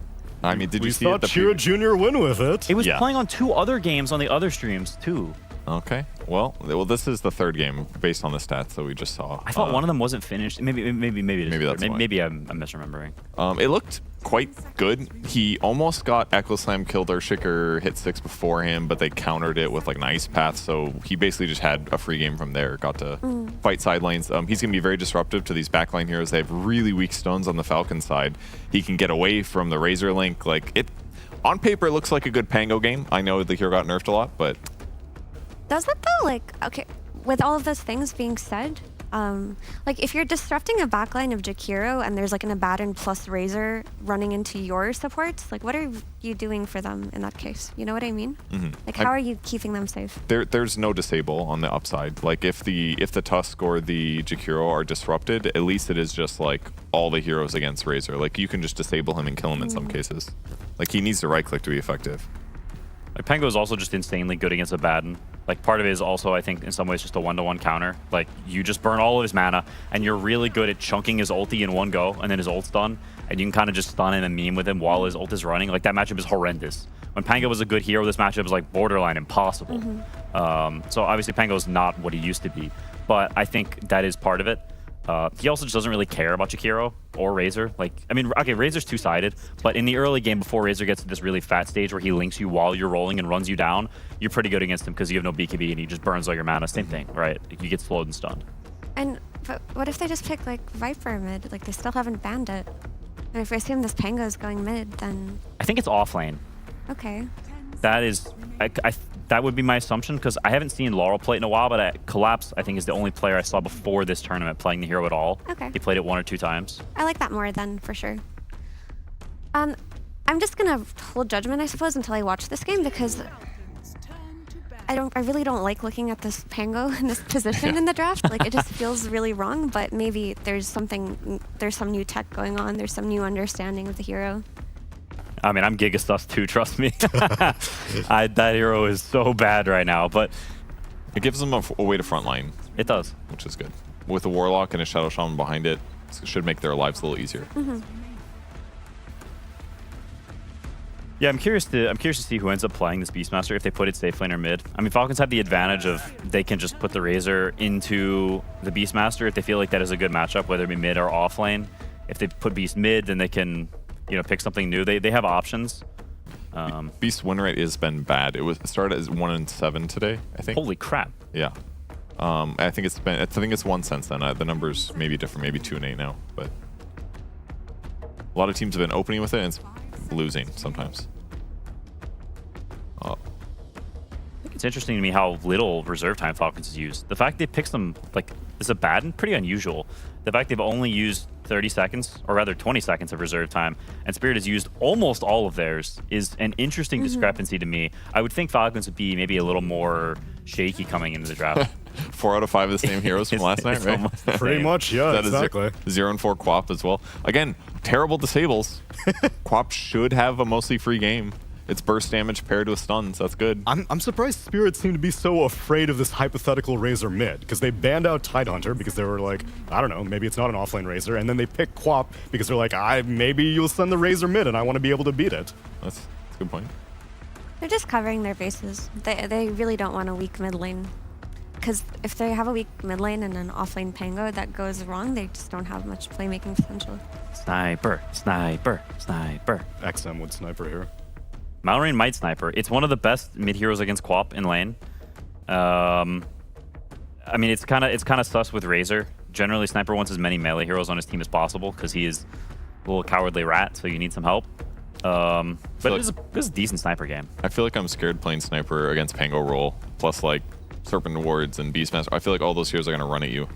I guess he has some coverage, but I think it's bad against mid Pango, but it's good against offlane Pango because you can stay so far away that while he's rolling around, you just shoot him while he's rolling. And he has lower net worth than normal too. Yeah, like the bad part of that matchup is when you're getting spammed in the early game, and if you die a little bit, then like the fighting the rural early game is a problem. But in the mid to later phases, I think Sniper is generally decent against Pangolier. It would kind of split the focus of letting the Razor be the king of Falcons, though. It would. And so if the goal from Falcons draft is Razor is my be-all, end-all, then is there any mid laner that can go into Quap that would help facilitate more Razor enabling? It's like Ember. It's just a question of is Malrine going to play it, right? He's played it once so far this tournament. He lost. It's not a hero he's super comfortable on. He can play it. I think he's Grandmaster on it, but it's just not what you think of when you think of Malrine. That would be the one that most mids would go to in this situation is probably Ember. Or he was playing that Bat Rider quite a bit yesterday.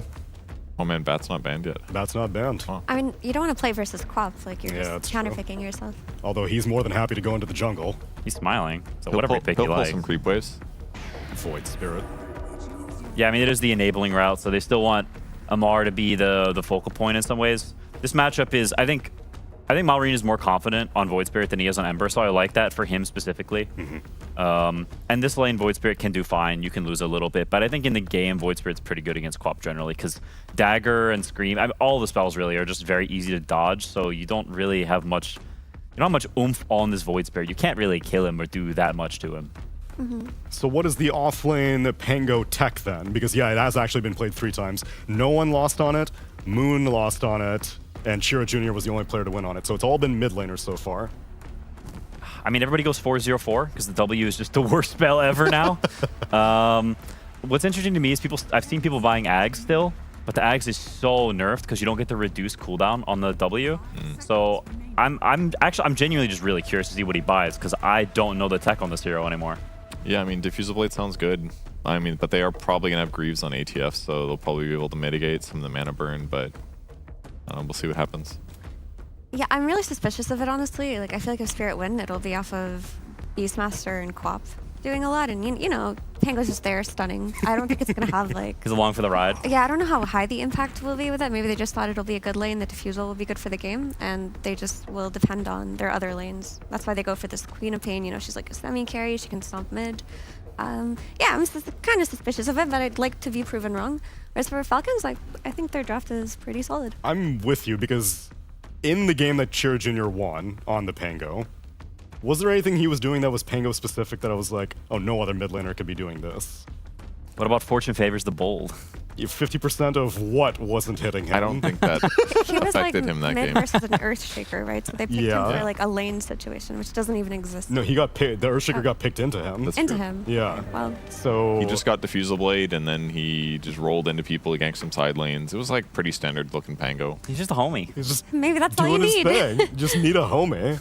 I just usually don't put collapse on homies. I That's put collapse true. on I'm gonna win the game. He's been playing homies.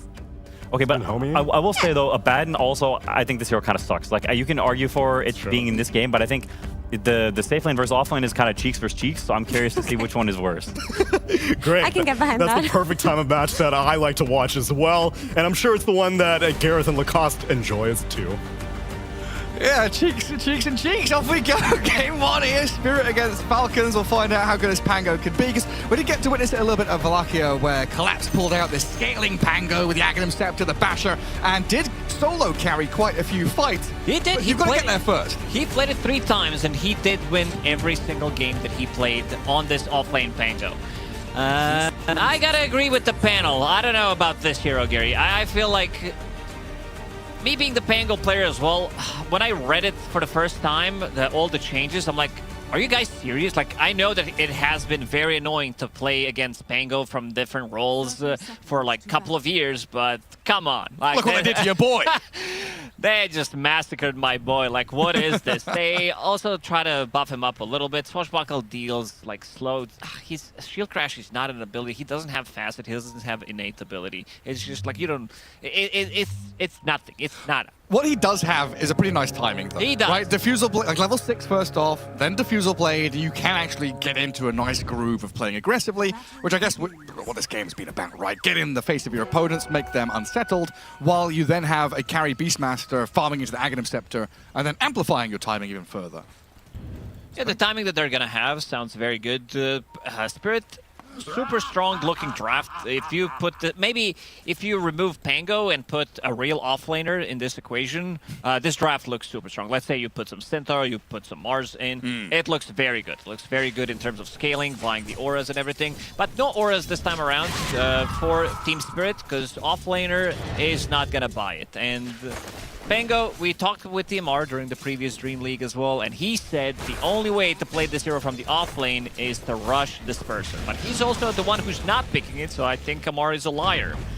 Yeah, I mean, we saw him play it like once in the past couple of months, but definitely not a comfort hero for them. Might comfy for collapse, though, putting him on one of the homies. As that top lane, Abaddon Jakiro. Abaddon, a hero that I'm not necessarily fond of, to be perfectly honest with you. That whole Radiance idea.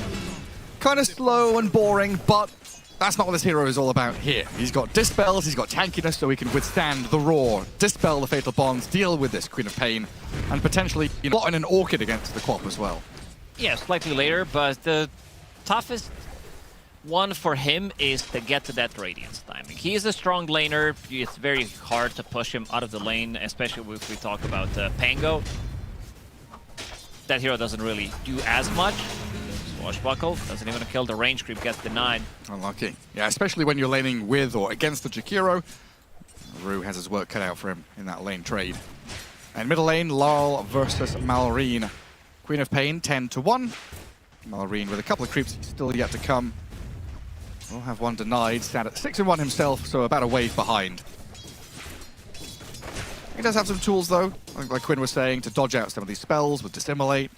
You've got that mid-game back and forth, right? Similar to that Puck versus Void Spirit situation where pretty much you've got this late stage for Queen of Pain, but then later on you've got that your Scepter to eat the Remnant or the set up and catch. Third and final lane, Amar on his Razor, playing against a Beastmaster Warlock. While Crit's Tusk, a good setup for things. Just trapped him in the Igloo momentarily. They did play Razor yesterday when they were playing against Extreme. It looked so good. Like this hero, it's Amar's specialty, and he built auras. I think this is going to be the key in this game. You have one team that doesn't really buy into auras, and then you have potentially 3 auras that could come out. Maybe he's going to be skipping Crimson Guard in this one, because there isn't that much physical damage coming out. So Beastmaster is a mixed damage hero. Greaves Pipe then? Yeah, and then he needs to start thinking about Linken's. Yeah, Linken's, Lotus, something along those lines, and you're playing against Shaman, you're playing against Beast, so SNY feels very good. Good Swashbuckle this time around. Yeah, good damage onto Snaking, and Rue just with the right clicks, going to draw the first blood while Collapse Fairy fires up. Oh, trades out. Rue picks up the double kill though. Shadow Shaman's laughing. Yeah, he's like sorry, but not sorry. So he gets the Lotus, gets the Clarity immediately. Shadow Shaman, one of the better like supports in game to be able to get the trades. Like if you're getting clicked by Shadow Shaman, you're most likely losing that one. Panto, meanwhile, in trouble down bottom with a static link and damage out of Amar. Crit might take over and die to the Fatal Bonds, and will, as Panto picks up that trade. But in that top lane, it's not just a couple of kills they've got, but the fact that they're able to freeze the lane as well. And get to Lotus. Shadow Shaman, yeah, get Lotus, lots of little advantages being gained.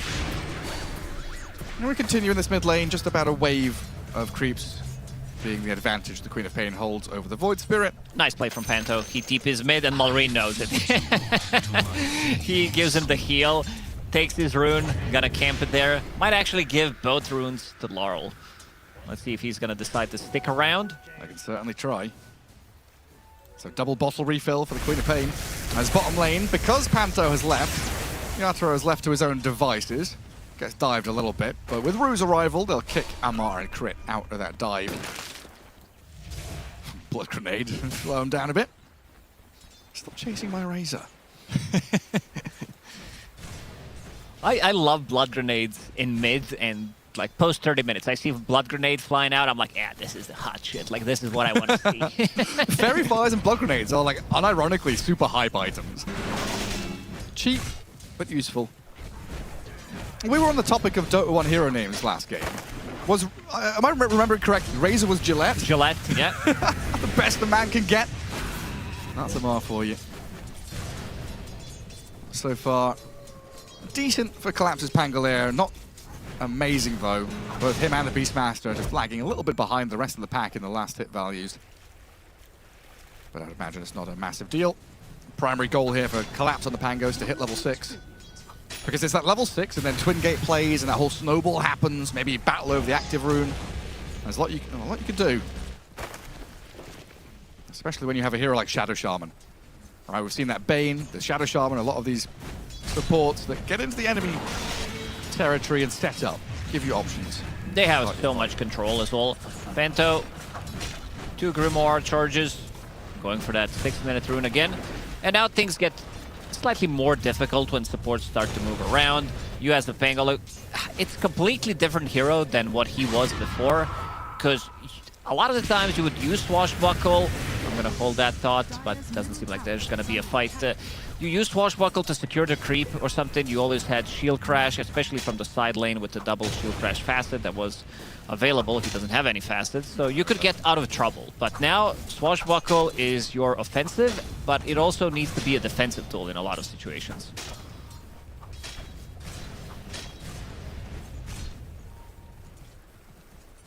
It's just very difficult to kick skit around this lane, isn't it? Once he hits level 6, it'll probably be impossible. We're going to give it a shot now, though, as we saw Snaking go into that middle lane. You cursed him, Gary. I did, on purpose. I hate Abaddon that much. When he was left alone, right, then that's the problem. The call from mid was, guys, we need to secure runes. Spirit are sending 2 supports to these runes every single time. And Snaking goes mid, and then the snowball happens, but in reverse. Every single time Abaddon dies, it's just so much that he's losing. Like, this is the hero that is supposedly not, like, you're not supposed to die in the laning stage. A lot of the times you would also see Abaddons holding the ulti for good like 15, sometimes 20 minutes, picking up the Lotuses at 9. They have, like Lotus, they have 15, 21 charges. Impossible to kick out of the lane, but this time around, it is different. They did bring another support through, did come in, and they managed to grab the kill. Chicken Fingers. What a facet. Allows you to go in, pretty much. You go in with one of your abilities, then another Hex potentially, then another Hex. What do you call them in Croatia? Tendies. That's what Chicken Fingers are. Tendies, yeah. Well, you call them tendies? You don't have a special name for them? We used to use the French word. In England, we call them goujons. Chicken goujons. Then Chicken Fingers, then the Americans came over, we called them tendies. KFC Crispies. Got a lot of different names. You'll think he's thinking. I'm thinking. He's got his thinking face on. He's digging deep into his mind palace of Croatian words. Lol. Standing over the rune, bottles up the invis. Fatal Bonds on Crit, Malrine, and the Creep Camp, doing a decent chunk of damage. Might actually just be able to take Crit down here as he gets to high ground, can attempt a snowball and maybe a deny. The Creep Camp moves in and does get denied. Uses a Lotus just for this one, but definitely worth it. Amar continues to farm up in the bottom lane. Doesn't have anything queued up yet, but Guardian Greaves, this is the item. From the offlane at least, where you become super tanky. Right now, he is maxing out his Plasma Field. Also, did put a second point in Static Link just to have that extra bit of oomph in the laning stage, which did result in them getting the kill, but most likely, you want to put points in the Storm Surge. This is what the hero is about. He has booted Yatra out of lane, off-screen farming jungle, on his way back to the fountain. Beastmaster, similar in some regards to that Abaddon in terms of the item progression story. You know, needs to get the Aghanim Scepter, is a kind of arduous journey to get there, incremental items that don't really offer you much until you reach the full Ags. And we have seen Beastmaster suffer in terms of win rate this tournament, as he can get shut down from an early point. But once he gets Ags, I don't think those numbers do him justice. This hero feels very, very strong in most of the situations, especially from the mid lane. If you can get the ball rolling, you kind of take control of the whole map. You're the one controlling Roshan, and then with first Aegis, you can put... It's very difficult to kill Beastmaster, and especially once he gets the Ags, this is the timing that you did mention. And also scaling, like we've seen Dispersers, BKBs, Manta Styles, Silver Edges, whatever you want to buy on the hero, it feels good. Because it's not necessarily just the refresher hex that we used to see from the offlane, right? You can go full right click, basically. From the mid lane, we do see a lot of refreshers, and sometimes even from the safe lane, depending whether you need it or not. Well, Laurel says, Rune is bottom. That means I'm also bottom. And Rue will get taken down, but Amar is standing over the Rune, making sure that Laurel can't get it. Very good from Falcons there, bringing 4 of their teammates in towards mid to get Malrine a bottled illusion rune, finally getting his hands on one. A nice little snipe on that Shadow Shaman definitely helps out, adding a bit of cash influx. Golem dropped on Skitter, trying to force the level up of the ulti. Still holding that point. He's going to have to be forced to use it there as the swashbuckle comes in. It's still going to be good damage on the tower. They're probably going to be killing the tower anyway, but proccing the ulti and Collapse saving a point. He does have Rolling Thunder. Amar TP's in. He wants to defend this one. Static Link, drain all of the Golem's damage, kill it off, and force both Collapse and Panto to retreat. As the tier 1 stays alive, now into die range. And Amar can say, job well done. Back to his lane to farm.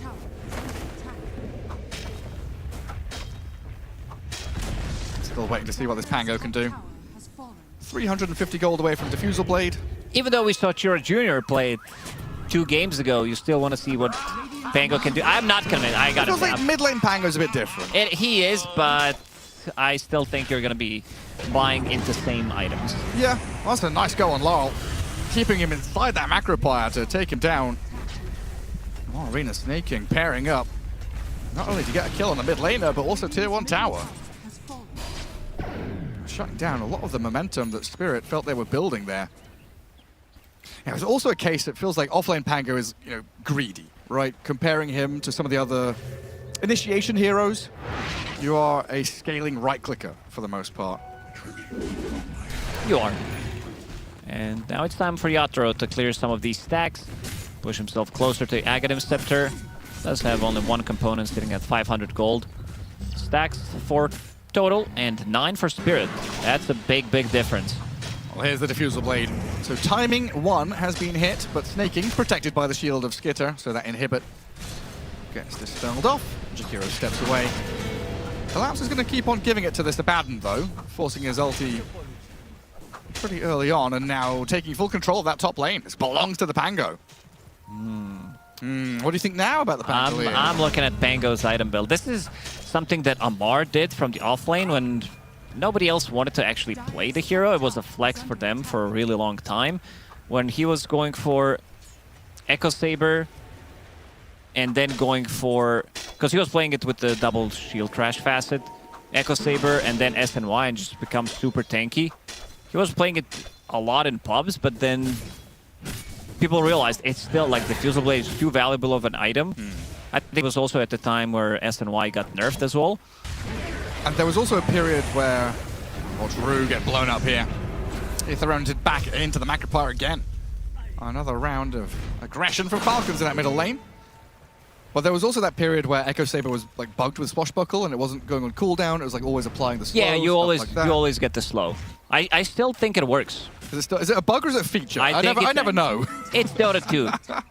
You can call it whatever you want, but I do believe the slow, it doesn't go on cooldown once you use the Swashbuckle.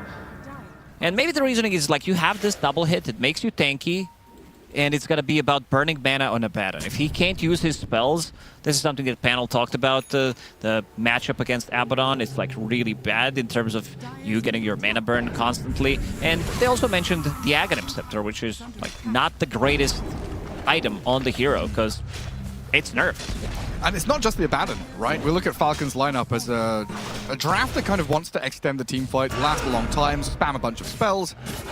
Razor is a hero who likes to survive and get multiple rounds of spells out to do damage. If he has a missed mana burn, he's kind of useless. Void Spirit, similar story. All relying on short cooldown spam. Need mana to counter spells. You're still yet to see a Sonic Wave. Laurel has been pretty silent this game. Continues to farm up in the middle of the pack, but nothing big yet coming out from him. Reasonably quiet. A timid one so far. I did get a lot of emphasis in the mid lane to guard the early runes, but Falcons started to meet with that resistance. Seems like Team Spirit really just focusing on hitting that big timing. Aghanim's Beastmaster. This next item up on the Pangolier. And it should all coincide pretty nicely.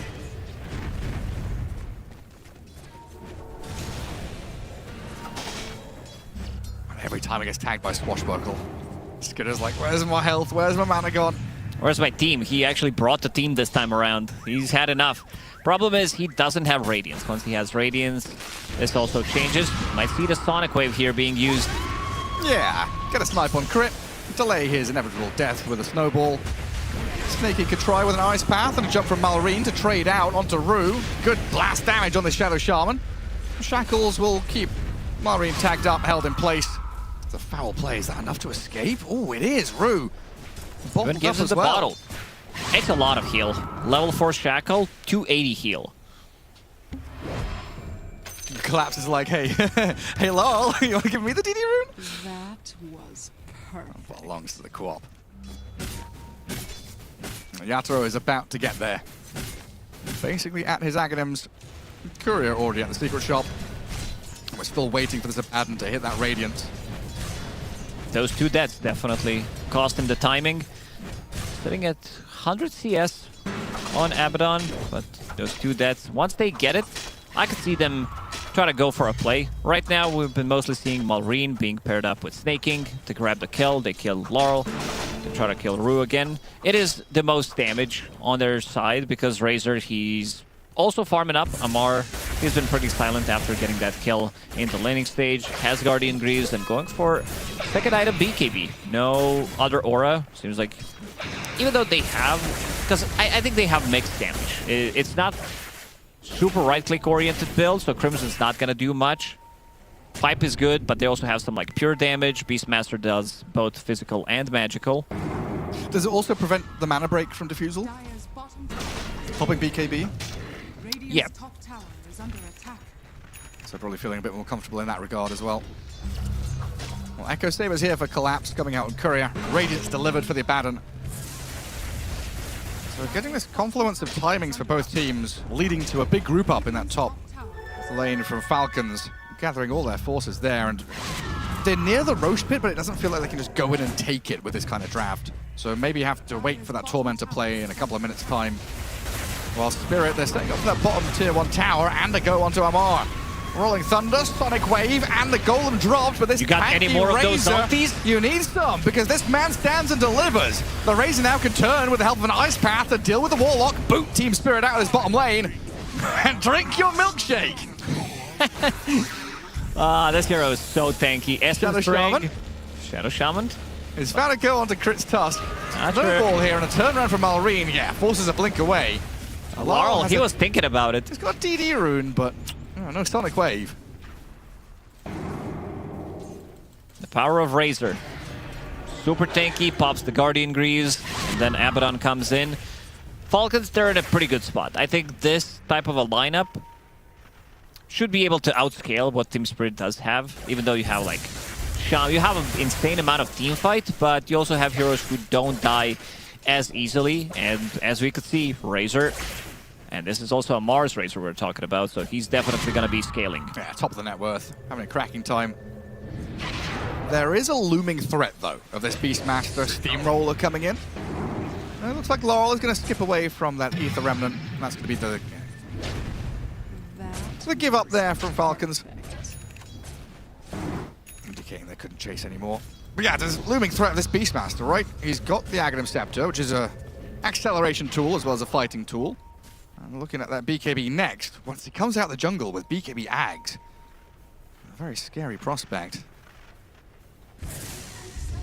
I still play down in this bottom lane, Team Spirit. They want this tier 1 tower. So it looks like they're giving up control of Tormentor, at least for now. Collapse. Heading the tower with double hit, Echo Saber, extra bit of minus armor from Orb of Blight. Will TP to the mid lane. Falcons, they are ready for this play. Yeah, they smoked out that top lane into mid, get the blow up, catch, tons of damage, dumped onto Collapse. Pango down, and now the chase towards Panto. Marine wants the bonus one. A conflagration of fire thrown in by Snaking. No one caught inside as Marine does pick up the double kill and swipes it onto the third as Rue is taken down by Skidder. This is a massive win for Falcons because it's delaying what Team Spirit's draft wants to do. They are going to get the kill on Tormentor, but Roshan could potentially be up. Tag team, 3 points in it. I don't think Falcons are going to let Beastmaster get Aegis in this one. They're definitely going to be fight ready, and they're drawing on a minimap. Let's play in this bottom part of the map, and maybe we get a pick off and then turn that into Roche. But for now, they might go to the top lane because Beastmaster is showing Yatoro. He's alone up here. He is alone. Amar was pinging the attack, trying to rally everyone. But it seems like Yatoro is going to be left to slip away through the net. It has been really difficult for Spirit to connect this Beastmaster in any meaningful way to the rest of their team. So far, it's been the other four trying to make plays, give space. I guess that's the call. We just want to try and get this Beastmaster to scale into, what, minute 25 when he's ready to go? And also, Aghanim Scepter was completed on Queen of Pain. Shackles start out onto the Abaddon. He's kind of alone. Void Spirit's coming, though. He's got borrowed time. He's going to have to use it here. Back to about half HP. Void Spirit's in with a silence catch on the Queen of Pain. It was just delivered. Golem drop to try and protect Laurel, but the damage is already done. Crit will get the finishing blow, and now Rue's in trouble. Bit of a Kale. A little spike as we lose Laurel. Rue's about to fall, and I think Team Spirit gonna have to give up on this one. They need to bail. They don't have Beastmaster. He's most of their damage. Queen of Pain also died immediately. And that Orchid delivery, it was running on the courier. So he immediately used it on Queen of Pain. She didn't get anything. Oh look. Aperture Science. How can you carry hope in the face of the wolf? What's in the middle? Hello. Ooh. Oh, I thought Collapse might get stuck in the igloo there. Peek. I'll go for the roll on a TP. The shutter snaps. The Falcons come out of this one with another couple of good kills. Panel did talk about the cheeks. That was their throw to us. We did not expect to have the full visual of it as well. Such a close-up as well. Anyway, back to the game, back to you, Gary. I feel like I'm Collapse's doctor. Gotta take care of your health, everyone. Especially once you hit 35, you're gonna go through the entire examination. Roshan time for Falcons. 5 men in the pit. Nothing here contesting. Spirit will scan it. They know what's going on, so it's down to clearing waves, gathering up resources wherever they can. It's still a waiting game to see what Yatoro has in store for us, but it could just be a limp entrance, right? If this Beastmaster doesn't get a teamfight victory in the next couple of minutes, you're just wondering why have we spent 22 minutes farming? And how do you kill these guys? You have Abaddon, who will have a Blink Dagger, so he's going to be able to blink out no matter what, unless Shadow Shaman wants to commit with some spells during borrowed time. They are pinging out Laurel. There's so many people you have to ignore. You have to ignore Amar. He's got BKB Greaves Aegis. Ignore the Abaddon. He's got that borrowed time and go on other heroes like Maureen with a Fatal Bomb Sonic Wave. A massive takedown as Amar will pop the BKB Essence Ring trying to turn and fight. They've killed off Rue. They're chasing on Yatoro. The damage, it's good enough. Beastmaster down for the first life of Razor. He'll respawn and maybe have some backup arriving with Skitter here alongside. They force the scatter out of Spirit. Well, Collapse gets on the snaking, but this Chikuro is no slouch. Forces the TP out. No more stuns to come. So Collapse survives. Not too bad of a fight for Spirit.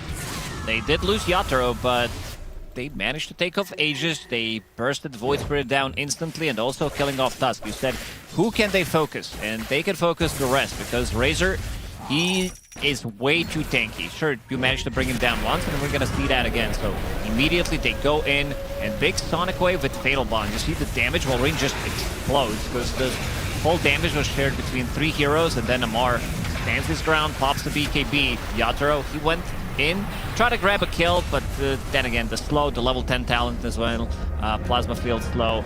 He's just super tanky. We also talked about itemization on him. Should be the pick-off. But Amar, he still did pick up the second aura after a BKB. He did pick up a Crimson Guard, wants to be as tanky as possible. And that was also Beastmaster without BKB. He's still got a 9-second. So next fight maybe goes a bit better for Spirit. But we're still looking at Falcons grabbing this game, taking control. Even with just a 1k lead, they're the ones storming down lanes and pressing every wave in towards the Radiant base. A catch here on Larl. But he's got no safety tools, does he? He does not. Dead? He's just dead from 100 to 0. 50 seconds without your Queen of Pain now. And they're ready to go for the high ground. Why not? Solar Crest ready on Jakiro. Extra bit of damage, slowing them down. This is a lot of tower damage, actually. Abaddon, you have Razor with the right clicks. I thought that was a banner. It's the creep wave. I was like, did they kill a second Roche? It's the creep wave banner. Don't worry, guys. There's no glyph on the creeps. It's Amar planting flags, asserting dominance. This is his territory now. Taking control of the large tract of land in the Radiant base and forcing Collapse to come in here with the Rolling Thunder. Malrine looking for the backlines, doesn't find anyone as Amar just drains the damage out of Collapse and goes back to hitting tower. He drained enough. Reset. Just enough to make sure Pango doesn't feel too comfortable getting too close. And this is also Pango before the shard. So you don't have that, like you need to be able to bounce off something. It's not going to be as easy, especially in that area where you don't have too many things to bounce off. This is also Falcons versus Spirit, don't forget. Two teams notorious for playing late game. It's 26 minutes in and Falcons are just storming into your base, nearly killing off Rue, forcing you to defend your tier 3 towers. Usually these guys like to drag it out, go late game, scale up, get big items. But Falcons putting their foot down, pedal to the metal basically. Now they're going to ease off a little bit. Hold the high ground by the enemy Ancients. Larl will keep it, not Collapse goes on the other side. They want to be getting the next round of items. This Lotus Orb, it needs to come through. He needs to be able to get rid of this Orchid. There is 4 staff available on Warlock. Shadow Shaman with the Blink Dagger. Rue's very farm. He's the most farm hero from all of the supports. He did get the shard, though. But still, holding on to greedy GPM. Etherlands, Blink Dagger, level 11.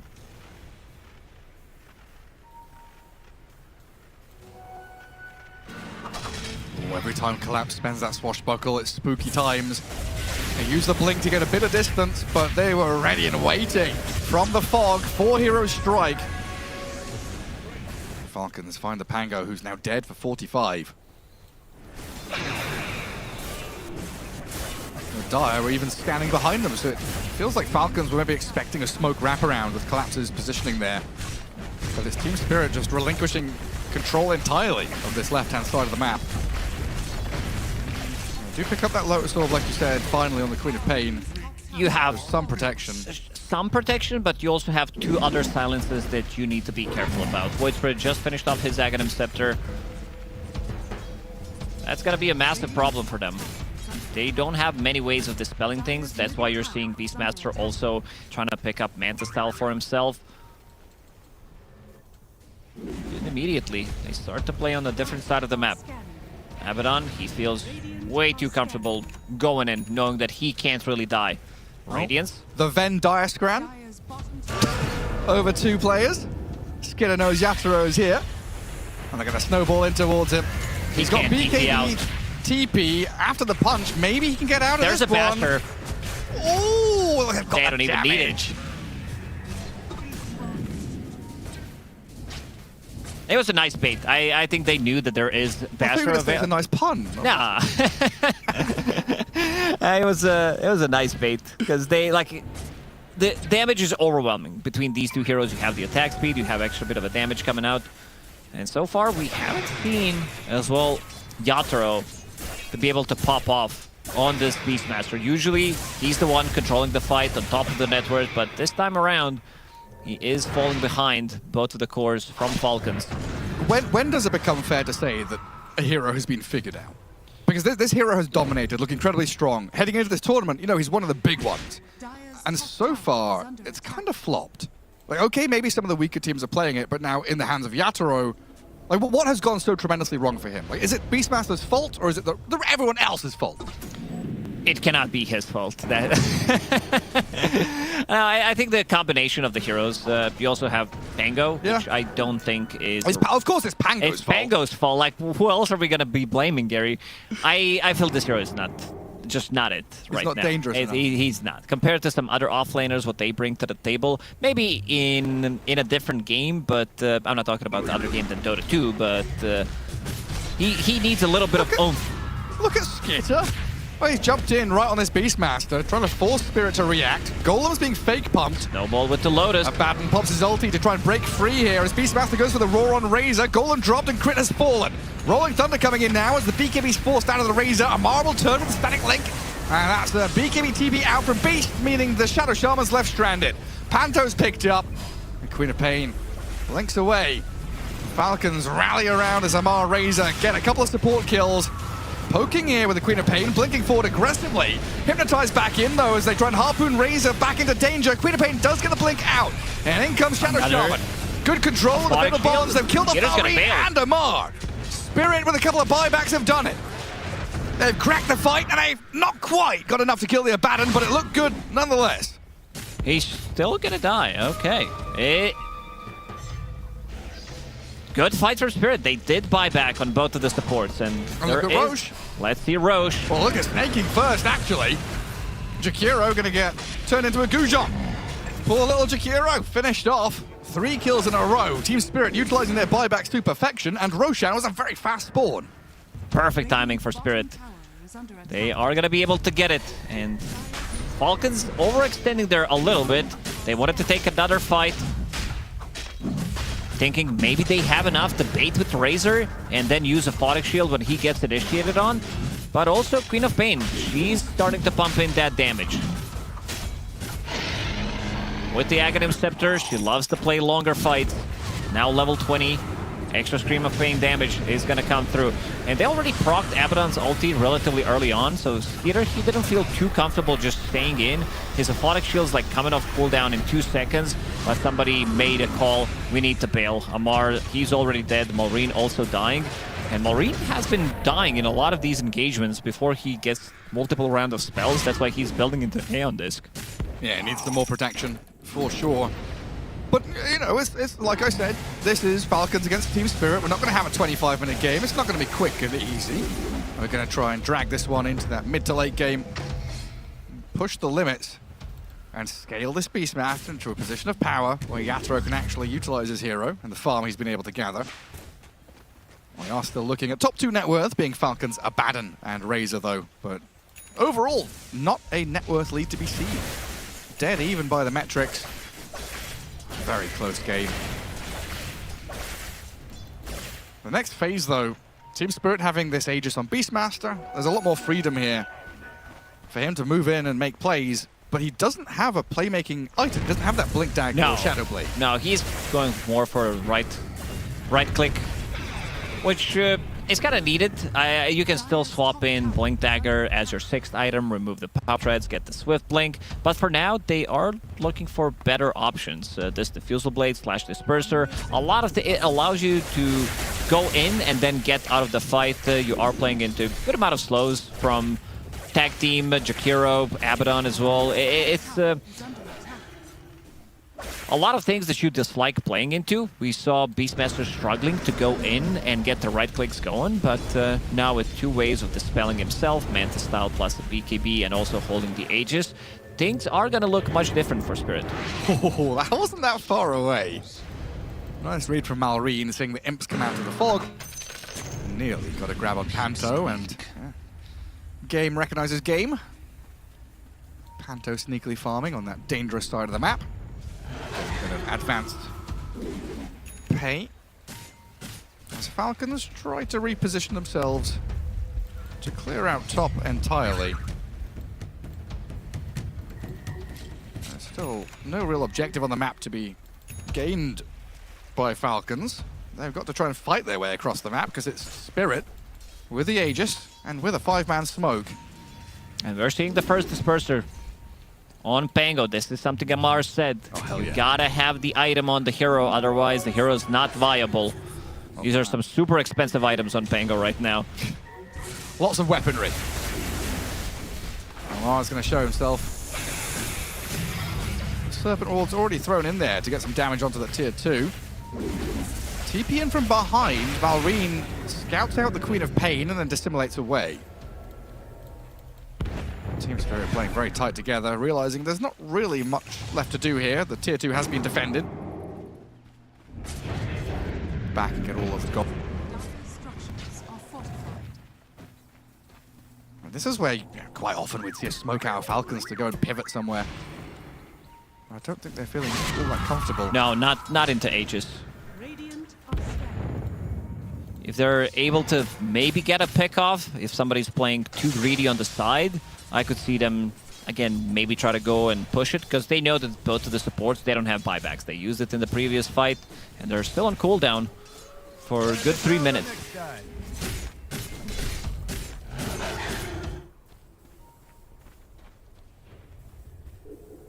Well, Spirit have done a very good job bringing this game all the way back to even. Only a minute left on Aegis, though. So that's just going to be sit back and farm. Maybe hope that Falcons come to you. Definitely a game that's still on edge. We saw Crit previously, just waiting on cliff top, looking to smoke break. Panto and Rue are doing a similar thing just now. So you send Larl forward as the reconnaissance man, parachuting behind enemy lines to go see what's happening up the cliff tops. At least 3 minutes for Roche and 6 for the Tormy. Aegis about to expire. Yatoro 15 seconds. Let's see if they can make something happen and maybe kill this tier 2 tower. Everybody is relatively close by. 2 catapults. This is 35-minute wave. Yeah, this is when we get that ebb and flow of the game, right? There's no objective to suck everyone towards one area of the map. So we get Team Spirit and Falcons mirroring each other here, going for tier 2s.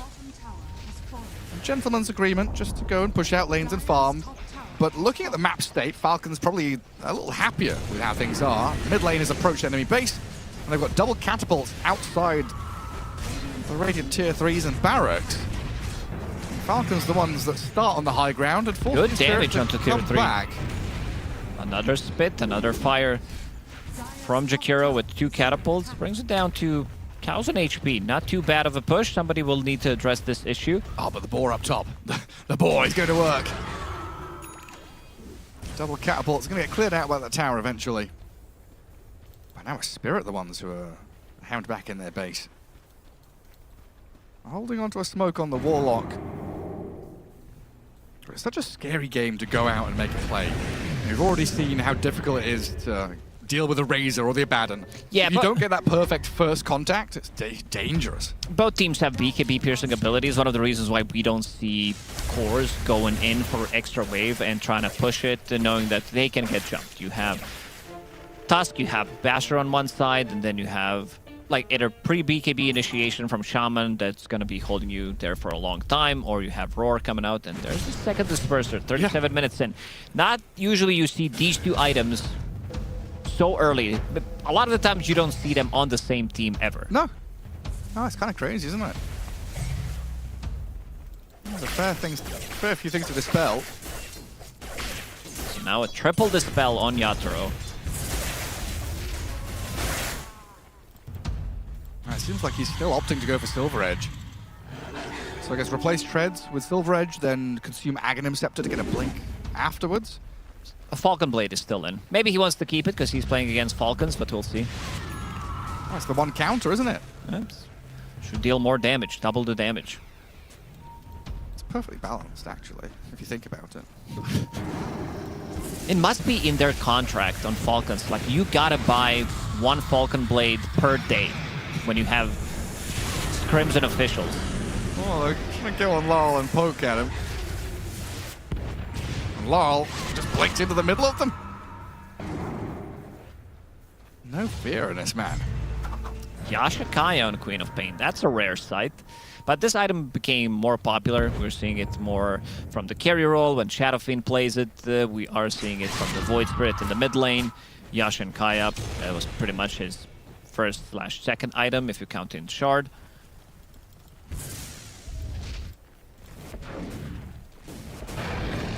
those daggers, they go out quickly. Especially with Aghanim Scepter. The cast speed bonus, extra 25%. Now imagine Faceless Void 4, yeah.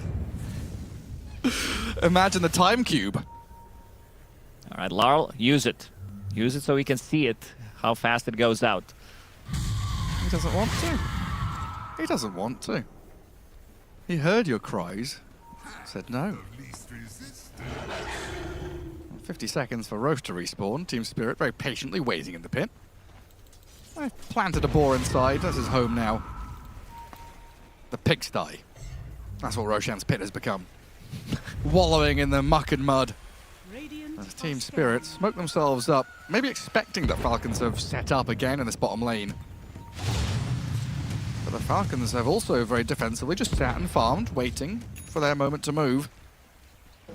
We know Roshan could be up in, or will be up in 20, but theoretically could be up already. So it seems quite passive from Falcons here to wait. And Blink, it also goes out so quickly. Allows you to maybe get out of the tricky situation. I guess Falcons know, right? Because Spirit they know. Took the last Roshan. He would roar. A lot of the times we see this play where you roll in. Oh, straight onto crit. Trying to kill off the Tusk. Half HP.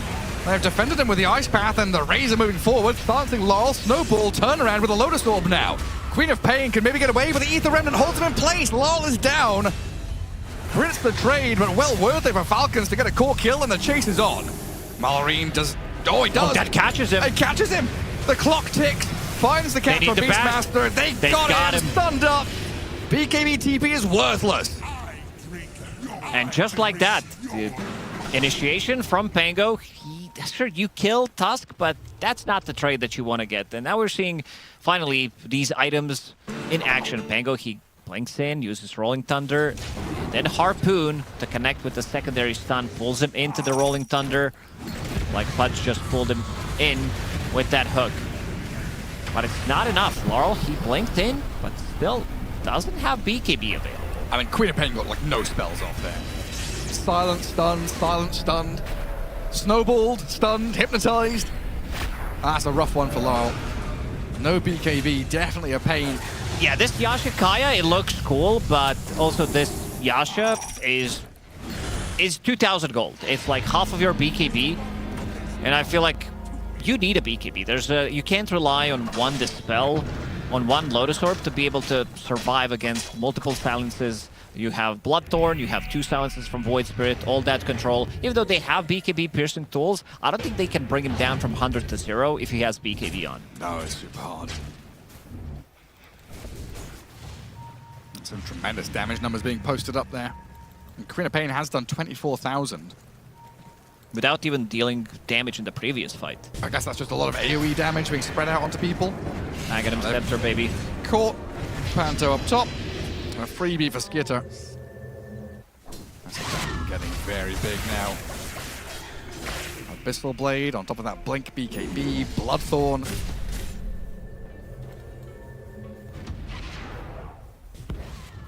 It's quite pleasing to say. Blink, BKB, Bloodthorn, Baden. Basher. Abyssal Blade. Bradiance. Base Boost. He's about to be level 25. And kill the Bormentor off. Nice little shard for crit. Stay in the glorious green to heal himself up, while Amara's out there pushing waves and holding position over by the enemy Ancients. Yeah, big old question mark on this Yatoro Beastmaster. Spent a lot of time farming. Still 4th place in net worth. And 335. Yes, he's got involved, but he hasn't felt like an overwhelming force. No, definitely not. He's also getting length in every single fight because Queen of Pain is not the target you want to go for. You don't care too much about Pango, unless he's using the Rolling Thunder, which we've seen in one fight near the Team Spirit's base, where he gets length, deals 60 damage, immediately forced to go out. So doesn't have that extra connection, doesn't get that extra bit of a stun. Pango does have a level 20 talent, 2 seconds of Rolling Thunder, which is going to help him out, but Falcons, they feel very comfortable right now and seems like they want to be going for the high ground. They have that extra bit of a damage. Abaddon, you have two heroes really can't die that easily. Malrine. It's so scary, isn't it? Laurel has to blink and Lotus This has to time, react. it's the real banner. Fatal Bonds on this Razor, but he's got BKB Aegis, and Malrine just goes in, forces the backline to retreat, resets, as Laurel jumps in with a Sonic Wave, pushing this Razor back, dragged him with a Harpoon, but it's not enough to finish. And now, with Malrine in the thick of things, they've got an Ice Path over towards Laurel, trying to kill him off, but the Golem's dropped, buying some time. Blink away from Queen of Pain, but still dies to Malrine. Now the Razor walks the dog, the Beastmaster sent back to the kennel as Razor runs in, causing serious problems, and still has Aegis and Refresher. You've lost He 3. blinks in, he's trying to keep him alive. I mean, 3 have bought back. Team Spirit do want to keep this fight going. They lose the Razor's first life, but he's got Refresher BKB again if he wants to use it. They've kept him alive through that Abaddon. A little move down to low ground as well. Falcon still in fighting shape as Malrine goes poking one more time. Oh, hello, Rue. How are you? Shadow Shaman gets over the Igloo. Safe for now as they trap the Abaddon inside. BKB expiring for Skitter. Step away. Laurel and collapse. That's risky. Malrine makes another jump. A silence on 2. Malrine's like doing Falcons, so much. They made the call to run. Yeah, he goes in and he knows that he can't die. They didn't even proc his A on this, so he goes in with Shiva's, scouts things out. He's also level 25 and has the Simulate Truth for 2 seconds. This is the talent that you don't see almost ever, and those damage numbers, both mid laners actually dealing almost 10,000 damage each. And Amar tips collapse. Is that a Pango-related tip? Probably. Well, he took the tip about the disperser. So maybe he didn't take the tip about not picking it. Now in a situation where Team Spirit, they have buyback on only Beastmaster. So Falcons come in for another round of fighting in that base. Keep your lights out.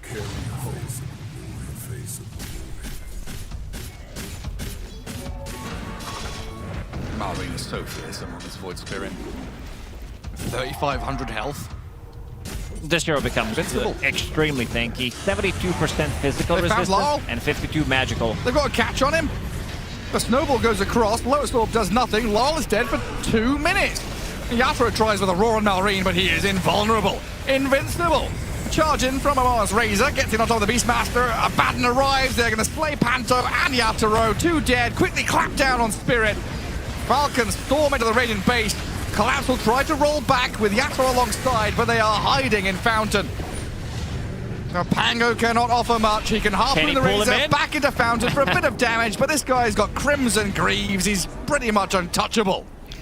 Yeah, Rattle Cage as well on top of that. The best tier 4 neutral item you can get on Razor. Synergizes really well with the Storm Surge. And they're ready to close it out. And Skitter again onto the Beastmaster. Yatoro down and out. GG called. Team Spirit tap out. 48 minutes in. Falcons, though, running this game from the very start. Very nice execution coming out from Spirit. They also did not allow Spirit to do what they wanted to do with this draft. Don't allow them to get that first Roshan. Don't allow them to get the ball rolling. Skeeter, he had a bit of a slower game, but once he got to his Radiance timing, he kind of exploded. He was there. He was also picking off the fights. He was killing off Yatoro on the other side with the Basher as well. And yeah, just giving them Razor again. I'm not sure if Team Spirit is going to make the same mistake again, because Amar on Razor, he looks way, way too comfortable. And the fact that they can triple flex it, right, is just such a nasty thing. I can't remember what exactly they banned, but the panel was saying they banned Huskar and left in the Viper and the Razor. I think you've got to go back to the drawing board there and say that's not worth it. Especially when you're picking a carry Beastmaster, right? Yeah, it's not just the carry Beastmaster, it's also Pangolier from the offlane. Like, you could sense maybe some of the auras lacking. You have Greaves, you have Crimson coming up from the enemy offlaner, you have Pipe coming up from your position 5. And you don't have that. Like, it's very difficult to take some of these fights. Most of the damage is going to be mitigated. And this was the kind of the turnaround point in the game where they felt strong. 3 ultis drop down on Amar, and it's not even close. Like, he's half HP. Ah, just wild stuff. Like, here you see the Sonic Wave Fatal Bonds. They get a combo down. They kill a core. It looks good from Spirit here. This is their timing around Yatoro's Aghanim Scepter, but he didn't get a chance to use the BKB. He just died.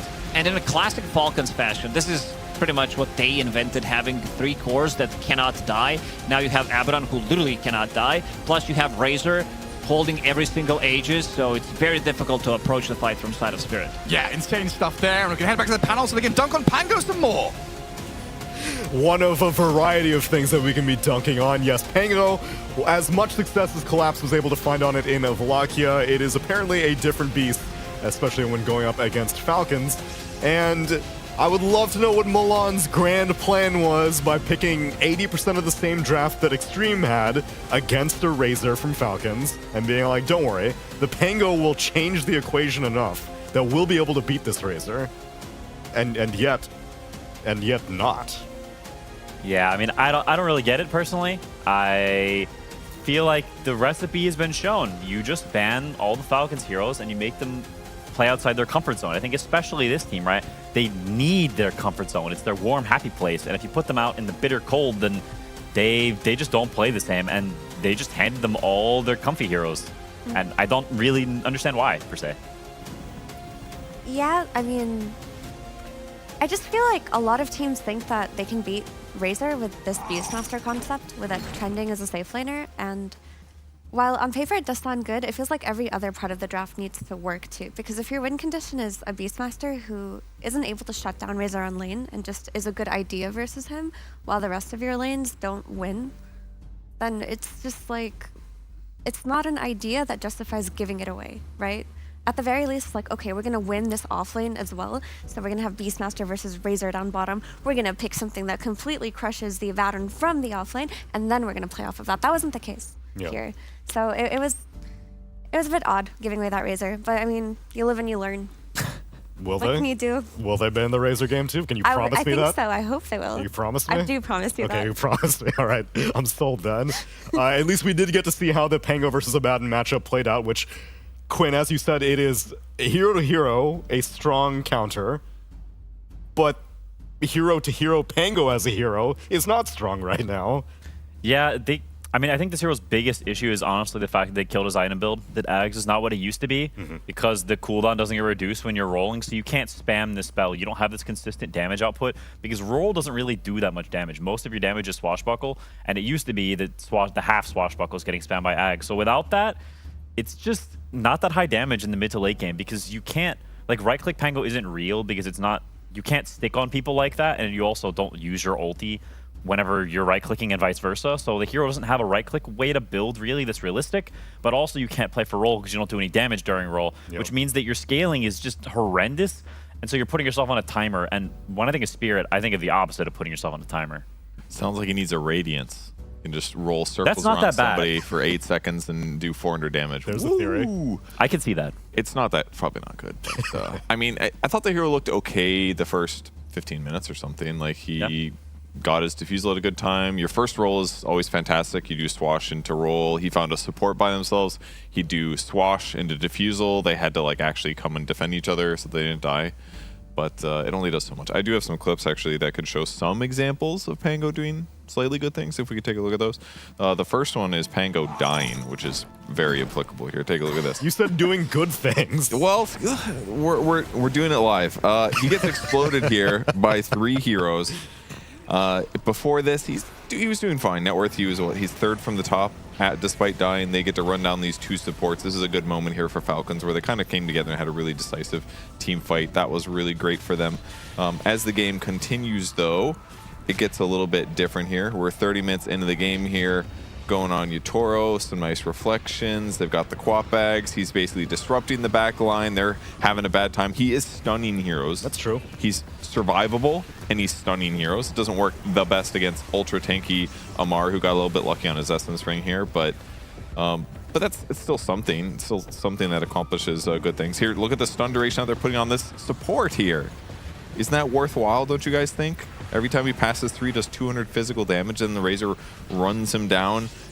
Finally. You know what's better is being able to kill the backline, and I feel like a lot of offlaners do that. Look, he stunned Neil, okay? He did stun him 3 times. Stunned him 3 times. Where's his team to do damage? Maybe they shouldn't have Beastmaster carry. Maybe they should pick a real carry. I love passing the blame on. He did solo Tormentor, which was cool. That was one good thing Beastmaster did. But yeah, there's only so much Pango can do is going to fall off eventually. Yeah, I mean, I do think that Beastmaster and Pango don't have the greatest synergy with Quap. Like Mira mentioned it, I can't remember if it was off stage or on stage, but I think the way these heroes are structured together is a lot of magic damage. It's a lot of heroes that lack scaling, and it's also two guys that kind of do damage from point blank. Compared to more sustained DPS from Razor, and I think generally drafts that have one hero at least that can do sustained DPS over a longer fight where people get tanky can still kill people off, those drafts will tend to be favored late game. And I think Falcons is a similar boat, right? Razor, in a long fight, he's just going to kill everyone, and Spirit just doesn't have the same capabilities in this draft. ATF was doing numbers yet again. If this man is allowed to get his hands on Razor, I don't even know if I consider this to be as adequate of an experiment, because it was literally 80% of what Extreme thought they could beat the Razor with. Maybe there are other solutions that don't involve Beastmaster carry, because fundamentally I get the concept. He's not right-clicking, therefore static link is not as big of a deal for him. Yeah, the thing is, I just think he's too good on this hero where his laning stage will always be good and he'll always apply pressure that the concept itself is not enough unless, like I mentioned, like on some other lane, you're winning that lane really hard and then you just together play with the Beastmaster. I actually quite like Beastmaster carry, especially for Spirit. I think they excel at it. It's something that gives them a way to play earlier than they usually do, and they have a really good track record with it. At Wallachia, they won 80% of their Beastmaster carry games. They won their Beastmaster carry game yesterday. It's the first time that it's lost. And it's not just the Razor idea. I think we also have to talk about the Abaddon plus Razor together, right? Razor was only that much of a force, that much of a menace, because the Abaddon came out too. So maybe it's two pieces of a puzzle that made it look so tough. It was the gyro? Is that what Skitter ran against Extreme whenever ATF had the Razor? He had a gyro yesterday. Yes. Yeah. Yeah. 2 gyros. So then there always needs to be the +1 to allow ATF's Razor to go in relentlessly deep. Because in both games he's been against a Warlock Shaman, and in both games he's been allowed to run in as far into the fight as he wants with effectively no fear of dying. In this game, the enabler was the Abaddon. In the previous game, was Maureen playing Batrider for that one? He was playing Batrider in one of those games. I can't remember which one it was. Regardless, though, it seems like Falcons are more than happy to sacrifice anyone's game to make sure that ATF's Razor can get gigantic. I guess so, but calling it a sacrifice on Skeeter wouldn't be fair because he owned too. That, sure. Yeah, I mean, I think they've done it a million times, right? They know it's going to work. And to me, that's sort of where the fault lies on Spirit, and that I think their idea for this is wrong, and that I think, especially when a team is weak and sort of crumble, like there's an element to Dota that is the draft, and is this hero good against that hero? And there's another element to the drafting that is the psychological aspect, right? You see Falcons, they go 1-3 on day one. What does a team do whenever, especially a Falcons team, whenever things aren't going well for them? They're going to go back to comfort. And so to me, your draft should be geared toward making their comfort either bad or not allowing them to pick it, because you know what they're going to revert back to, right? To me, this is like a misread on like a grander scale of like what Falcons wants to do, especially in these types of situations. We've seen them down on day one a million times. We know their formula, yet Spirit just walks right into the comeback arc. It's very strange to me. At most, I would give it the benefit of the doubt if it was a best of 3, because then I can be like, okay, you can give away the one game, and then you're going to come back for 2 and 3. But for a 2-game series, every single game matters immensely to make it forward to playoffs. So hopefully Spirit have a grand master plan in mind. Otherwise, I'm left wondering, why pick these first phase bans that aren't targeting the fight or flight senses of Falcons? Stick around, everyone, and we'll be back with game number 2 of Spirit versus Falcons.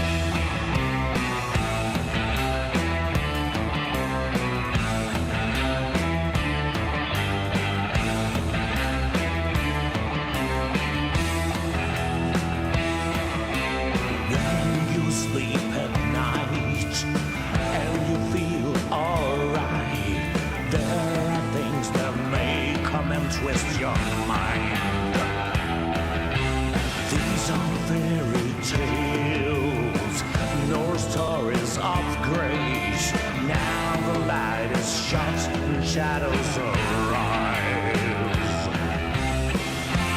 Oh, there are things you won't get. They say they'll come to an end. Nightmares, they've come to run all the fears inside you. Make them alive and let them grow. Nightmares are so real, distorting things you have seen. But when you wake up, they disappear. Take the hopes and doubts, the fears and the wills. Mash them together, tales from the dark. The weirdest things are there, uncommon and strange. These enter the path to nowhere. Oh, there are things you misunderstand. Be sure they come to an end. Nightmares, they've come to around all the fears inside you. Make them alive and let them grow. Nightmares, they're so real, distorting things you have seen.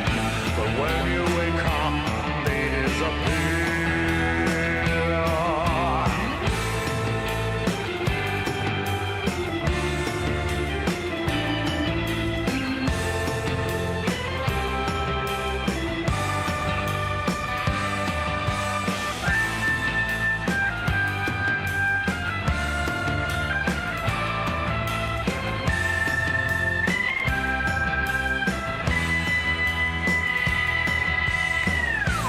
Nightmares, they've come to around all the fears inside you.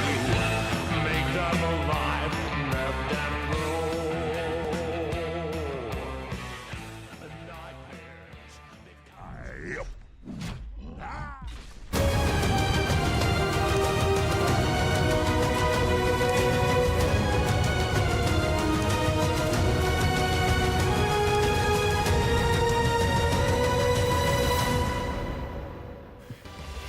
Game number 2 of Falcons versus Spirit.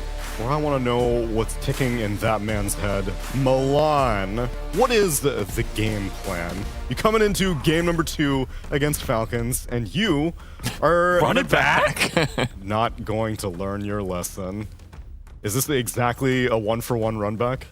I'm sorry for breaking my promise. You promised me, Mira. I promised you that there would not be a razor.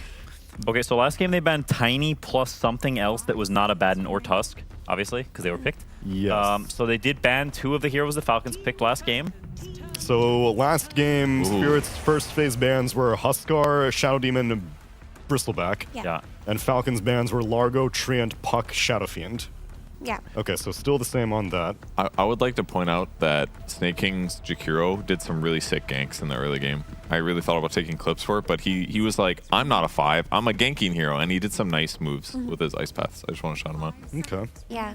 I mean, they banned Tiny DK last game. DK? They banned DK? Yeah. What the heck? So, I mean, honestly, I do think while the Razor was really good, again, another piece of that puzzle was the Abaddon. It was his ability to bail him out. It was his ability to make Roar basically a null spell. And we also saw the Tusk Snowballs come into play with the Razor. He got busted out of a couple of situations once or twice. So they identified that it was the supporting caster on Razor that they suffered against rather than the Razor itself. Okay, then can you go for the Tiny that is not banned this time, and then the other enablers for Falcons in this this Extreme Falcon series that we keep citing was Ringmaster and Batrider? Because there are plenty of enablers that Falcons are willing to play. I don't think they're as good though. Like nothing is as good as a hard dispel from your carry. I like the Hoodwink here. It's a lot more single target damage, which is better in some ways. Like Warlock is a great hero, and he definitely lane stabilizes better, but he doesn't really help you kill a Razor too much. But Hoodwink can dump out 1,000 points of damage off of a stun, and they've got that in spades. Yeah, she's speedy too. So if you're getting run up by a Razor, you just press Scurry, you get into that tree line. Like Warlock can't defend himself in the same way. Yeah, this has become Rue's new favorite hero recently. This is so interesting because I just don't think of Shadow Demon as being some hero that's particularly integral to Falcons' gameplay. Like, there was a period where they were very good with this hero, and Crit is very good at Shadow Demon, like the stacking and such, like, does fit their gameplay. But if you're banning for Beastmaster, then I don't like Shadow Demon is good against Beast, right? You save from Roar, so there's reasons for it. I can see it. But even the fact that I don't know if you need to be prioritizing first pick Beast against Falcons in particular. Yeah. Like, you could go down a different path entirely, right? There's a lot of different, if you alter one ban or you want to pick a different hero, you have first pick, right? You're deciding the direction the draft goes. So Spirit doesn't typically strike me as a team that runs it back. I think they're generally teams that, okay, this was a problem in the draft, we're going to alter this ban, and they've done that in the second phase, but to think, say the first phase and the whole first trade, giving Jakiro again, all this stuff, we think all that was fine. That's really uncommon as these Spirits specifically do. I mostly think of them as like, you beat them with something and they ban just the right hero, and now the next draft is totally altered. This is very different from that. But maybe it is just the right hero. Like, maybe. They do look good on the Beastmaster. Like, last game was difficult, but at Wallachia, like, this was far and away their best opener. Your favorite hero. Now they just need Largo. Oh god, and Matt.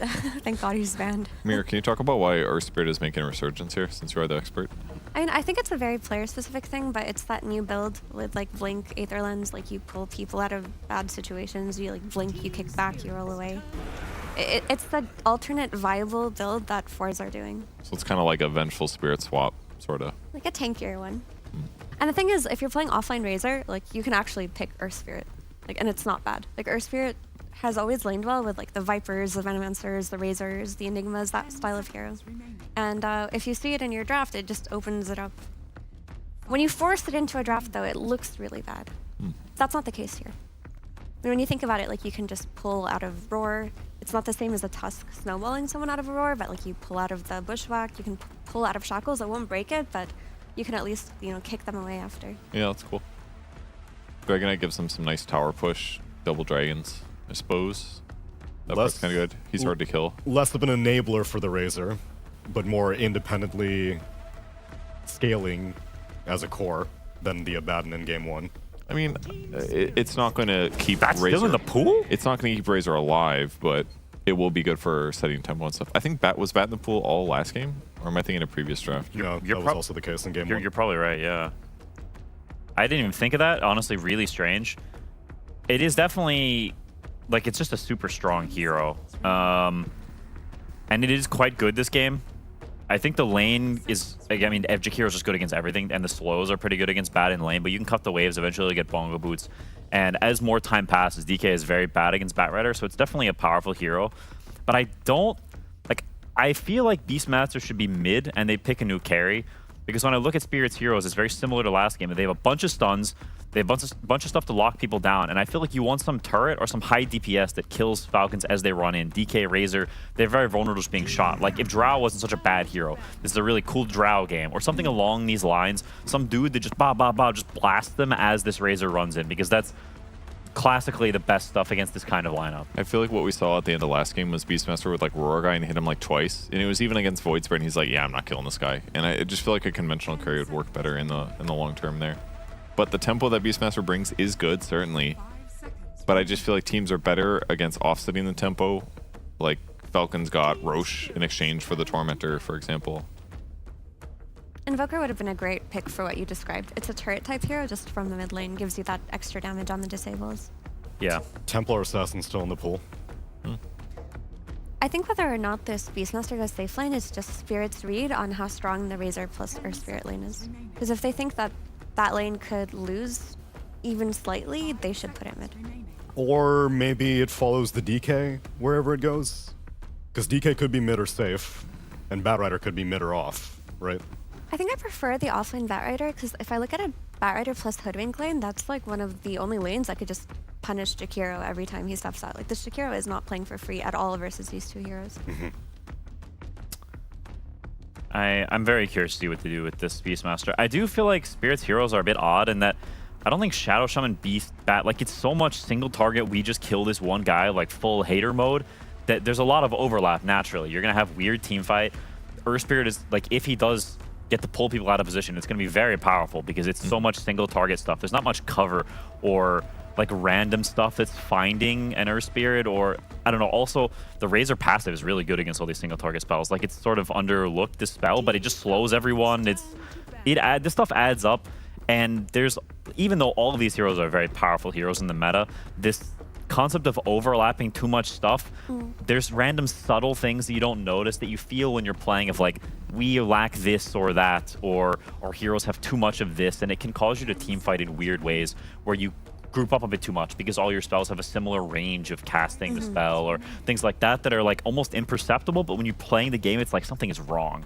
Maybe their idea was, if it's going to be like game 1 and we just need to all in the Razor, then that's why they're going all in on hater mode one guy.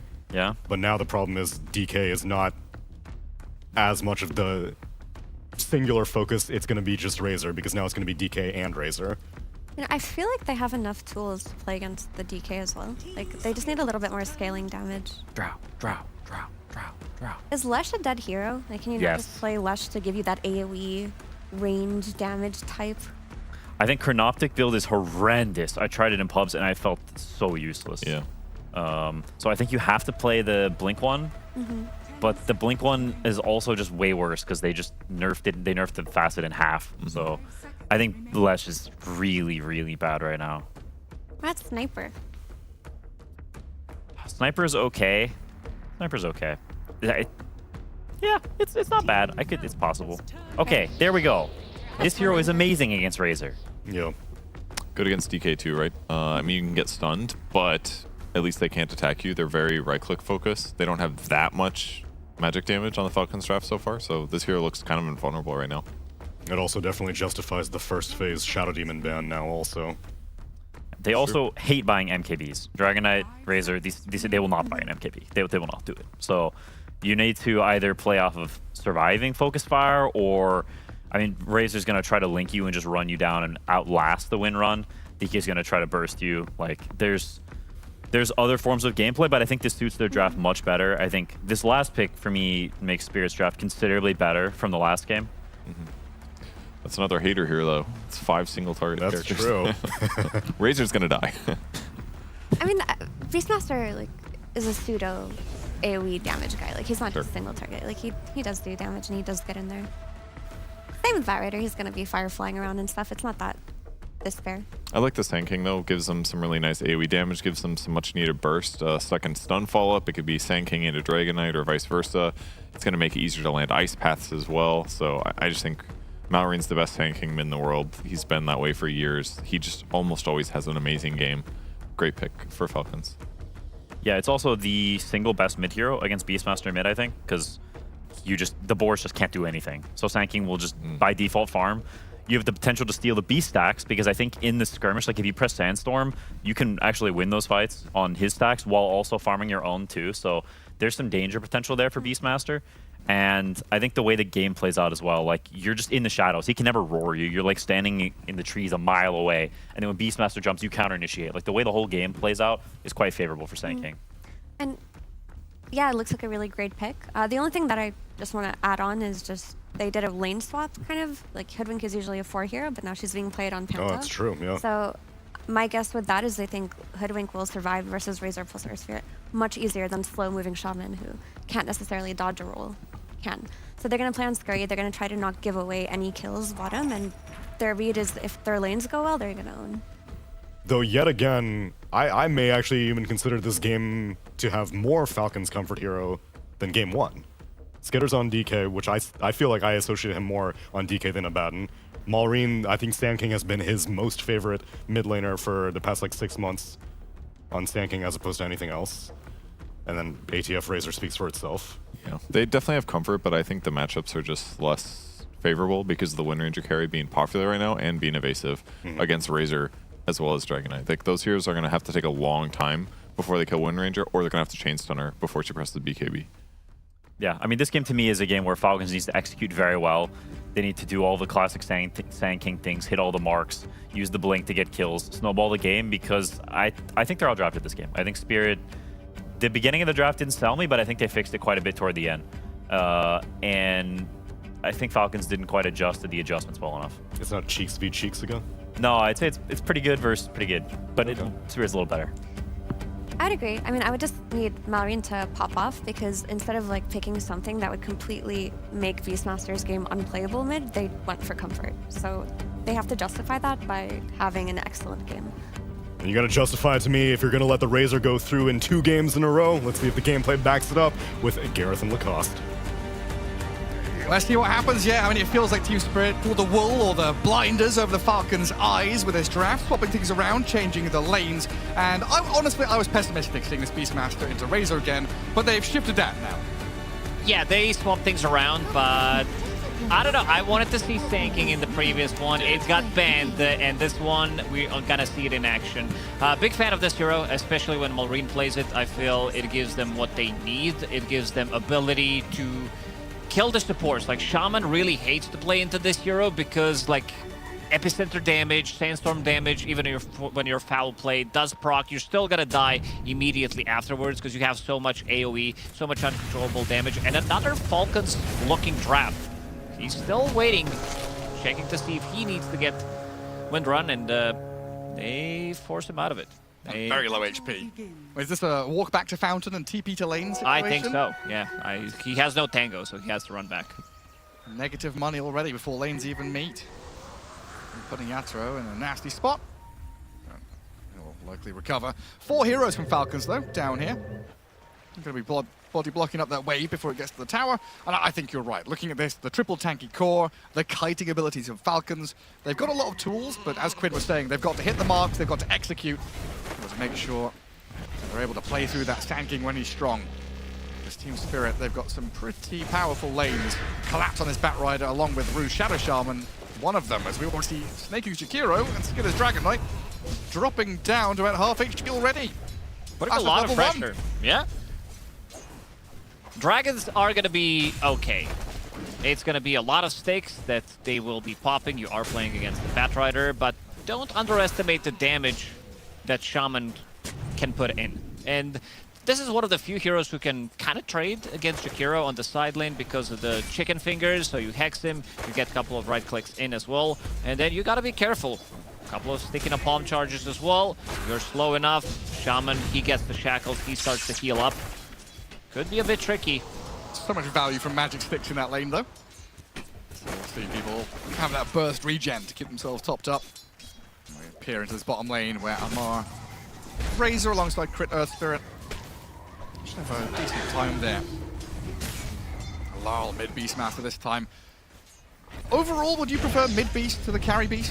What are your thoughts? Oh, this Dragon is dying, being burnt down. Pops his full 1, but Collapse level 2 now has plenty of damage. Would I prefer him? I've seen most, like, the reason why I like this hero so much is because from the mid lane, you're building into different items, especially when, let's say, Malrine plays this Beastmaster. You're going to be having Refresher. This guy's obsessed with the Refresher Orb. He's going to have that on Sanking, on Primal Beast before the nerfs. You would see him, like, rush it, playing BKB, Refreshers straight away. And Beastmaster kind of does the same thing if you're off to a good start. You control the whole area of the map. You're the one controlling Roshan. Makes it very difficult for enemies to actually play. And something Panel talked about is Panto. You might be able to get something done here, but he gets baited by a stick. Oh, it's so close. One final touch does get Yatoro the kill on the Razor. Yatoro's fine with that one. He collects some of that solo XP. Super worth it. More money as well going into their pockets. And it's Crit left alone here to try and gather up creeps, while the wave sits pretty much in front of the Radiant Tier 1. So much better for Team Spirit there. And yeah, Refresher Orb was that item which both Malrine and Amar had in their quick buy for the longest time. Yeah. And also, I expect, I've seen games when he plays Sanking and he has Refresher Orb pre-30 minutes, sometimes at 25, depending how good of a game he has on Sanking. And another aggressive move. Here we go again. 7-1 charges for Skitner, but I don't know if it's going to be enough. He's on the tower trying to heal, but he's done for as Collapse. He'll get turned on with a roll from Earth Spirit. They'll finish him off thanks to Snaking's final hit. And Rue's going to get chased away from lane as well, not getting his hands on the Lotus. At least the Falcons able to bite back and kill off Collapse. because you can't allow your Dragonite to keep on dying. But this now leaves the Razor alone bottom. Radiant already scanning to see if Earth Spirit has gone through the twin gate, but they'll understand that Razor is completely isolated. So they can both play aggressively bottom and defensively top, which is why Collapse is not stepping up to the wave, and he's looking for the high five. Collapse even tipped him before. He knew that he was going to stick around, so he goes to the jungle and manages to find Crit. All that info from one scan that didn't turn red. A process of elimination. Clever Dota players. These guys are good. I also want to see what the build on Skeeter's going to be. He was notorious for playing Blink Dagger, carry Dragonite. Mage Slayer. Mage Slayer as well. In this one, let's see if he decides to go for more right-click oriented build with Massive Madness and Armlet. Again, Panto dying. Yatro still needs to be careful, even though if he does have Wind Run, it's only level 1. This time he doesn't get the trade, so Amara is able to stay and play the lane. Yeah, I mean, I wouldn't be against seeing the Mage Slayer. There's a fair amount of magic damage here coming out of Team Spirit. I think he needs to be able to scale. I think he needs to be able to scale and get stuff done. He needs to be able to square up against Wind Ranger at one point of the game and just click her, right? Click her. You think in the Mask of Madness business? Yeah. He loves to pick up, and then pick up a Blink Dagger, BKB. I also want to see, is anyone going to be buying into some Lotus Orb? Because it's a really good for playing against Bat, Shaman, and Beast. Oh, that's nice from Crit. Very good turnaround. Does that net them a kill? It sure does. A swing in pace there from Crit, going from the defender to the attacker very quickly as the Shackles up top sets up for a go on Snaking. Dragon Tail keeps Collapse at arm's reach. Snaking will get back to under tower. Feels like Falcons continually scrambling in this top lane just to try and remedy the situation. And Batrider, a hero who got all the way through that draft, has been looking very potent, although his last hit's not that good. Yeah. Dragonite still owning 28 and 10 compared to Batrider's 18. So in terms of net worth, all 3 cores from Falcons in top 3. Yeah, Batrider not that far behind. The kills definitely do add a little bit to his lane. As Malrine comes back in towards mid. Laurel guarding the bottom rune. But Crit coming in. Bushwhack thrown. Illusion picked up by Malrine. Falcons come out the victors, while Snaking being soloed by Rue. Can they get in on top of him because he's popped his wand, getting near the high ground. That's a final hit that doesn't come through. They turn around on Rue. Very nice from Crit again. Swinging that pace into action. Just rolls right on top of them. Jakiro with all these small items, managing to survive. He had double branch, which he just turned into Magic Wand, and Blood Grenade, extra 50 HP, keeping him alive. The quickened Ash Legion shield for the Batrider. Fast and tanky. That's going to be very nice for him. Maybe dive under a tower. Skitter, what's he got queued? It is what you talked about. It is Mage Slayer. It's Skitter, isn't it? You just know. You know what this man's just all built about. different. I guess Amar's going to be going the same old. Contesting Wisdom Shrine, Crit. He's been making a name for himself and a good kickback. Secures the shrine while Snaking gets the other one, dealing with Panto thanks to Amar arriving. Oof, Panto's on a bit of a feeding spree. 4 deaths in 7 minutes. Doesn't look too good for him. It's not the easiest hero to play from POS 5, is it? It's not. Maybe you don't offer sustain, you are very damage focused. Maybe they wanted to have Curry so that he has the extra bit of a movement speed, the extra 20%, so he can run through the threes, get away from the static link, but never really happened. He is underleveled. Yeah, it's been pretty rough. Collapse, gonna start grabbing waves. As an Ice Path comes in down bottom lane. Yatoro have already spent the wind run, so a dive on the tower here. With Amar being bushwhacked up, doesn't matter all that much. Panto has another Lotus soon. Couldn't control him, and that allows Snaking and Amar to sweep through, get a kill, retreat, fall back, and they force Collapse to TP down south. When you play offlane Razor, you let's hold that thought. They got a roar. They do. Roar. Crit can maybe kick him. Save the Sand King by time for Malrine. And turn back onto Rue. Nah, just guard up. And Malrine Sand King getting the shield rune, bottle back. Another whiffed initiation out of Team Spirit as they Thinking get about going dived on in. the tower. Epi? Yeah, Burrow strike into Epicenter roll combo. Laurel ice path up under his tower, being burst down, and a bonus kill handed over as Rue dies as well. XP rune got stolen, which allows Making to be level 6 in that engagement, and Panto, he's still level 3. Not enough damage, and also a lot of that damage has been stolen. Mars is too tanky. Tower is under attack. On the bright side, Collapse is clearing out some stacks. Do we have a power shot or anything like that? Yaturo's not nearby. A couple of seconds on cooldown anyway. There's a lot of pings there on that Razor. Can we finish him? Can we kill him? Lamar now goes back to jungle. You are learning the ways of darkness. Team Spirit really falling behind on their cause. Falcons with a 4K lead. Like, yeah, you've stacked 7 camps and Batrider's cleared like 4 of them. But it doesn't feel like, Batrider, after the initial 2 kills in lane, has done all that much. He's been forced to TP and rotate bottom lane, and now AFK jungling to try and finish off his boots of bearing. They will need to utilize this Beastmaster, because supports right now, these heroes need levels, period. Like, you can't play these heroes if you're not level 6. You need to have that extra bit of the damage from Sharpshooter. You want to be going for the tower, maybe the kill with Serpent Wards. It's just not happening, and the mid tower is almost dead for Team Spirit. Not what you want to see as a Beastmaster. You want to extend that laning phase, keep on farming, get to your Ags. It's just time. Time is of the essence. Laurel doesn't have a lot of that left. Another rune for Malrine. This time it's going to be Arcane. Amar chases down Panto in that bottom lane, keeping the Hoodwink at bay. While Falcons, they brought both supports top to defend Skitter, and Boot collapse out the top lane. In effect, Falcons are out-farming in 3 lanes and farming the jungle better, and they're rotating their supports better. Just across the board, everything is clicking for them. So you're telling me that there is a chance of Spirit making a comeback in this one? Well, it has to be a comeback, doesn't it? They're not ahead by any means. Oh, it's very difficult. Their damage output is very limited. They might need to bring Yatoro if Falcons decide to go and try to end this tower in the mid lane. But there's another issue. You have another dragon pushing out to top lane. Batrider gonna get something done, but can't really zone him out alone. Smoke. They see the Beastmaster farming stacks. Oh, this is a huge kill to delay the Aghanims of Laurel. And a kill on Beastmaster isn't just 30 seconds on the sidelines. That's him off the map, not farming, slowing down that acceleration.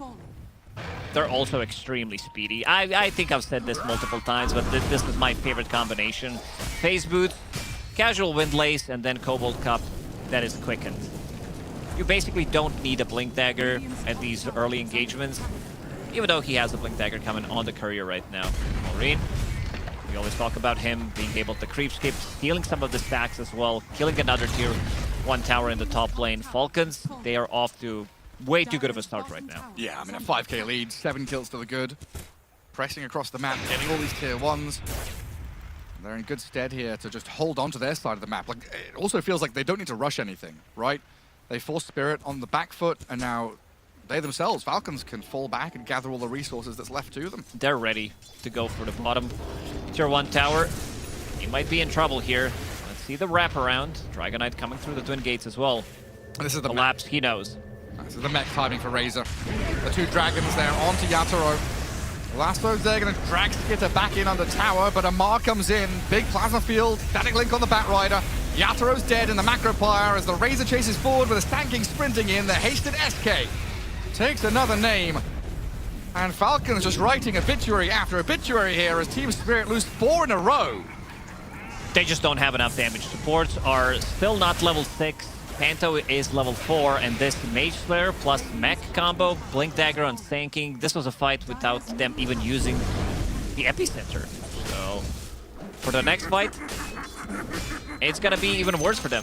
Beastmaster, only 2 components for the Aghanim Scepter, and we're gonna see it again. I mean, Whelp's on the left side, Yatoro stands in the fire. I thought we'd learned this lesson 20 years ago, to not stand in a massive AoE puddle of burning flames. Leroy Jenkins knew all about that. Yeah. And then, like, you have to tell, they land the Shackle, they're sitting in Firefly, but they're also not taking that fight. They have a lot of single target oriented abilities. You have Lasso, you have Shaman, you have Beastmaster Roar, Focused Fire, Shackle Shot. You want to be using all of that on pretty much one hero. Their team fight, in a sense, with AoE, it doesn't really exist as much. As a stun, Panther tried to push them back. There's a quick little kill on a squirrel. XP Rune about to be taken again. Unless Collab can maybe make something happen on the other side, but it is Razor with full Guardian Greaves. Still level 5 on Hoodwink, 14 minutes in. Yeah, and it feels like Wind Ranger at this point. You know, we went through this entire draft thinking, oh, this Wind Ranger pick is looking super good. And it's meant to match up nicely against a lot of these heroes, but you need to get to your item timings first. And right now, Yatoro, it just feels like he's just giving over so much gold when he dies. Like pre-BKB, yes, you've got Wind Run to save you, but against the magic damage Falcons have, Wind Ranger can just fall quickly. Fall as quickly as your towers are dying. The two dragons go at it. The countryside has been burninated. Dire's middle tower is under attack. And we're in a situation now where Falcons yet again find themselves with 3 tanky and vulnerable cores who can just step out onto any lane they want and gather farm. It seems like it's going to be another twin gate rotation. Try to find where Yatoro is, and it's going to be even Rue. Rue's going to be the first point of contact, but they also want Yatoro. I think they scouted him out. There it is, Blink Initiation with Epicenter. There's 2 2v1s. 2 on Yatoro, 2 on Rue, 2 kills for Falcons. That's what Shakira says, 2 on 1. Yeah, 2-2-2-2 to lose. Lol still trying to farm into Aghanim Scepter, but this just feels like a losing battle. What is he now, 800 gold away from it? The map is about to become very, very small and very dark. Lots of nasty horrors waiting in the shadows. When you've got multiple heroes who can now blink on you, blow you up. They're speeding things up. They have these 2 massive items. This Mage Slayer, an item that usually you don't see. It was a popular item from the mid lane on like Ember Spirit. He definitely liked to buy it. Look, you've even seen some Pangos back in the days to buy it from the mid lane against certain matchups. But kind of dead item, and Skeeter, he brought it back. He likes it. He's a big fan. He just really hates mages. Is Roshan on the menu for Falcons at all? They don't seem to have the best lineup at rushing it. Probably much prefer to play out the lanes, look towards a Tormentor, look towards a Hero Snipe, and then think about Yeah, they have a lot of tower damage, but Roshan damage is not really there, especially with the Mage Slayer. Macropod thrown in the bottom lane. He continues to push the tower, but maybe they can punish him. He's got the War Trap. Never mind. Amar is going to come in, deal with Rue. Naked. He's blocking it. Amar's in a good spot. Break free of the Serpent Wards with a double attack while Yatoro top lane. The roll doesn't land. Sidestep from the Wind Ranger. Now Collapse comes in, trying to deal with Skipper. Just kidding. 7 stacks of Napalm, though, and a drag back lasso. Skidder, is he going to get out of this one with a Mage Slayer tankiness? He's not being able to survive. He does get found in the end by Collapse. It looked like he doesn't want to go for lasso, but also he got a couple of sticky napalm stacks, and then he finds the opportunity. Pretty big kill. 500 gold for him. 17-minute Maelstrom on the Wind Ranger. Probably one of the slower ones. Fast way to dice. Oh, Collapse chain stunned in mid. Chris going to come in and help out a touch. 3 of them going to claim the bounty of Collapse's head. As Team Spirit were smoked and trying to use this Beastmaster Aghanim's timing to find something bottom right corner. I think they very quickly realized that Falcons are nowhere nearby. And Panto went on a warding mission. Gets an Observer and a Sentry down. Sharpshooter just disengage, but Burrow Strike there, up to the high ground. Malrine finds the squirrel, dives into the trees. A few more touches. Should do the trick. Can't even attempt a TP against these guys. That's what we love to see. Casual Blood Grenade flying towards position 5, who's already dead. And this is going to be Aghanim Scepter, finished on Malrine. Big damage increase as well. And now he can just solo kill support easily. Doesn't need much help. 3 minutes faster than average as well. The thing is, it's basically only him playing it, so he's just racing against his own timings, isn't he? Sets another personal best.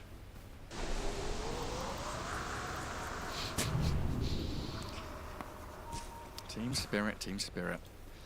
They have another smoke available. Well, and they also have Epicenter ready, so they also have the score line for it. Yeah, they do. And you just need to go in and blaze it with all that fire. And speaking of that, Dragonite, he goes in. Mage Slayer. A roll and a kick and a punch and a whack. Panto protected by the Shackle Shot Bushwhack. Yasuo's going to come in here and kill off Crit. Burrow Strike doesn't land, and Hoodwink actually survives, slips away from the grasp of Falcons. Collapse in the meantime, going head-to-head with this Amar Razor. Thinks better of the fight. Structures are fortified.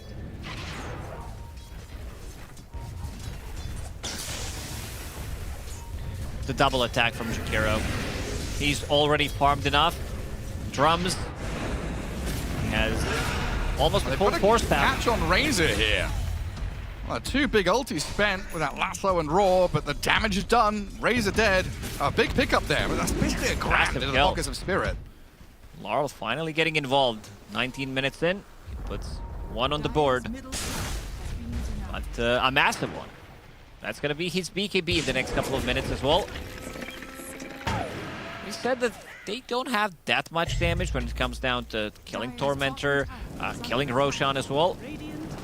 They will use a scan. Collapse, he was thinking about maybe going for one of the supports, but no lasso. And he is going for the scaling build. It's not going to be pipe, even though it's a really good pipe game. You are playing against Earth Spirit, tanking, Razor, Jakiro. It's a lot of magic damage. It just felt like that time had come and gone, right? Yeah. Like an earlier pipe would have been excellent. But it's long gone now. As both of the supports and the Spirit, they're going to get found in this mid lane.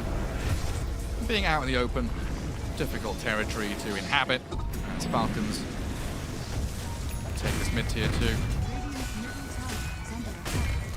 There's some signs of life from Team Spirit. The spooky Halloween pumpkin effect that Yatro's got under his Wind Ranger. Maybe going to deter Falcons from going high ground. But I think right now Yatoro is just a Halloween bucket full of candy, a piñata, if you will, that's ready to be shaken and let all the goodies drop out. At least until that BKB arrives, which is currently a recipe away. 1,000 gold until Yatoro has it. They need to slow the game down. Try to maybe get a pick off with this Blink Lasso. Shadow Shaman Wards, who also does have a Blink Dagger. Because we said their team fight isn't really there. A lot of single target oriented abilities.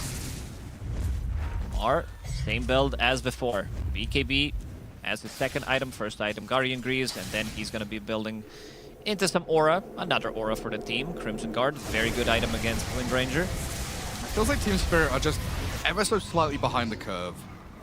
They're smoked up, they had this BKB timing on Laurel, they wanted to go make a play, but Falcons have already killed the Tormentor. Already have every wave set up to push across the river. And as Spirit wait for BKB Wind Ranger to tie in with BKB Batrider, we're already looking at, like you said, Razor has his, Dragonite is about to get his in 400 gold. And Sanking doesn't even need one yet. They're going to go for the shard first. Larl, he managed to recover on top of the net worth right now. Even though he did not have the greatest start, 0-2 and 0, that 1 kill, and Beastmaster. It's also Beastmaster with Searing Signet, which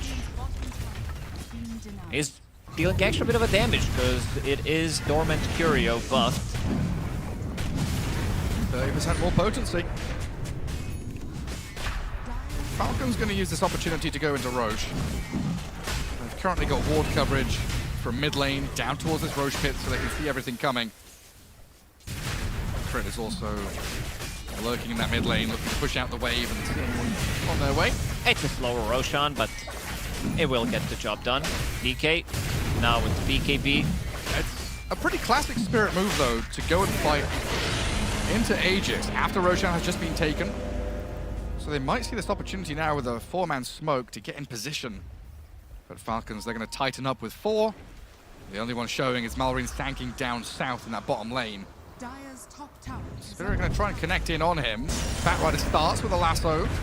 And they've got tons of control here to find Malrine all on his own. So even though Falcons get that Roshan and Aegis, it's Team Spirit who get the snipe on a big core hero. This is a massive kill.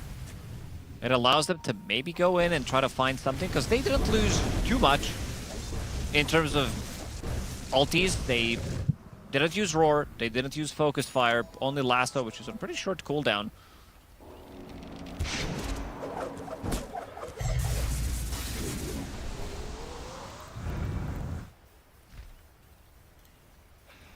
What was Malrin was finishing off his Axe Shard, wasn't he? That's what he got from that bottom wave. Yeah. So next fight, he's going to have that upgraded Epicenter. Team Spirit have successfully slowed this one down with that one kill. Biting into the time of the Aegis there. Already delaying any kind of aggressive advance Falcons wanted to make. Laurel rolled on, forced the BKB, and TP. And pop invis. No BKB piercing abilities this time for Falcons. No bashers, no walrus punches, which means that they can play aggressive on the side. One of the reasons why they are rushing their BKBs, Windranger already has hers, and you see Batrider as well going for the scaling build. Blink after Bongo Boots into BKB, probably gonna get Aghanim Scepter as well, just to have that extra bit of a control, because their control is pretty to none. Collapse, Bongo Boots ready. He's being a nuisance. I think Falcons want to put a stop to this as best they can. They can't catch up to the Batrider though. Speeds over the cliff tops. Gets around the mountain. Yatoro, with the help of Serpent Wards, gets some chip damage on top tier 2. Risky business though, as Malrin's going to come in with the Epicenter Burrow, force the BKB. Damage on that Shadow Shaman just explodes him along with a Windranger. Oh, how much damage was that from Caustic? Lots.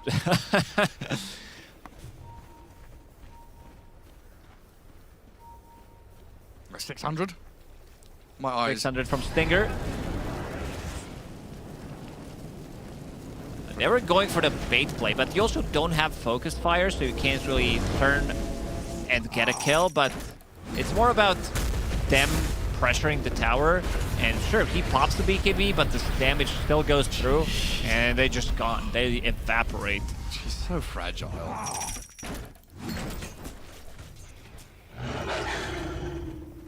So much more protection there for Yatoro. We've still yet to see Spirit really play as 5 this game. They've been trying to split the map, farm, get to these later timings. But they've lost so much traction on the map, they can't really find footing. Collapse is, like, everyone's just getting what they can.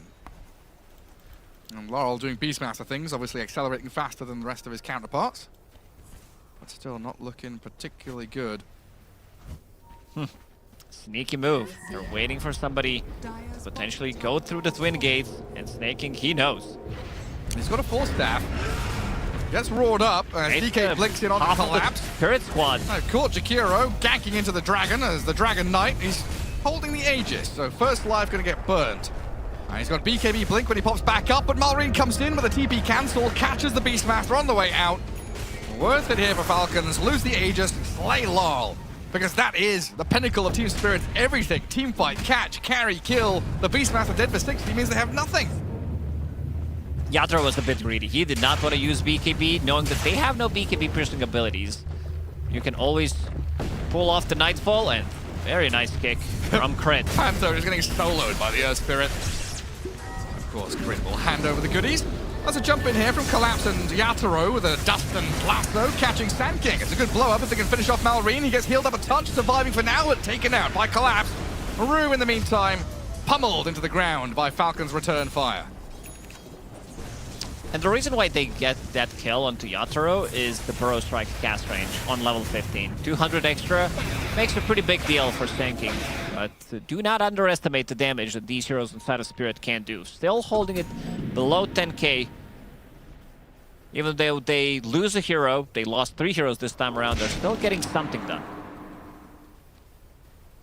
And taking the Aegis out of the hands of Skidder also means no high ground push, so you delay the game even further.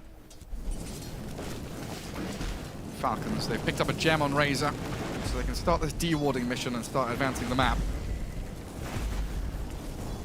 This Collapse does a Batrider thing, dragging wave into jungle. Trying to catch up as quickly as he can in farm. I think Falcons here. Pretty content, though, to wait for Sanking to respawn and think about their next move. There's 2 minutes left until Roshan respawns, so plenty of time here for Falcons to get into the thick of things.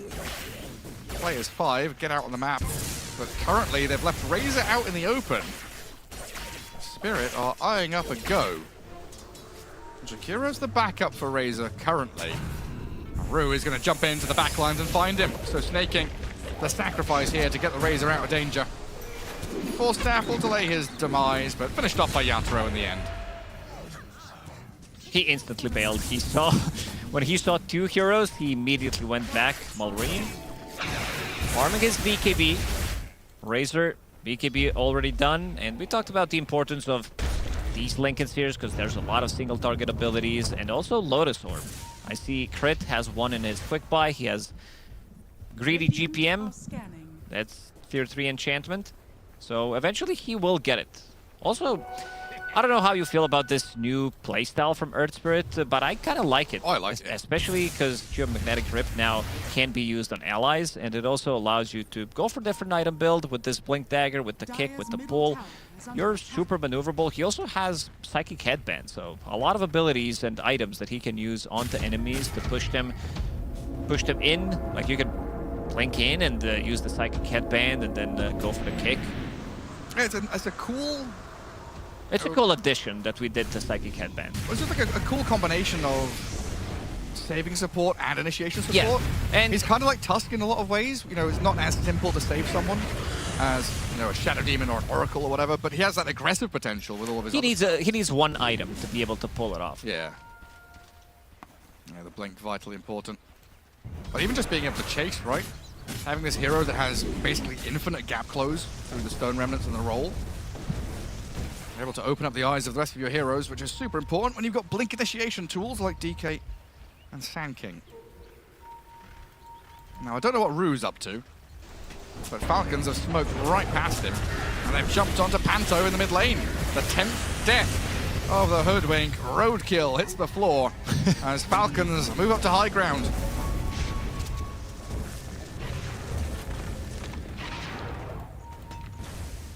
Let's be real. The poor little squirrel doesn't stand a chance against this Apex Predator.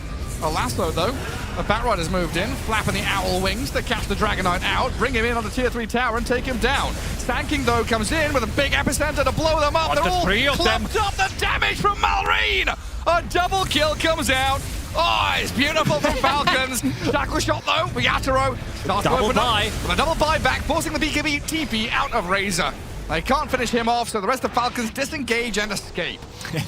I love that Malrine also tipped Skeeter because he kind of set it up. This is something that I like to talk about the heroes that do need to go in first or somebody that needs a setup. If your Sanking is like the only initiator in the team and nobody else can be the front line for him, it kind of feels bad. Mars feels the same way, where it's so much easier when somebody else can get the initial jump and then group around them, and this is where you get the second initiation. You're so right.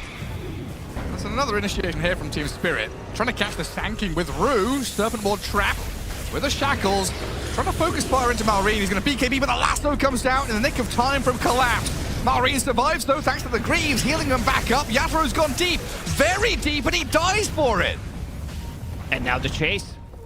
Crit trying to find Collapse. He's found hiding on the cliff top, but they found him. Stinger. The ice path is there, control is good, and Falcons, they take down 2. They don't have buyback on them either. Dead Hoodwink from the high ground, another one is found. Beautiful for Falcons there. Sand King's super tanky. He's level 20. A little bit of unfortunate for them because he gets lassoed and at the same time he gets Force Staff, so it doesn't work. It was Jakiro who used it on him, and now they're going to be going for the high ground. Skeeter, one more time, ready to be sacrificed for greater good potentially, but they are dead for a very long time. Collapse did buy back in the previous fight. You're absolutely right, though. Dota is like ogres, and ogres are like onions. Layers. Lots and lots of layers. Skinner is just the first papery skin layer of an onion. Malrine, the juicy, acrid center. Yeah, Malrine's the one that makes you cry. He sure does. If you're a Team Spirit player, that is. Because Falcons now knock down some buildings. Tier 3 barracks in the mid are gone. It's bottom lane. Not long for this world either. Another fake banner planted. That gets me every time. It's not a Roshan banner, it's a creep wave banner. Spirit without the Batrider. 20 seconds to go. Still going to smoke and try and hold on to this bottom lane. It's funny, because Roshan's banner is also a creep wave banner. It just gives protection to creep wave. You're absolutely right. When you're right, Lacoste. Well, Falcons give up on the continued push, knowing that Team Spirit backs against the wall. We're going to try and pull out some classic Spirit magic. So instead it is retreat to terrain you can hold, high ground, staircases, scan, give info, find out where Spirit are approaching from, and put this Razor on the front line. Yandex care for the Sand King as well, so another layer of protection. And both teams going for big smokes. I mean, this could be the end.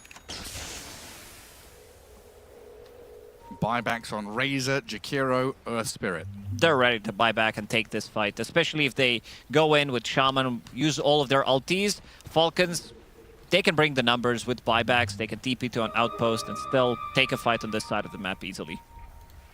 And they're putting the two buyback heroes on the front. Crit is in the Roche pit, scouting, trying to smoke break. Razor's going to rush up to the high ground as they scout out Panto. Dead for 50, and Crit with a roll-in kickback. They found out LOL. BKB's up for the Beastmaster. Roar on the DK, try and run away from the static link. And Crit will fall to the Batrider, but Amar goes in deep. Lassoed up for now. Macropire thrown, but it's the epicenter burrow. That's what they were looking for. Marine finds the finish. On this proc. It's protection against the Wind Ranger. That's what they needed. Spirit have lost 3. Yatoro trying what he can to sidestep, pirouette, dance and juke around, doing good damage back, but dead nonetheless. 4 gone. Falcons still 5 alive, and the 5th one will fall, making it an entire team wipe. Falcons looking incredibly good here. Let's see what they decide. It's over. It's over. They're just going to call it. There's no one left alive. Time to tap out. Give Falcons their well-deserved victory. And this started with Spirit at 3-1, Falcons 1-3, but they leveled the playing field, tipped the balance, and put themselves in good stead. Seems like as long as this team is not playing Largo, the team looks really good. And they're going back to their own classics. Dragonite from the safe lane, you have Blink Stunner from the mid lane, Razor from the off lane, and then Mage Slayer as well. An item that he did rush, and also bottom lane. They got completely dumpstered. Senki was off to too good of a start, and then all the kills, all the pickoffs, twin gate rotations. They killed every single tier 1 tower relatively early on, and we can see Skeeter smiling. He's like, yeah, this Mage Slayer item, it's back, baby. We've got to do something about this Razor, though, don't we? Back to first phase ban, do you reckon? It has to be addressed. So it doesn't feel like there's any hero counters. No matter what happens, they can roll swap it, they can re-itemize it. He just buys tanky auras, that's already good enough. A very challenging hero to try and bypass, so I think it has to just return to first phase of bans like Tsunami was saying. It gives them too much. It gives them auras compared to the other side, which did not have auras available. And then you also have Aura, again, coming out from Snaking. This is something that he did extremely well throughout his career, buying these Guardian Greaves, even when it wasn't as cheap of an item. The Vlads as well, like whatever is necessary to buff up the damage coming out from the 3 cores that scale every single game to, like, if we're talking about the super late game, the Tricore of Falcons will always be able to put up a fight in the late game. Yeah, and maybe a question mark over this Panto Hoodwink. Not quite sure what the entire idea was there. It didn't seem like an awful pick, but in the end, playing +5 Hoodwink just didn't feel good. No, the total score between the two supports was 0 and 22. We're not going to add the assists for more dramatic effect. 4 assists as a Hoodwink, usually the setup hero, definitely a rough spot to be in. On the opposing side, though, you're looking at Crit, 4, 3, and 18. Involved in 22 out of the 39 kills. Malrine, 25 of the 39.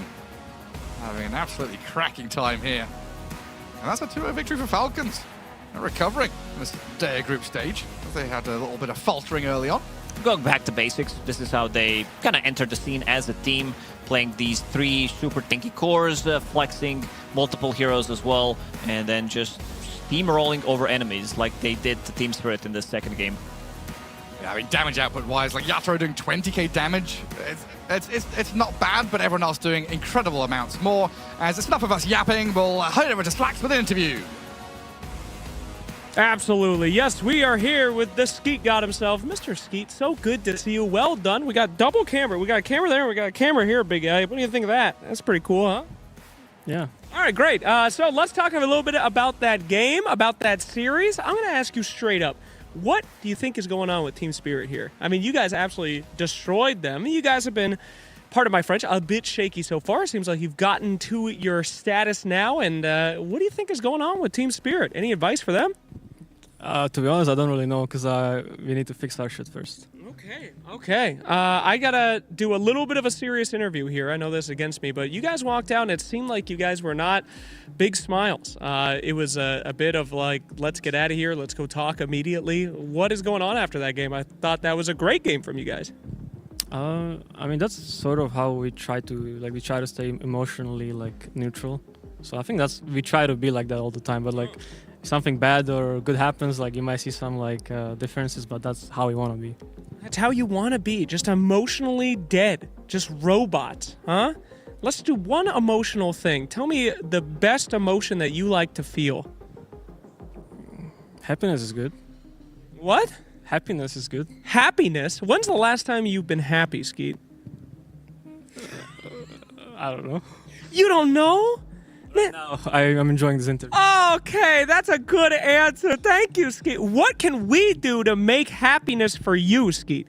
More interviews with you. More interview. Wow, you're just really sucking up. And it's working, Skeet. I am feeling it. Well, I hope all you guys can give a nice heart in the chat right now to Team Falcons. That will make them happy and apparently will ruin their games and they will get them out of their robotic state. Is there any person on this roster here in this tournament that you guys are hoping to face off against since apparently Team Spirit meant absolutely nothing to you? We are looking forward to playing as VP because Dust is a friend there. Oh, okay. And that's what we do in Dota. We feel nothing and we destroy our friends. Thank you so much, Mr. Skeeter. Thank you. And we'll say thank you from the camera. Thank you very much. All right. Back to you guys. I don't know if they've told us what the point of these GoPros are. I can't wait to find out what the mini documentary is. Does he know what the camera shots look like when he makes that pumping movement? Because it looks weird to see him do it. They may have to censor it when they put the footage together. Yeah. This is live footage of Slacks going to the bathroom. I know one thing that'll make Skitter very happy is seeing Razor continue to get unbanned in every single series moving forward for Falcons, because that is the secret to their success. They have won 3 games so far out of their 2 group stage days, and all of them were predicated on Razor being immediately first picked because it was not banned by the opposing team. Spirit wanted to roll the dice twice, especially because they thought Beastmaster would be the answer. Evidently not. Doesn't matter if it's safe lane carry, doesn't matter if it's mid lane, Razor be raising. He really did raise them to the ground He here. raised them. I mean, that was a tough one. I really thought Spirit would pack more of a punch this game, given that their mid lane was doing fine. Like, Sand King was leading by really not that much. Batrider killed DK a few times with a shot on top. It's that bottom lane went so poorly that Razor's start was just ridiculous, and once that bot tower is taken so early on, like, your supports are free to just go anywhere, and yeah, it was really tough. That was just a very bad safe lane gameplay. Like, I don't want to flame it too much, but I feel like I kind of have to also. Too much deaths happened on that bottom lane. Yeah, I mean, sometimes I think you just go into a series with the wrong read, and I think they just came into this series with completely the wrong read. Like, we tapped on the Razor a few times, but like, it's honestly really silly to me. And sometimes you just make these mistakes and you come away from the series, you look back on it like years later and you're like, what the heck are we doing this series? Or like, and I think that's going to be one of these for Spirit. I think it's the kind of series you're like, yo, the drafts are just not it. The play is like you need, because this is bad. It was really bad. They looked really off, especially the second game. I think the first game you can attribute to Razor Schmazer, but like the second game was not just Razor. Like, they kind of just got ransacked across the map. It was not just a Razor problem. Even their safe lane was a giant mess. Like, I think this is the kind of series where you got to figure, because there's something seriously wrong. I think when you've been bad for this long on Spirit, a team with Yatoro Collapse, we're always talking about these 2 players. Sure. There's something rotten in Denmark, because that team has not had success for a long time now. It is questionable. Maybe, though, we'll get an opportunity to relive some of those moments. Purge, what'd you pick out in this game, too? I show clips of every bad moment for Team Spirit that happened that game. It's gonna be a Let's long dive reel. right back take a in. Check this out here. How are you supposed to lane when you're getting all your damage sucked away? I mean, you can increase your damage a little bit, but like the focus fire damage is a bit limited, unfortunately, against a mix of problems. These dives were very effective. On the Falcons side, they had a huge gold advantage. 2K at 8 minutes is a lot. Here's another dive going on. 8 minutes, 30 seconds, a short 30 seconds after the previous clip here. Committing the epicenter, a really good ice path fault by Snake King, epicenter, macro pyre on 2 guys. Like, they're not even low. It's crazy. Super strong early game. And we'll just jump forward to the 12-minute mark here. Here's another great fight that they had. Ice path to start that off. Not a lot of Jakiros are confident to do that, but we're going to see Amar run in. Sucking a lot of damage here. Oh yeah, something I need to point out. This guy over here, we're 12 minutes in. This guy's level 4. That's not good. My goodness. This guy's level 5. That's the story of the game, to be honest. They got both Wisdom Runes stolen from them. Oh yeah. So they were at level disadvantage. That means there's no Hoodwink ulti, which means Hoodwink is actually not a very high damage hero. And there's no Rasta ulti either, which means Rasta is not a very high damage hero. So they basically just really struggled on damage issues as a result. Eventually, they got some kills, but generally, focus fire was negated heavily by Crimson Guard in a lot of fights. And here's that thing that Quinn was talking about here. Oh, we just happen to be heroes that all want to clump up on the one guy. And yeah, they killed 2 heroes, but then all of a sudden the epicenter shreds their whole team. So mix of problems, certainly, but I really feel like the Crimson and the bad laning stage made Toro not impactful in this game, unfortunately. Yeah, and I wanted to highlight the just the contrast between these 2 players because, again, mentioned it already, Kev showed us as well, that safely went badly, but boy did it go badly, and I think Panto just had a really bad game because he was dying on that lane. Like, they made the decision to swap the Hoodwink and the Shaman, so their read on it is Hoodwink having more mobility is going to be able to dodge an Earth Spirit roll easier than a slow-moving Shaman, is going to be able to run away from a Razier easier than a slow-moving Shaman. But that wasn't the case. He died way too many times in those first 6 minutes. 200 GPM. Like, if he's just chain-feeding non-stop and Razor and Earth Spirit are winning that lane, you can't really bring your Wind Ranger to do anything. I mean, Wind Ranger is picked to be a lane stabilizer. Yeah. And Hoodwink dying so much in that early game took away Wind Ranger's strength in that sense. Yo, if he got the greedy enchantment, that would have increased his GPM by like 30%. Yeah, I was gonna say, how much GPM is it if you just sit in Fountain the whole game? That's what I'm curious. Like, I wonder if he had less than base GPM. It's close. It's close to 200, I feel like. Yeah. Unlucky. Unlucky. Spirit, however, will get some time to recover, and if you want to continue watching Falcons' journey, they're going to be on the Storm stream as they will be facing off against Enigma Galaxy. We are going to get a chance to watch Spirit go up against OG, so stick around, everyone, and we'll be back with the final series of the night.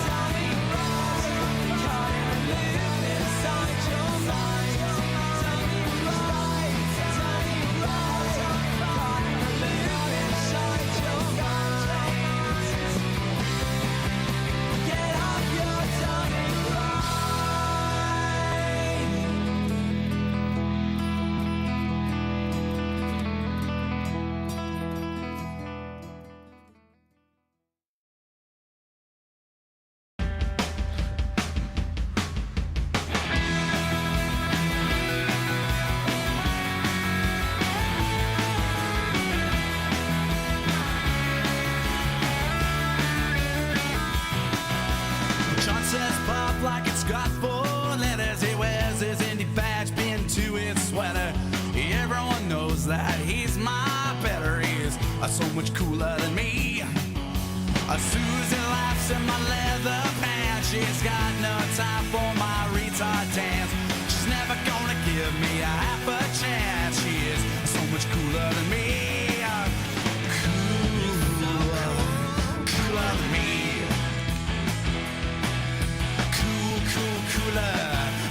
Cooler than me.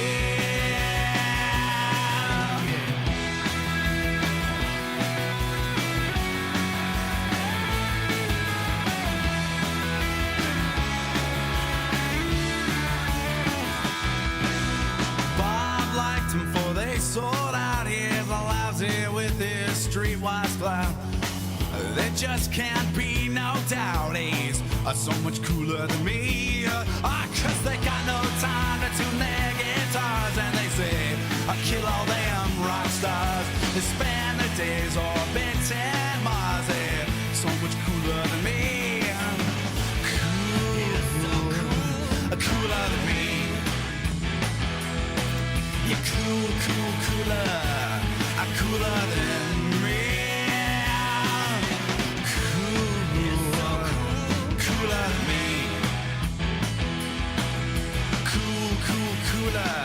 Cooler than me.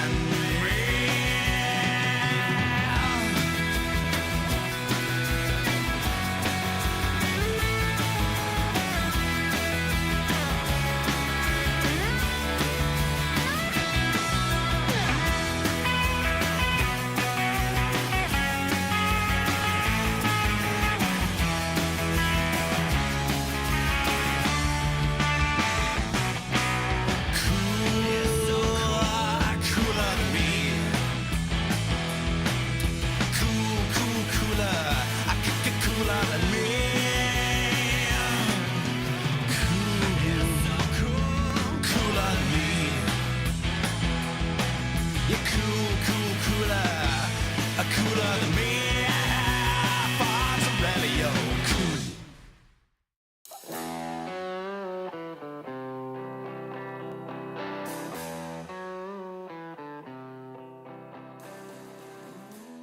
ESL One Birmingham is brought to you by DHL.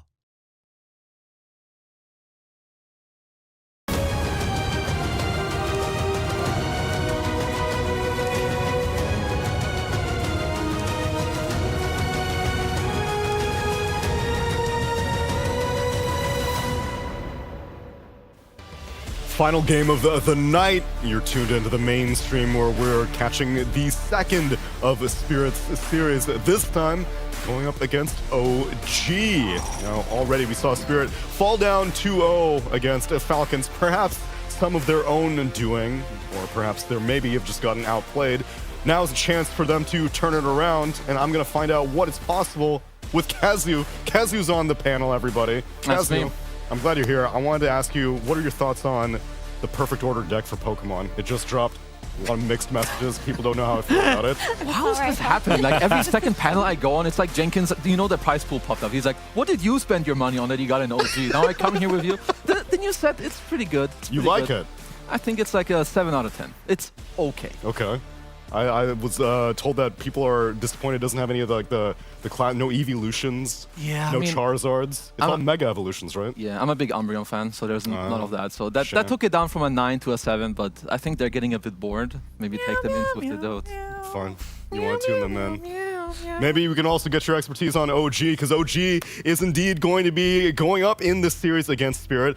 We will get a chance to learn about them, but first I wanted to hear what Yopaj had to say about their team.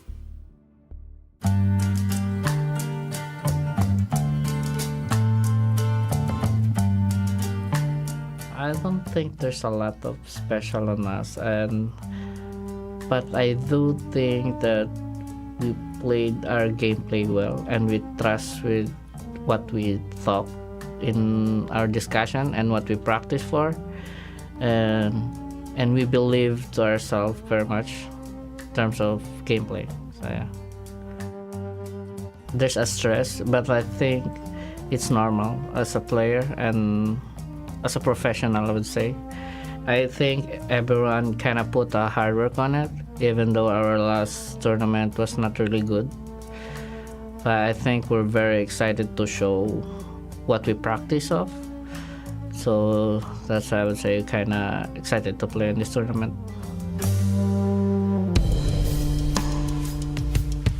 I mean, OG has a lot of history, and I think in terms of expectation, I think we put it very high. Especially the org was very huge in terms of like fans, and yeah, every one of us is kind of hype. It's very inspirational team, and I think everyone really individually prepared when it comes to tournament, and it's very excited to play with each other and playing under the OG org. So, yeah.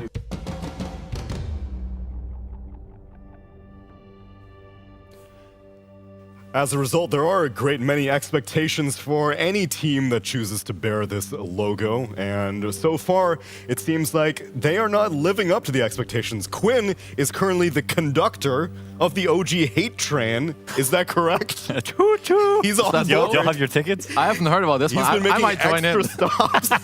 You got a seat left? Oh, we got plenty of room, brother. Always room. I mean, at the start of the season, they looked very good. I think that maybe, you know, a little bit of a downward trend, but I still have faith. I like the guys, you know, they're young, they're still new. I'm ready for them to show us what they've got. Okay, that's the angel on the shoulder. Quinn is the devil. Why should I be so discouraged by what's been happening for this OG recently?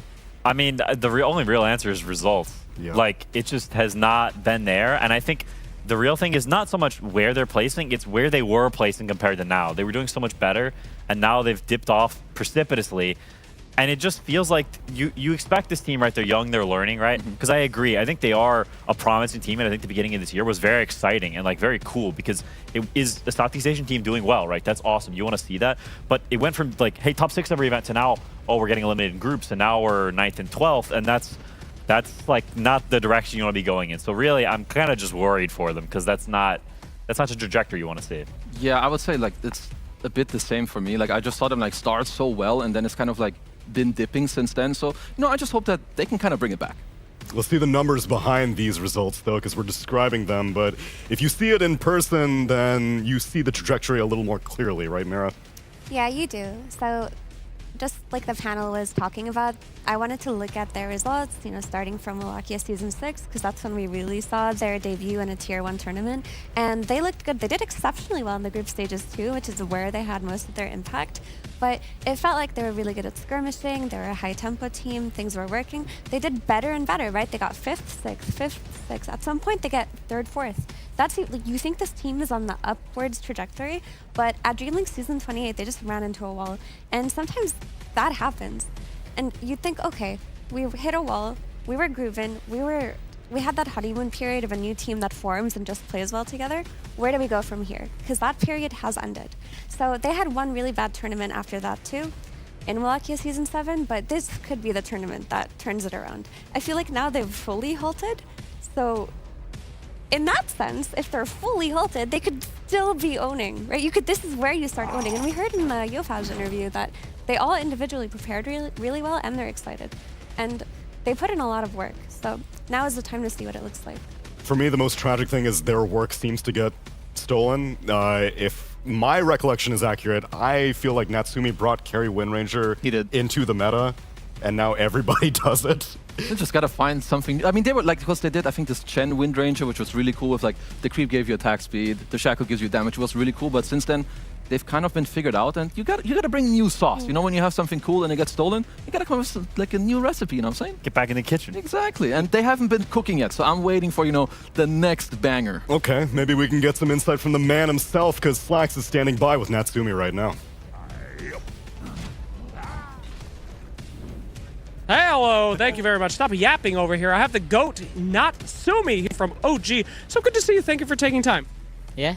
Yeah. Now, you guys were playing in the last series. You didn't see what happened to Team Spirit in the game, but do you know the result of it? Yeah, it was 0-2. 0-2, big dog. They're weak. If they can bleed, we can kill them. How are you feeling about that? I mean, we don't really care about the result. Like, we're just gonna play our game and see what happens. Okay. That's really interesting to me, because as a pro player, I figure if you're going into a team that just got 2-0'd, you would just try to tilt them. Any plans of like dropping mantles of intelligence after you kill somebody? Any like pings, tips? That's not factoring in at all?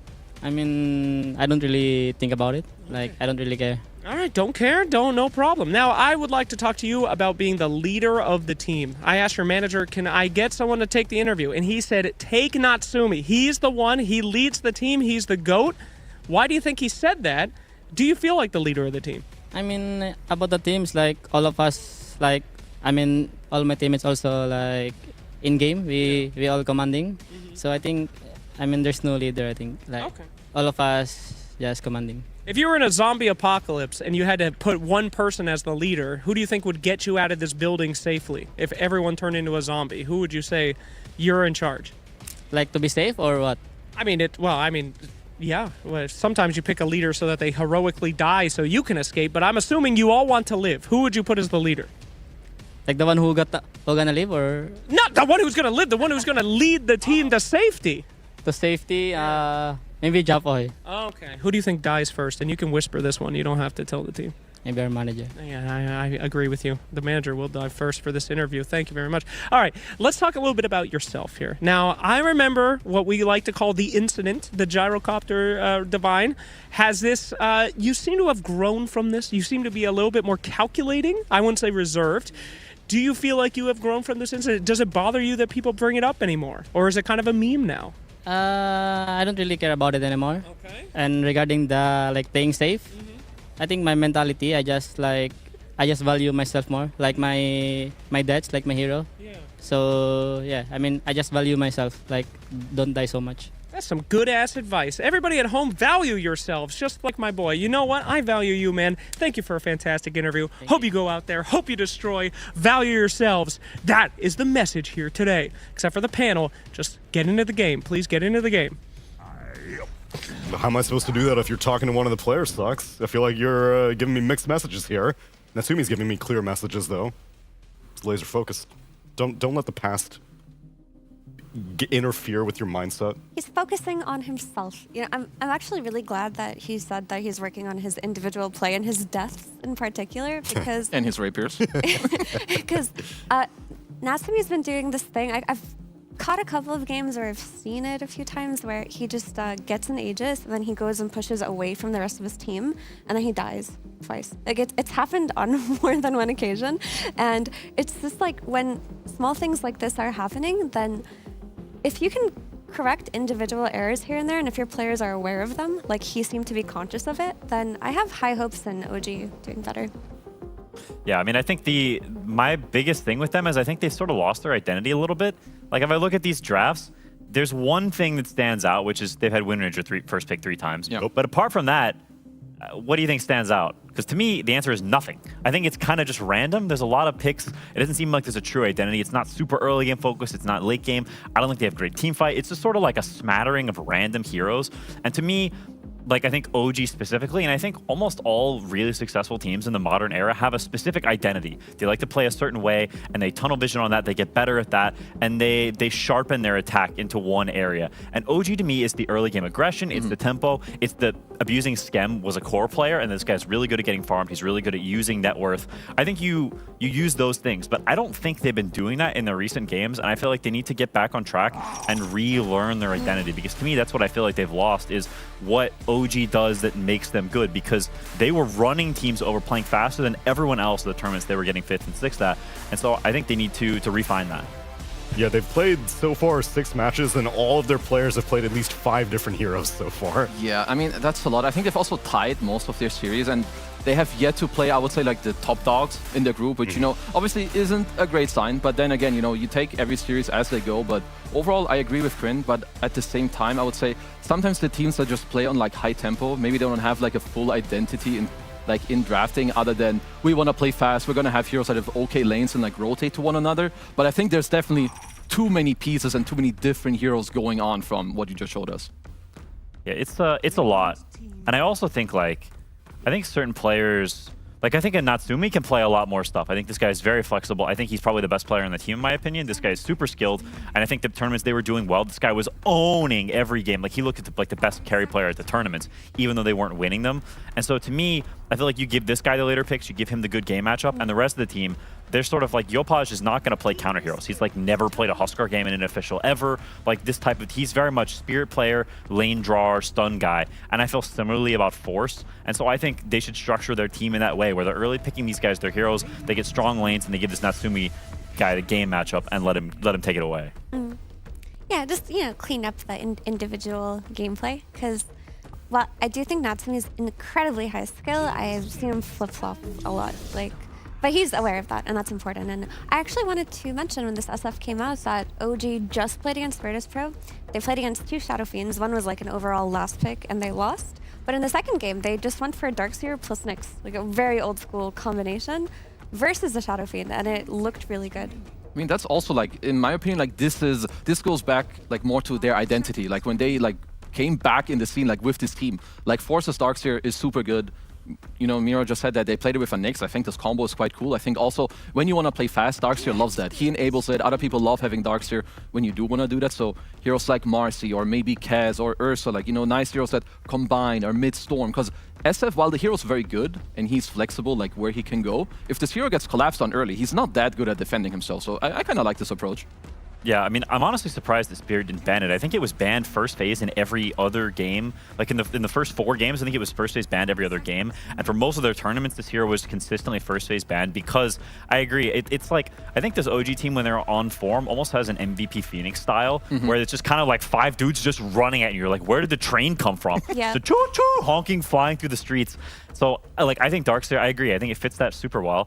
And it's also like a classic counter to Shadow Fiend, because you steal the minus armor and you buy like Greaves and you buy all this AoE tankiness that lets you survive through like Shadow Fiend's bursting one guy down. I'm just looking overall. So they played Nyx with it in their previous series, which I think is pretty good. There's also other stuff, like if I'm Spirit, you kind of want to put Darkseer like in check a bit with like some of your 5s that can like defend. I know that Clockwork has died off a lot, and maybe you pick the 5 later to like help out. You can like look for the 4, like the position 4 earlier on Spirit, because Darkseer is a hero you need to have some sort of answer, whether it's laning wise or to stop him from cutting by bringing 3 heroes, or even team fighting, like some counter team fight like a Tide later down the line. You need to check this guy. For sure. I mean, I think you can still Warlock, like Fiddle Bonds the Wave, do a little bit of counter push, heal the SF from any kind of poke with the Ion Shell. But OG could take Warlock for themselves, right? They have pick out of the Van phase. I could see them look for Spirit Breaker on OG. They picked it before, this combo. I don't know if you want to do it on 13, because you're opening yourself up a lot to Clockwork. Yeah. You get Clockworked, and then you can't cut, and also they will beat the crap out of you on lane, so maybe they pick the 5 here. Like you said, they can just pick a Warlock or something casual, some strong 5, and pick the 4 a little bit later. They've got choices. Okay. Yeah, it's also decent, right? It can be a flex. I think a lot of teams have used this. Like, this is already like a good lane overall if you were to take it. And it's nice for your draft. You can like hold it for the next couple picks to see where it goes. I mean, it's a good concept versus carry Shadow Fiend in that, like, you toss him away from his team. Just the tried and true counter versus ranged carries. Yeah, it is very good. And I think it fits OG style. Like, I love this opener for them, honestly. Compared to, like, how dysfunctional some of their past drafts have looked, this is very OG. It's very good against Shadow Fiend, I totally agree. And I think it's very nice. Clockwork does come out as a response, so discourages the cutting capabilities of a Darkseer. Yeah, I'm not too surprised. It's just like, it's always been a good matchup, not just for the lane, but I think you can like also just like literally block the path to like help your SF if they do go on him. And it's always been like a classic combo overall. And I think whatever Spirit did in the previous series, I think they've probably had like at least a little bit of a talk, like, you know, small changes here, whether it's core heroes or support heroes, and like overall like the synergy of the draft. So for now at least, I think both teams are like really getting what they want. Like generally speaking, going into the series when they see these heroes, these are the responses that I could always see them get. You're saying I won't see an 0-12 Panto again? Probably not, because I think this is a Rue Hoodwink, so you're safe. I hope so, at least. I think we're in the clear here. I guess 5 Hoodwink isn't that bad, but It's playable for coach sure. used to play it all the time and he would own with it, but he was a different style of player than Panto. So seeing him on the Clockworks, you know, enable your Shadow Fiend, play that clean lane, it's much better for him.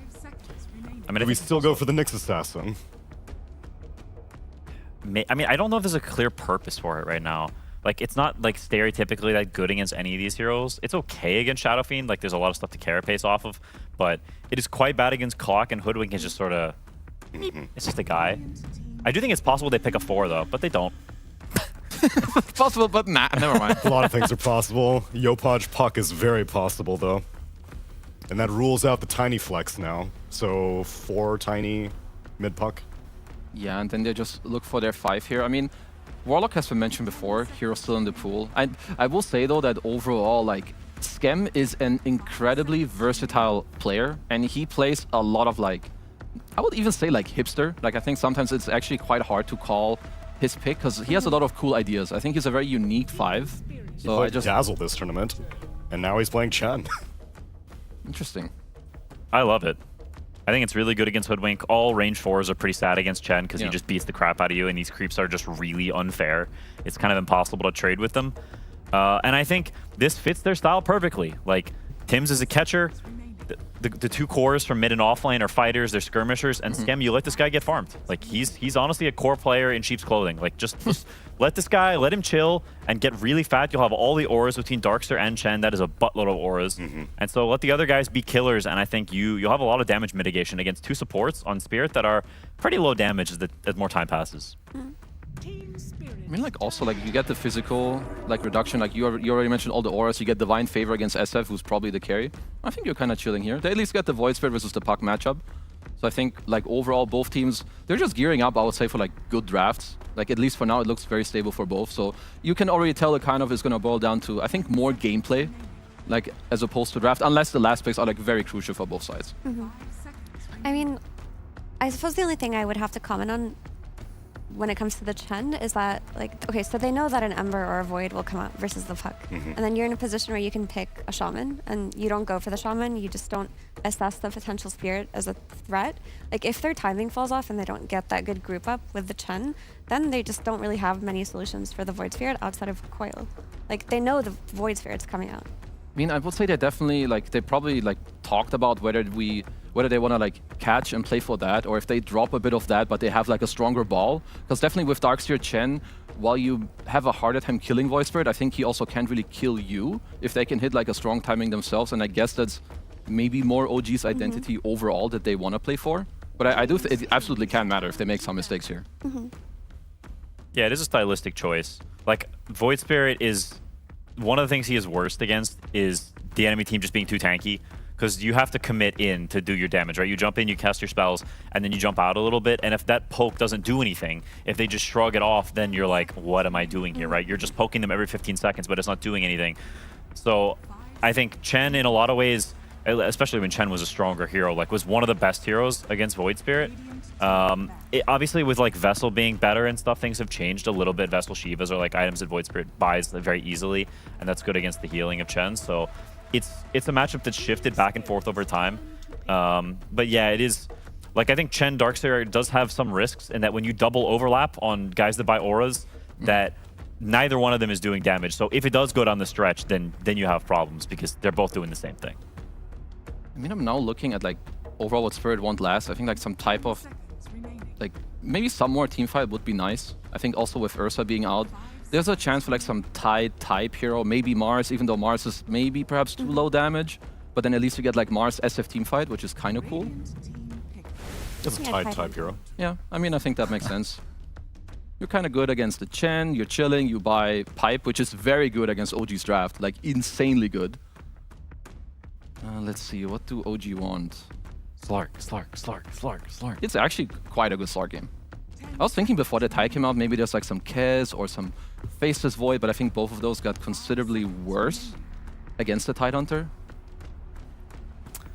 Yeah, I mean, our general principle when we were playing against Tide was always, when Tide is out, your carry cucks the Tide. Yeah. Like, you put other stuff aside, because if you don't screw this hero, then he's way too powerful. So you need to prioritize owning him in the lane and like having a way to kill this hero, whether it be Silver Edge or something. But if you let this guy run rampant, then he's just way too powerful. And Razor's still in the pool, right?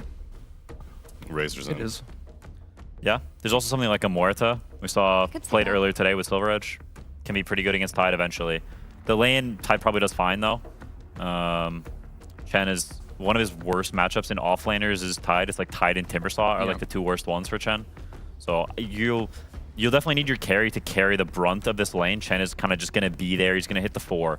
But at a certain point, Tide will have 2 points in Kraken and it will like vibe unless you've got some aggression threat. You know, wondering if you're missing anything else that's like melee. I mean, you did mention Slark, and I like the Muerta. I can see the Razor as well. I even think I saw Nightfall played earlier into Tide. It's always been a good answer into it. Link, you get the BKB, Razor likes you, but maybe like some semi, they'll just go for the Razor. So I think this is overall pretty nice. I honestly like both drafts. Yeah, I mean, 4-0. The Razor is pretty cool because he It's functions. all ATF. Or 3 of them are ATF, one of them is someone else. That is true. I mean, the hero functions as like a pseudo melee hero that gets buffed up by all of these auras. He's going to be able to run in. He'll be able to link the Shadow Fiend. It works very well. It's just there is a specific timing OG are playing for, and they can't really miss the beats because of the overlap that you mentioned. Whereas for Team Spirit, it does feel like more well-rounded. But the criticism I have of Spirit's draft is that like there's a lot of auras and tankiness to get through on OG, and if SF has a bad game or he gets shut down or has a bad time, you don't really have the damage, so you're kind of all in on your SF being able to kill heroes for you. If he isn't able to, and if he's dying and he can't right-click people, you've got a problem.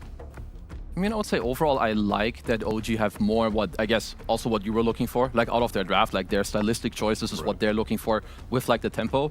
And Razor is good against Tide, but I think overall, I like the adjustment. Like what I saw from Spirit in the last like series I watched him, I didn't really like it. I think the adjustment here is quite nice. I like the SF overall against the Razor.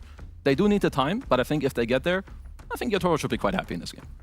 Yeah, I mean, OG did like literally exactly what I said I wanted them to. So Amazing. if they lose, then sorry guys, it's my bad. But I like it, you know. So And thanks if it for works, future coach. yeah, apparently so. Peace, Adam. Bozo. Took you long enough. For the Void Spirit, though, you were citing that one of the bigger concerns would be if he can jump in and have as much of an effect as is necessary. Tidehunter is going to be his supporting cast. Is he still able to do Void Spirit things?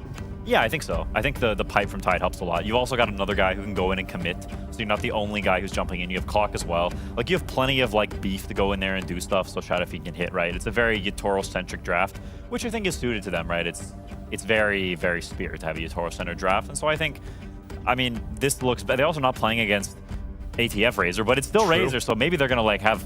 Ooh, it's a fighting, man! PTSD from 1 hour ago. Yeah, that's how it works. Both teams playing to their strengths. Let's see if they're going to be able to find it and convert on it with our casters. It's Odie Pixel and Fogged. Thank you very much, Tsunami. Yes, it's time to get into the action here at ESL One Birmingham. OG up against Team Spirit. Fogged, what do we make of this? I feel like OG, as the panel's sort of going down the line of, they want to play it fast. Oh, yeah. We're getting the change coming back in the mix.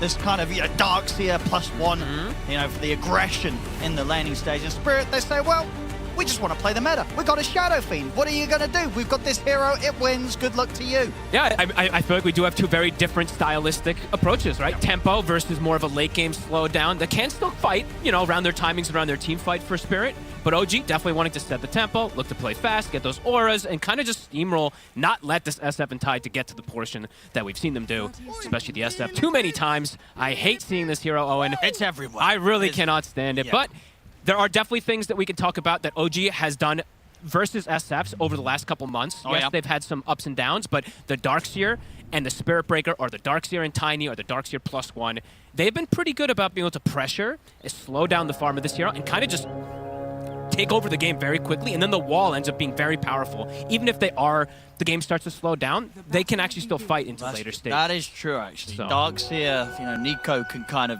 use the power of the SF against himself pretty phenomenally as well, especially if you get that normal punch online with the Aghanim Scepter. Yeah, because it's a tempo draft, but it doesn't mean that they can't go late game, right? Because Puck can get to crazy type of scaling as well, too. Razor as well. There is going to be that potential. Just if they're not ahead early, that's where the concern is. Yes, because, you know, Yatoro, he's done this many times before. He's ready to carry a game easily in this day and age. 2026 on the Shadow Fiend.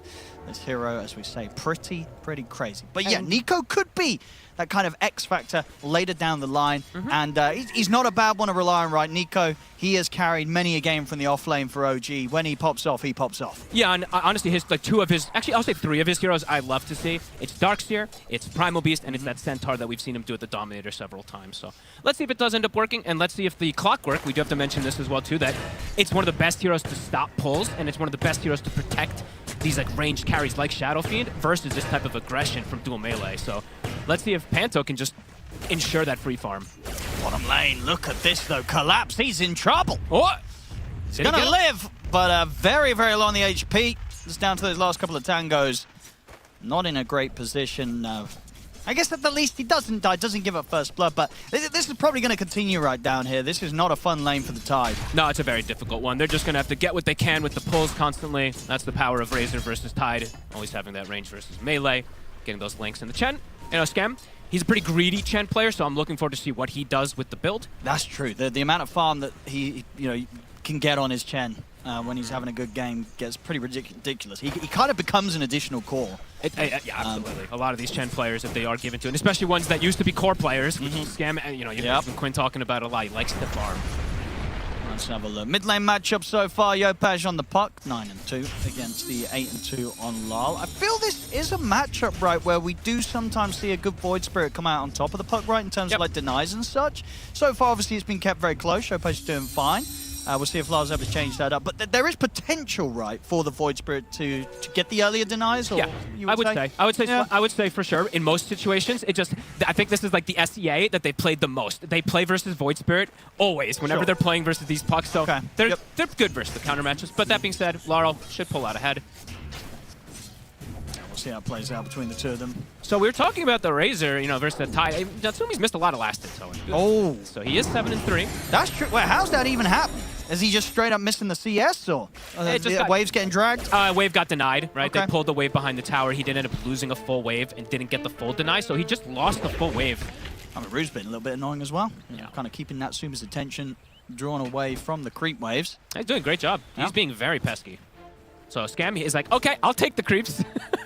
He wouldn't say no to that, of course. And Natsumi's going to make his way back over, but yeah, we'll see if he starts to catch things up, because you can definitely see so far from these first few minutes the big difference in outcomes for both of the carries. Yatoro has had to take the walk back to base, but he doesn't really mind that. He's already been getting so much out of the lane that he can afford to take a bit of a breather, get that full HP and the full mana back up before heading back out there. He's top CS right now in the Shadow Fiend. Yeah, and even though you give I feel like the Darkseer, he's going to get stuff anyway. I feel like this going back kind of play rather than bringing extra regen is actually a pretty cool move that he does here. I don't think he missed any CS because of it either. I think he didn't. Like, this is totally fine for Yatoro. And now he could potentially live if they do go for an aggressive play onto him. They're going to go for the clock, but that's a little dangerous with the SF there. He's getting a couple of the Razors lined up. Nico as well, caught in the cogs. He'll get out just in time with the stick charges. He should be all right, but man, indeed, just seeing how careful you do have to be if you're OG against this SF clock. You get caught in any sort of setup from Panto, and Yatoro, he'll be ready to lay down the damage with the Razors. Yeah, you want to get the gap close on the SF. Almost never do you want to go on the clockwork here unless he's super out of position, because the SF's just going to provide the damage. And again, Nico. Caught in the cogs. This time round, he's not going to be quite as lucky as he was before. That will be first blood. Got to be careful up. Tims will turn with the combo onto Panto, but Panto's fine. He's still got a healing Lotus as well if it's even necessary. He's blocking off the escape from Tims, allowing Yatoro to step up and take down a second killer for the lane. At the same time, on the other side of the map, Collapse and Rue, they killed off Natsumi. Holy, 2 points and Gush. Look at the build. Yeah, I don't mind it at all, right? You want to get this Razor out of the lane. It's a difficult matchup, but Collapse, he just plays full aggro with this skill build, getting the chance to kill off Natsumi. Collapse, he's going to take quite a beating here from Skem, as he'll be forced back, but of course very happy. You know, he's going to be with that sort of situation. I mean, both side lanes getting some pretty key kills, and we'll see now Natsumi looks like he stepped up just a little too far. He's caught in the bushwhack and the smash, the gush, the everything. It's too much for him. That's pretty wild. You know, it's pretty rare that you would see. I know that we used to see this Hoodwink Tide combo a long time ago. You know, the Tundra of the days when they won TI with that type of duo with the minus armor. But wow, that totally caught him off guard there. Yeah, that has to be careful. I mean, I feel like this bottom lane. I mean, Natsumi is starting to catch back up in farm. Sure. I think OG would have probably wanted this safe lane to go a little bit cleaner than it has done. I don't think you ever really expect that Razor to die in that type of matchup, like, unless it's just like he's under the tower almost. So Natsumi getting brought down. Collapse will be very happy about that. Yeah. Although the lane is still, it's going to be now it's what do they do now, right? Now Collapse has to try to wave drag, and Brew, let's see if he just goes in stacks, because I think they got more than they even could have wanted out of that lane bottom. Yeah, you're not going to kill the Razor again. No. Well, at least you should. You should. It shouldn't be happening a second time. Unless the third hero comes up. Yeah. And yeah, Collapse is just going to, he's just going to cut the wave, and they're going to start moving things around, so cool. He's going to get a decent amount here. Putting a bit of pressure on the mid. I mean, both teams bring the supports in for the 6-minute power rune. Rube, just got to be careful. He's going to be perfectly fine. Turns get the bushwhack out. They want that kill, though. They're dropping the Dream Coil down for him, and they will find him. So at least able to kill off Rue here around the mid. OG get themselves their first kill on the board, but it is that Dream Coil having to be used to secure that support kill, which is definitely going to mean that the side lanes of Spirit can breathe a bit of a sigh of relief now, knowing that rotation from a puck's not going to be coming for the next minute at least. And honestly, Collapse is literally just going to play here. This is probably just what he's going to do, right? Because if he knows that the Chen can't touch him, which he obviously can't, and the Tiny's not going to make a move over, there's not really many things to threaten him unless the Razor wants to come. So cool stuff that he's going to be able to get a lot out of this lane. Top lane. They might have just lined up another kill here for Yatoro. And indeed they have. Panto doing some lovely footwork here on the clockwork. He's going to try and head over around the 7-minute wisdom, but with Nico around, that level 3 Iron Shell is probably going to be too much for Panto to try and threaten. He's thinking about it. I mean, I tell you what, with cogs like that, it's a good effort of trying to get Nico out of the wisdom, but yeah, there's no way for Panto to stand his ground against the Iron Shell. Tims is here. They're going to try and look for the toss. They'll get it. Closes the gap. Avalanche comes in. So they'll be able to punish Panto for that one. I think Panto maybe getting a little carried away with obviously how good the lane was. You know, heading over to try and threaten the wisdom steal. It was going to cost his life most of the time there. A kill's a kill for sure for the Darkseer, but this does mean 80-second cooldown, no wall. When a lot of situations, the first wall usage is to kill the SF and go for the tower. That's true. First Dream Coil didn't do anything about the SF. First Wall didn't do anything about the SF either. So yeah, Yatoro is probably very happy. Yeah, they tank the spells for him for sure there. And now, you know, Panto back in action. OG, again, they've got to be careful. Anytime this clock starts to run at them, cannot afford to get caught in the cog setup. So out of the lanes, you know, we mentioned how OG really wants to have this tempo kind of going, and it's actually Spirit, at least with the gold lead coming out of these lanes. Yeah, I think Spirit's going to be very happy with this. Yeah, especially with the Tide, he's level 6. Yeah, and you just see that SF, the fact that Yatoro is having such a beautiful time in that safe lane. It's going to really put to test what OG's plan is this game to try and run the lineup of Spirit over. And so far, definitely doesn't feel like OG's got as much momentum as they might have hoped for in you know, these first 8 minutes of play. So we'll see where they go from here. Yeah, I mean, the one thing is though is they do have this like Chen and Darkseer, which usually aren't these heroes that just dump on lanes, right? They're usually these kind of just they trade their farm, they get the pipe and the mech, and then that's when the big powerhouse goes. So absolutely, there's still absolutely a timing that we could see. Collapse. We'll get punished down here. Was getting quite a bit, obviously, getting the creep wave in this position.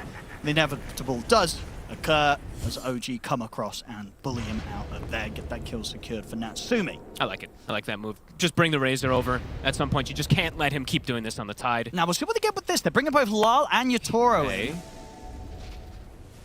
I mean, at the least, they might just show themselves and take the tower with the next wave. We'll see.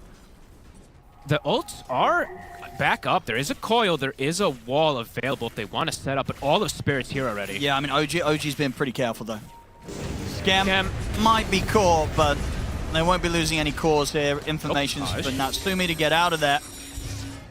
Nukes the wave. Yeah, with the orb out. He'll be all right. A casual urn thrown onto him. Okay. Space is there for Spirit to start beating onto the tier 1 in the safe lane. And OG unlikely to turn up and do anything about that. I think they've rather prioritized just getting the farm sorted on the other sides of the map. Looks like Spirit doesn't want to continue. They're like, this is taking a little too long. Yotoro's like, I want to hit some more creeps. Yeah, I mean, all in all, that move from Spirit just didn't really accomplish that much at all, I guess, at the end of the day, therefore. No, it just got scammed. And now in the mid, see the coil drop down onto Lyle.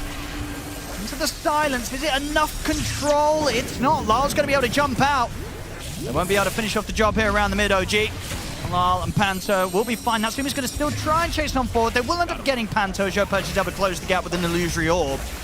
So kill to be found around the mid. Still looking to play to their strength. They still know they are strong early game when they are grouped up here. Absolutely. Getting this pressure I going. think pretty much any time the coil's up on Jopaj, OG's going to be looking for blood. Yeah, Eye of the Storm coil. They can just look for these plays. Razor does more than enough damage just running at these heroes. And it is going to be just full-out carry Razor, too, which is going to be pretty exciting because he gets to go the Mjolnir build because his other heroes are going mech and pipe. That is true, right? Because that's the vulnerability, right? When you go for this sort of build-up, you don't have the tankiness. You can't run in and stand there in the middle of the fight. But absolutely, yeah, when you have a Chen and a Darkseer by your side, you can definitely get away with going this greedy build, as you would hope to, right, when you are playing the Razor in this position 1 and have that chance of still turning up and not getting blown up by the enemy team. Because usually it looks and you're like, uh-oh, right? He's going Mjolnir, he's going to be so fragile. There's a lot of minus armor, there's a lot of burst, but because he's got these auras that are going to be coming up, because he's got the Chen that's going to throw Divine Favor that gives, what, 20 armor in the later stages, right? Cool. And I wonder as well if this was maybe always the plan, or it's maybe the plan now that they didn't, like, dominate the lane in the early stages. I want to say it was always the plan. You think this was always going to be the plan for us? So we just go the full Mjolnir farm build? Yep. I do think so. I think they want to be able to just match. You always want to have that recovery kind of thing, just in case that second plan, just in case things don't go perfect. And I guess eventually, right? I mean, obviously SF's damage is just so ridiculous. It is. But if you do have the means later on in the game to survive through those initial kind of attacks from him, you get that link going. Sure. Maybe in a drawn-out team fight, the Razor with a good static link can outdo the SF. Possibility. If you can keep that Razor alive for long enough in those fights. They definitely have scaling potential as well in this game. It's not just a full-out tempo. Yeah.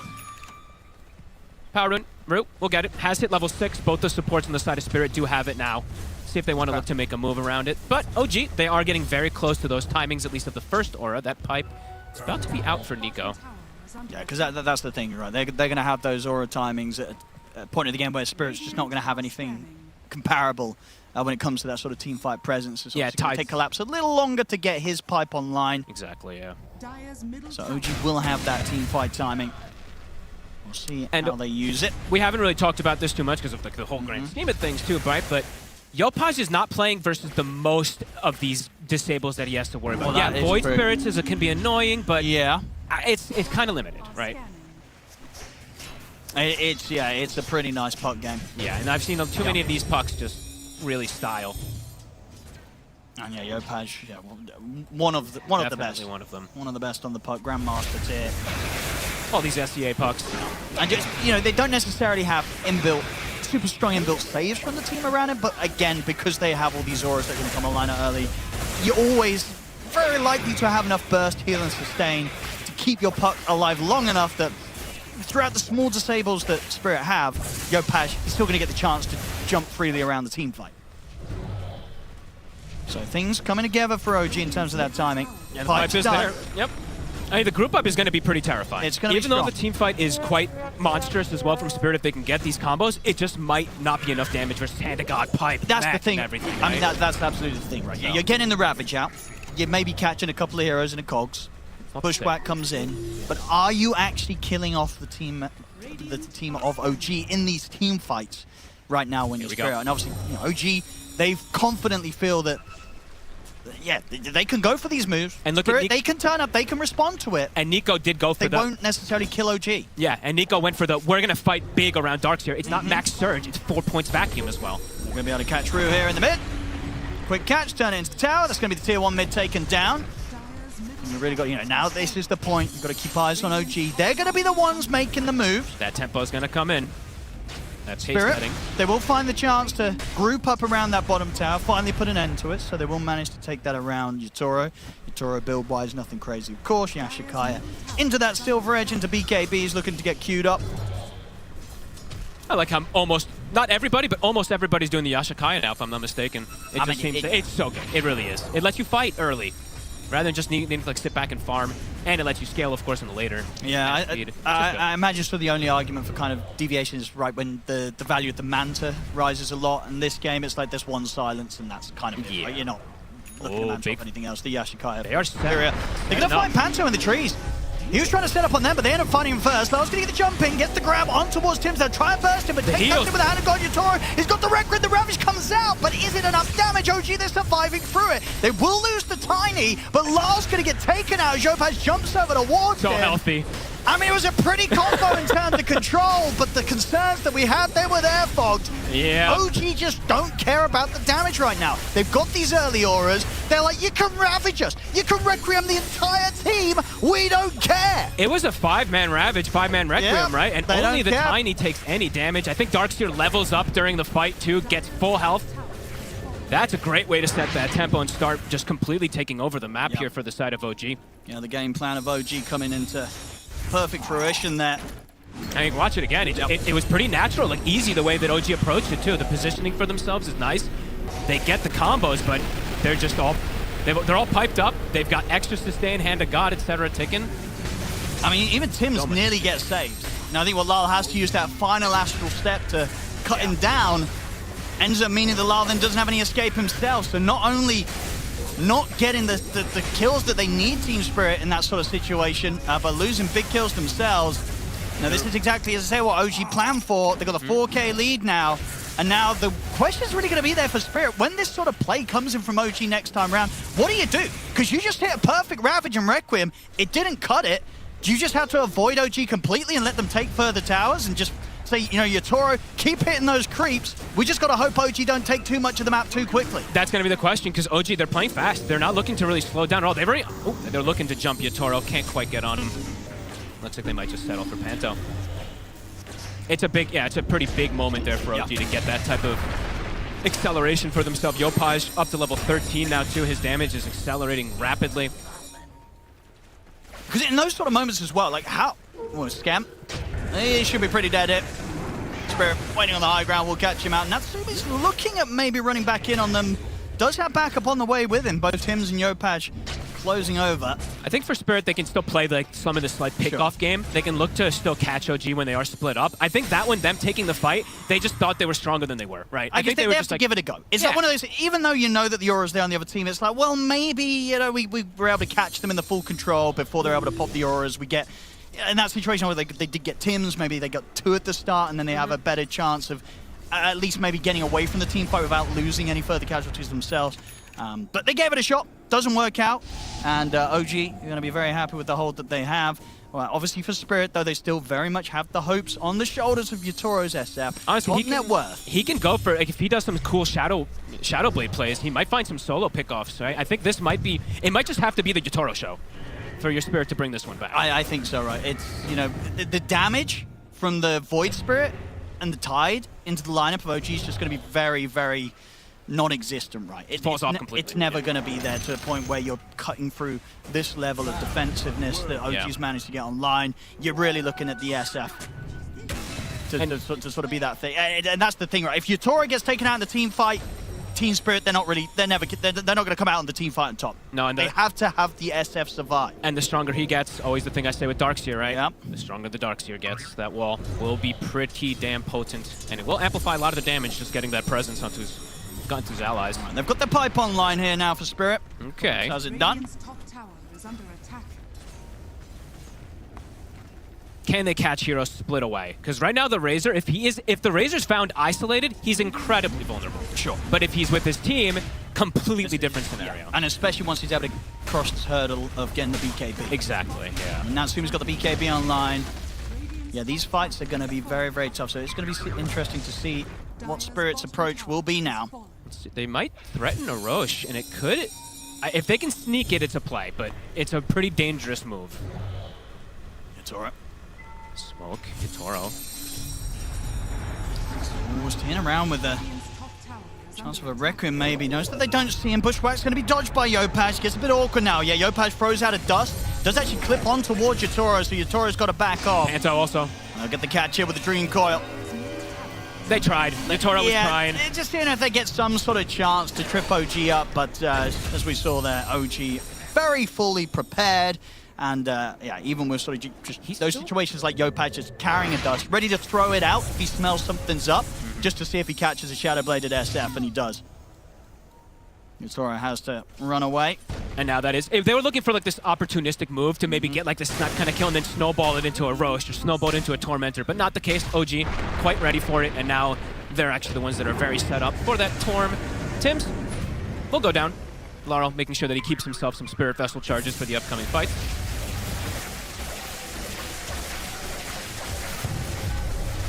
Tormentor to be taken here by OG. Yep, who's gonna get it? Lucky. Oh, that's I was gonna say if Scam gets it, that's insane. But I mean, Tibbs, you know, it's like, all right, you know, I'll take it. But, yeah, never really on the support tiny. Oh, look at Yatoro. He's gonna get him. Oh man. I mean, it happens at all MMRs. That one, the old Invis into the Requiem catches the best of us. In this situation, it catches out Yopaj. He weren't ready for that Requiem. They've got one of the stacks of presents. Do they just go for the Roche? I think you tried to. Yeah, I think they might. Right. There's no puck for 30 seconds. It's a good call from Spirit, straight into the pit. Oh, what a play. All right. That death hurts so much. You can hear, he's like, oh man. You just get caught. You got to have random sentries placed all over the place probably now. He's going to be telling his team. Or they might buy a gem pretty soon on the side of OG just to not let that happen again. Yatoro making the move. Yeah, very nice angle for him to find. 4-0 and 2 on him. He is the one who's having that flawless game for his team right now. Yeah, just onto the SF. I'm ready to go for more here now. Potentially Spirit. What do they want to do with this Aegis time, actually? Is this going to be an Aegis and let's try and force the issue back against OG? Or is this kind of a farm it up Aegis? Like, we have this for 5 minutes. They can try and make plays into us. Now that we've got the Aegis, we don't mind turning up and using our 2 lives of the SF to fight back. I think they can chill. Yeah, if the fight comes from, they can take the fight, but I don't think they're going to be feeling too forced of doing anything. I mean, Yatoro might be tempted good. to kind of keep the show going, though, right? He's like, hey, did you check out that pretty sexy Shadow, Silver Edge, I think back then was Shadow Blade, right? Into Requiem I did earlier. He wants to do more of those. Maybe.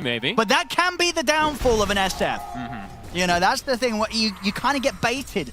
Looking for those invis setup plays.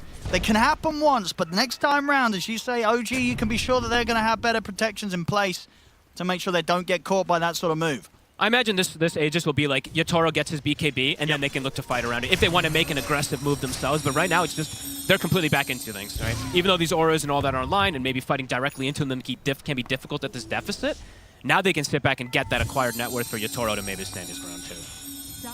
Because then for OG, I mean, are they going to be put off from looking to fight into the stages? I feel like not necessarily, right? They got the BKB on Natsumi. Solar Crest also now done on Scam. Like, even though there is that Aegis there on the SF, I feel like OG might not feel like they really have to slow things down too much. Yeah, I think they'll probably still just wait for like an item timing because they're so close to some of these. Darkseer's about to have Shivas. I think that might be a go call. That's kind of the icing on top there to everything else that's been picked up. Yeah, because...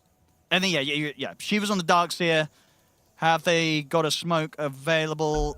They do, yeah. Tims has got one ready. That's probably going to be the time that they go for another move. Yeah, even though there is that Aegis on SF. Yeah, it's that, or then they I don't know if they want to wait that long, but wait for the gem to be picked up by one of the supports, because they do need a gem. I want one of them to pick it up almost like as soon as they can, but they're kind of poor for it. Maybe Tims can do it soon. Yeah, because he's kind of got the key stuff, right? He's got the blink and the cell ring. You don't need much more. That's enough to pop off as a Yeah, you need 4 staff and like a Yules maybe eventually, or Lotus, depending on the game. But top lane. Looking at Lal. Ooh. Very quick there with the stab. That was close. If he gets caught there, he's dead. They'll just coil, toss back, break the coil, and they have many ways to set that up. Good dodge there from Lal. So Shiva's, it's taking a moment. He's not really finding the most farm, so it is getting delayed, but that does mean the Aegis is coming down more, so 2.5 on that. This game has slowed down a lot. And I feel like for at least, yes, OG is farming, but that's not necessarily the best case for them, right? Yeah, it's not bad, but it's not horrible. Yeah, because this game is definitely going to be a very close one because of the fact that, you know, Natsu, even though there is this Yatoro SF that's in the top spot, OG can keep this Razor alive. They can get him getting that static link on towards him. For sure. And it's not necessarily going to be these sort of clean-cut situations where Spirit can just blow up the Razor. Okay, here they're grouping up. Yep, so that's with the Shivas. That is timing. the timing. Did they pick up the gem? They were still a little poor on it. Tim's maybe is saving buyback. Yeah, Tim's is saving buyback. They just have Dust and Sentries to cover. Okay, but they're going to look for the fight. Yeah. And it is not going to be... It's a good time to do so. They don't care about the Aegis. There's an Aegis on the... Well, obviously still on Yatoro for nearly 2 minutes, but... They can kill him twice. Exactly. They find a core, they get the core kill, and if it's DSF, they can do both times around. Panto... He'll tank it. Yeah, they're going to be happy with that on Spirit. Smoke Gang put to a stop by a clock. OG would have ideally wanted something a little bit more from that. They will now get that gem. It does end up being Scam the one to pay the price for that for the team. That's so unfortunate, right? Like, imagine Scam got the shard, and Tim's was able to buy the gem. Now it's like he doesn't have the shard for the Chen for no reason. Stupid Tormentor. It's true. Well, and plus, you know, Tim's can be like, wow, I'm going to be the carry now. So yeah, start getting those right-click items. Let's go, Tim's. Collapse. As we've seen, does have the blink, is going to be going for that Aghanim, so that minus armor still going to be racking up as the game does progress. Yeah, you kind of throw that into the mix right on top of this SF and the presence. It's a lot of AoE minus armor. Yep, and Laurel... Which is not bad, especially when you have this Void Spirit jumping around with the Astral Steps. Exactly, and Laurel is going to go for Shiva, so there's going to be a lot of slow as well. Like, just jumping with the Shivas, throwing a Gush down. Heroes are going to be moving very slow.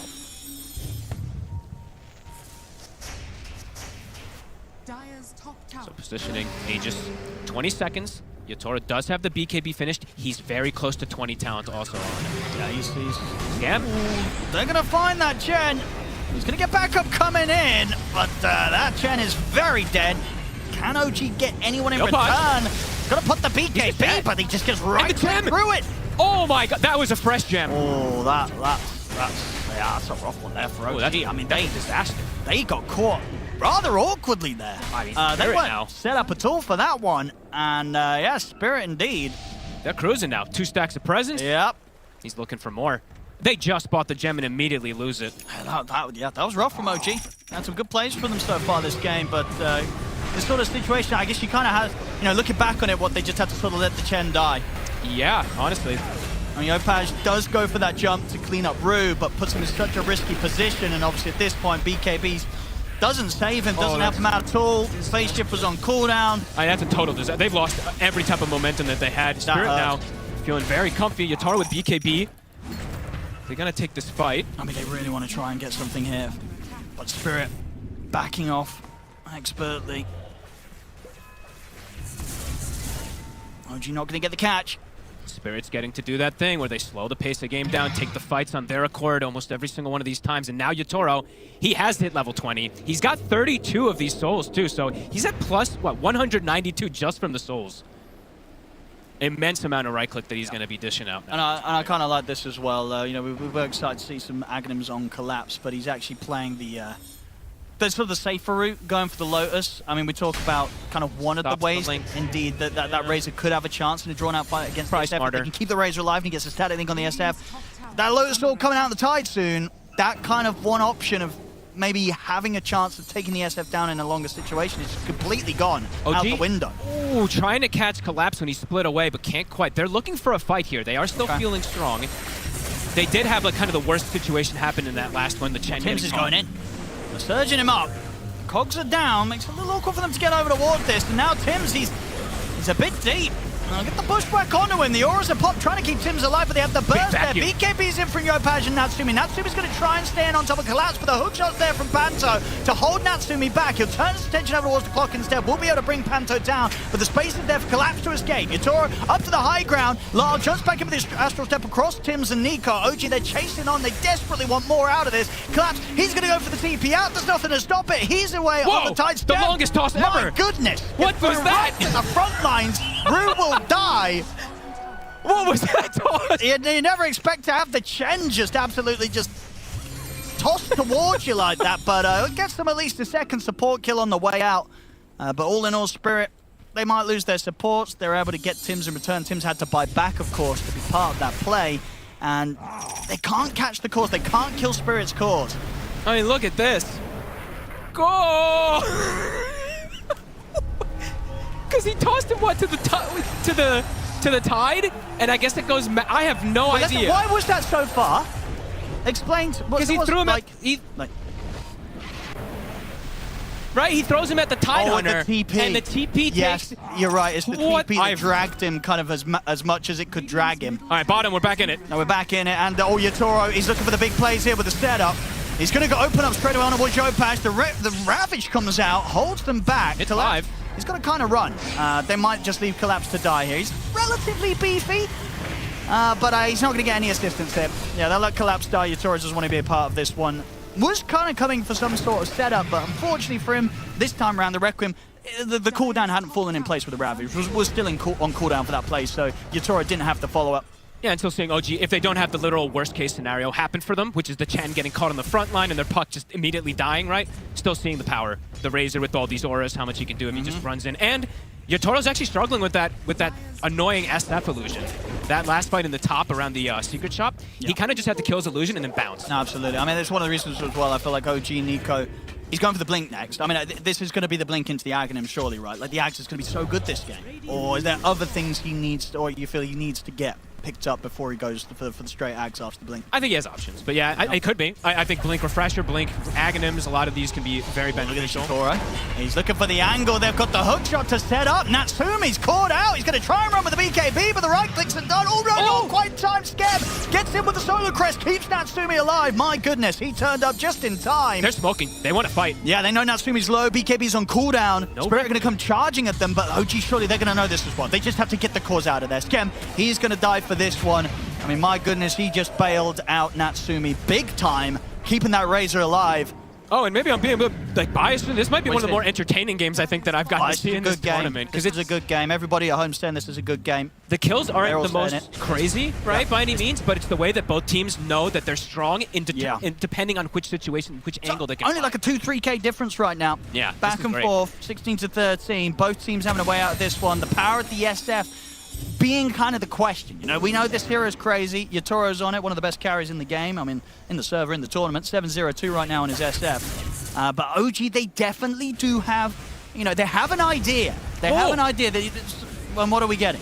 Is this a Silver Edge for the Razor that he's going to go for versus that Tide, too? So adaptations coming around as well, too? I mean, it's one of those items that kind of feels nice on a lot of carries. And a lot of carries that we don't necessarily build it. I think a lot of carries can look towards the Silver Edge pickup. It's just such a nice item nowadays. I mean, these team fights are everything, right? Watch for the big vacuums. Watch for the big ravages.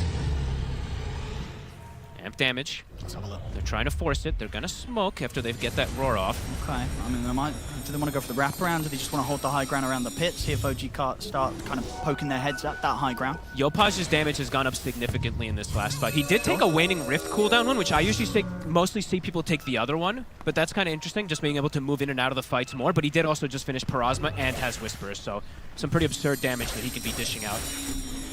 These fights are going to be wild. Who wants to go up to the high ground first? Can Spirit afford to charge in? It's dangerous versus Darkseer. You're asking to get comboed. Maybe if Laurel wants to just try to jump and just get vision, and then they can find an angle of approach, let's say. Here we go. He's trying. Looking for the vision. They'll find Tim to the tree. They get the bushwhack. That's going to be the tiny gun. He's out for 70 seconds. Yopaj will turn up the Dream Coil onto Lyle. They're bringing in Natsumi to try and offer up the damage, but the orb's there on towards Lyle's, forced to the side as well. He's perfectly fine. He's ready to get back in. Jumps in with the Astral Step. Won't get the Remnant grab onto Natsumi. Cool. I've been seeing too many of these Void Spirits be able to do this. Back in again, looking for Nico. Collapse. Gonna get Static Link now by Natsumi. The hook shot's gonna be missed. Natsumi getting a decent link going, Well, but doesn't want to BKB. take up to the high ground. Knows that Yatoro is likely going to be setting up with the invis. Yatoro's dead spot is going to go for the jump forward. Comes in with the Requiem on top of Natsumi. They get the control as well with the bushwhack. They take Natsumi down. Yatoro. Oh my god, that was like a solo play by him. Yeah, absolutely. He's ran straight at him. The fight gets split up. They've even got the Ravage still ready for Yopaj. They pick up the puck as well. Yatoro survives. 100 HP. Coming in with the outplay. And as you say, you can really feel it. It's Yatoro leading the charge. And he knows he can when he's got the backup in those sort of situations. Gets in deep with the Requiem. Rue's able to land that bushwhack. Make sure that they can just take that Razor down. And sort of split OG up completely. OG got kind of split up in that team fight. I love the way I've seen a lot of these Void Spirits be able to do this, and they break formations. You just jump in, you drop this to Simulate, and you saw they can walk up high grounds even versus a Darkseer Vacuum kind of combo because he can break that formation. But my god, this is prime Yatoro. Like, these are some crazy plays. He Silver Edge hits him, blinks as the hit's coming in, gets that point-blank Requiem, gets the raises after. That's some beautiful individual mechanics. Absolutely, just optimizes the damage output. And does everything required to ensure that OG can't get that fight together. They'll head back into the pit. Hey, We'll look see at that this. replay once more. Straight in, gets that first hit, in with the blink. Requiem at the ready. It's just sexy. And there's no one there to help. Nico tries to run over, but gets clipped by the edge of the fear. And at this point, it's all falling apart. Skem's getting bullied in the tree line. Yopaj gets caught out by the Ravage. The Collapse still have ready to go here towards the end of it. Setting up for Yatoro to take down another. The 2 or 3 things that I've kind of seen in the fights that OG struggles in, right, is it's pretty much when formation gets broken. They need to really be prepared. At least Skem has to be in the back.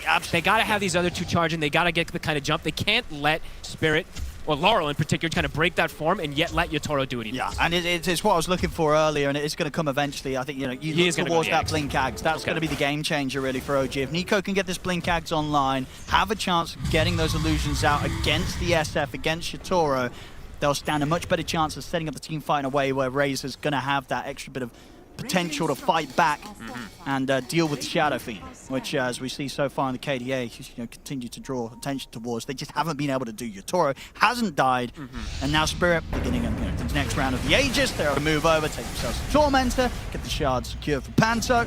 This is the other thing that I also like a lot about this Shadow Fiend build, where it's kind of this, it's like semi-hybrid, it's not like a butterfly and all these kind of things where the wall becomes like absolutely insane, right? He has ways to kill it. That's true. And also it's strong, don't get me wrong, but it's not the, super. But it is just the fact, right, that Yatoro does have to kill it. Like, he's going to have to offer up his attacks on that, because ain't nobody else on the team really dealing with that illusion that Darkseer is going to be making of the SF very easily. Like, Yatoro's going to have to take time to take it out anytime it does get brought out against him. See where they come for here with the smoke move. Spirit backing off, ready to see if they can catch OG by surprise. I don't know if OG's going to expect this. Collapse coming in from this angle. See them make the jump. They've caught Nico. They're just going to easily be able to burst through the Darkseer, and Natsumi, see if he's got a way out of this one. He'll pop the BKB. He'll get the static link going. It's a decent static link. Will at least allow them to take down the Aegis, but Natsumi, he will die for that, so it's still more kills for Spirit, double kill for Lal.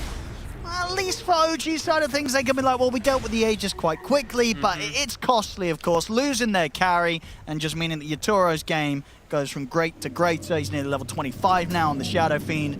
Daedalus done, and well on the way to his next time. He's considering whether he wants to go the Satanic or the Lincolns. I do like that he's changed up for the Lincolns. I think, throw Lincolns on himself, having the added Lotus as well, potentially from collapsing this fight. It's just going to make Natsumi's life so difficult on the Razor to carry against this SF. They've hit all these timings, and a lot, have to give so much credit to Yatoro, because the game was looking kind of back and forth. Some stabilizing had to be done from him, and he really has been that stabilizer. In their comfort, level 25 now for the SF, 34 souls. A lot of time when Natsumi's down and out here for 40 seconds. And they really do keep breaking that formation. That's the impressive thing I really want to say from Spirit. Just don't let them set up on the side of OG. Hex now as well on Collapse. So Yopaj's game just got even harder. Everyone's dead, really. Anyone who gets caught by that Hex could just die. Yopaj does at least have an Aeon Disc to protect, but now picking up even smaller items to make this SF even happier. Of Lads for Panto. A flawless game so far from Yatoro. I think it does hurt, that Nico feels forced now that he can't go the Ags because of the fact that he's just dying that little too quickly himself in these team fights. He's like, well, I kind of need the BKB just to get my other spells off. Yeah. So the Aghanim's dream, It's going to be postponed here for the Darks here. That is quite sad. It does feel like they need every little thing that they can get now at this point on the side of OG. They did have that tempo going for quite some time, but it got broken pretty heavily.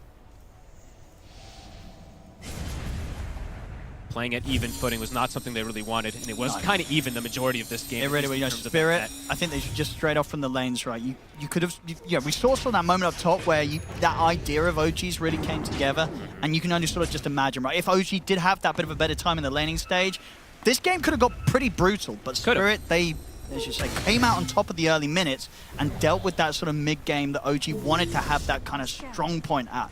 They dealt with it very well, his Spirit. Yeah. Now up a 7k lead, and they're really the ones in the driving seat, ready to threaten the game and just allow Yatoro to close this one up. Yeah, and really, like, honestly, some prime Yatoro plays, right? Like catching Yopaj behind the tree line alone as a Shadow Blade, getting the solo play onto the Razor once or twice. Pretty monstrous stuff that he was able to do. Bottom, push. Another Silver Edge done on Natsumi, so get his next pickup. See if they can actually get that formation going again, as we said for OG. If they can still, they can still do some coil toss-back plays. They still can get that formation set up. Toss-back's probably what we're going to be looking towards now. Yeah, it's just a little... high ground defense. And it's probably one of the reasons why Spirit's been as careful as they are. Sure, earlier they got that free opening to get that mid-set, but approaching the high ground whilst OG is all alive, still not a simple task for Spirit. They've got to be careful. Respect the high ground. Still definitely a thing. Yeah.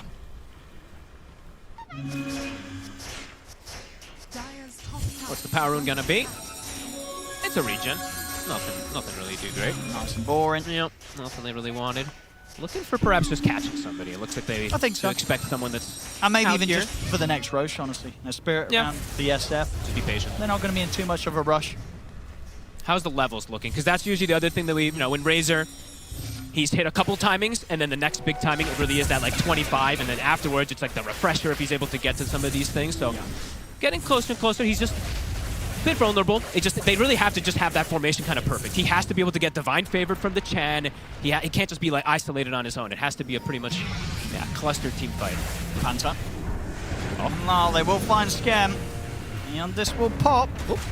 They still want to go for him with a hook shot, but it's buying time for the rest of the team to turn up. The auras are out. Keep Scam alive. Now Natsumi wants to get him with the BKB, but Spirit, they just back off.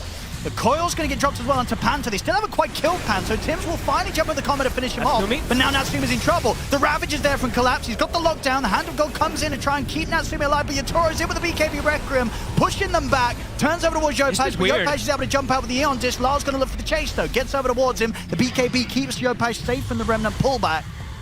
And he will manage to get out with a quick blink into the trees and a TP. So only one person died. That was a really weird kind of situation. Spirit really trying to force things. Yeah, I mean, OG is they're going to be all right with that, right? Yeah. That was big ults being used by Spirit this time round. The Ravage, the Requiem, not in a fashion that actually caused them too many difficulties, sort of between these Eon Discs. And honestly, the call there from OG to actually turn up and try and defend Scam, right? That could have been a play where they just let the Chen die, but OG said, no, nobody dies here today. We're going to group up as a team, get these ultimates out of Spirit, survive through them, and now try and hit back hard with the smoke. Yatoro has no BKB. Laura also might just get caught. That's the scary part of the map, to be hitting the creeps there in this mid lane. They've got the toss control, they've got the damage. He's dead for 90 seconds. I mean, that's a slip up and a half there. That mid part of the map, many a player's fallen. And it's always in these close games, right? You get these close games, and then somebody gets tempted to farm in that point of the map that can cost you your life pretty easily. That stupid river. It's like that dumb range creeper, that catapult that's there, and you're just like, you see one more wave, and it's like, well, surely nobody's here. But every time you're sure no one's there, the whole team turns up. So an unfortunate one there for Lyle. He pays the price. And these things matter, right? They did buyback on Panto before. 24 now for the Razor, 23 for the Puck. They're getting closer and closer to those late game big moments. Puck 2. Aghanim's is on the horizon, 25 for Puck 2, so. The back and forth continues, OG, showing that they do still very much have strong signs of life here. And holding their own through that team fight, getting that opportunity to take down Lyle and pushing back, taking some tier 2s themselves. Yeah, Spirit definitely does have to be careful with these BKB usages, with the jumps too. Like Yatoro, his mobility is pretty lackluster because he has no boots at the moment. He's just playing on the Shadow, the Silver Edge plus the Blink. He couldn't get to Collapse. Collapse goes for a Hex and then a Ravage, and he actually couldn't get in range to follow up with it there this time. And again, the thing is, right, if they can kill Yatoro, Like the sort of scaling damage output from OG's lineup is much better split up, especially because Yopaj is very close to hitting the 25. That is the He's pretty much got the money for the Mjolnir. Oh, he switched. Yeah. Okay, so he like, switched away. Like they're going to have the right-click scaling opportunities coming out from both him and the Razor, as opposed to sort of Spirit, that a lot of it rests on Yatora. And, you know, it's pretty strong shoulders that they're resting on again because he hasn't died yet. Exactly. He's pretty much played it perfectly. He buys but out. one slip-up could be rough, and indeed that buyout... He spends the gold. It's risky. Oh, this is hype. Oh, because, let's go. Again, he hasn't died yet this game, but if Yatora dies now, it might be quite a painful one. I mean, why not, right? He's been doing it most of this game. He's been playing it pretty perfect, so... Yeah, he's like, I can't die. But if he does, OG's going to be smiling. Yep. And it could be, like we said, a situation where he does get coiled and then tossed, especially if the puck hits 25. Right? I'm keeping eyes on Yopaj. We saw our beautiful observer pointed out a couple times there. Halfway to the 25. Very close. Coil pierces immunity, you get a toss. Radiant are scanning. It can be very difficult to avoid. I mean, yeah, this is really risky from Yatora, but as you say, he's just feeling himself right now. He's that confident. He really is just like, I'm not going to die. But if he does die, uh-oh. I mean, this is super exciting. Aeon discs all around. You see, I think, what, 3, if I'm not wrong, on the side of OG. Not usually you see this many. That's a lot. But it's good, right? Nobody wants to build anything to deal with that. I mean, they're looking for the nullifier on... Oh, but it's going to be a bit of time. Tim's able to slide out of this one. Nice. Ooh. That's the Iron Disc right away. Oh, no patch though. He Him has the one opening. also. Does he need to put the BKB? Probably not. Able to just get away with the phase shift into Blink. They forced 2 Aeon Discs, so they'd at least get that on the side of Spirit. Ball's in. He's out. He's like, what, 1 XP from... 2 XP from 25. Yeah, it's going to be big, yeah. 25 puck goes pretty hard. Razor. But yeah, puck too. Oh, yeah, so they're both very well, close. Yeah. Yeah, that's going to be... Yeah, he's now going to have a much better chance of surviving and getting that sort of just complete damage output taken away from the SF if they can get around those Lincolns and Lotuses and on Yatora. He also got the Idol of Skriok with life. Oh! Tim's has been caught, though! Up on the high ground, they get him with the opening. Massive burst coming out there from the sharpshooter. That's a huge hit from Root. The Whispers. That extra bonus damage. Timeless Whispers just was acquired. These tier 4 neutrals do have to see. There are quite a few big ones that we are seeing. What do we got? Well, the Bodo was picked up for Yatoro, but then we do see the Razor. He got the Idol of Skriok with Lifesteal, which is pretty monstrous when you don't have a way to pierce that evasion. Yeah. They can actually be very durable. Oh, this is, yeah, I can like stand up for this. Yeah, This is getting pretty been a crazy. great game. It's been a great game so far. Ooh, and No amp telling damage. of which way it could go. It could absolutely go either team's ways right now. Yes, 100%. Which it's fun to see because it's been many an SF game. I feel like you put this, you know, Yatora SF in a lot of other situations and it's an easy game for him to walk away with, right? We've seen, yes, the hero is pretty ridiculous. But OG are very much turning up today with a good effort, showing that they've got a plan against the Shadow Fiend, even when it's in the hands of someone as great as Yatora. Yeah, and yeah, look, they're giving all the XP. They're like, yo, Posh, there's a top wave. Go. Get your level 25. He has switched back to the Aghanims. Okay, so you get that first, and then Yeah, you then imagine you that can you go, then you go for the Mjolnir after Yeah. this. Yeah. So, yeah, Ags is going to be on the way out. Spirit. Dewarding the area. Roche is up. And there's that 25 hit for the puck. 25. Agnim's done. Oh, these fights. Decent money as crazy. well if he does want to start buying into that right-click item, but we'll see if he does maybe hold on to the buyback. Amp damage. Yatoro does have that one. Oh, you just go in the Roche then? You can start, you Yeah. can just raise it, right? You don't even have to hit it. Absolutely, Just raise yeah. it. Post level 25, you can do this super safe. Yep. Don't even have Need to risk your body. it. I mean, it still is probably going to be tempting for OG to try and poke him out. They're scouting. But again, yeah, it's not easy because you can just do this so freely with the razors. Oh my god. Well, you know, we hadn't talked about Skem for a while. how's He he has doing? now surpassed the Dark Tier. He has an AC. That's good old That's Skem. kind of crazy. All these little things add up. They really do in these team fights.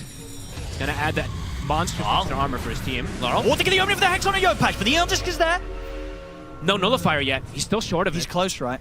Yeah, I don't know if he's going to want to expend for it, though. I think he might. Could be a possibility. Maybe he can even sell the vessel and go for it. It could be an I think at option. this point you do get rid of the vessel. You don't want to hold on to the vessel. We'll have to see if he does. They are getting this Roche low. And they are. Less than half HP now. Bottom wave, there's a slight push coming in from Skem. Thank you. Pip. That pressure is annoying. Tim's toss requires no target. Another very strong talent. He's getting a fair bit of damage on this tower. Yeah, this elbow smash is doing some work. Yeah. They've got another smoke as well, too. OG. Gonna look for this wraparound here. And Disc, of course, still on cooldown for Yopaj for 100 seconds. Okay. If he does get jumped by that Hex again, could be pretty nasty. Dire's bottom tower is under OG. attack. Rue backed up to deal with the creep. With this moment, they are looking to break that high ground. Laurel. There's the jump straight away. They're going to try and burst through Collapse. We'll see Lyle in return. Look towards now. See a bit of EKPs around. Collapse is gone. They've killed off the Tide. They turn over towards Lyle. Lyle, he'll be able to jump out with the Dissimulate, but he's super low. Has to get out of the fight completely. OG very quickly killing the Tide. Lyle's still teasing around with Yopaj. And there's the buyback coming out from Collapse. Does, of course, still have the Ravage. Lyle wants to force the issue. He's going to get caught by the Avalanche, though. See them charging him with a Requiem, but OG's managed to kind of split up. Nico will die, but the rest of them can back away for now. So it's just the offlane is falling in this situation. Obviously, Collapse brought back. Nico does still have the luxury of the buyback if he wants to rejoin the fight. He did wall.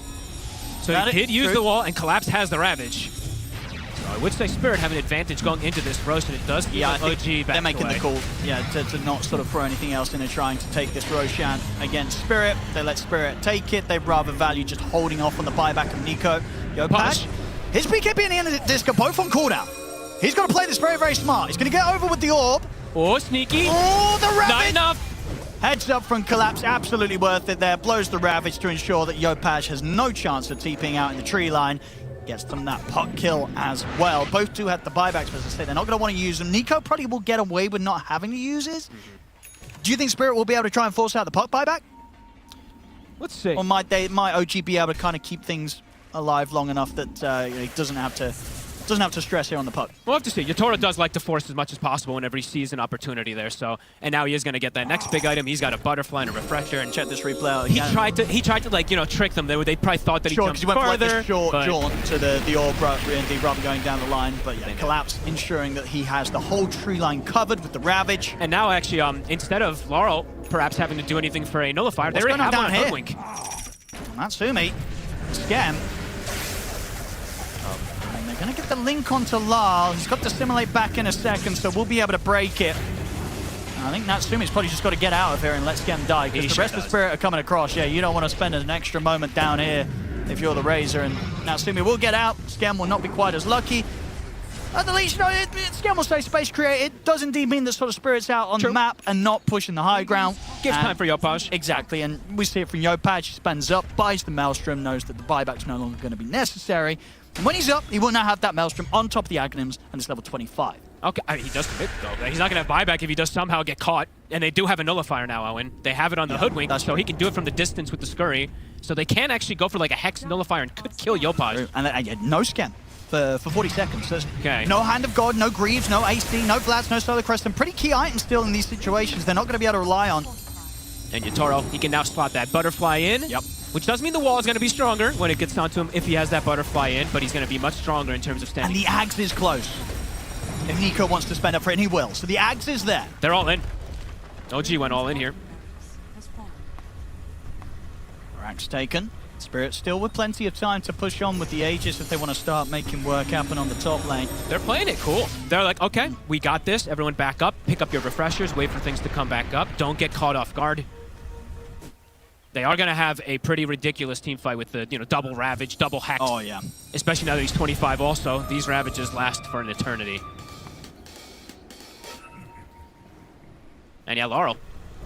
We haven't really gotten to mention him too much because Yotoro's been so flashy, but Lauro's doing so much work in terms of just jumping in, giving information over and over again, and now he also has a refresher shard too, so he's gonna have some I think wild this is the thing that's impressive as well, that he is as farmed as he is on the Void Spirit, right? Staying right up there.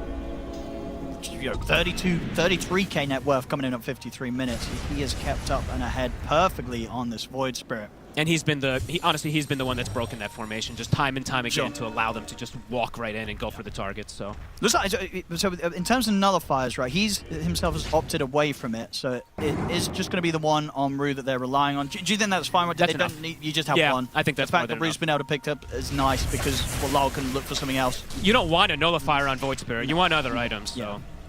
I much prefer it. Natsumi. Oh, they're going to look to see if they can get the opening onto Yatoro, but Yatoro's still got that Aegis. So they'll get him the once. He's right on top of the wall. Can they get him again? Collapse has turned up. He'll pop the Ravage. Nico's going to get left behind. I think the rest of OG are going to do their best to just get the heck out of it. A Scam will be caught by the Remnant in the trees. Actually, I said OG's going to try and fight back and at least get the supports, and they will. They clean up Panto on top of Root to the side. Scam is more durable than I think they expected. He lived a long time. But they got him. Does eventually die. Yatoro cleans up the two of them. But yeah, OG not coming out of that with nothing to show. They do manage to at least take out the two supports. And you know, if anything could slow down what Spirit's able to do, even though Spirit did get that core kill, killing off Nico.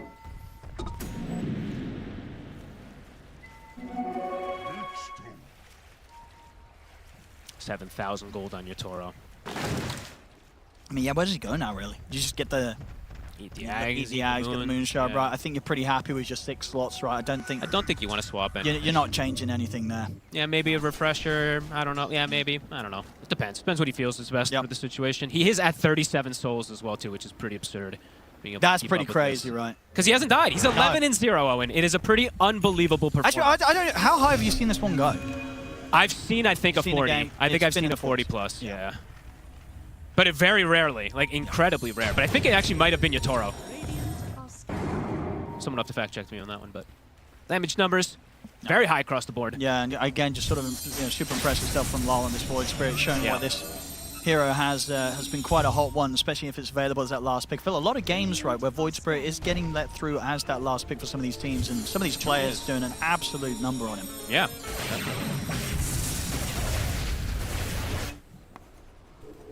This base ward is living way too long on the side of Spirit. They see, I mean, it's not like it gives the crazy amount of vision, but anytime that you have a base ward that survives is important. We've seen that bottom river side. Okay, and this is going to be the call for Yatoro, actually. He says, you know, he wants something a bit more high value, or at least he values something else over the Lincolns. He's actually going to sell the Lincolns and get the Satanic in that slot instead. Just if anything, relying on you know, as long as he gets Lotus, he prevents the link. It doesn't matter. Yeah, if he gets linked now though, and there's no Lotus, yes, it might be a little. Well, that's fine because then he can just blame collapse. Honestly, Owen, like, where was the Lotus collapse? Let's be real. With the amount of, I think he just hits right through him. I think he hits through it. There's chances he can just hit through it. You pop player's Balta with plus 454 damage. No, yeah, right. You can that's definitely the thought. Yeah, it's not the end of the world indeed if he doesn't actually get Lotus before the link comes in. That's not even next to the blast. He actually has more damage. They're going to jump it. They're going to drop the coil on towards Lal, but the pushback comes down to the two of them, collapses in with the Ravage. Yatoro moves forward, looking towards Nico. They'll just destroy Natsumi. The Razor gone in an instant. Nico has to run. OG, they've got to bail out of this one. Yopaj is trying to fight back, but doesn't have the damage offered up to be able to kill anyone on Spirit. OG just have to escape. Jump forward for Collapse, gets him with the Gush. On towards Tim's, they get the Remnant pull back onto Scam. Eontix buys him a little bit of time, but Spirit just relentless in the chase down, up into the base of OG. There's the buyback from Natsumi. See if Natsumi can fight back. The Ravage though catches him as soon as he comes in, and he's caught by the Hex follow-up. They're coming in with the damage from Yatoro. Oh my God! Back. A couple of hits from Yatoro, and the Razor's gone. Holy shit. And that should be it. GG's called. Spirit will close up this game. He three-shot him. I mean, he has a lot of armor stacks, of course, coming in as well. But close like a 2K crit coming in with one of those hits. Wow. Yatoro, an unbelievable performance. Untouched. 16-0-6 this game on the Shadow Fiend. Yeah, that was sick. Honestly, got to give a lot of credit to Laurel, too. Yeah. Really good team display coming in from Spirit. And I think really understanding how to break formations, not allow OG to set up and get that big kind of like tempo thing going. OG, they never really got, I think they got to like 5K gold lead or something like that. But even then, it's just not enough when you're playing versus SF and Tide. But a decent attempt. Absolutely, yeah. They came in with that very sort of OG style of gameplay that, as you say, you could definitely see it working out if Spirit didn't kind of just hold their own as well as they did in the laning stage against OG. You know, Spirit getting those early kills. And some of these moves, Yatoro, as we saw, coming in with the classic Invis into Requiem. Yopaj not expecting it at all. And that was kind of the beginning of when the game got kind of tough for OG down the line. Very fun one, though, there, back and forth between the two of them. But Spirit ultimately coming out on top. Yatoro on top of them all here. 16-0-6 on the Shadow Fiend. Hell of a performance on that hero, and Spirit bring a very entertaining game to start things off in this series. OG playing to their strengths, at least in terms of the heroes. But Quinn, it seems that even whenever they are in their comfort zone, it's still not as comfortable as Spirit are, at least in this game. Yeah, I think their draft is totally fine. I think this game comes down to play. I think Spirit wisened up a lot. I think they played considerably better, and Yatoro kind of looked like peak Yatoro this game. He was popping off like crazy. Genuinely just super fun to watch. I think that's one of the reasons why everybody loves Spirit and why they're such a fan favorite team, is because when these guys are on, they're genuinely they're just sick to watch. They're so cool. They're so skilled. This guy was all over the place, selling items, swapping items out. He's got like 1 million souls. Like, it's just sick. It's just fun to watch. It's just like when this team is on, obviously that's what you want to see, and it was kind of missing in the previous series. I still at the same time want to at least, I think OG themselves leveled up at least a little bit. I like the approach they had. I think it was also more about the gameplay as opposed to the draft in this game. I think like the early to mid game was quite solid. They did drop the gem like nearly immediately. That hurt them quite a bit. I think Yatoro had some very clutch kills, and yeah, overall I think the team fighting, they just had better planning. Yeah, it was just really fun to watch Yatoro on SF after 2 tournaments and watching him play Carry Beastmaster. Like a whole lot of Carry Beastmaster. It's like, yes, this is cool. This is awesome. But that was a good game. I think OG looked really good for a strong part of the game, but I just think that they didn't get enough value out of their Carry Razor in terms of scaling. And maybe you could, make the case that Puck could have gone a different item build as well. I know that you had some criticisms, Quinn, about that earlier BKB that he picked up. And the 4 Aeondis or whatever they had. Yeah, I think that it was a lot of defensive stuff, right? Like, I think it's a game where we talked about it during the draft. You've got 2 protectors already. Darkseer and Chen, we already know they're buying ores and they're not doing much damage. So the other 3 have to, like, there's a lot about itemization that's involved in your team's heroes. Like, if you have Pipe and things like this in your team, then you need to buy more aggressive stuff, because if you have BKB on top of Pipe, you're basically wasting the Pipe. So you're selling, like, you're wasting 1/5 of the Pipe's gold, essentially, in the fight, because you're BKBing during that. And so, like, factoring those in, especially in this Puck versus Void Spirit matchup, like, he will buy Ags on Void Spirit, but there's a line you toe on. Do you just tank the silences with more HP and abusing Pipe, abusing Solar, and letting your teammates go on maybe, or do you buy BKB and you're the one getting gone on?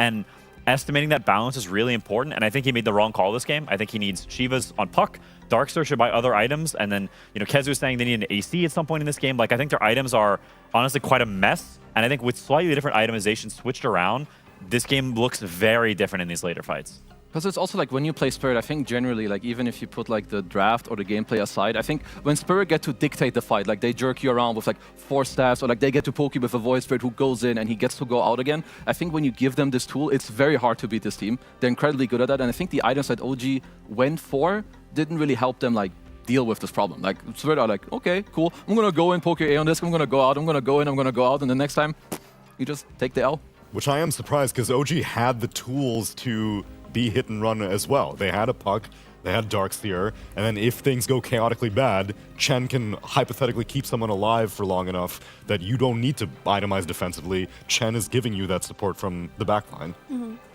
I mean, I think them not getting the first Aegis was kind of a big deal for their draft on OG, because Spirit just ended up taking it for free even when they were down like 5k net worth. And with SF having the Aegis, it inherently changes the way that they can take fights, because like we saw during this game that, you drop a wall and like the SF illusion did work on the first SF life, but then he would respawn and it didn't really matter anyway. Like on his second life, like the Ravage was coming in, the backup was coming in. It felt like at key points of the game, Yatoro was well protected, and a big part of that are these Roshans that they weren't able to get. You want to show us some key points in the game? Oh, sure. I would love to show you key points. They're not related to the Aegises, but if we could, if we could zoom in here, what I want to talk about is basically a dynamic that's happening a lot in this patch, which is, first of all, let's watch the smoke, but it's about that Tormentor at minute 20 when you are dire. So we get this really cool smoke from OG where they're able to get this mid tower. Meanwhile, while they get this mid tower, there's a trade happening in the bottom lane, right? You're like, okay, they killed somebody, they got a tower, we'll do the very same thing here. And what you would expect Spirit to do in this clip is to just take over that entire bottom lane, but they don't. They're like, oh no, we gotta set up for this top tower, we have to defend it, even though we just captured bot area. So they come up here and they take a bad fight, and they're fighting a Pipe, they're fighting Chen spells. Like, as you can see here, they're pressing buttons, they're pressing Ravage, they start the fight with Clock Dead, and they don't kill anybody. And you think to yourself, why are Spirit making this horrible move? Because it does look like that, right? But that's because in this patch, if you give up this top tower, what ends up happening is that you just lose the Tormentor. it just goes to the enemy team. So these are all things that OG did right, and you could maybe make the criticism that Spirit should not have taken that fight, but that's why OG were able to build this really good start. They exploited their Radiant placement, how to force Spirit to the top side of the map when they weren't ready.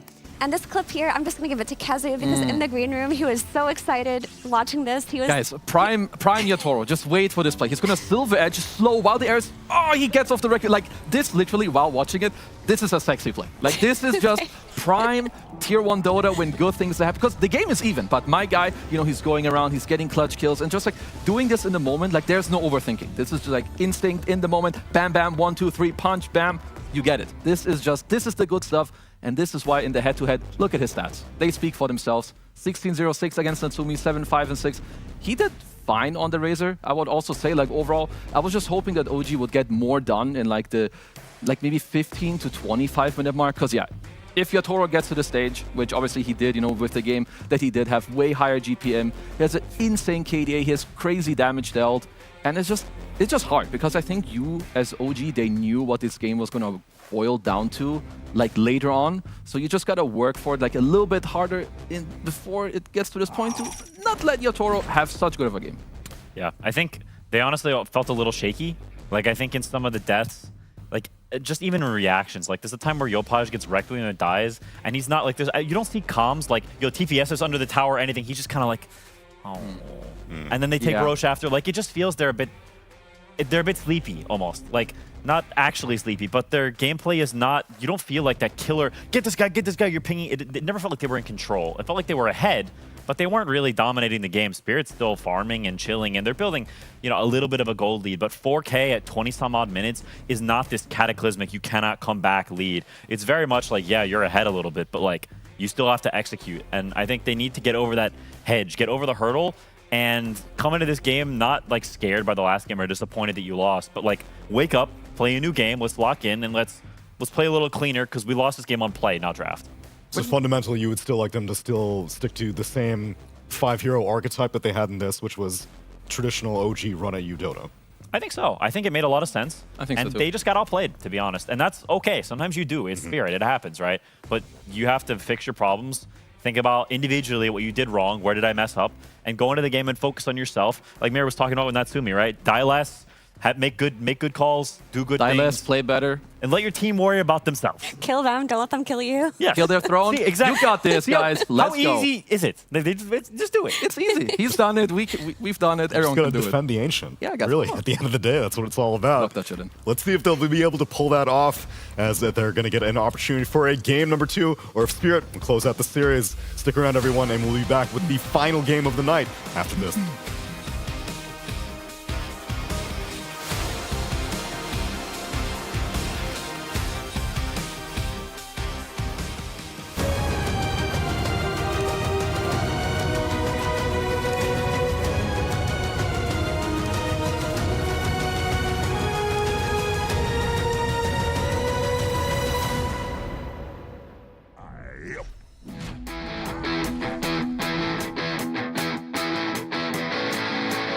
Bobby's really on one, climbing up the walls, screaming at the top of his voice.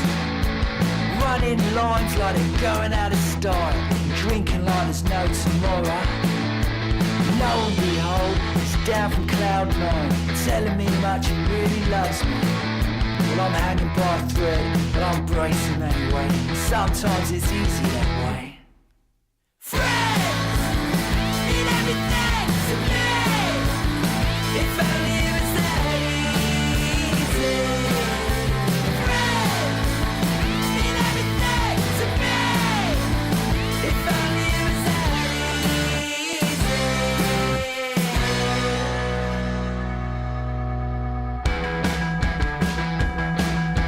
Seriously, mate. Are you for real?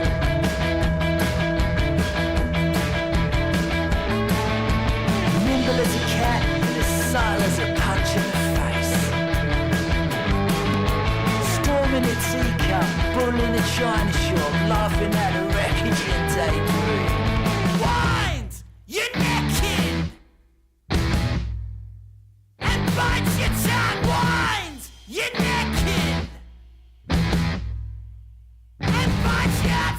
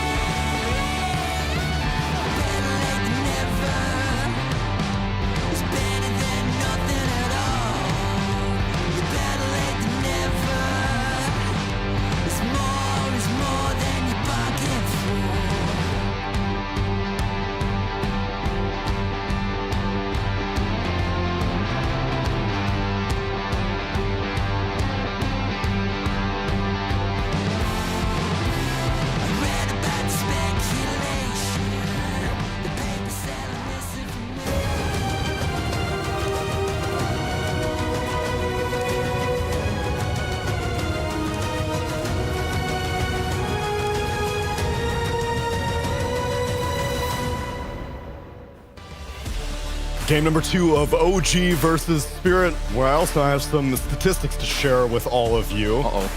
You saw that Razor was currently 4-0 whenever the series began, and we saw the draft. Shame. It has now gone up because Tomato played it and won with it. And now Natsumi is the only person who have lost with Razor. 3 wins on ATF, 1 win on Nightfall, and 1 win on Tomato. Uh-oh. But this man couldn't do it. Seems like a Natsumi problem to me. You're on the hate train? Welcome aboard. I have joined already before the last game started. No, just kidding. Let's stop the hate train. No, like I'm honestly just kidding. Also because I think that they did level up all like overall. I think their game 1 was good. I like their draft, or well, like the gameplay maybe wasn't good all around. I think they had good moments. It was fun to watch. Yeah, I mean, that for sure. I would just like, because generally when you think of OG, I think no matter even what team is playing under the banner, like you're expecting relentless aggression and like to not be scared, to not overthink. Because I agree with the sentiment Quinn had, where it kind of looks like at times they took a step back when I feel like they should have actually like put in more speed into the game to actually take it over. So I'm hoping they'll bring it here in this game too. That's why even inherently, I don't associate Eon Disc as an OG kind of item. It seems counterintuitive to what the team's archetype is, which is You're onto aggression. something, Neil. Not defension. They should remove that from their shop. Unbind Take it out. Yeah, no more defension. Take it out. They're lacking that oomph, you know? Like, we saw that X factor come out from Yutoro. Yeah. In that game 1. Like, We saw the sexy. They need to bring that back. Had he not popped off as hard, like, playing that style may have worked, you know? But you need that oomph yourself on OG, and that's where I really look towards Natsumi, because you were praising him earlier when you were saying you think he's one of their best players, if not their best player. And recently, he just hasn't been in the zone. Like, I've watched a few of his games from Wallachia, I watched yesterday. It's just, he's just not in the zone. I'm not sure how he's going to reach it, but he's capable of so much more than he's been showing recently. So are we saying that Quinn's take on Natsumi is an L? No. I will let him answer too after. Because he's super talented. It's just players flip-flop a lot. It's very hard to stay consistent. I mean, I'm going to say I think it's a team-wide issue. I think they kind of just look dysfunctional together, and I think certain players maybe have more of a tendency to get sucked into trying to help their team play well. I think when I think of C teams, I think of this a lot traditionally. I think of like over-communicating, and I think of like when people make mistakes, you try to help them too much, a little bit of save your buddy syndrome, this sort of feeding together type deal. And I think that's something you have to cut out, and yet everyone has to focus on themselves. I think this is borne out through what teams win in recent years. I look at Falcons and Spirit. Teams were just like, yeah, they are a team for sure. But on the base level, they're really good because all their players are owning individually. And I think that is one of the biggest like tenets of modern Dota, is put out all the distractions and focus on yourself. And I feel like OG needs a little bit more of that. No, I would definitely agree with that. I will say for like the start of this draft, OG have played Beastmaster before. I'm pretty sure that Natsumi even just played it in a recent series, and it looked very strong. But if you're looking at a first pick Beast, I would personally have like perhaps different bans. Like when you have Spirit first picking Beast, there's a reason that they ban Bristle. I think Kanka's also another one. So I'm just wondering how OG will cover this. You know, there's heroes like Hoodwink, of course, is always great. You get the break. I think Mars also, you can arena spear the guy. He's always facing you. And like that helps you out, because this matchup overall is definitely Bristle's favorite, no matter where they end up laning against each other. There's a Shadow Friend still. True. Just very, very good against the Piggy. They could put the Beast mid. That'd be chill. They didn't ban Sand King for it, so they will get Sand Kinged if they do that. True. Laurel definitely can do that. So I think that's one of the things whenever you're in these drafts, maybe you're a little shaky, is your bans can be somewhat aimless in a way. Like banning Puck when you have Beastmaster first pick, to me, is a little strange. Like, it doesn't feel particularly targeted. It feels almost a little bit like a fear ban. Like, they can pick Puck because we don't want to pick Puck. They might pick it. I'll just ban it, you know? And then you just sort of shotgun ban some stuff that's not directed. I think that's generally not a good sign. You want bans that feel like they make sense, that are targeted toward the opposite team. Like, is Warlock particular? Oh, there's a Shadow Friend at least. Okay, this is nice. At this point, I mean, it would be nice, I would say, for Spirit if they can hold the Bristle so that you kind of put him into the Beast lane. At least that's something I would say. I mean, you mentioned that they can, you know, look for the Sand King and do that. But now at this point, I would want to pick a new offlane against the SF Tusk, which is most likely the lane that OG, I think, are presenting there. Yeah, I mean, I just don't know if giving away like SF to take a Ringmaster was the right choice. Like, I just feel like a lot of people give away this hero this tournament and then they lose to it. That is true. Also, I will take the L, as Quinn has rightfully predicted the Sand King. Keep it up. Why is that an L? Because I've, like, in my mind, you could have maybe, like, kept it in a way where you just put the Bristle into the Beast and, like, hold one of the other, like, cores for later. Or do you think it's just fine that, like, Bristle, maybe you keep him flex between, like, safe and offlane? I just don't know what offlane counters Shadow Fiend that isn't Darkseer. It is... I mean, it is relatively hard to lane into this, I agree. I mean, you can look for stuff that cuts, and Darkseer is out. Because to me, nothing comes to my mind right at the bat, which means that I'm just like, all right, whatever, my offlane just chills. You play, like, you'll have stacks, you have Sand King, and you're just playing a slower game anyway, right? Sand King's a pretty slow mid, generally. You're sort of waiting till Blink Dagger, and then around 10 minutes or whatever, when you've got the Blink, or maybe slightly later, you're making a collapse play with 5 heroes. Beastmaster's bad at TPing, so eventually you'll get the safe lane tower, because you've already got pretty good collapse a little bit later in the game. Collapse. So, like, the Bristle will get some space to catch up, even if his lane is hard, is my line of thinking. That hero's good. Yeah. I mean, you have... Yeah, so you have the Beast versus Sand King mid, which we saw earlier. It's always obviously quite good for the Sand King. But at least OG, you know, you have a very good safe lane with the SF Tusk. Underlord offlane as well. I mean, you now obviously need to nail your bans. I think Ursa +1 is generally the ones that will come to mind. Am I confident this is a offlane Bristleback? Yeah, okay. I think so. You can just go for a new carry. Yeah, there's nothing offlane that strikes me. I will say, though, this is not the best Underlord game. Like, I think Underlord is kind of bad against Bristleback. You naturally buy Lotus, you can just sort of shrug off the pit, and almost all of your damage is plus damage, right? So the base damage being reduced is not that big of a deal. So if you get on top of this Underlord, you will eat him alive. He's generally buying Pipe, Crimson, stuff like this. He doesn't want to buy super early Lotus or super early armor. He's quite sluggish. Like, a lot of aspects to Bristleback are pretty good against Underlord.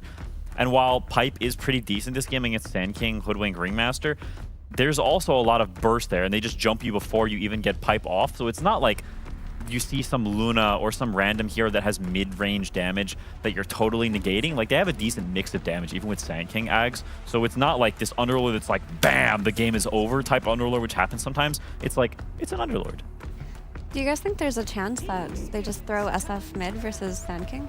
Because, like, we've seen GPK play it mid. I mean, I just feel like that's... Yopej is a great player. He can play this SF mid, and that would kind of ruin a lot of what Team Spirit wanted to do. I think they could do that. I'm just wondering, because I mean, wherever you put the SF, I think it gives you the stronger lane. I mean, at the end of the day, Beast Tusk safe lane should also be pretty good on its own. I think there's definitely the option for that. Because at least SF, if you put him mid, he can do a lot of damage to the Sand King. Yeah. For sure, and then you could just bring your Tusk in to gank the Sand King with the SF. It's just, it does add some volatility, right? Because now you are putting your Beast into the counter pick. I don't know. I'm not sure how well that lane goes, like how it works. I think Tusk Beast is probably not that great of a lane pairing, so you would need a different 5 and put Tusk 4, play wave dragging. I mean, at least then I guess the problem is that Bristle will just kind of freeform in that bot lane. Because you do kind of need SF, I think, to overpower it. But let's see also, like, because OG, they have a lot of reserve time, and it's not super common that you get like a 23 pick for one of the supports. I think here you can, it's like you can be a bit more creative, like as the support players. And it's also like you want to think a bit about, okay, like what does your Toro want here, you know, realistically. So maybe your support can be good for the Underlord, and you can already kind of pre-counteract what Spirit are looking for on their last pick. You can never go wrong with, like, Warlock, always found. You're right, though. You can't go wrong. And Jakiro's still in there. He's also banned. Also banned. Shaman is still in there. Shaman's in there. Shaman is in there. I mean, +4s, yeah, like follow damage, I think is kind of nice. I mean, Rasta's just overall a sick hero in the meta, so I wouldn't be too surprised. Bing bong. Wow, we went down the list of which heroes are still in there, and he showed up. You can't go wrong with the Shaman. Okay, Toro, what's the plan? Slark. Stop saying Slark. It's not gonna happen. Stop trying to make Slark happen. It's a good Slark game. I've seen 1,000 good Slark games, and none of them get picked. What else could he pick? What's something cool? Something cool? Drow Ranger? This is a Kez game. Kez would be cool. Drow Ranger, Slark. I think Drow can work. Kez can work. Lifestealer is not that good. Nah. I'm going down the hero list. Clinks. Yeah, they banned it. You're on the name banned Dude, hero I'm trade. I should start looking at the band. Templar Assassin is yeah. Luna. That's lame though. Luna's giga bad against Underlord. Yeah, but think about all the sexy plays he could make Oh, with Templar yeah. Assassin. That would be sexy. He can hit the traps. That is quite hot. I would tend to agree. Windranger TA. Let's go. I'm really contemplating. No, Slark. Or Drow. Stop the Slark. No. While it's a good Slark game, I think Underlord Slark isn't what it used to be. Terrible. You max the aura and you just slap it back. Let's go TB. No. I veto that one. Holy Luna, Mira knows. 2 and 9, Giga Hero. 2 and 9? That's painful. Oh goodness. I mean, the cool thing about Luna is like you get to actually make moves at nighttime. You know, you try to be the aggressors. You mentioned that you don't think she's that good on lane versus Underlord, but it's not a lane loss, right? You get to accelerate your farming, maybe run into the triangle. Like you're not feeding on that lane. I mean, I do think the one element that has changed about this matchup over time is that Silver Edge is really, really good now, which allows you to actually burst the Underlord so you can play the fight. Because historically, this hero buys Manta Pike and has very mid-range damage. Pipe, Crimson, both super good. So you just run out of damage, you get outscaled by the Shadow Fiend, who is going to beat the crap out of you. But I think with Silver Edge, Yatoro, we know he loves to buy Swift Blink and sneak around and assassinate some people. So I think we could see another similar game. I'm actually pogged out of my gourd to see if Yatoro can, pull a similar thing on the Luna.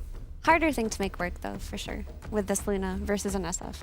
Yeah, it's definitely not as good of a carry matchup as prior game. Yeah, I mean, it is Yatoro after all. He can find the ways. But overall, I like OG's draft, just like I did in game 1. I think it's kind of like what they want stylistically as a team. They have good lanes. They can play fast. The only problem I see, like at least later, is they don't have a really good answer to the Ringmaster. No one really wants to buy Nullifier. I think the save could actually be a problem. But I hope that this time they have good lanes, get the Aegis, play nicely, keep the lead, and I think if they can do that, they absolutely have a good shot. Because I like both drafts. I will say this is, again, a series and a game that comes more down to the gameplay. Amen. Amen, brother. I mean, for me, if I weren't looking at the teams, I would always pick OG's draft, like always. I just think it's better. It's more well-rounded. It has the SF, like who is a 65% win rate versus Luna, who's 2 and 9 apparently. That's like that carry to carry matchup Kira is the doesn't only look player bad. who can win on Luna so far. And even he hasn't won in every game. Yes, that he is lost on it correct. earlier today. Yeah. Yeah. That's saying something. Heroes it was fall also off. against Underlord, by the way, that game. True. You're right. Well, there you go. But I really want to see Natsumi just like pop off, put a game on his back. Like I want to see OG win through him and just unlock that for themselves. Where suddenly Natsumi's like, yeah, you know what? I can carry. I can 1v5. Now that I Give think me the about last it, picks. it's starting to it occurs to me that I could just win this game. Let's see if he manifests that as we get into game number 2 with OD Pixel and Fogged. Thank you very much, Tsunami. Yes, time to get into the action here. Game 2 between OG and Team Spirit. Let's go. We're getting Shadow Fiend again. This time, of course, over the other side. OG's going to get the chance to show us what they can do with it with Natsumi. Taking the reins here with the SF. And yes, Spirit closing it up with this Luna pick. We're seeing a few teams try it this tournament, but as the panel's pointing out, 2 and 9. This hero, it's not really been winning, Fogged. No, not really. Wait a minute. I actually wanted to check. What was that win rate on Shadow Fiend, actually? I think it was 60-something%, right? 63 across 9. Oh my god, that is absurd. Okay, well, it's, we've gotten to see it in every single tournament for months now, and we're going to keep seeing it, of course. It is a beast. And definitely set up for success. A very strong, well-rounded draft around it, right? He's got a save, he's got control, he's got BKB disables, he's got an aura buyer. So overall, yeah, I would agree with the panel. If I remove the team names, right? OG's draft does look like it has that bit more of a punch, bit more of a strength from what we've seen. However, Spirit, there's been some really, really, really good Sand Kings recently, I do have to say. Even though Luna might be struggling, something about Sand King again is just on the rise for me. But Pipe is going to be a pretty incredible item this game. That being said, because we are talking about the Sand King too, and it's going to be a natural build-up for that Underlord. So we'll have to see if it does end up working out for Spirit, because Yatoro, he did go literal prime Yatoro without dying in that last game. Yeah, it's pretty crazy. Let's kind of see if he can do it again. It feels like he might have to do something similar this game, because he is playing versus this SF, this very well-rounded draft. Because talk to me about Luna. It hasn't been doing amazing here, but you were saying yourself to me during the draft, like this hero, it is good, right? It's a strong hero, or it should be. What is it the teams are seeing in it, but not actually being able to execute with it? Well, one thing that I'll say that's different is that he's doing the facet that no one's doing. they're all going Moon Shield. They're playing more around, playing around this glaive thing, and they're playing for damage reduction. So maybe he's looking to overwhelming damage to be able to kill the Underlord or something. I don't know. Because I was going to say, do you think, have we seen any of the other Lunas go for this facet? I haven't seen every single game. There's 11 games, so I can go back and check really quick. Yeah, I'll be interested now. But I want to say majority are doing this. for the shield, right? Because it also, you know, you play with this like farming. Some players are going 1-4-4. So I'm curious to see what Yotaro wants to play with it. Is he going to be more aggressive? Is he going to max it? Is he going to be playing super aggro with the beam kind of play? Who knows? We'll have to see what we get. You're going to check it? You got it? No, I'm just checking some general stats, what people have been taking. I can check it for you really quickly. Well, I wouldn't say really. Okay, at least in sort of higher ranked pubs, it's still kind of 50-50 what people go for. So okay, people have been experimenting with both. Fair enough. I'll check. In terms of the pro games, yeah, we'll have a look indeed what we've had so far at Birmingham. Because I feel like we've seen mostly the Moon Shield. No, we did have. There was some Moonstorms. Yep, Tomato took one. And then there was a bunch of others. The 2 win, that's the important thing. We've had 2 Luna wins. What facets were they in those games? And the 2 wins. Oh my god. I'll check it a bit. Whatever. Either way. Alright, let's have a look. Anyway, so let's stop playing Yotaro. Back to my Panto on the Ringmaster against Nico and Tims. See how much they're able to mess with the CS of the Luna. Obviously, Nico and Tims, 2 heroes with pretty decent right clicks. Try and get those denies in. Tims is going to get beaten down pretty low there by Panto. This damage is salve up. I mean, there is some like decent damage that you're seeing from like this beam that he gets even a little bit extra. It's good harassment coming out from the 2. So we're right. At least the lanes looking pretty solid. And actually, just looking at the lanes in particular, right? These lanes should be, I mean, pretty even across the board, right? This top one is maybe the most volatile one, but bottom it is a, you know, it's an SF, but there is this bristle with a stunner behind him that can prevent any of this aggression. The Sanking for the Beast versus the Beast. I think Beast does good in most matchups, but so does Sanking. Yeah. So no one should be too far behind. Yeah, I think one thing you've definitely got to look towards, right, is that Natsumi has just a bit cleaner of a laning stage, right? Because last game on his Razor did die in a situation, right, where you don't expect sort of the Razor to die. And this game on the SF, he's got to be careful, right? Can't be giving up those early deaths in that safe lane situation. And he shouldn't, unless there's a 3rd hero that comes down. With the Tusk behind him, Collapse. Got off there with the shards, and now the bushwhack onto Natsumi. Collapse, he's going to try and the Quills. tanking it very nicely. Turning around nearly perfectly. I mean, Collapse does die, Natsumi gets the first blood, but they will lose Natsumi in return for it. Bushwhack's back up if Rue wants to try for this, but no, Skem's not quite close with the tree. So they get the 1-for-1 trade. I mean, it does. Who does that feel better for? Like, when you're the carry, you got the first blood, but you did die. You know, what's the vibes there? Maybe feeling a little better as the carry, but maybe not too much. It's pretty close. It's pretty close. Because it's almost exact same net worth. You do lose some souls, right? So. And by the way, the 2 wins were pure with Moon Shield. With the Moon Shield. Okay, and it was only Pure that's managed to get the win so far with the Luna. And there was a 15-1 Luna that lost one of these games also that I did look. So it's had good performances. It maybe couldn't have won the game in particular. So yeah, we'll have to see. I'm really looking forward to see this because I think this hero is on the rise, and there has to be more of these replacements, these range carries, right, that replace the SFs and the Wind Rangers. And I was going to say, is that ultimately what it is, what you think kind of teams are looking towards other range carry options? Range carry options that also can fight, but farm at an extremely fast pace, and I think Luna hits all those margins. Collapse with some really nice movement. Scam. Taking heavy hits there. He's looking pretty dead. I mean, Natsumi also could be in trouble. I think he's in a lot of trouble. Oh my god. Not the 1 charges, but the safe lane for OG, it had some struggles in game 1, and I think it's having even more struggles here in game 2, folks. I mean, Collapse is on fire. I love the little turns he's doing. Just the little pivots with his back turn. Yep. And he buys this raindrop, which absorbs a ton of damage coming in. Okay, well, you wanted the answer from before. Now you're starting, now it feels pretty bad for the stuff. And I guess the question is, what do you do about this if you're OG? If these sort of players come in, like who are you looking towards to coming in with the TPs? Can nobody sort of come in and bring that extra presence to stop Spirit from getting away with those dive plays? Because those kind of plays are going to continue. Yeah, honestly, I don't really want to say it, but I think Scam, sometimes you go like 1-0-2 because you want to be aggro, but then you don't have Snowball, and you're missing like a stun to hold people back. If they can punish Collapse now, it's still kind of awkward. They brought Tims in, but they just can't really go for this Bristol. Yeah. And he can kind of just try and go for them. Yeah, Scam will at least get the snowball off to dodge the bushwhack. He does hit 4 at a good timing there. But yeah, I think maybe even like a 1-1-1 build maybe on the Tusk could have at least protected Natsumi, something like that, but that's brutal. I mean, that is really painful to have your SF die like that to Bristle. Even though he's going to have saves in the game, there's definitely a lot of damage that can be brought onto this SF and lots of different ways to collapse on top of him. Well, literally collapse on top of him. See around the power rune, 6 minutes.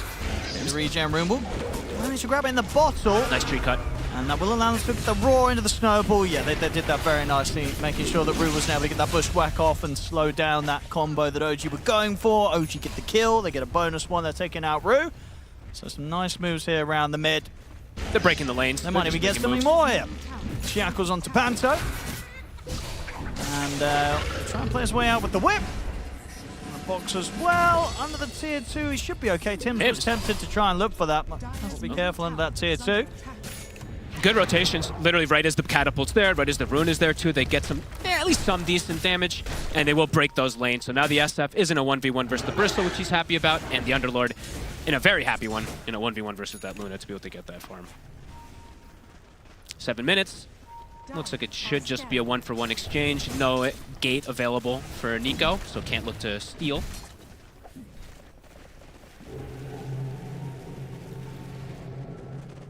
Yeah, 2 deaths already, so 2 more deaths than Yotaro had on the Shadow. I mean, I was going to say, I feel that, you know, Natsumi's got to stay kind of focused and locked in, but you can't help but wonder if that might be in the back of his mind, right? After, you know, having that game 1 where Yotaro against him indeed just didn't die at all, and he's going to be feeling the pressure now that landing stage 7 minutes in. Couple of deaths already. Yeah.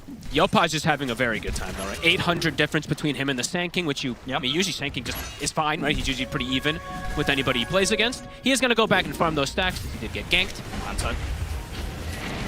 the escape out, but this time the shards are down. Skem's able to trap him. Sets up the Yopaj to take a kill.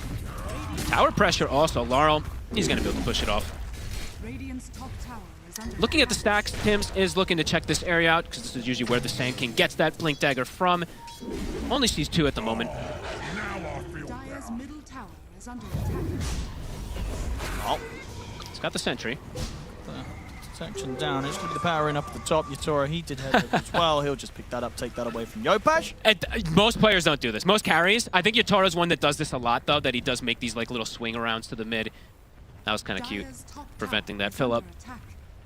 He's holding skill points, so we do see the 2 points in Beam. I saw Pure go 1-4-4 earlier, so maybe he is going to be more aggressive with a couple more points in it for the Eclipses. Holding that skill point for the ult. Smoke. So what they can get with this one, they want to try and head up towards this top lane. Collapse will get a good amount of damage onto this tower bottom. He's getting a lot of space. Yeah, Natsumi doesn't want to show his face at all in the lane right now. It's far too risky, especially when the rest of his team is making these moves elsewhere. If they get Yotaro, it's going to be very nice for OG. They're guessing north. I was going to say, the is fact he that going to sneak? No, they surely still find him. No way. Oh my goodness. Oh my god. That's, yeah.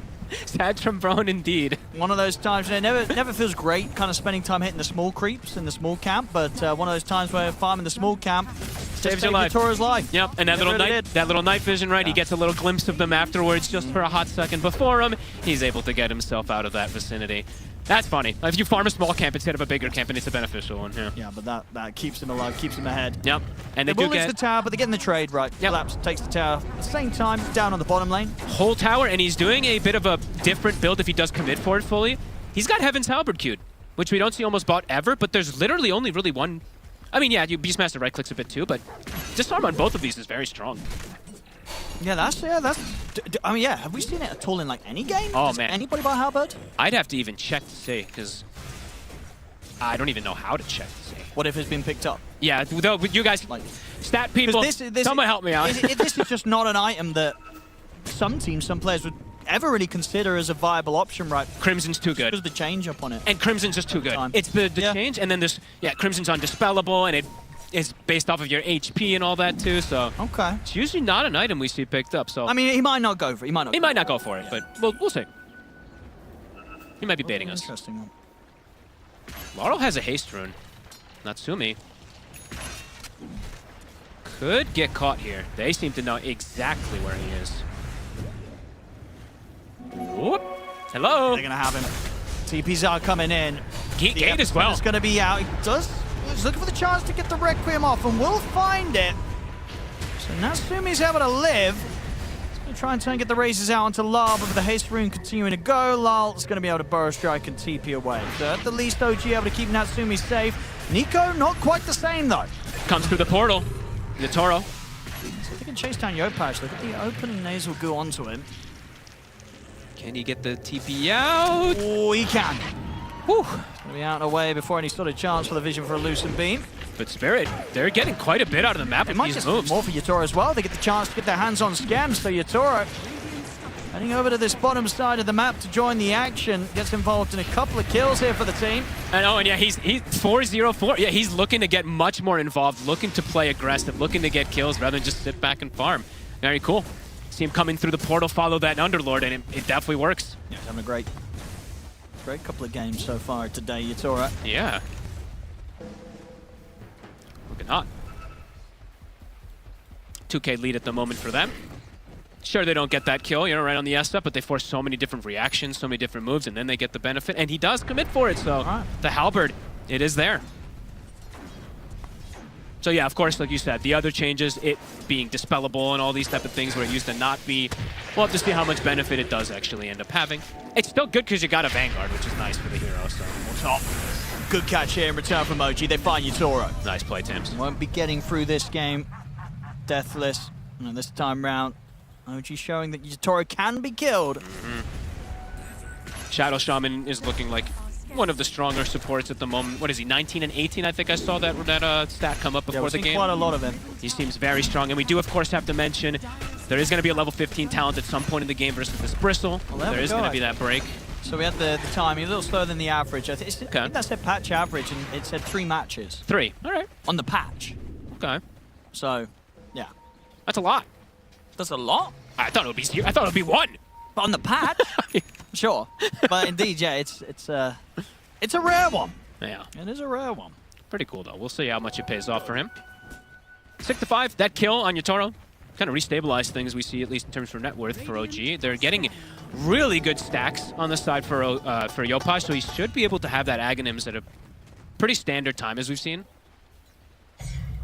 And yeah, Scam is just playing now bottom, hugging Natsumi, ensuring that he doesn't get set up for another gank there, and Laurel is just going to finish up these stacks.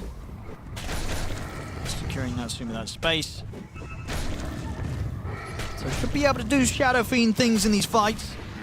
But yeah, maybe that Halberd's going to cause him some issues. Definitely worried still. Like the SF, I will say there's a lot of explosive damage that just lands on top of him. They're going to need this Underlord to soak and also be in the right position to get this pipe onto him.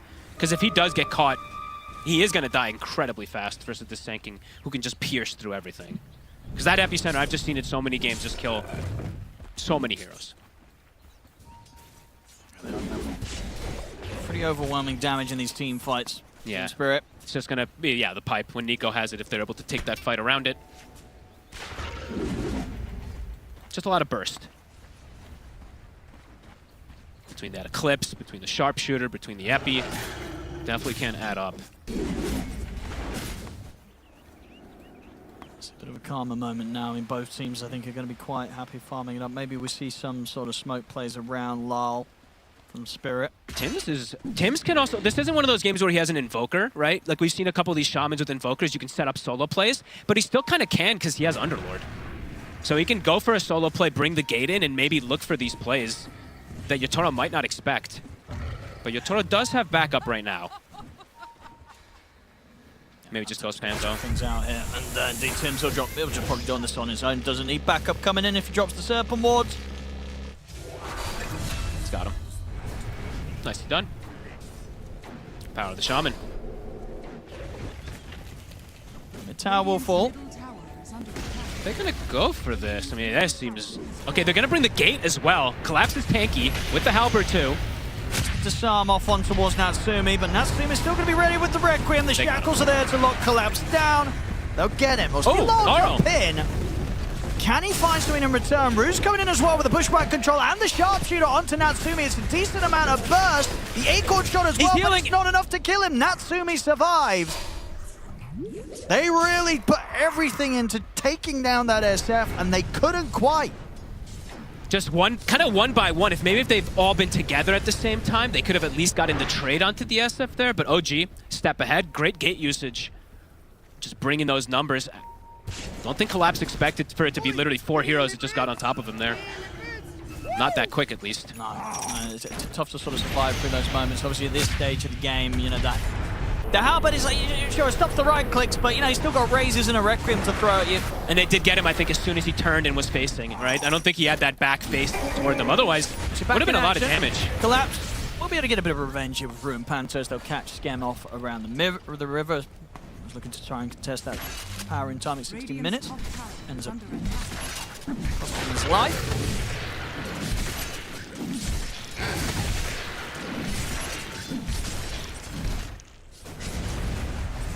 And we do have to point this out too, right? Natsumi's not doing the Yashikaya build.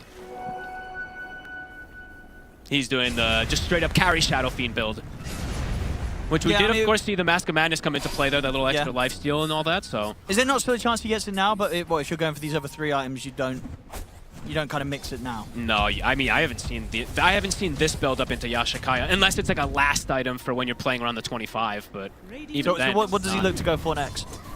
Would you imagine? What is it, Pike or BKB? Probably Pike. Okay. Yeah. Dire's structures are I hate saying the BKB sometimes, but it's just like sanking Luna. He might feel forced, but he might actually not. Honestly, he might go Pike and then just go another item in between because he's got the Underlord auras. Absolutely can. Look to delay it.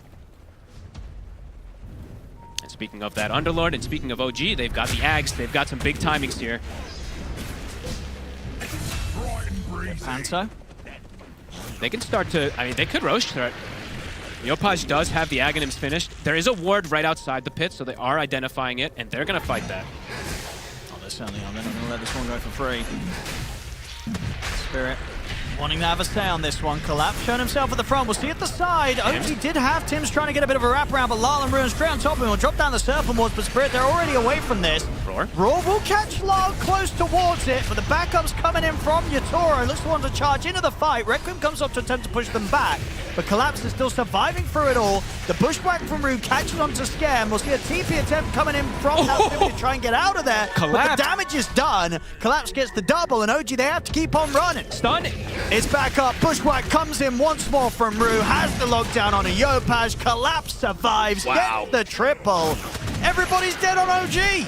That was honestly Collapse Prime now. We had Yatoro Prime. Collapse is charged in, forces so many different spells on him, and he's perfectly fine and does 6,000 damage just chasing down the SF. Yeah, that was wow. That was a rough one indeed. I mean, we saw, OG feeling that they had the chance to kind of get this wraparound. Wards are down, and they do manage to catch Lyle on the edge of them here with the Roar.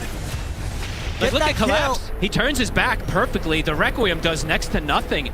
And he just eviscerates that Underlord still. Natsume Yopaj, they're trying to chase Collapse down, but at this point, they can't deal with him. And Natsume knows it, tries for the TP out, but damage is done, and at this point, the fight completely over. OG get team wiped. And they get the Roche themselves now because of how it all kicks out. That ward that they have outside to scout everything out. Beautifully done. And a great way to start the fight, too, of walking up to that high ground, catching Tims at the start of things. It kind of, it broke OG again when they were trying to get their setup. Impressive from Spirit today, a 5K lead now. Radiant's top tower is under And Natsumi, that's 3 deaths. It's a tough game for him. It is. He's struggling. He's got to try and catch up. Death's like that really, really hurting the momentum of the SF. Yeah, no, just a very split fight, right? Yatoro entering from the north, getting the Eclipse, and another catch. Very nice control, as always, from his hoodwink. He just needed to warm up on it, right? Because I think that He had some rough ones before, it was like 0 and 10, right? Oh, that was on the hoodwink again. That was the hoodwink, wasn't it? Looking pretty good here. He's owning. Or was it Phantom? Either way, Rue is owning on this one these last 2 games, as we're seeing. Being in every right place at the right time. 20 minutes have been hit. That not only did they get the Aegis, but the Tormentor also looks like it should just be free for them. Oh, they want to get the kill first. They're faking it. top tower is under attack. Oh, this was so clever. Natsumi. This will be so unexpected too, because you probably anticipate that they'll go for that. They're just going for the Torment. Indeed, Natsumi does not expect them to still be sticking around and going for this sort of smoke play. He gets to the setup here with the Power Strike. Into Big the brain. bushwhack. That's Natsumi gone. Scam cannot save him and might not be able to save himself. Snowball comes out. We'll get Lotus. TPs are coming in from OG. if they're going to maybe punish Lyle. Serpent Ward's down. They will manage to get the punish on towards him. They get the Roar as well onto Collapse. So this time, bit of a punish going back the way. Yatoro's coming from the north. They are bringing the squad. Can they go for round 2? I mean, Collapse comes back up off the back of the Aegis. And deep with the backup coming in from Yatoro. Maybe Spirit will just take the fight anyway. They just chase them down. Yopaj and Nico trying to get back to the safety at the high ground. The bushwhack again comes out from Rue, holding Yopaj outside of the base and desperately trying to get away, but he can't.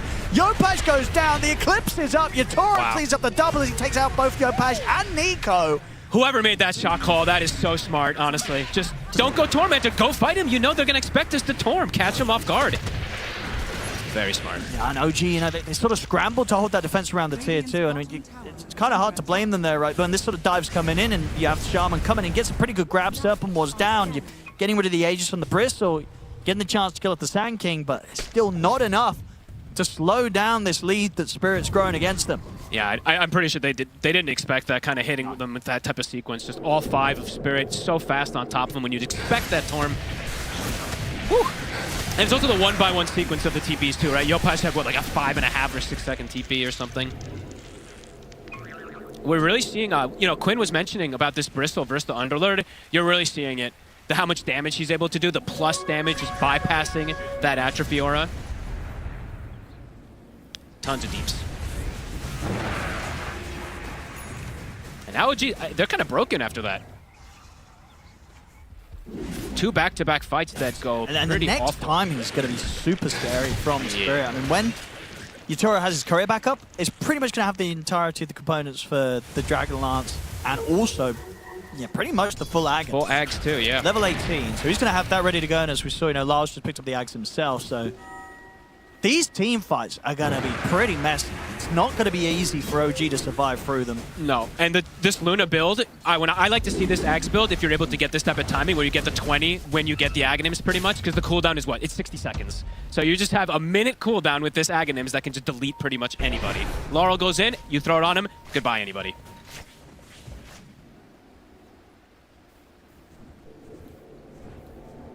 And he's had honestly, Yatoro's had some pretty easy angles of approach into this game. He's just going through a portal, coming in for some cleanup. Collapse has been able to do the heavy lifting in terms of soaking the pressure. 15 of the 17 kills around Collapse. The Halberd. It's working out. It really is. Collapse. I could see people potentially buying it more because you can disassemble and then go back for Crimson and stuff if it does start to feel bad. Like, there's definitely possibilities, right? Like, pretty cool. And do have to mention, of course, Rue, he's had this for a long time, but now that they have the Aghanims on Yatoro also and Laurel being able to get these big epis, this Boomerang, the amplification, does start to ramp up. Even if there's a pipe, you can start to bypass through that. Smoke time. OG need to have something good come from this. They take another bad team fight, and this game's going to start to fall in a very difficult spot. How do they keep Natsumi alive? It truly is overwhelming damage that Spirit is starting to be able to dish out at this point. No one can really tank it too easily. Even though Underlord usually is that very tanky, we did see him. They can go right through him.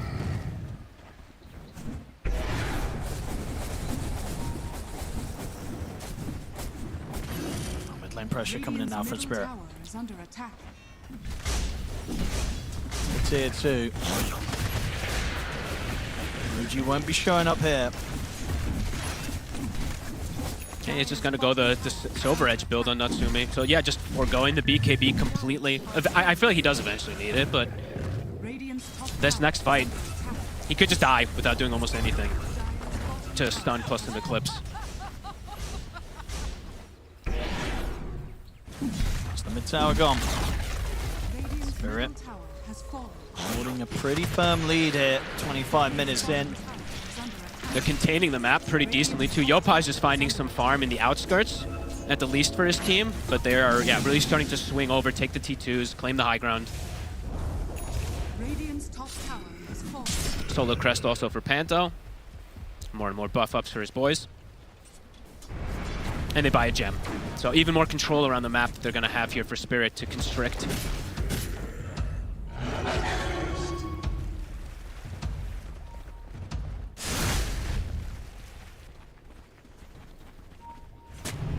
Aro. What is the plan, do you think, from OG at this point? Try to go for this. All right. He's speedy, though. He is. He's going to be able to get pretty far away from this. Uh-oh. Blink. And it just comes up. He's going to live. And now Toro's coming in. Up top. We'll force out a BKB TP from Yopaj. Will at least allow him to live. Nico's going to get chased down, though. Rue's got the catch. Will of Wonders locked down as well to shut off his escape, and Collapse starting to stack up the damage. He should be able to kill him. He's going to try for the TP, but the damage of the Bristol too much for Nico to deal with. I gotta be here. I'm not sure, Owen. I think they gotta just wait until like they run into them, and they have to be ready with the numbers. They can't do this 1-by-1 TP kind of sequence. But even then, yeah, just seeing some damage lacking and just survivability lacking from the side of OG at this point. Spirit, as you said, a firm grip, and even looking for that high ground push. Even though they don't have very close to being in a spot where he can just try and end the game. Yeah. As this Luna. If they kill this tower also, right, it is a Luna lineup, so that Rax will just die in seconds. 20 seconds, no Underlord. It just throws the ult down as well behind it to sort of zone away any potential defense there, Yatora. Trying to get some little bonus damage maybe or something. The tower gone. OG, what do you do? The Raxes are exposed, and here comes the Luna. Goodbye, Raxes. And just nothing right now that OG can do about it. Have to let it go. I think he needs Natsumi. You get BKB and then you look for the fight, and it could be your final fight, but I think that you need it. I don't think you can not have the BKB on the SF this game. You will just die in a sun. Yeah, they do have the additional chance of a jump with Yopaj also having his blink. Okay. So they've got the triple blink, so a lot of ways to kind of open things up in the team fights from OG. Just hard ways to get to Panto. They have to stop Panto from getting the save also. If they do want to go for a full-out, you know, big explosive play, they have to know where this ring is too. Radiant are scanning. They just without the blink Yashikaya, right? With the they don't have that like blink roar requiem kind of thing that we do see from a lot of the SFs too. So, you know, I mentioned it earlier. I really like the Yashikaya build. I'm not the biggest fan of this type of approach nowadays from what we've been seeing. I think some games it could absolutely work, but he did struggle a bit in this game.